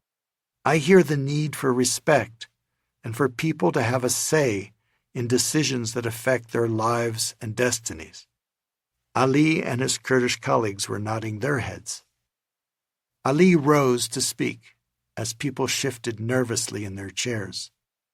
I want to finish explaining what I was saying.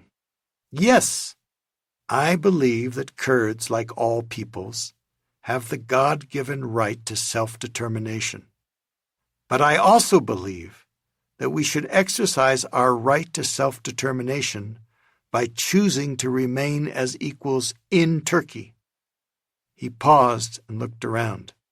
In fact, personally, I would defend Turkey against any external threat with my blood and my life. I looked at Mehmet. He seemed extremely surprised and relieved. I felt the whole room breathe more easily. With tensions, fears, and mistrusts, it takes work to bring parties together and to keep them together. It requires building a neutral container as strong as the emotions of the parties. As a third-sider, my job was to hold the container so that participants such as Mehmet could have their natural reactions, but without destroying the dialogue. Ali took it from there. In his eloquent speech, after the tense break, he succeeded in taking all three sides of the conflict. He was able to advocate for his side, claiming the right to self-determination. He was able to build a bridge to the other, choosing to remain as equals in Turkey. And he was able to take the third side by proclaiming his solemn commitment to defend the whole community with his life. It was an important reminder for me. It's not just outsiders who can play the role of third-siders. As Ali brilliantly demonstrated, even if you are a party to the conflict, you can take the third side, while at the same time advocating strongly for your own side. Each of us, even the parties, is a potential third-sider. Each of us, if we choose, can take the side of the larger community. That night at dinner, I saw Mehmet, Ali, and others sitting together for a long time in animated conversation. I wondered what they were discussing so heatedly. The next morning I found out. As we began, Mehmet raised his hand and asked to speak. Yes, Mehmet? I felt a little nervous about what he might say. I think the whole group felt the same way. Mehmet rose to his feet. Last night, I could not sleep. I could not stop thinking about what Ali and others told us about the suffering of the Kurdish people in this war.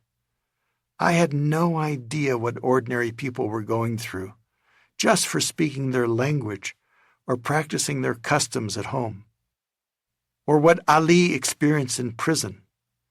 I kept asking myself, if I had been born a Kurd, wouldn't I have fought for my rights like he has? He paused. If someone had told me a few months ago that I would be sitting here with a group of Kurds who were using the word Kurdistan for the land in which they live, I would have thought I was living in my worst nightmare. Now, however, I think I'm living in a dream." He paused and looked at Ali. "I want to thank Ali for helping me understand. And while I am and will forever be a strong defender of Turkish national interests, I want to acknowledge here that everyone, Turkish or Kurdish, has the right to express their identity as they see fit." Mehmet sat down. Everyone looked at him, eyes wide with astonishment. If there was to be a way forward in this seemingly impossible conflict, it would come from the parties themselves. My job as facilitator was simply to help them bring it out. I got the conversation started, but Ali, Mehmet, and their colleagues continued it over dinner themselves. They helped facilitate their own conflict. In my experience, the hardest work is done by the parties. It's much easier to remain at a distance, casting stones at the other. It takes real courage to face the pain of human differences. It takes courage to talk with vulnerability about what really matters. As I have often witnessed in conflicts both large and small, dialogue has the power to change hearts and minds. The parties are frequently surprised to discover that their enemies are human beings like themselves. They sometimes end up concluding, like Mehmet, that placed in the same position, they might feel and act the same way. I find it deeply moving to witness these courageous breakthroughs. As people work through their conflicts, they come alive and grow as human beings, as Ali and Mehmet did, and the breakthroughs bear fruit.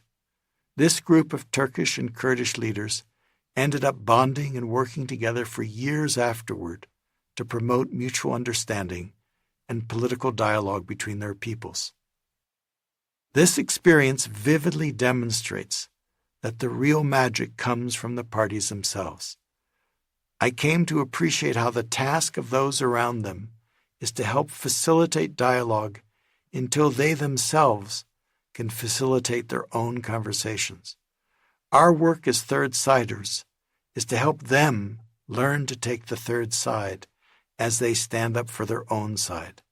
Our job ultimately is to work ourselves out of the job. Mediate a satisfying agreement. What if people have real trouble reaching agreement? This is where we can help by mediating, even informally, as my cousin Paul did when he helped my family settle the family inheritance issue. He brokered a mutually beneficial agreement that allocated the fair value of my mother's estate among her children and distributed her art and furniture in a way that left everyone satisfied. To mediate means to actively assist the parties in reaching an agreement they can all live with. Mediation is simply assisted negotiation. Mediation is often confused with arbitration, but the two are very different.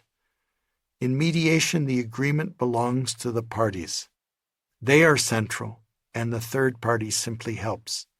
In arbitration, by contrast, the third party decides.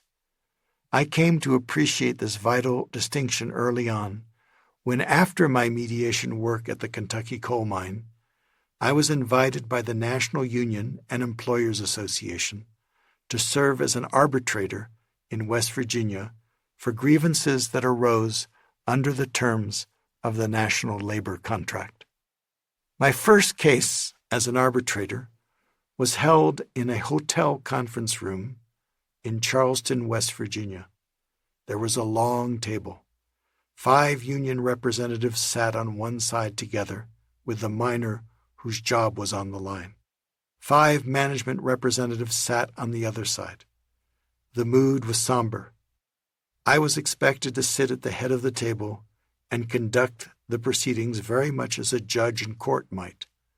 I was only 27 at the time, but all the representatives treated me as if I had gray hair.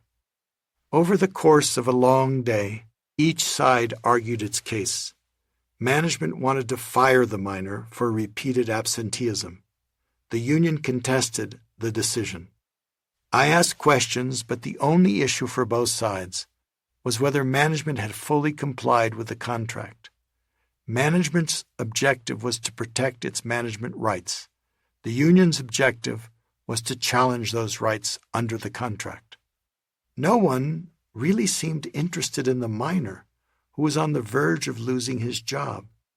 I had a hunch that there might be another possibility that could satisfy both sides and save the miner's job. One of the managers admitted that the miner had been good at his work. There seemed to be a reason for the absences, but I was not allowed to surface it in the proceeding as it was not relevant to the contract. There was an overlooked possibility to repair the relationship. As the arbitrator, I was limited simply to deciding who was right and who was wrong according to the contract. It felt deeply frustrating. In the end, when I had to write up a brief decision, I had no choice but to rule based on the contract. Management had a decidedly more persuasive case in this situation. It was entitled to fire the miner. But even if management won the point, it seemed to me that everyone ended up losing. The mine lost a good worker, the union lost a case, everyone lost a lot of time and energy, and the miner lost his job and livelihood. It was a big lesson for me and felt completely different from my previous experiences as a mediator. As a mediator, I had a chance to probe deeply into what the real problem was. What were the underlying interests and needs of all sides?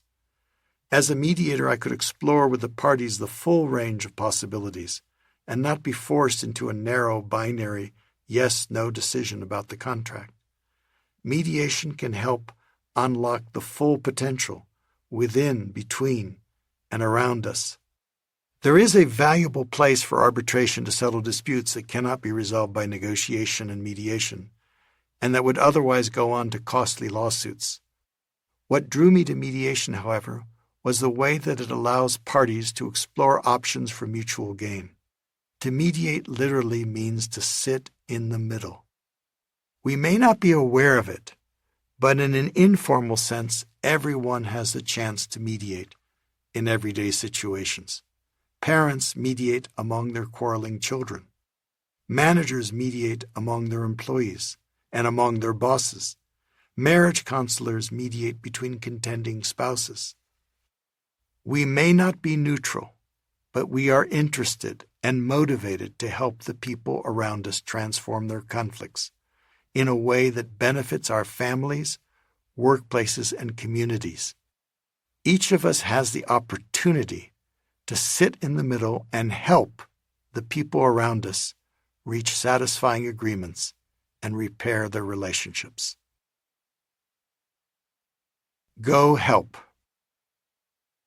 When my mother was ill with cancer in December 1997, I received an urgent request to facilitate a meeting intended to stave off a resurgence of war between Chechnya and Russia.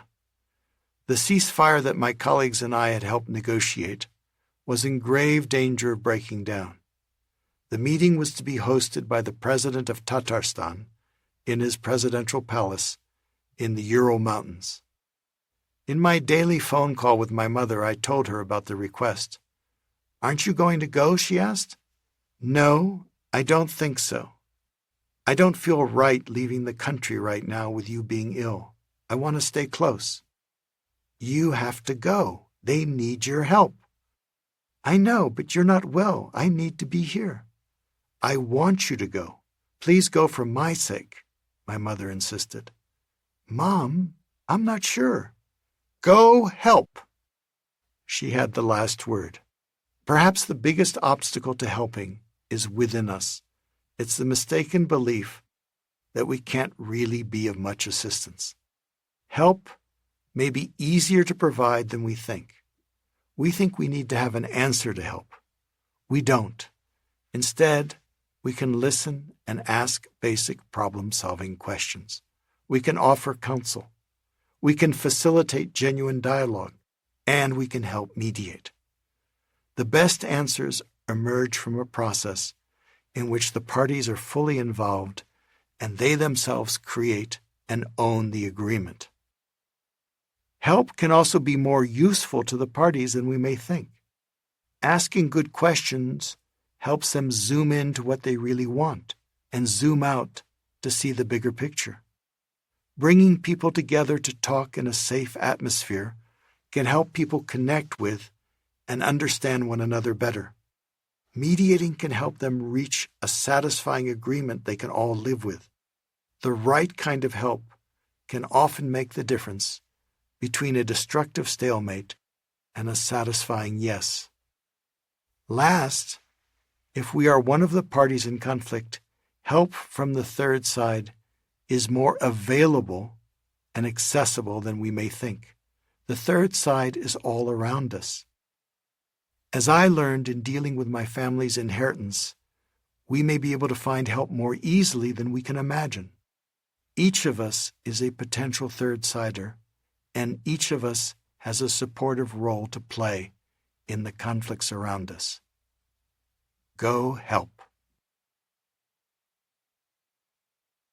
Chapter 11. Swarm. From Latent to Mobilized. When spider webs unite, they can halt even a lion. Ethiopian proverb. Who can do what tomorrow morning to interrupt the escalation to nuclear war with North Korea?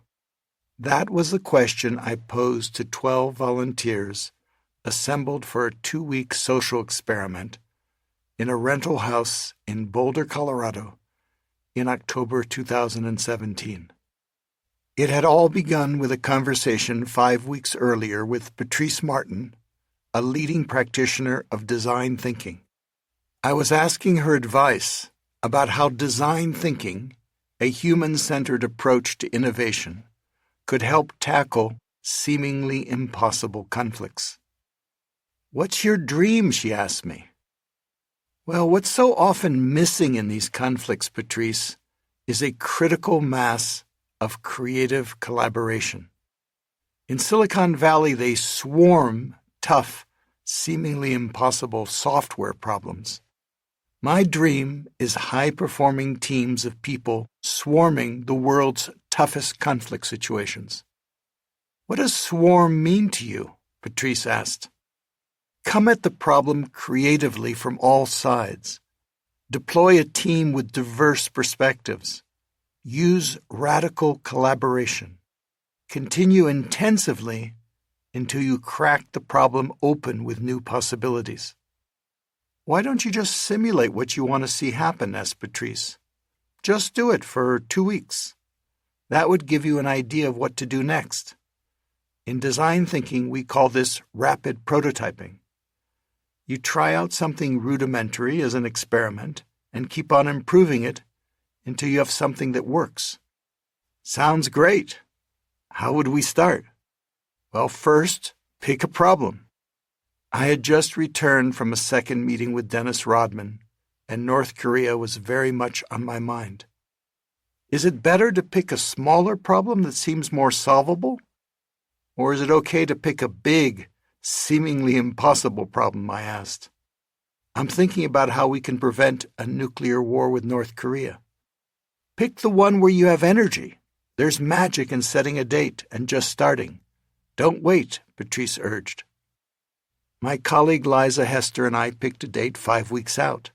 We put out a call to our network of colleagues to see who would, with little notice, free themselves up for 2 weeks to participate in this unusual experiment. We interviewed and selected 12 people with a diverse set of perspectives and backgrounds. They included an international lawyer, a couple of trained mediators, a strategic storyteller, and a military veteran.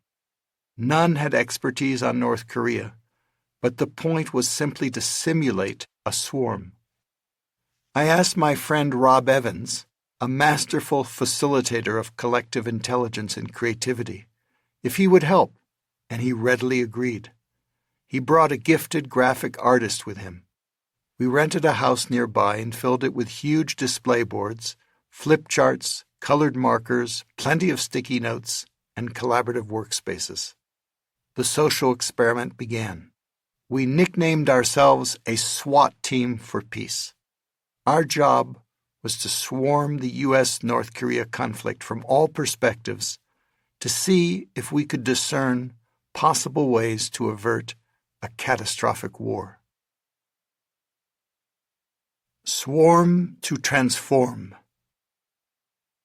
In the tech world, swarming refers to the self-organizing collaboration of a network to solve a problem in a flexible and innovative fashion.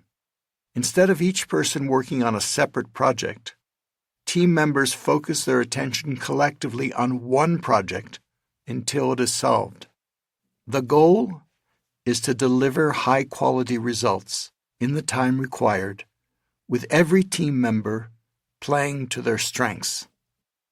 Swarming is precisely what we need to transform the challenging conflicts we face in today's world. To swarm a conflict means to surround it with a critical mass of ideas and influence. Swarming uses the power of the many, mobilizing the latent potential of the community. Just as birds gather in a swarm to defend their nest from a marauding hawk and interrupt an act of destruction, people from the community can work together in a concentrated way to interrupt a destructive conflict and set it on a more constructive path. When the Kua people of the Kalahari hide the poison arrows and gather around the campfire, they are swarming the conflict. When business, labor, faith, and civic leaders came together to create the National Peace Accord in South Africa, they were swarming the conflict to put an end to apartheid. Whereas hosting takes care of the people and helping addresses the problem, swarming adds to the mix the critical missing element of power. When conflict escalates and one party tries to impose its will on the other with force, it can take the power of a united community to halt the fighting and start the talking. With power comes responsibility. The more power is exercised, the more respect needs to be shown if that power is not to backfire. The intention of a swarm is to transform the conflict for the long-term benefit of the parties and the community. I appreciate that the word swarm is an intense one, bringing up connotations of menace for some, as when bees or insects swarm. It may help to remember that it is not a person who is swarmed, it is the conflict that is swarmed. Attack the problem, not the person. Swarm with ideas. Swarming is the culminating move on the path to possible. It integrates the balcony, the bridge, and the third side. We are on the balcony, I told the volunteers on the SWAT team for peace, a place where we can see the bigger picture and focus on what really matters. We are trying to build a golden bridge for the parties, and we all belong to the third side, the larger community worried about a conflict that threatens our world right now. You have one job, and that is to figure out who can do what tomorrow morning to interrupt the escalation toward nuclear war. That's the question I want you to live and breathe for the next 2 weeks. Read as much as you find useful, call up and interview experts, be open to new ideas, and see what you can come up with. I'd like us to write a script in which these two leaders, each with their finger on the button, end up finding a better way to deal with their differences. What are their victory speeches? Our motto is humble audacity. Let's be audacious enough to believe we might make a contribution. At the same time, let's be humble enough to know how little we know so we can listen with a beginner's mind to all the knowledge and experience out there. We broke up into small groups and set up a Team Trump and a Team Kim. The teams were assigned the task of learning as much as possible about the leaders. both as human beings and as decision makers. What motivates them? What was their childhood like? How do they see the world? How do they make decisions? Who influences them? And what can change their minds? Even if you disagree with the person, try to put yourself in their shoes. What does it feel like to be in their place? Practice strategic empathy, empathy with a purpose. Only by understanding them do we have a chance to influence them to make the right decision. Team Trump researched every statement and tweet Donald Trump had made on the subject of North Korea, going back 25 years. They wrote each one on a sticky note and placed them in a row on a display board to see if any patterns could be discerned. The team also researched specific instances in which Trump had changed his mind on a political decision. How had that happened? Who had he listened to? And what factors had influenced him most? We came to appreciate Trump's unusual flexibility, how he could change his mind on a dime and still frame it as a win. One team member, Gia Medeiros, who worked in marketing and strategic communication, called up a reality TV producer who had worked with Donald Trump on The Apprentice. If this were a reality TV show, how could it end well? She asked him. Well, the first rule of reality TV is, whatever you do, don't be boring. The same person can't always be the villain. You always need a surprise or plot twist.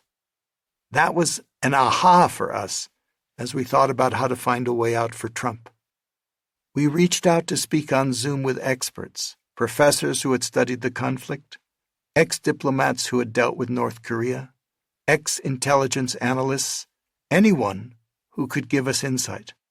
We also sought out unlikely perspectives, such as that of a former gang member who talked to us about effective methods for interrupting violence between gang leaders. The team listened carefully for any insights and wrote them down on sticky notes. We posted them on the flip charts and analyzed them for clues and further questions to pursue. The entire house was filled with display boards, with large sheets of paper capturing all we were learning, almost as if we were trying to solve a crime and track down all the missing data. We listed all the key players in the drama from Washington to Pyongyang, to Seoul to Beijing, Moscow, Tokyo, and beyond. The team wrote up background profiles of the key individual decision-makers. That was the virtue of having 12 minds single-mindedly focused like a laser for 2 weeks on a single question: who can do what tomorrow morning to reduce the risk of nuclear war? At the end of every day, we assembled in the living room and listed on a wall chart, what have we learned today? What worked? What needs to be changed for tomorrow? And every morning we assembled again to ask ourselves about any insights or new questions and plan the day accordingly. Our relentless focus was on learning and improving what we were doing. We were practicing rapid prototyping. Our aim was to swarm the problem with multiple perspectives and ideas, and to find multiple points of contact that could open the way for productive negotiations. Many creative possibilities emerged and were posted on the walls. Keep the ideas flowing, I told the team, but take them lightly, remembering how little we know. The key for us is to listen even more carefully to those who have 30 years of experience. Creativity that is ungrounded is useless. Experience without creativity won't bring us a new approach. It is the blend of creativity with experience that is needed. Grounded imagination is the key. Understanding that it takes great teamwork to overcome tough challenges, we engaged in radical collaboration, sharing our ideas and perspectives freely, cheering on the creativity of others, and helping one another every step of the way.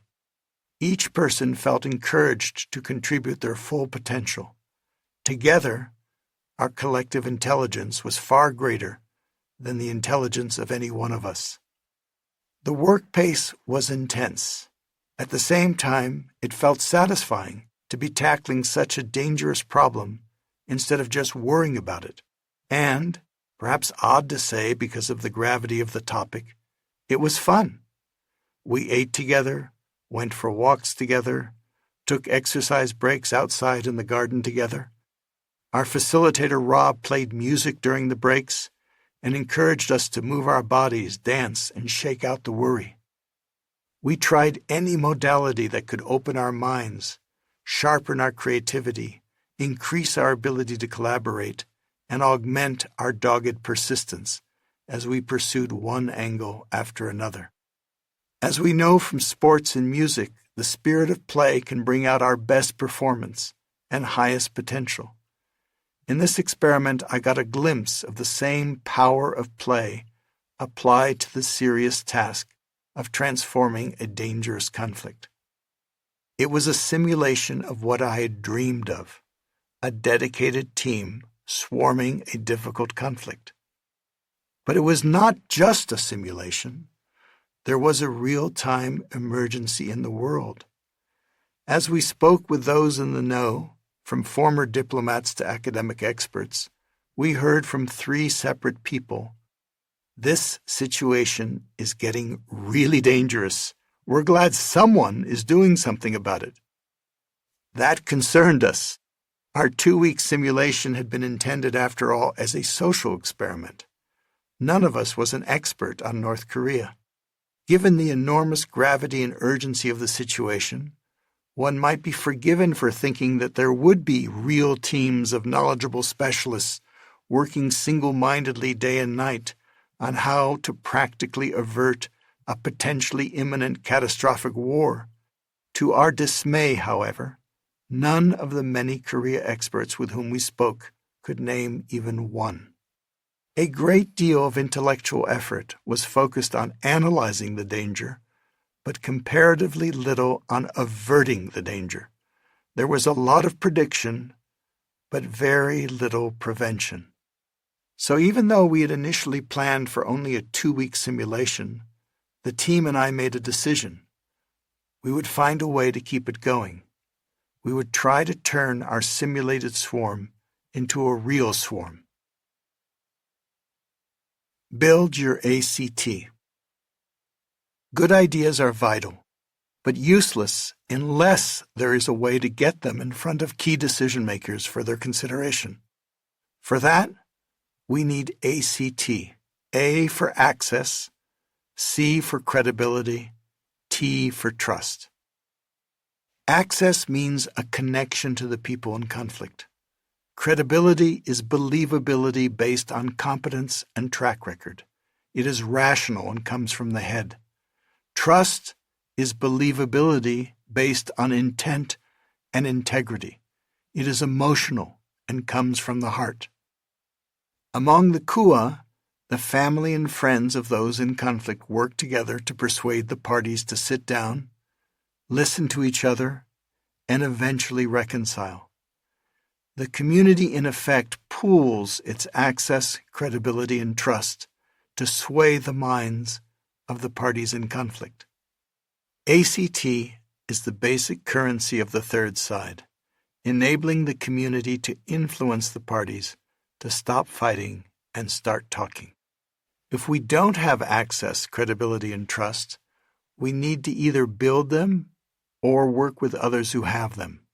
When I became concerned about the risk of war with North Korea, I reached out to one of the few people I knew who'd actually been to North Korea, my old negotiation colleague, Jonathan Powell. I remembered a dinner in Colombia with him, during which he had explained to me that once a year he traveled to North Korea as part of a regular European political exchange with that country. I called Jonathan for advice. I'm getting worried about what's going on with North Korea. With Trump and Kim in a showdown, where is the off-ramp? When are you going back to North Korea? Soon. So far, our talks haven't really produced anything useful. We just get the party line. But this time might be different.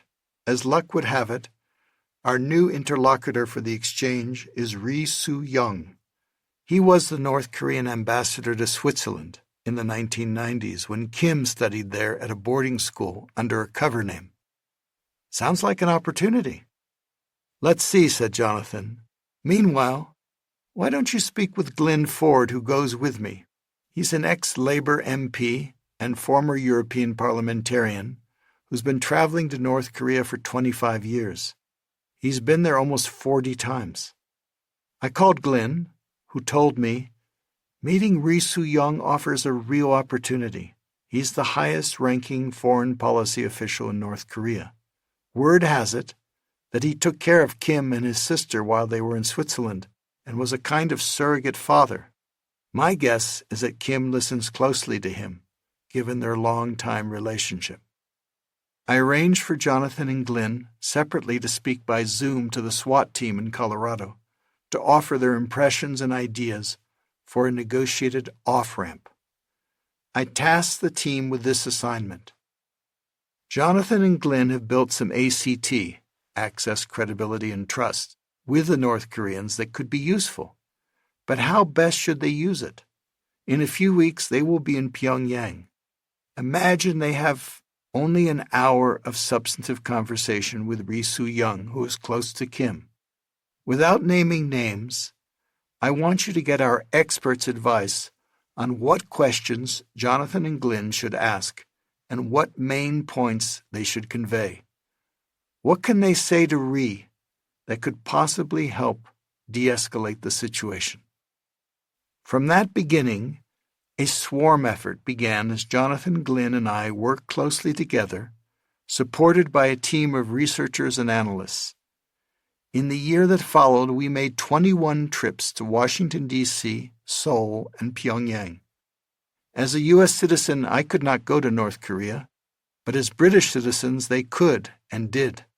Thanks to pooling and building our access, we ended up having more than 85 meetings with key policy officials in the three capitals. It wasn't easy to get those meetings, especially the first ones. The initial access required quite a bit of networking and referrals. But once we started, one meeting opened the door to the next. Each official we met was curious about what we were learning from the others. As they found our conversations helpful, our credibility increased. And as we followed up on those relationships, maintaining repeated positive contact and preserving confidences, we built trust. On the basis of what we heard at those meetings, listening keenly to their concerns and questions, we sent follow-up advisory memos. These short memos, 2 or 3 pages in length, were masterfully drafted by Jonathan, drawing on his long experience as Chief of Staff for British Prime Minister Tony Blair. The memos, of which there were 48 in that 1 year, were supported in turn by more than 200 background profiles and issue papers that we called Get Smarts, prepared by the team that grew out of the swarm experiment. What was the impact of these collective efforts? We will never know. I did get a call, however, from a veteran political reporter from the Washington Post, known for his inside access to the White House, who told me, "I honestly believe your efforts influenced the negotiation process and contributed to bringing the American president and the North Korean leader to the table for the first time ever." The North Korea swarm allowed me to glimpse my dream of teams using collective intelligence and ACT, Access, Credibility, and Trust, to swarm the toughest conflicts that face us today. To swarm is human.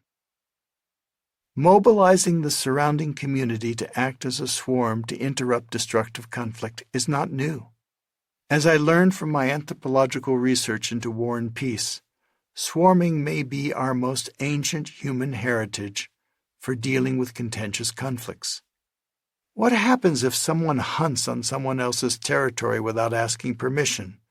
I once asked the Kua elder Kora Kora Due.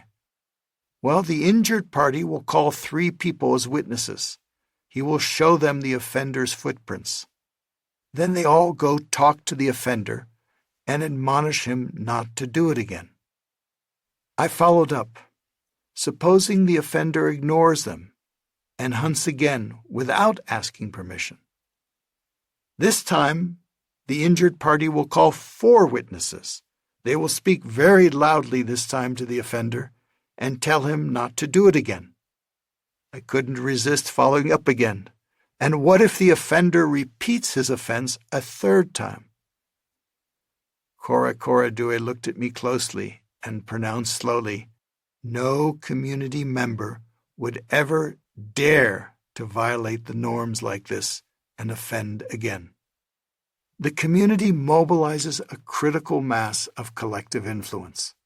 The offending party may be more powerful than the injured party, but is never more powerful than the community acting together.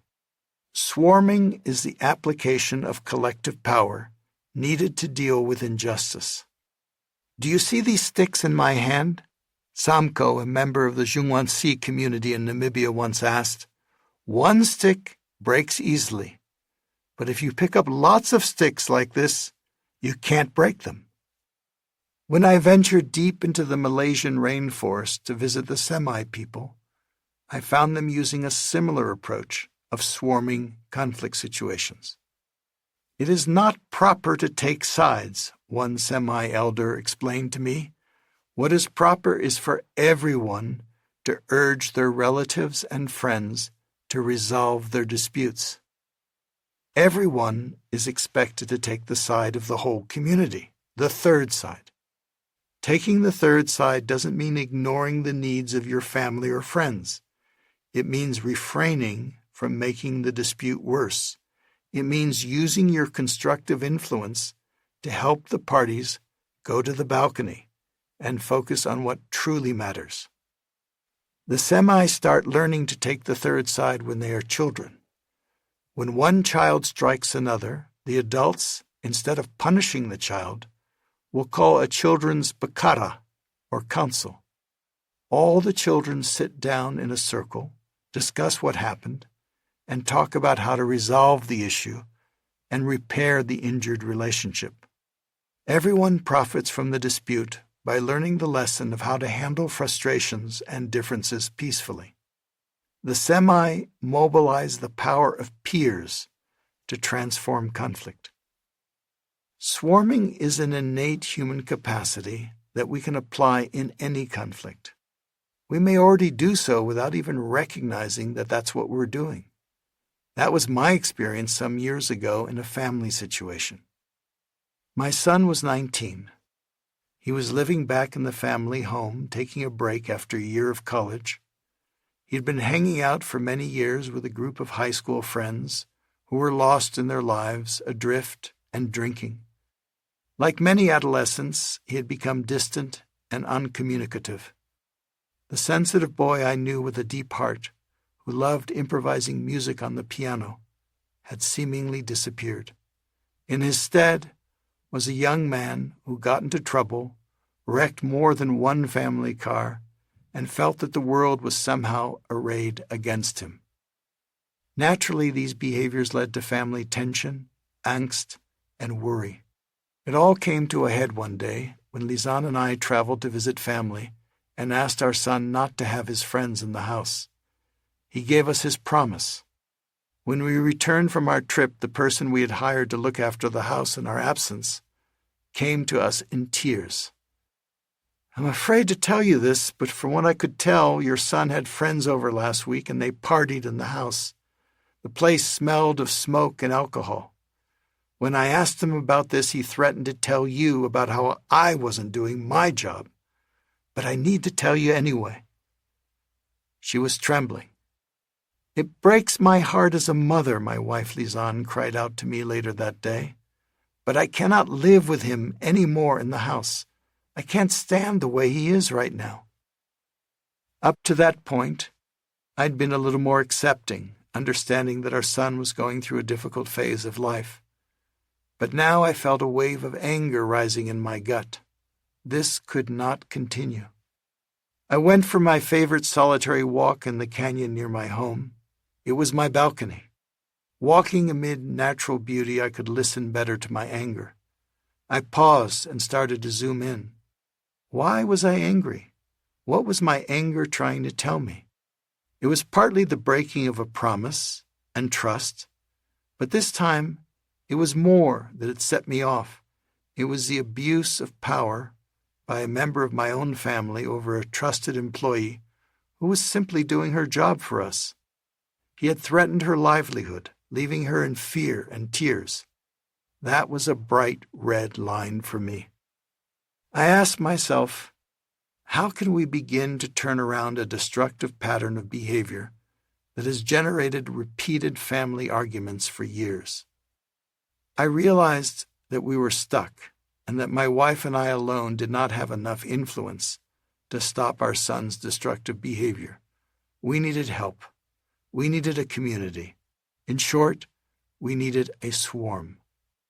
Later that day, Lizanne and I called our son into a meeting in our home office. He sat on the couch and we sat facing him. She began, "I've always loved having you living in our home. I've always wanted you to come back anytime you want. But the truth is that I don't like living with you. It hurts me to say this, but it's true."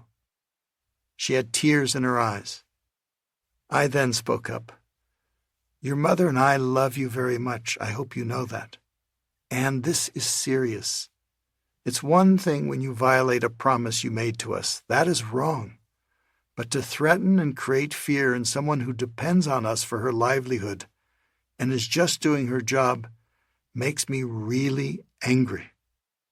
I looked at him.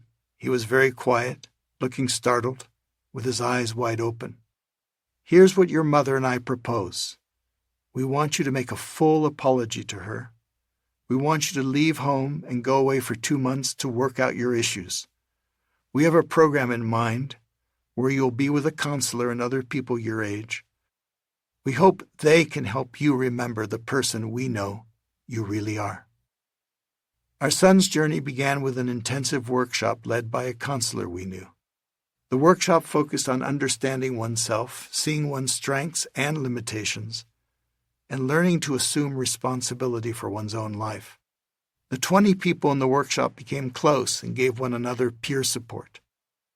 My son ended up spending the entire 2 months in that community, focused on learning more about himself and making new friends.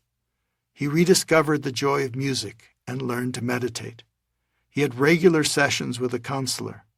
He also spent considerable time with his 2 uncles, who supported him in the work of personal transformation. It was a complete immersion in a supportive community. When he returned 2 months later, the changes in his behavior were striking. He took full responsibility for his actions and apologized sincerely to his mother and me. He came back with a renewed passion for his music and went on to form a band. He returned to his university studies. The destructive arguments about his behavior subsided entirely and were replaced with more constructive conversations about other issues, such as space where his new band could practice. I do not mean to suggest that this kind of process is in any way easy or guaranteed to work. Every case is different. Nevertheless, it was a big lesson for me. It was a conflict in which I personally felt stuck and lost. It took the intervention of an entire community to help our son transform a destructive pattern. As I write these words 15 years later, I've just returned from visiting my son with his wife and new baby. I feel touched to witness him as a father, tender, loving, and playful with his infant son. I watch him in his role as husband, the way he gladly shares the work of child-rearing and household chores. At the same time, I'm impressed by the leadership he shows at work, responding this past week with wisdom, support, and empathy as he helped his team adapt to layoffs at one of the world's most demanding high-tech companies. To me, he is a shining example of someone who is working to fulfill his potential as a human being.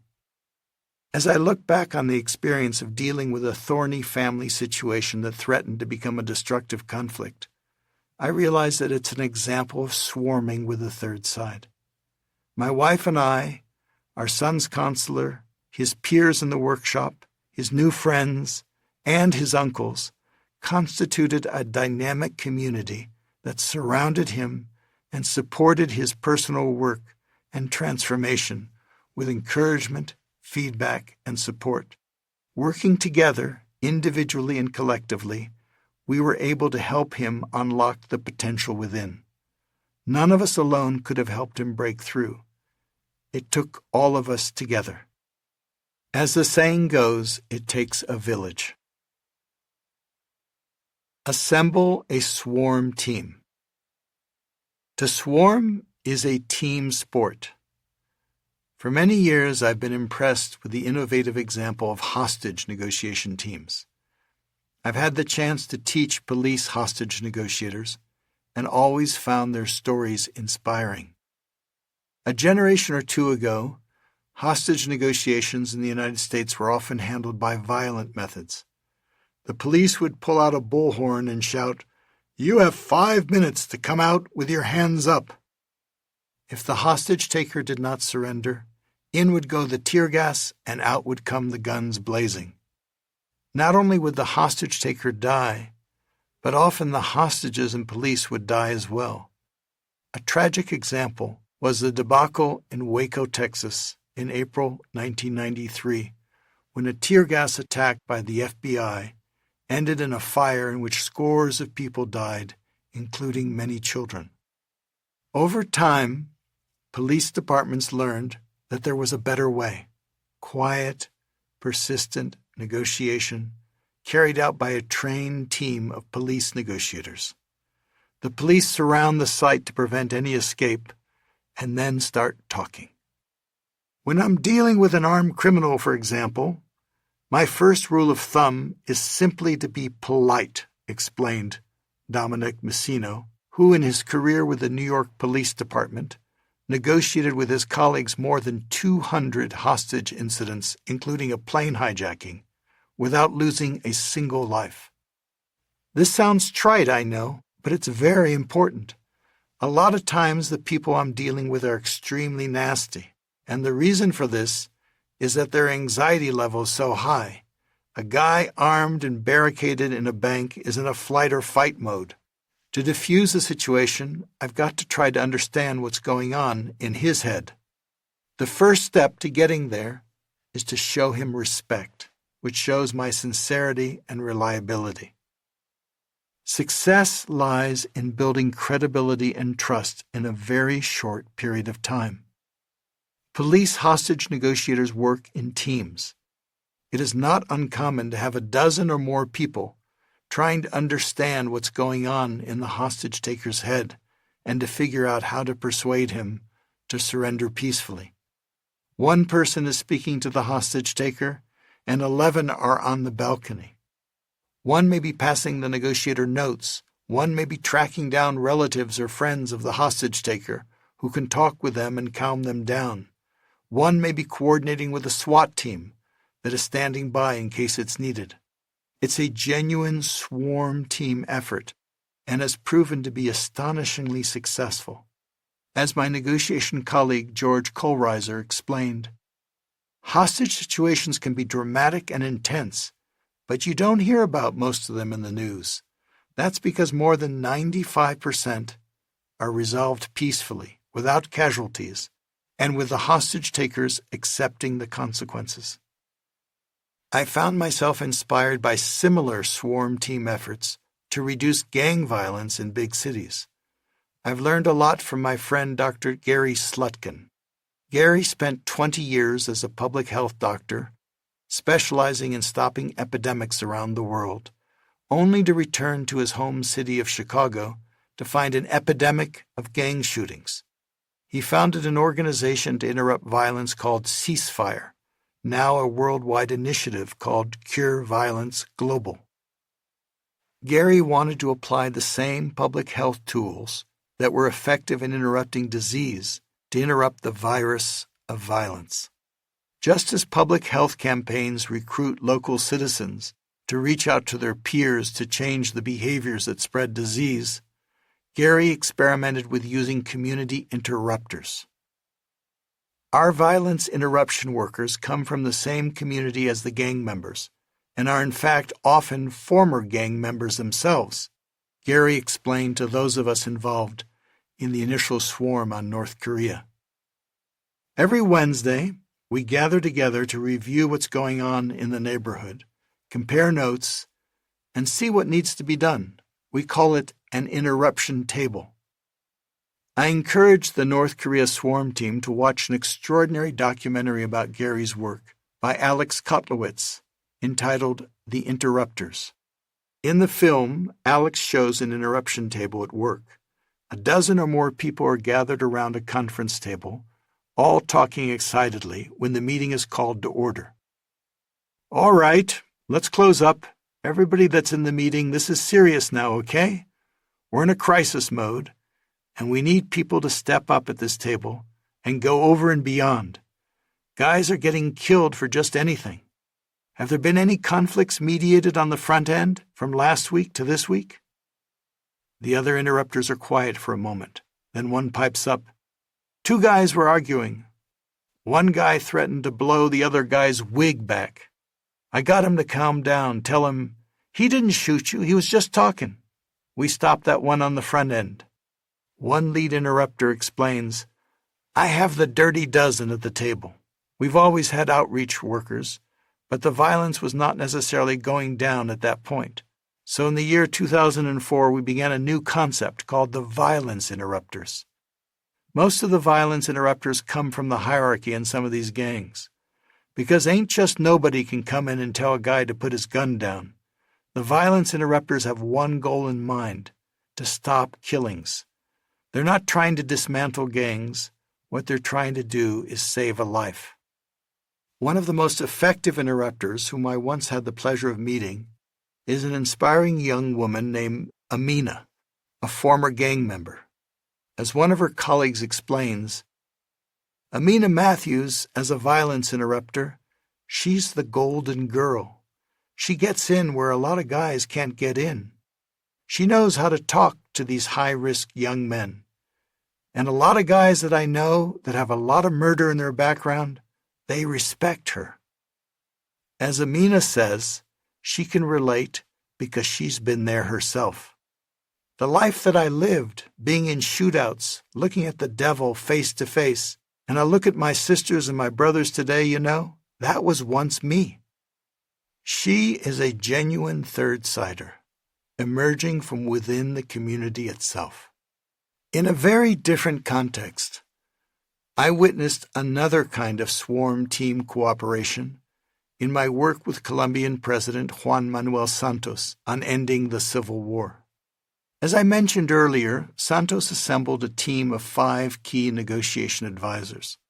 We brought with us a wide range of perspectives and experiences from different parts of the world.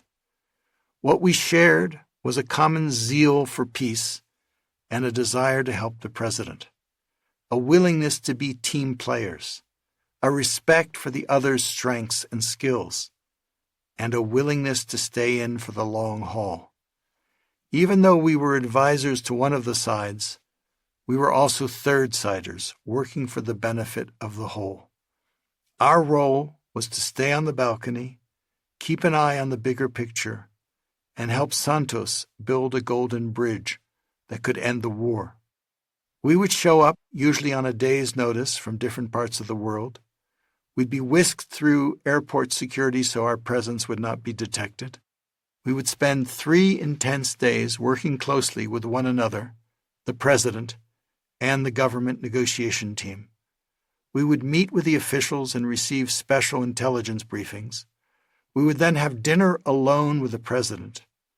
Our job was to listen carefully to the president, understand his dilemmas, and give him our best counsel.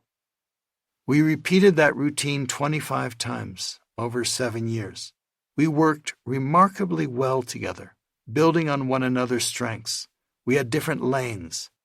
Jonathan Powell was a masterful synthesizer and memo writer. From his prior experience as Chief of Staff to the British Prime Minister, he knew intimately how politics and government worked. Joaquin Villalobos, as a former guerrilla commander, had a deep understanding of the minds of guerrilla leaders. Shlomo Ben-Ami, drawing on his long experience with the Arab-Israeli conflict, proved to be a highly able strategist. Dudley Ankerson knew Latin American politics from the inside out. I focused more on negotiation strategy and psychology. I also helped facilitate strategy meetings and occasionally mediate among the government negotiators. Our collaboration felt seamless. We developed what is called swarm intelligence, a collective intelligence that is much greater than the intelligence of any one of us. You and the others serve as my balcony, President Santos once remarked to me at a crisis moment during the peace negotiations. Later, when it was all over, he told an audience at Harvard, "Our conflict was so difficult, I realized we needed help, the best we could find, drawing on lessons from mistakes and successes made in other conflicts elsewhere. If I have one piece of advice to another head of state embarking on a challenging peace process, it would be to convene a team of world-class negotiation advisors like I had." Build a winning coalition. Swarming a conflict succeeds through the principle of critical mass. Critical mass provides the persuasive power that is needed to overcome resistance and power imbalances. Individually, people may not be sufficiently influential, but collectively, they are potentially more powerful than any conflicting party. As part of my research into the evolution of human conflict, I went to visit the distinguished primatologist Frans de Waal at his research center. De Waal was conducting extensive studies of our closest primate cousins, the bonobo chimpanzees.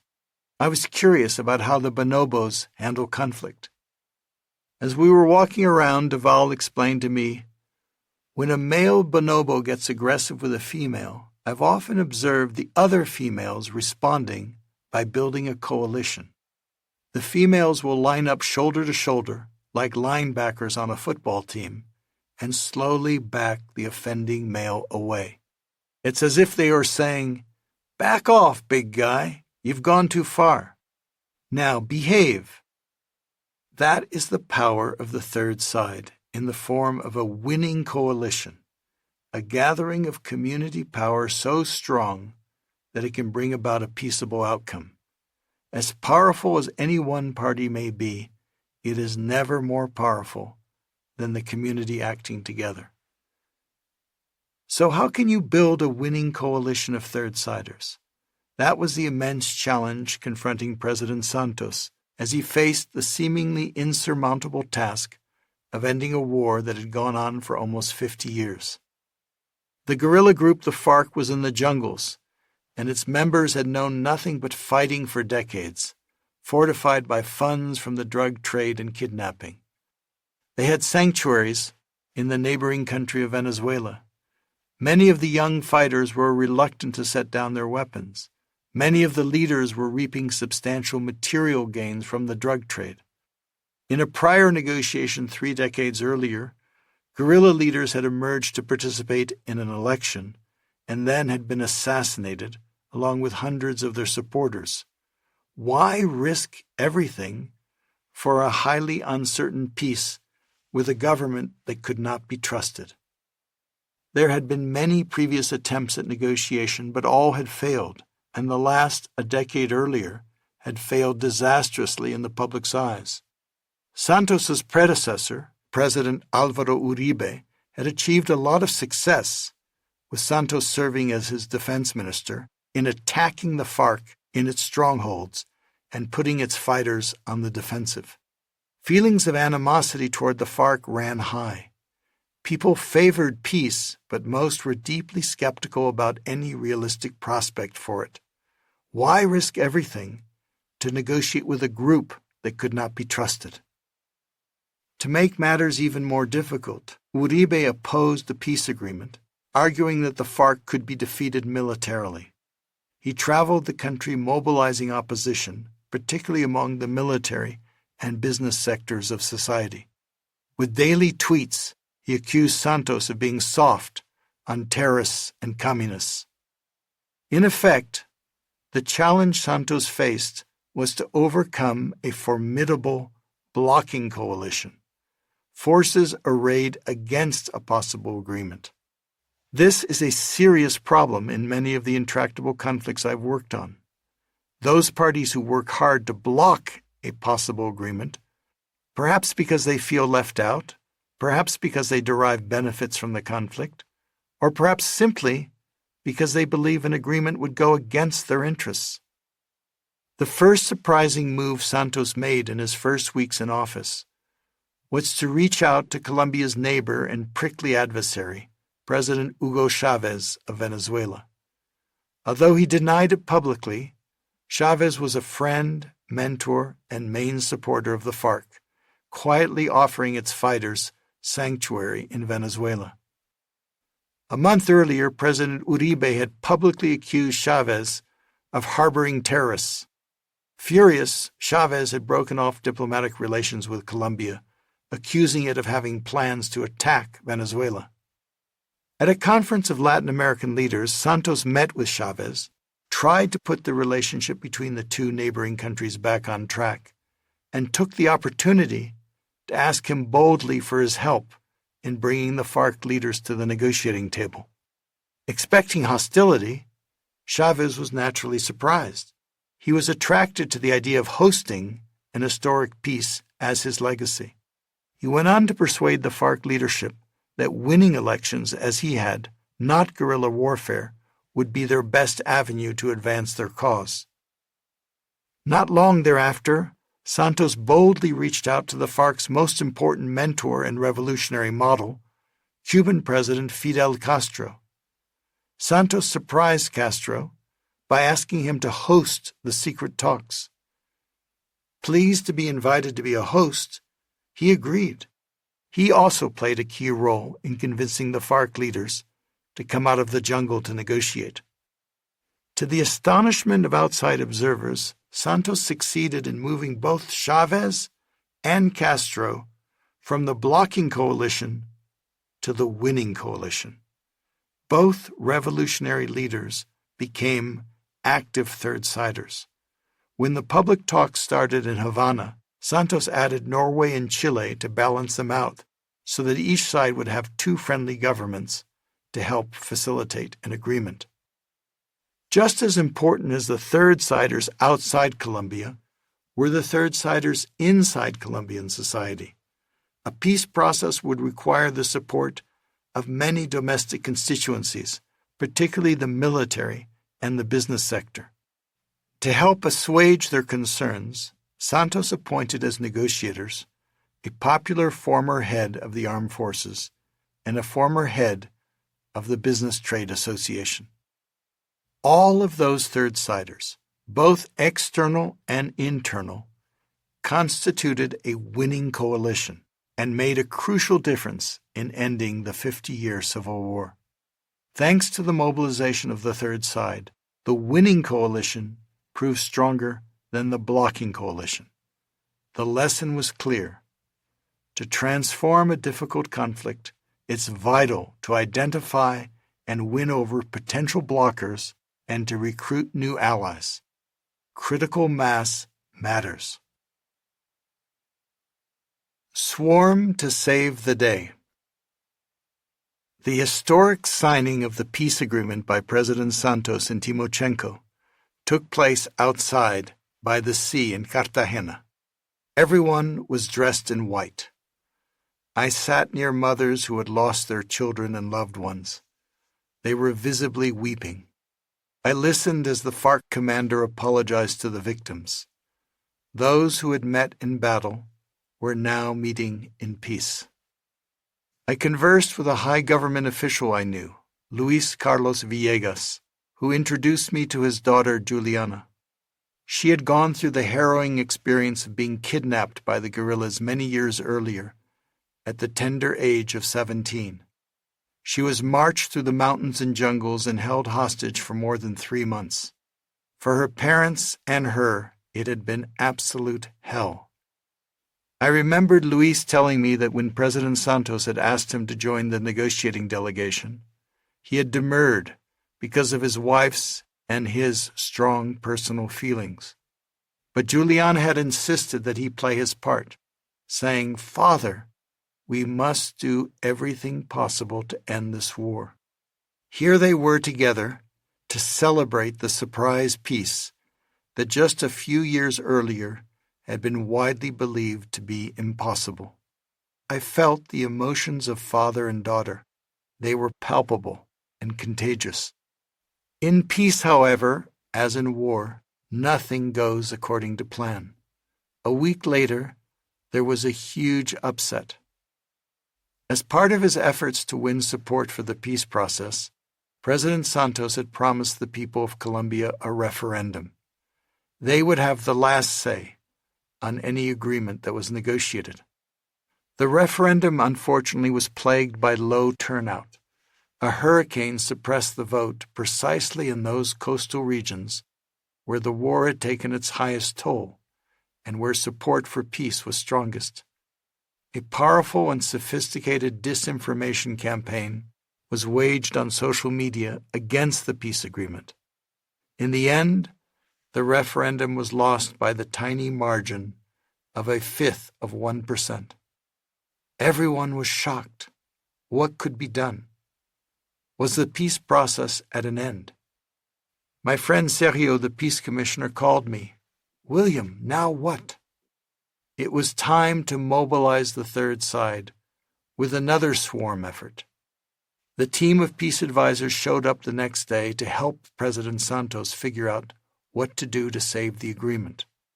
All the outside friends and supporters of the peace applied their influence: Venezuela, Cuba, Norway, Chile, and also the United States, Europe, and the United Nations. Fortuitously, the very same week, the Nobel Peace Prize was awarded to President Santos, boosting international recognition of the peace deal.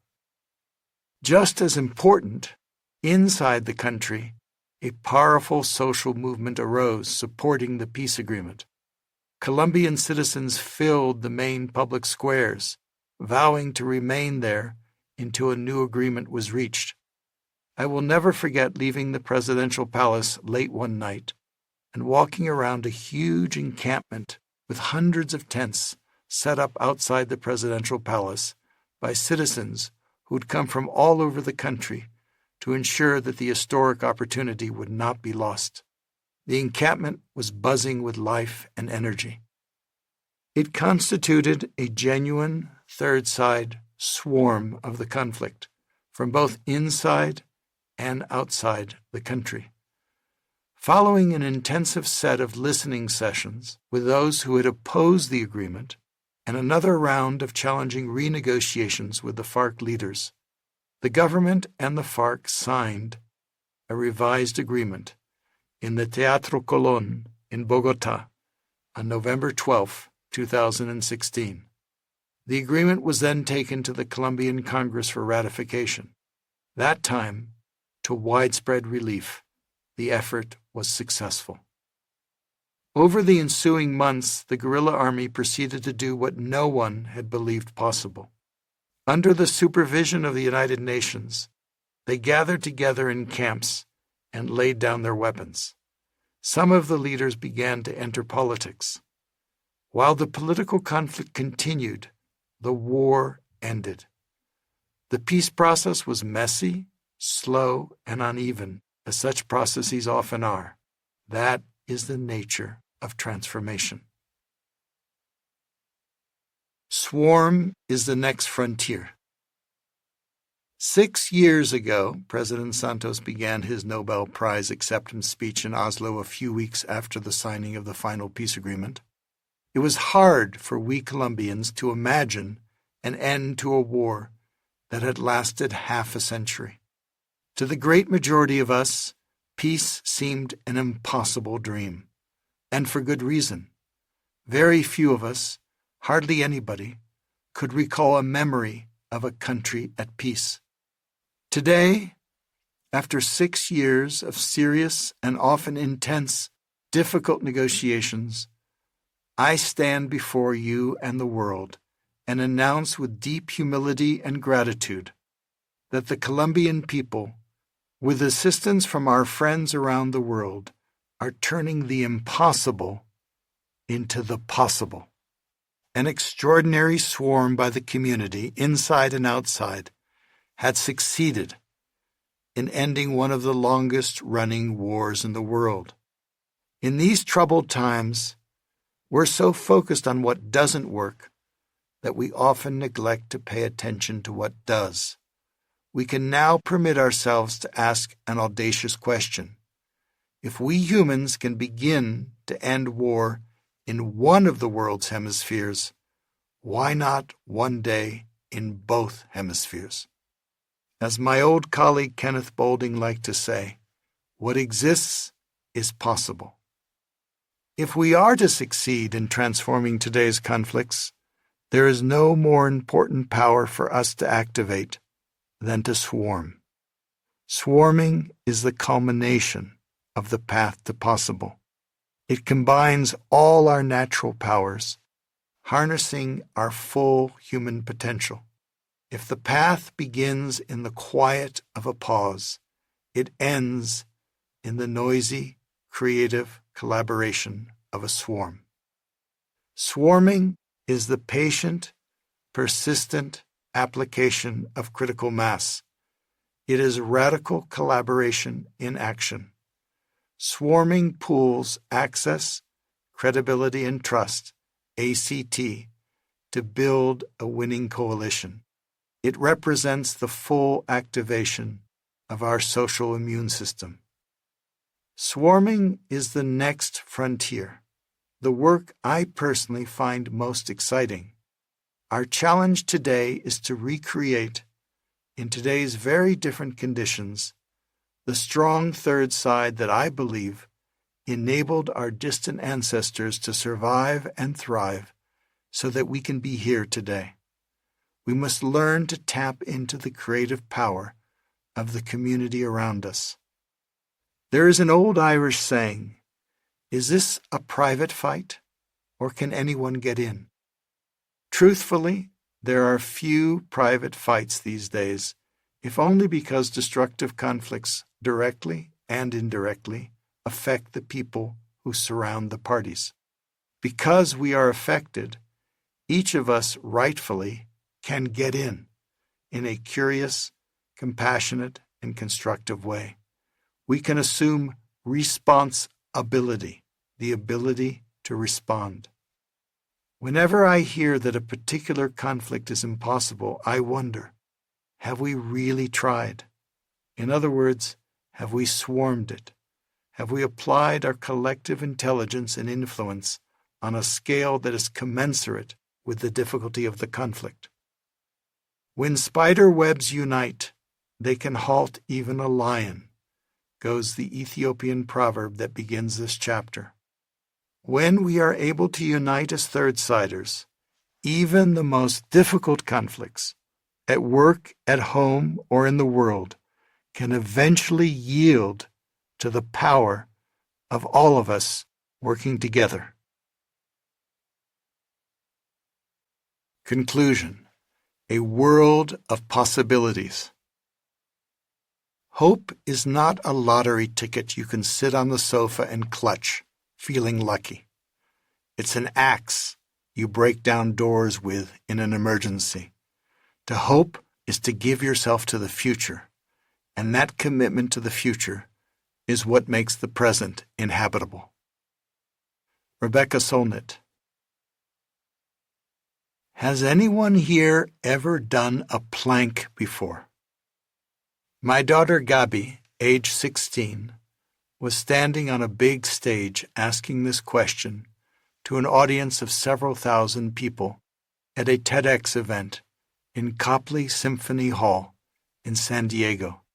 The plank, as you may know, is an abdominal exercise where you prop yourself up horizontally on your forearms and toes, and then hold your body straight, like a plank of wood. My family and I sat in the audience as Gabi proceeded to tell everyone her story. Up until the day I was born, my parents were expecting a perfectly normal baby girl.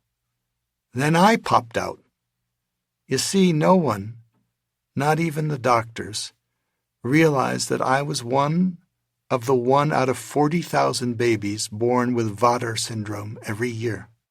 For me individually, it affects my spine, spinal cord, legs, feet, and a number of my organs. That's a lot of problems for a tiny baby. The doctors weren't sure if I'd ever walk or even live. And, well, here I am. In order to fix all those problems, I had to undergo about 15 major surgeries, casts on both my legs and my back for 11 years, physical therapy every single day for years, and literally hundreds and hundreds of doctor's appointments. My philosophy ever since I was little was basically, complaining about my situation wasn't going to help, so what was the point? I didn't care that I was smaller or couldn't run as fast as any of my friends, and neither did anyone else. The way I saw it, the only thing wrong was when people thought I couldn't do something. When I was 15, I was trying out for my school's volleyball team. When everyone else had to go out for a run, I explained to my coach that I couldn't, since I was born without calf muscles, and let's be honest, running isn't really my thing. So she told me to get on the ground and do the plank for as long as I could. When everyone else came back, it had been 12 minutes. When I saw everyone else's surprise that I'd held it that long, I instantly thought, "Ooh, Guinness World Record." Everyone laughed. That day, I went home and applied for the record. I remembered the evening when Gabi came home and told us about her plan with a tone of excitement and determination in her voice. My wife and I were surprised, but also not surprised, as we knew that Gabi had long entertained a dream to set a world record. We wanted to support her in achieving whatever dream she had. Privately, however, we worried about the disappointment she might feel if she did not achieve what seemed like an impossible goal. Gabi waited 2 months until after another major surgery to begin her training. Weeks went by as she practiced on her bedroom floor after school, distracting herself with YouTube videos and with her puppy Mia by her side. The world record at the time stood at 40 minutes, 1 second. In her first session, Gabi held the plank for a full 20 minutes. She then gradually moved upward incrementally. She decided that she would try to break the record on her 16th birthday and asked my wife and me to make the necessary preparations. Finally, the big day arrived. My wife and I awoke and felt more nervous than I think we'd ever felt before. But Gabi seemed calm and excited about the event. At her birthday party, her friends and family gathered around to watch her make the attempt. Gabi got into position, and as we all looked on, held the plank position for an astonishing 30 minutes. But then she hit a wall of discomfort. She was clearly hurting, and her arms started to tremble a little. Her tears began to fall on the mat. My heart was in my stomach. Thankfully, Gabi's friend Leah and her sisters stepped in and began to sing and entertain her in order to distract her from the pain. As the minutes slowly went by, everyone started to clap, and my friend Robert played the piano with energetic verve. The power of community was palpable. Just after 40 minutes, Gabi broke the world record. We all broke into applause.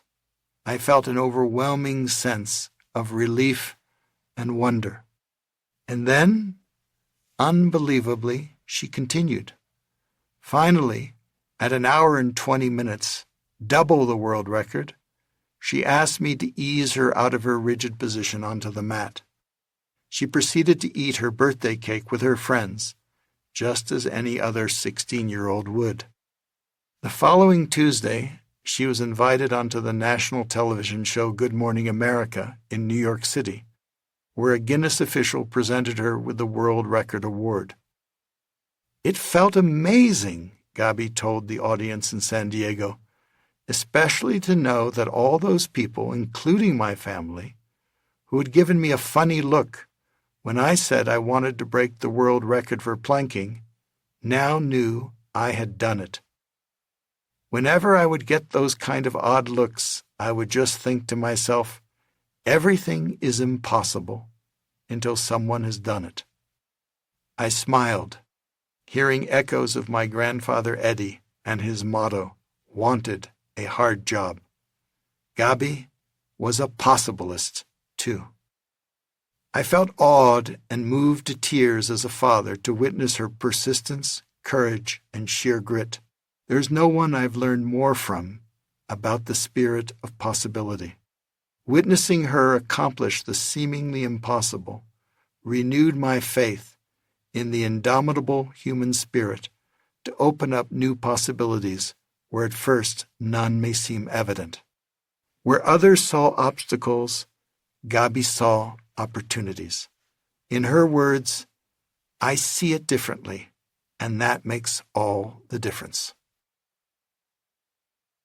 Humanity needs possibilists. We are all born as possibilists. I need only observe my new baby grandson Diego. He spends his day exploring and marveling at all the possibilities around him, whether a plant to touch or a pot to bang. I look at the joy in his eyes. Watching him reminds me that we don't need to learn to be a possibilist. It's innate. We just need to turn the switch back on. More than ever, humanity needs possibilists to transform conflicts of all kinds, personal, professional, and political. Destructive conflict seems to be increasing all around us, threatening everything we hold dear, from our families to our democracy, from our workplaces to our world. We live in an age of accelerating change and disruption in the economy and the environment, in politics and society. New technologies from genetic engineering to artificial intelligence are changing the fundamental patterns of our lives, including what it means to be human. More change naturally brings more conflict. In this last year, as I've been writing this book, I've watched with mounting concern as the world slides back into the age of Cold War among the great powers that I remember all too well from my childhood and early adulthood. The war in Ukraine has brought Russia and the United States and its NATO allies dangerously close to nuclear conflict again. Meanwhile, in Asia, the United States and China are plunging deeper into tensions around the future of Taiwan, with a heightened risk of hostilities that, if we're not careful, could escalate into a showdown with unthinkable consequences. We need possibilists to transform these destructive conflicts and to stop wars everywhere. In relation to the natural world, too, political stalemates often get in the way of protecting the environment we want for ourselves and our children. At a time that new technologies promise abundant clean energy, we are facing the grave impacts of our energy habits on the climate around us. Extreme weather increasingly assails communities everywhere. We need possibilists to help us transform political and economic conflicts so that we can make a speedy transition to clean energy for all. Meanwhile, political polarization is increasing around the world. Here, too, we need possibilists to transform our toxic politics. As I was finishing this book, I went for a walk around the lake in front of my home with my old friend Mark Gerzon. He and I have worked closely together over the years on bridging the political divide in the United States. "I read your book," Mark said. I loved it, but it leaves me with one question. You are inviting us to make a choice. When we choose the balcony, the bridge, and the third side, What are we leaving behind? That's a really good question, I replied. Things usually become clear if you know their opposite. What do you see? Take a look at some of the gutter politics in our country today, the name-calling and demonizing of the other. Going to the balcony is the opposite of going to the gutter. You're right. What else do you see? Right now we're destroying the relationships that used to connect us. We're burning bridges. That's it. Building bridges is the opposite of burning them. And it's getting purely adversarial with no common ground, Mark added. We're forcing everyone to take one side or the other. That's true. Reducing everything to two sides is like a straitjacket. It leaves us no room to breathe. The opposite is to make room for the third side, the side of the whole. So, Mark concluded, to sum up, the choice we face today is, do we go to the gutter or do we go to the balcony? Do we burn bridges or do we build them? Do we force everyone to take sides or do we make room for the third side? That's it, Mark. The key word is choice. If I were an anthropologist of the future looking back, I would see this era as one of the great transitional ages of humanity, just as significant as, and perhaps more than, the agricultural and industrial revolutions. I would take note not only of the enormous dangers, but of the equally enormous opportunities. Thanks to our collective intelligence and cooperation, we live in a time of extraordinary potential. Although our world today is burdened by unacceptably high levels of inequity, poverty, and war, the truth is that thanks to the knowledge revolution, there is enough to meet everyone's needs. We are fast learning how to end hunger, how to cure previously incurable diseases, and how to use clean energy to fuel our activities without destroying our environment. We are even learning how to prevent wars. We live in a world of possibilities, some quite hopeful and some quite scary. In the end, our future depends on us. There is virtually no problem we cannot address and no opportunity we cannot realize if only we can work together. What stands in the way is destructive conflict. Fortunately, what is created by us can be changed by us. The choice is ours. The path to possible. It has been almost a half-century since I arrived at Harvard and began to study anthropology and negotiation, to find answers to the question that had absorbed me ever since I was a boy. How can we humans learn to deal with our deepest differences without destroying all that we hold dear? Since then, I've had the chance in a multitude of difficult settings around the world to test out what works and what doesn't. My experiences have amply confirmed my boyhood hunch that there is a better way, a much better way, to deal with our differences. And that way is available to each of us at any time. That way is the path to possible. Here's the secret. The problem isn't conflict. Conflict is natural. We actually need more conflict, not less, if we are to learn, grow, and evolve. The problem is the destructive way we handle conflict, destroying relationships, lives, and resources. Thankfully, we have a choice. We can't end conflict, but we can embrace it and transform it.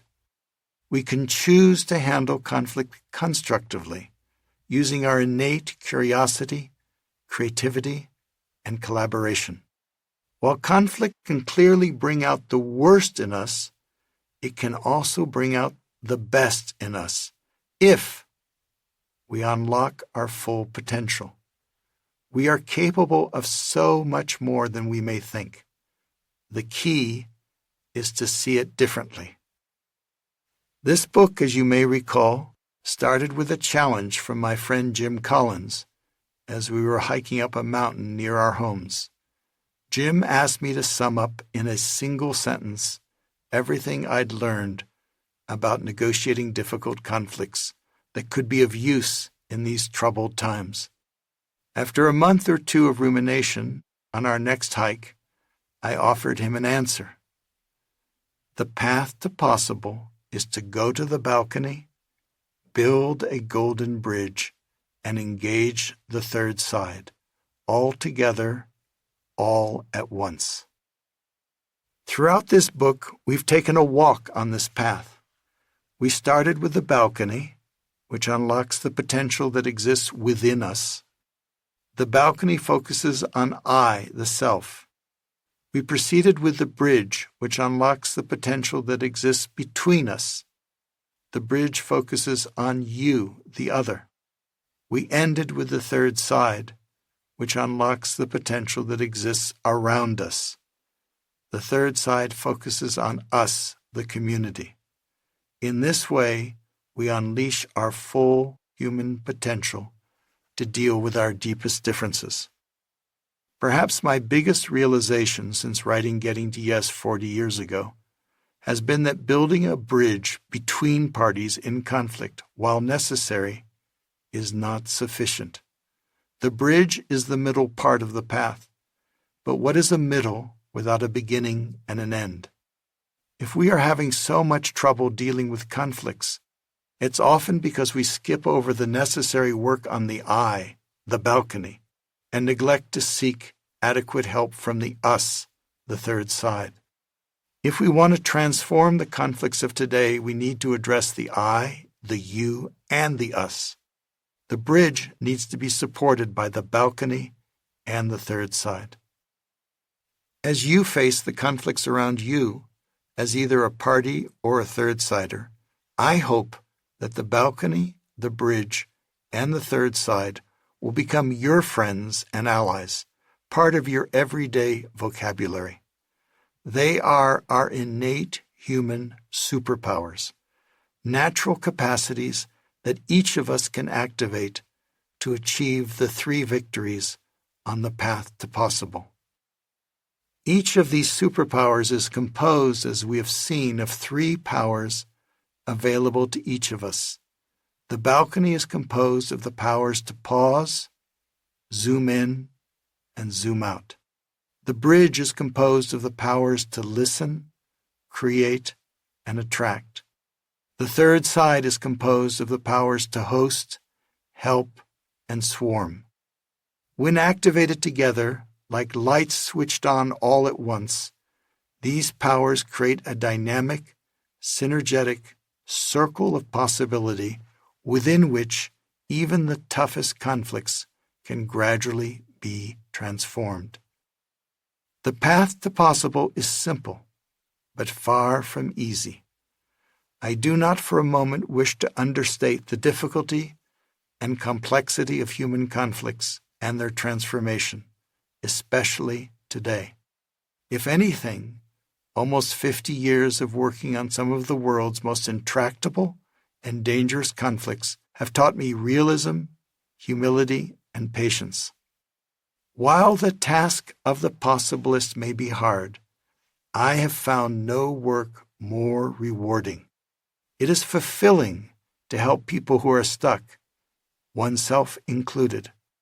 When people bridge the chasms that separate them from their adversaries, when enemies reconcile in an unexpected fashion, I feel deep elation. The greater the initial differences, the greater the sense of wholeness and satisfaction when a conflict is transformed. This work has often brought me the kind of joy I feel when climbing the high mountains that I love, and along the way I found that the companions I've met have inspired and sustained me. Even when the mission has seemed impossible, the company has always been good. We are coming to the end of the imaginary walk on the path to possible that I invited you to take with me in the very first chapter. My single purpose in writing this book is to pass on what I've learned about the art of finding new possibilities in difficult situations.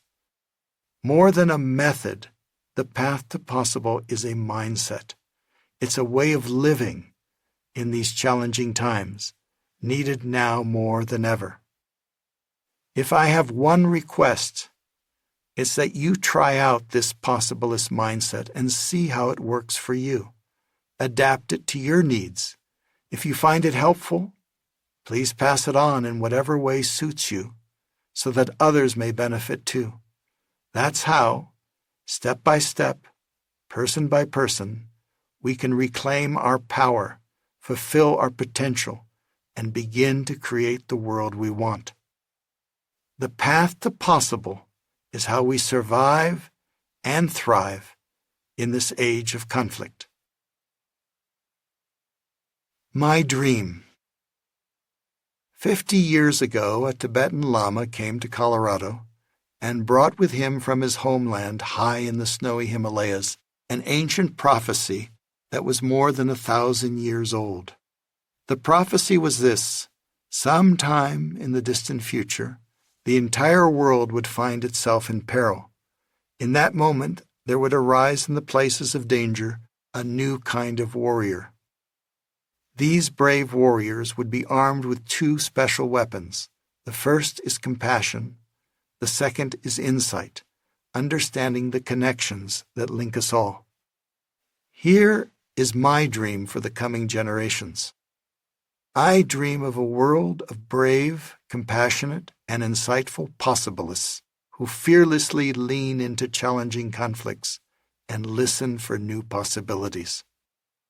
I dream of a world where each one of us develops our natural ability to go to the balcony, build a golden bridge, and engage the third side, at home, at work, and in the larger community. I dream of a world where we unlock our full human potential to deal with our differences constructively. I dream of a world where each of us exercises the fundamental choice we have at any moment to transform our conflicts so that we can learn, grow, and evolve. I dream of an anthropologist 1,000 years from now who will look back and see the coming generations as the ones who seized their evolutionary chance and exercised their innate human capacities to create a future that works for everyone. Where conflicts prove truly difficult, I dream of teams of courageous possibilists swarming them, animated by a spirit of humble audacity. I dream of an emerging community, a worldwide league of possibilists, learning from and inspiring one another. I have a hunch that you might be one of them. So I ask you, if not you, who? If not now, when? Your path to possible. Thank you for walking with me and allowing me to share with you the principal lessons I've learned about the art of opening up possibilities in difficult conflicts.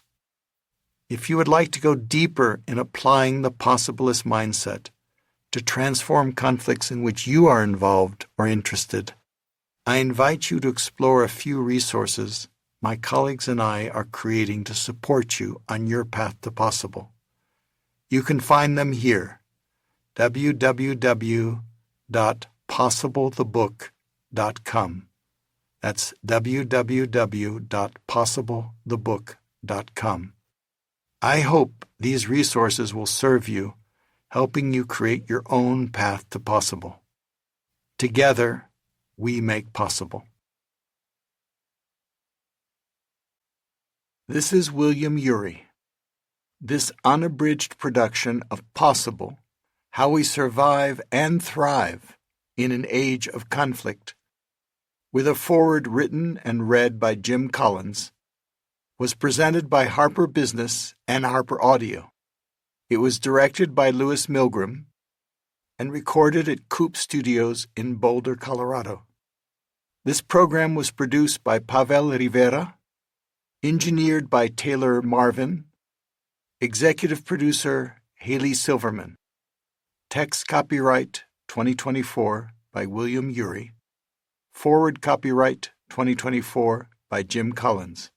Production copyright 2024 by HarperCollins Publishers. All rights reserved. Thank you for listening.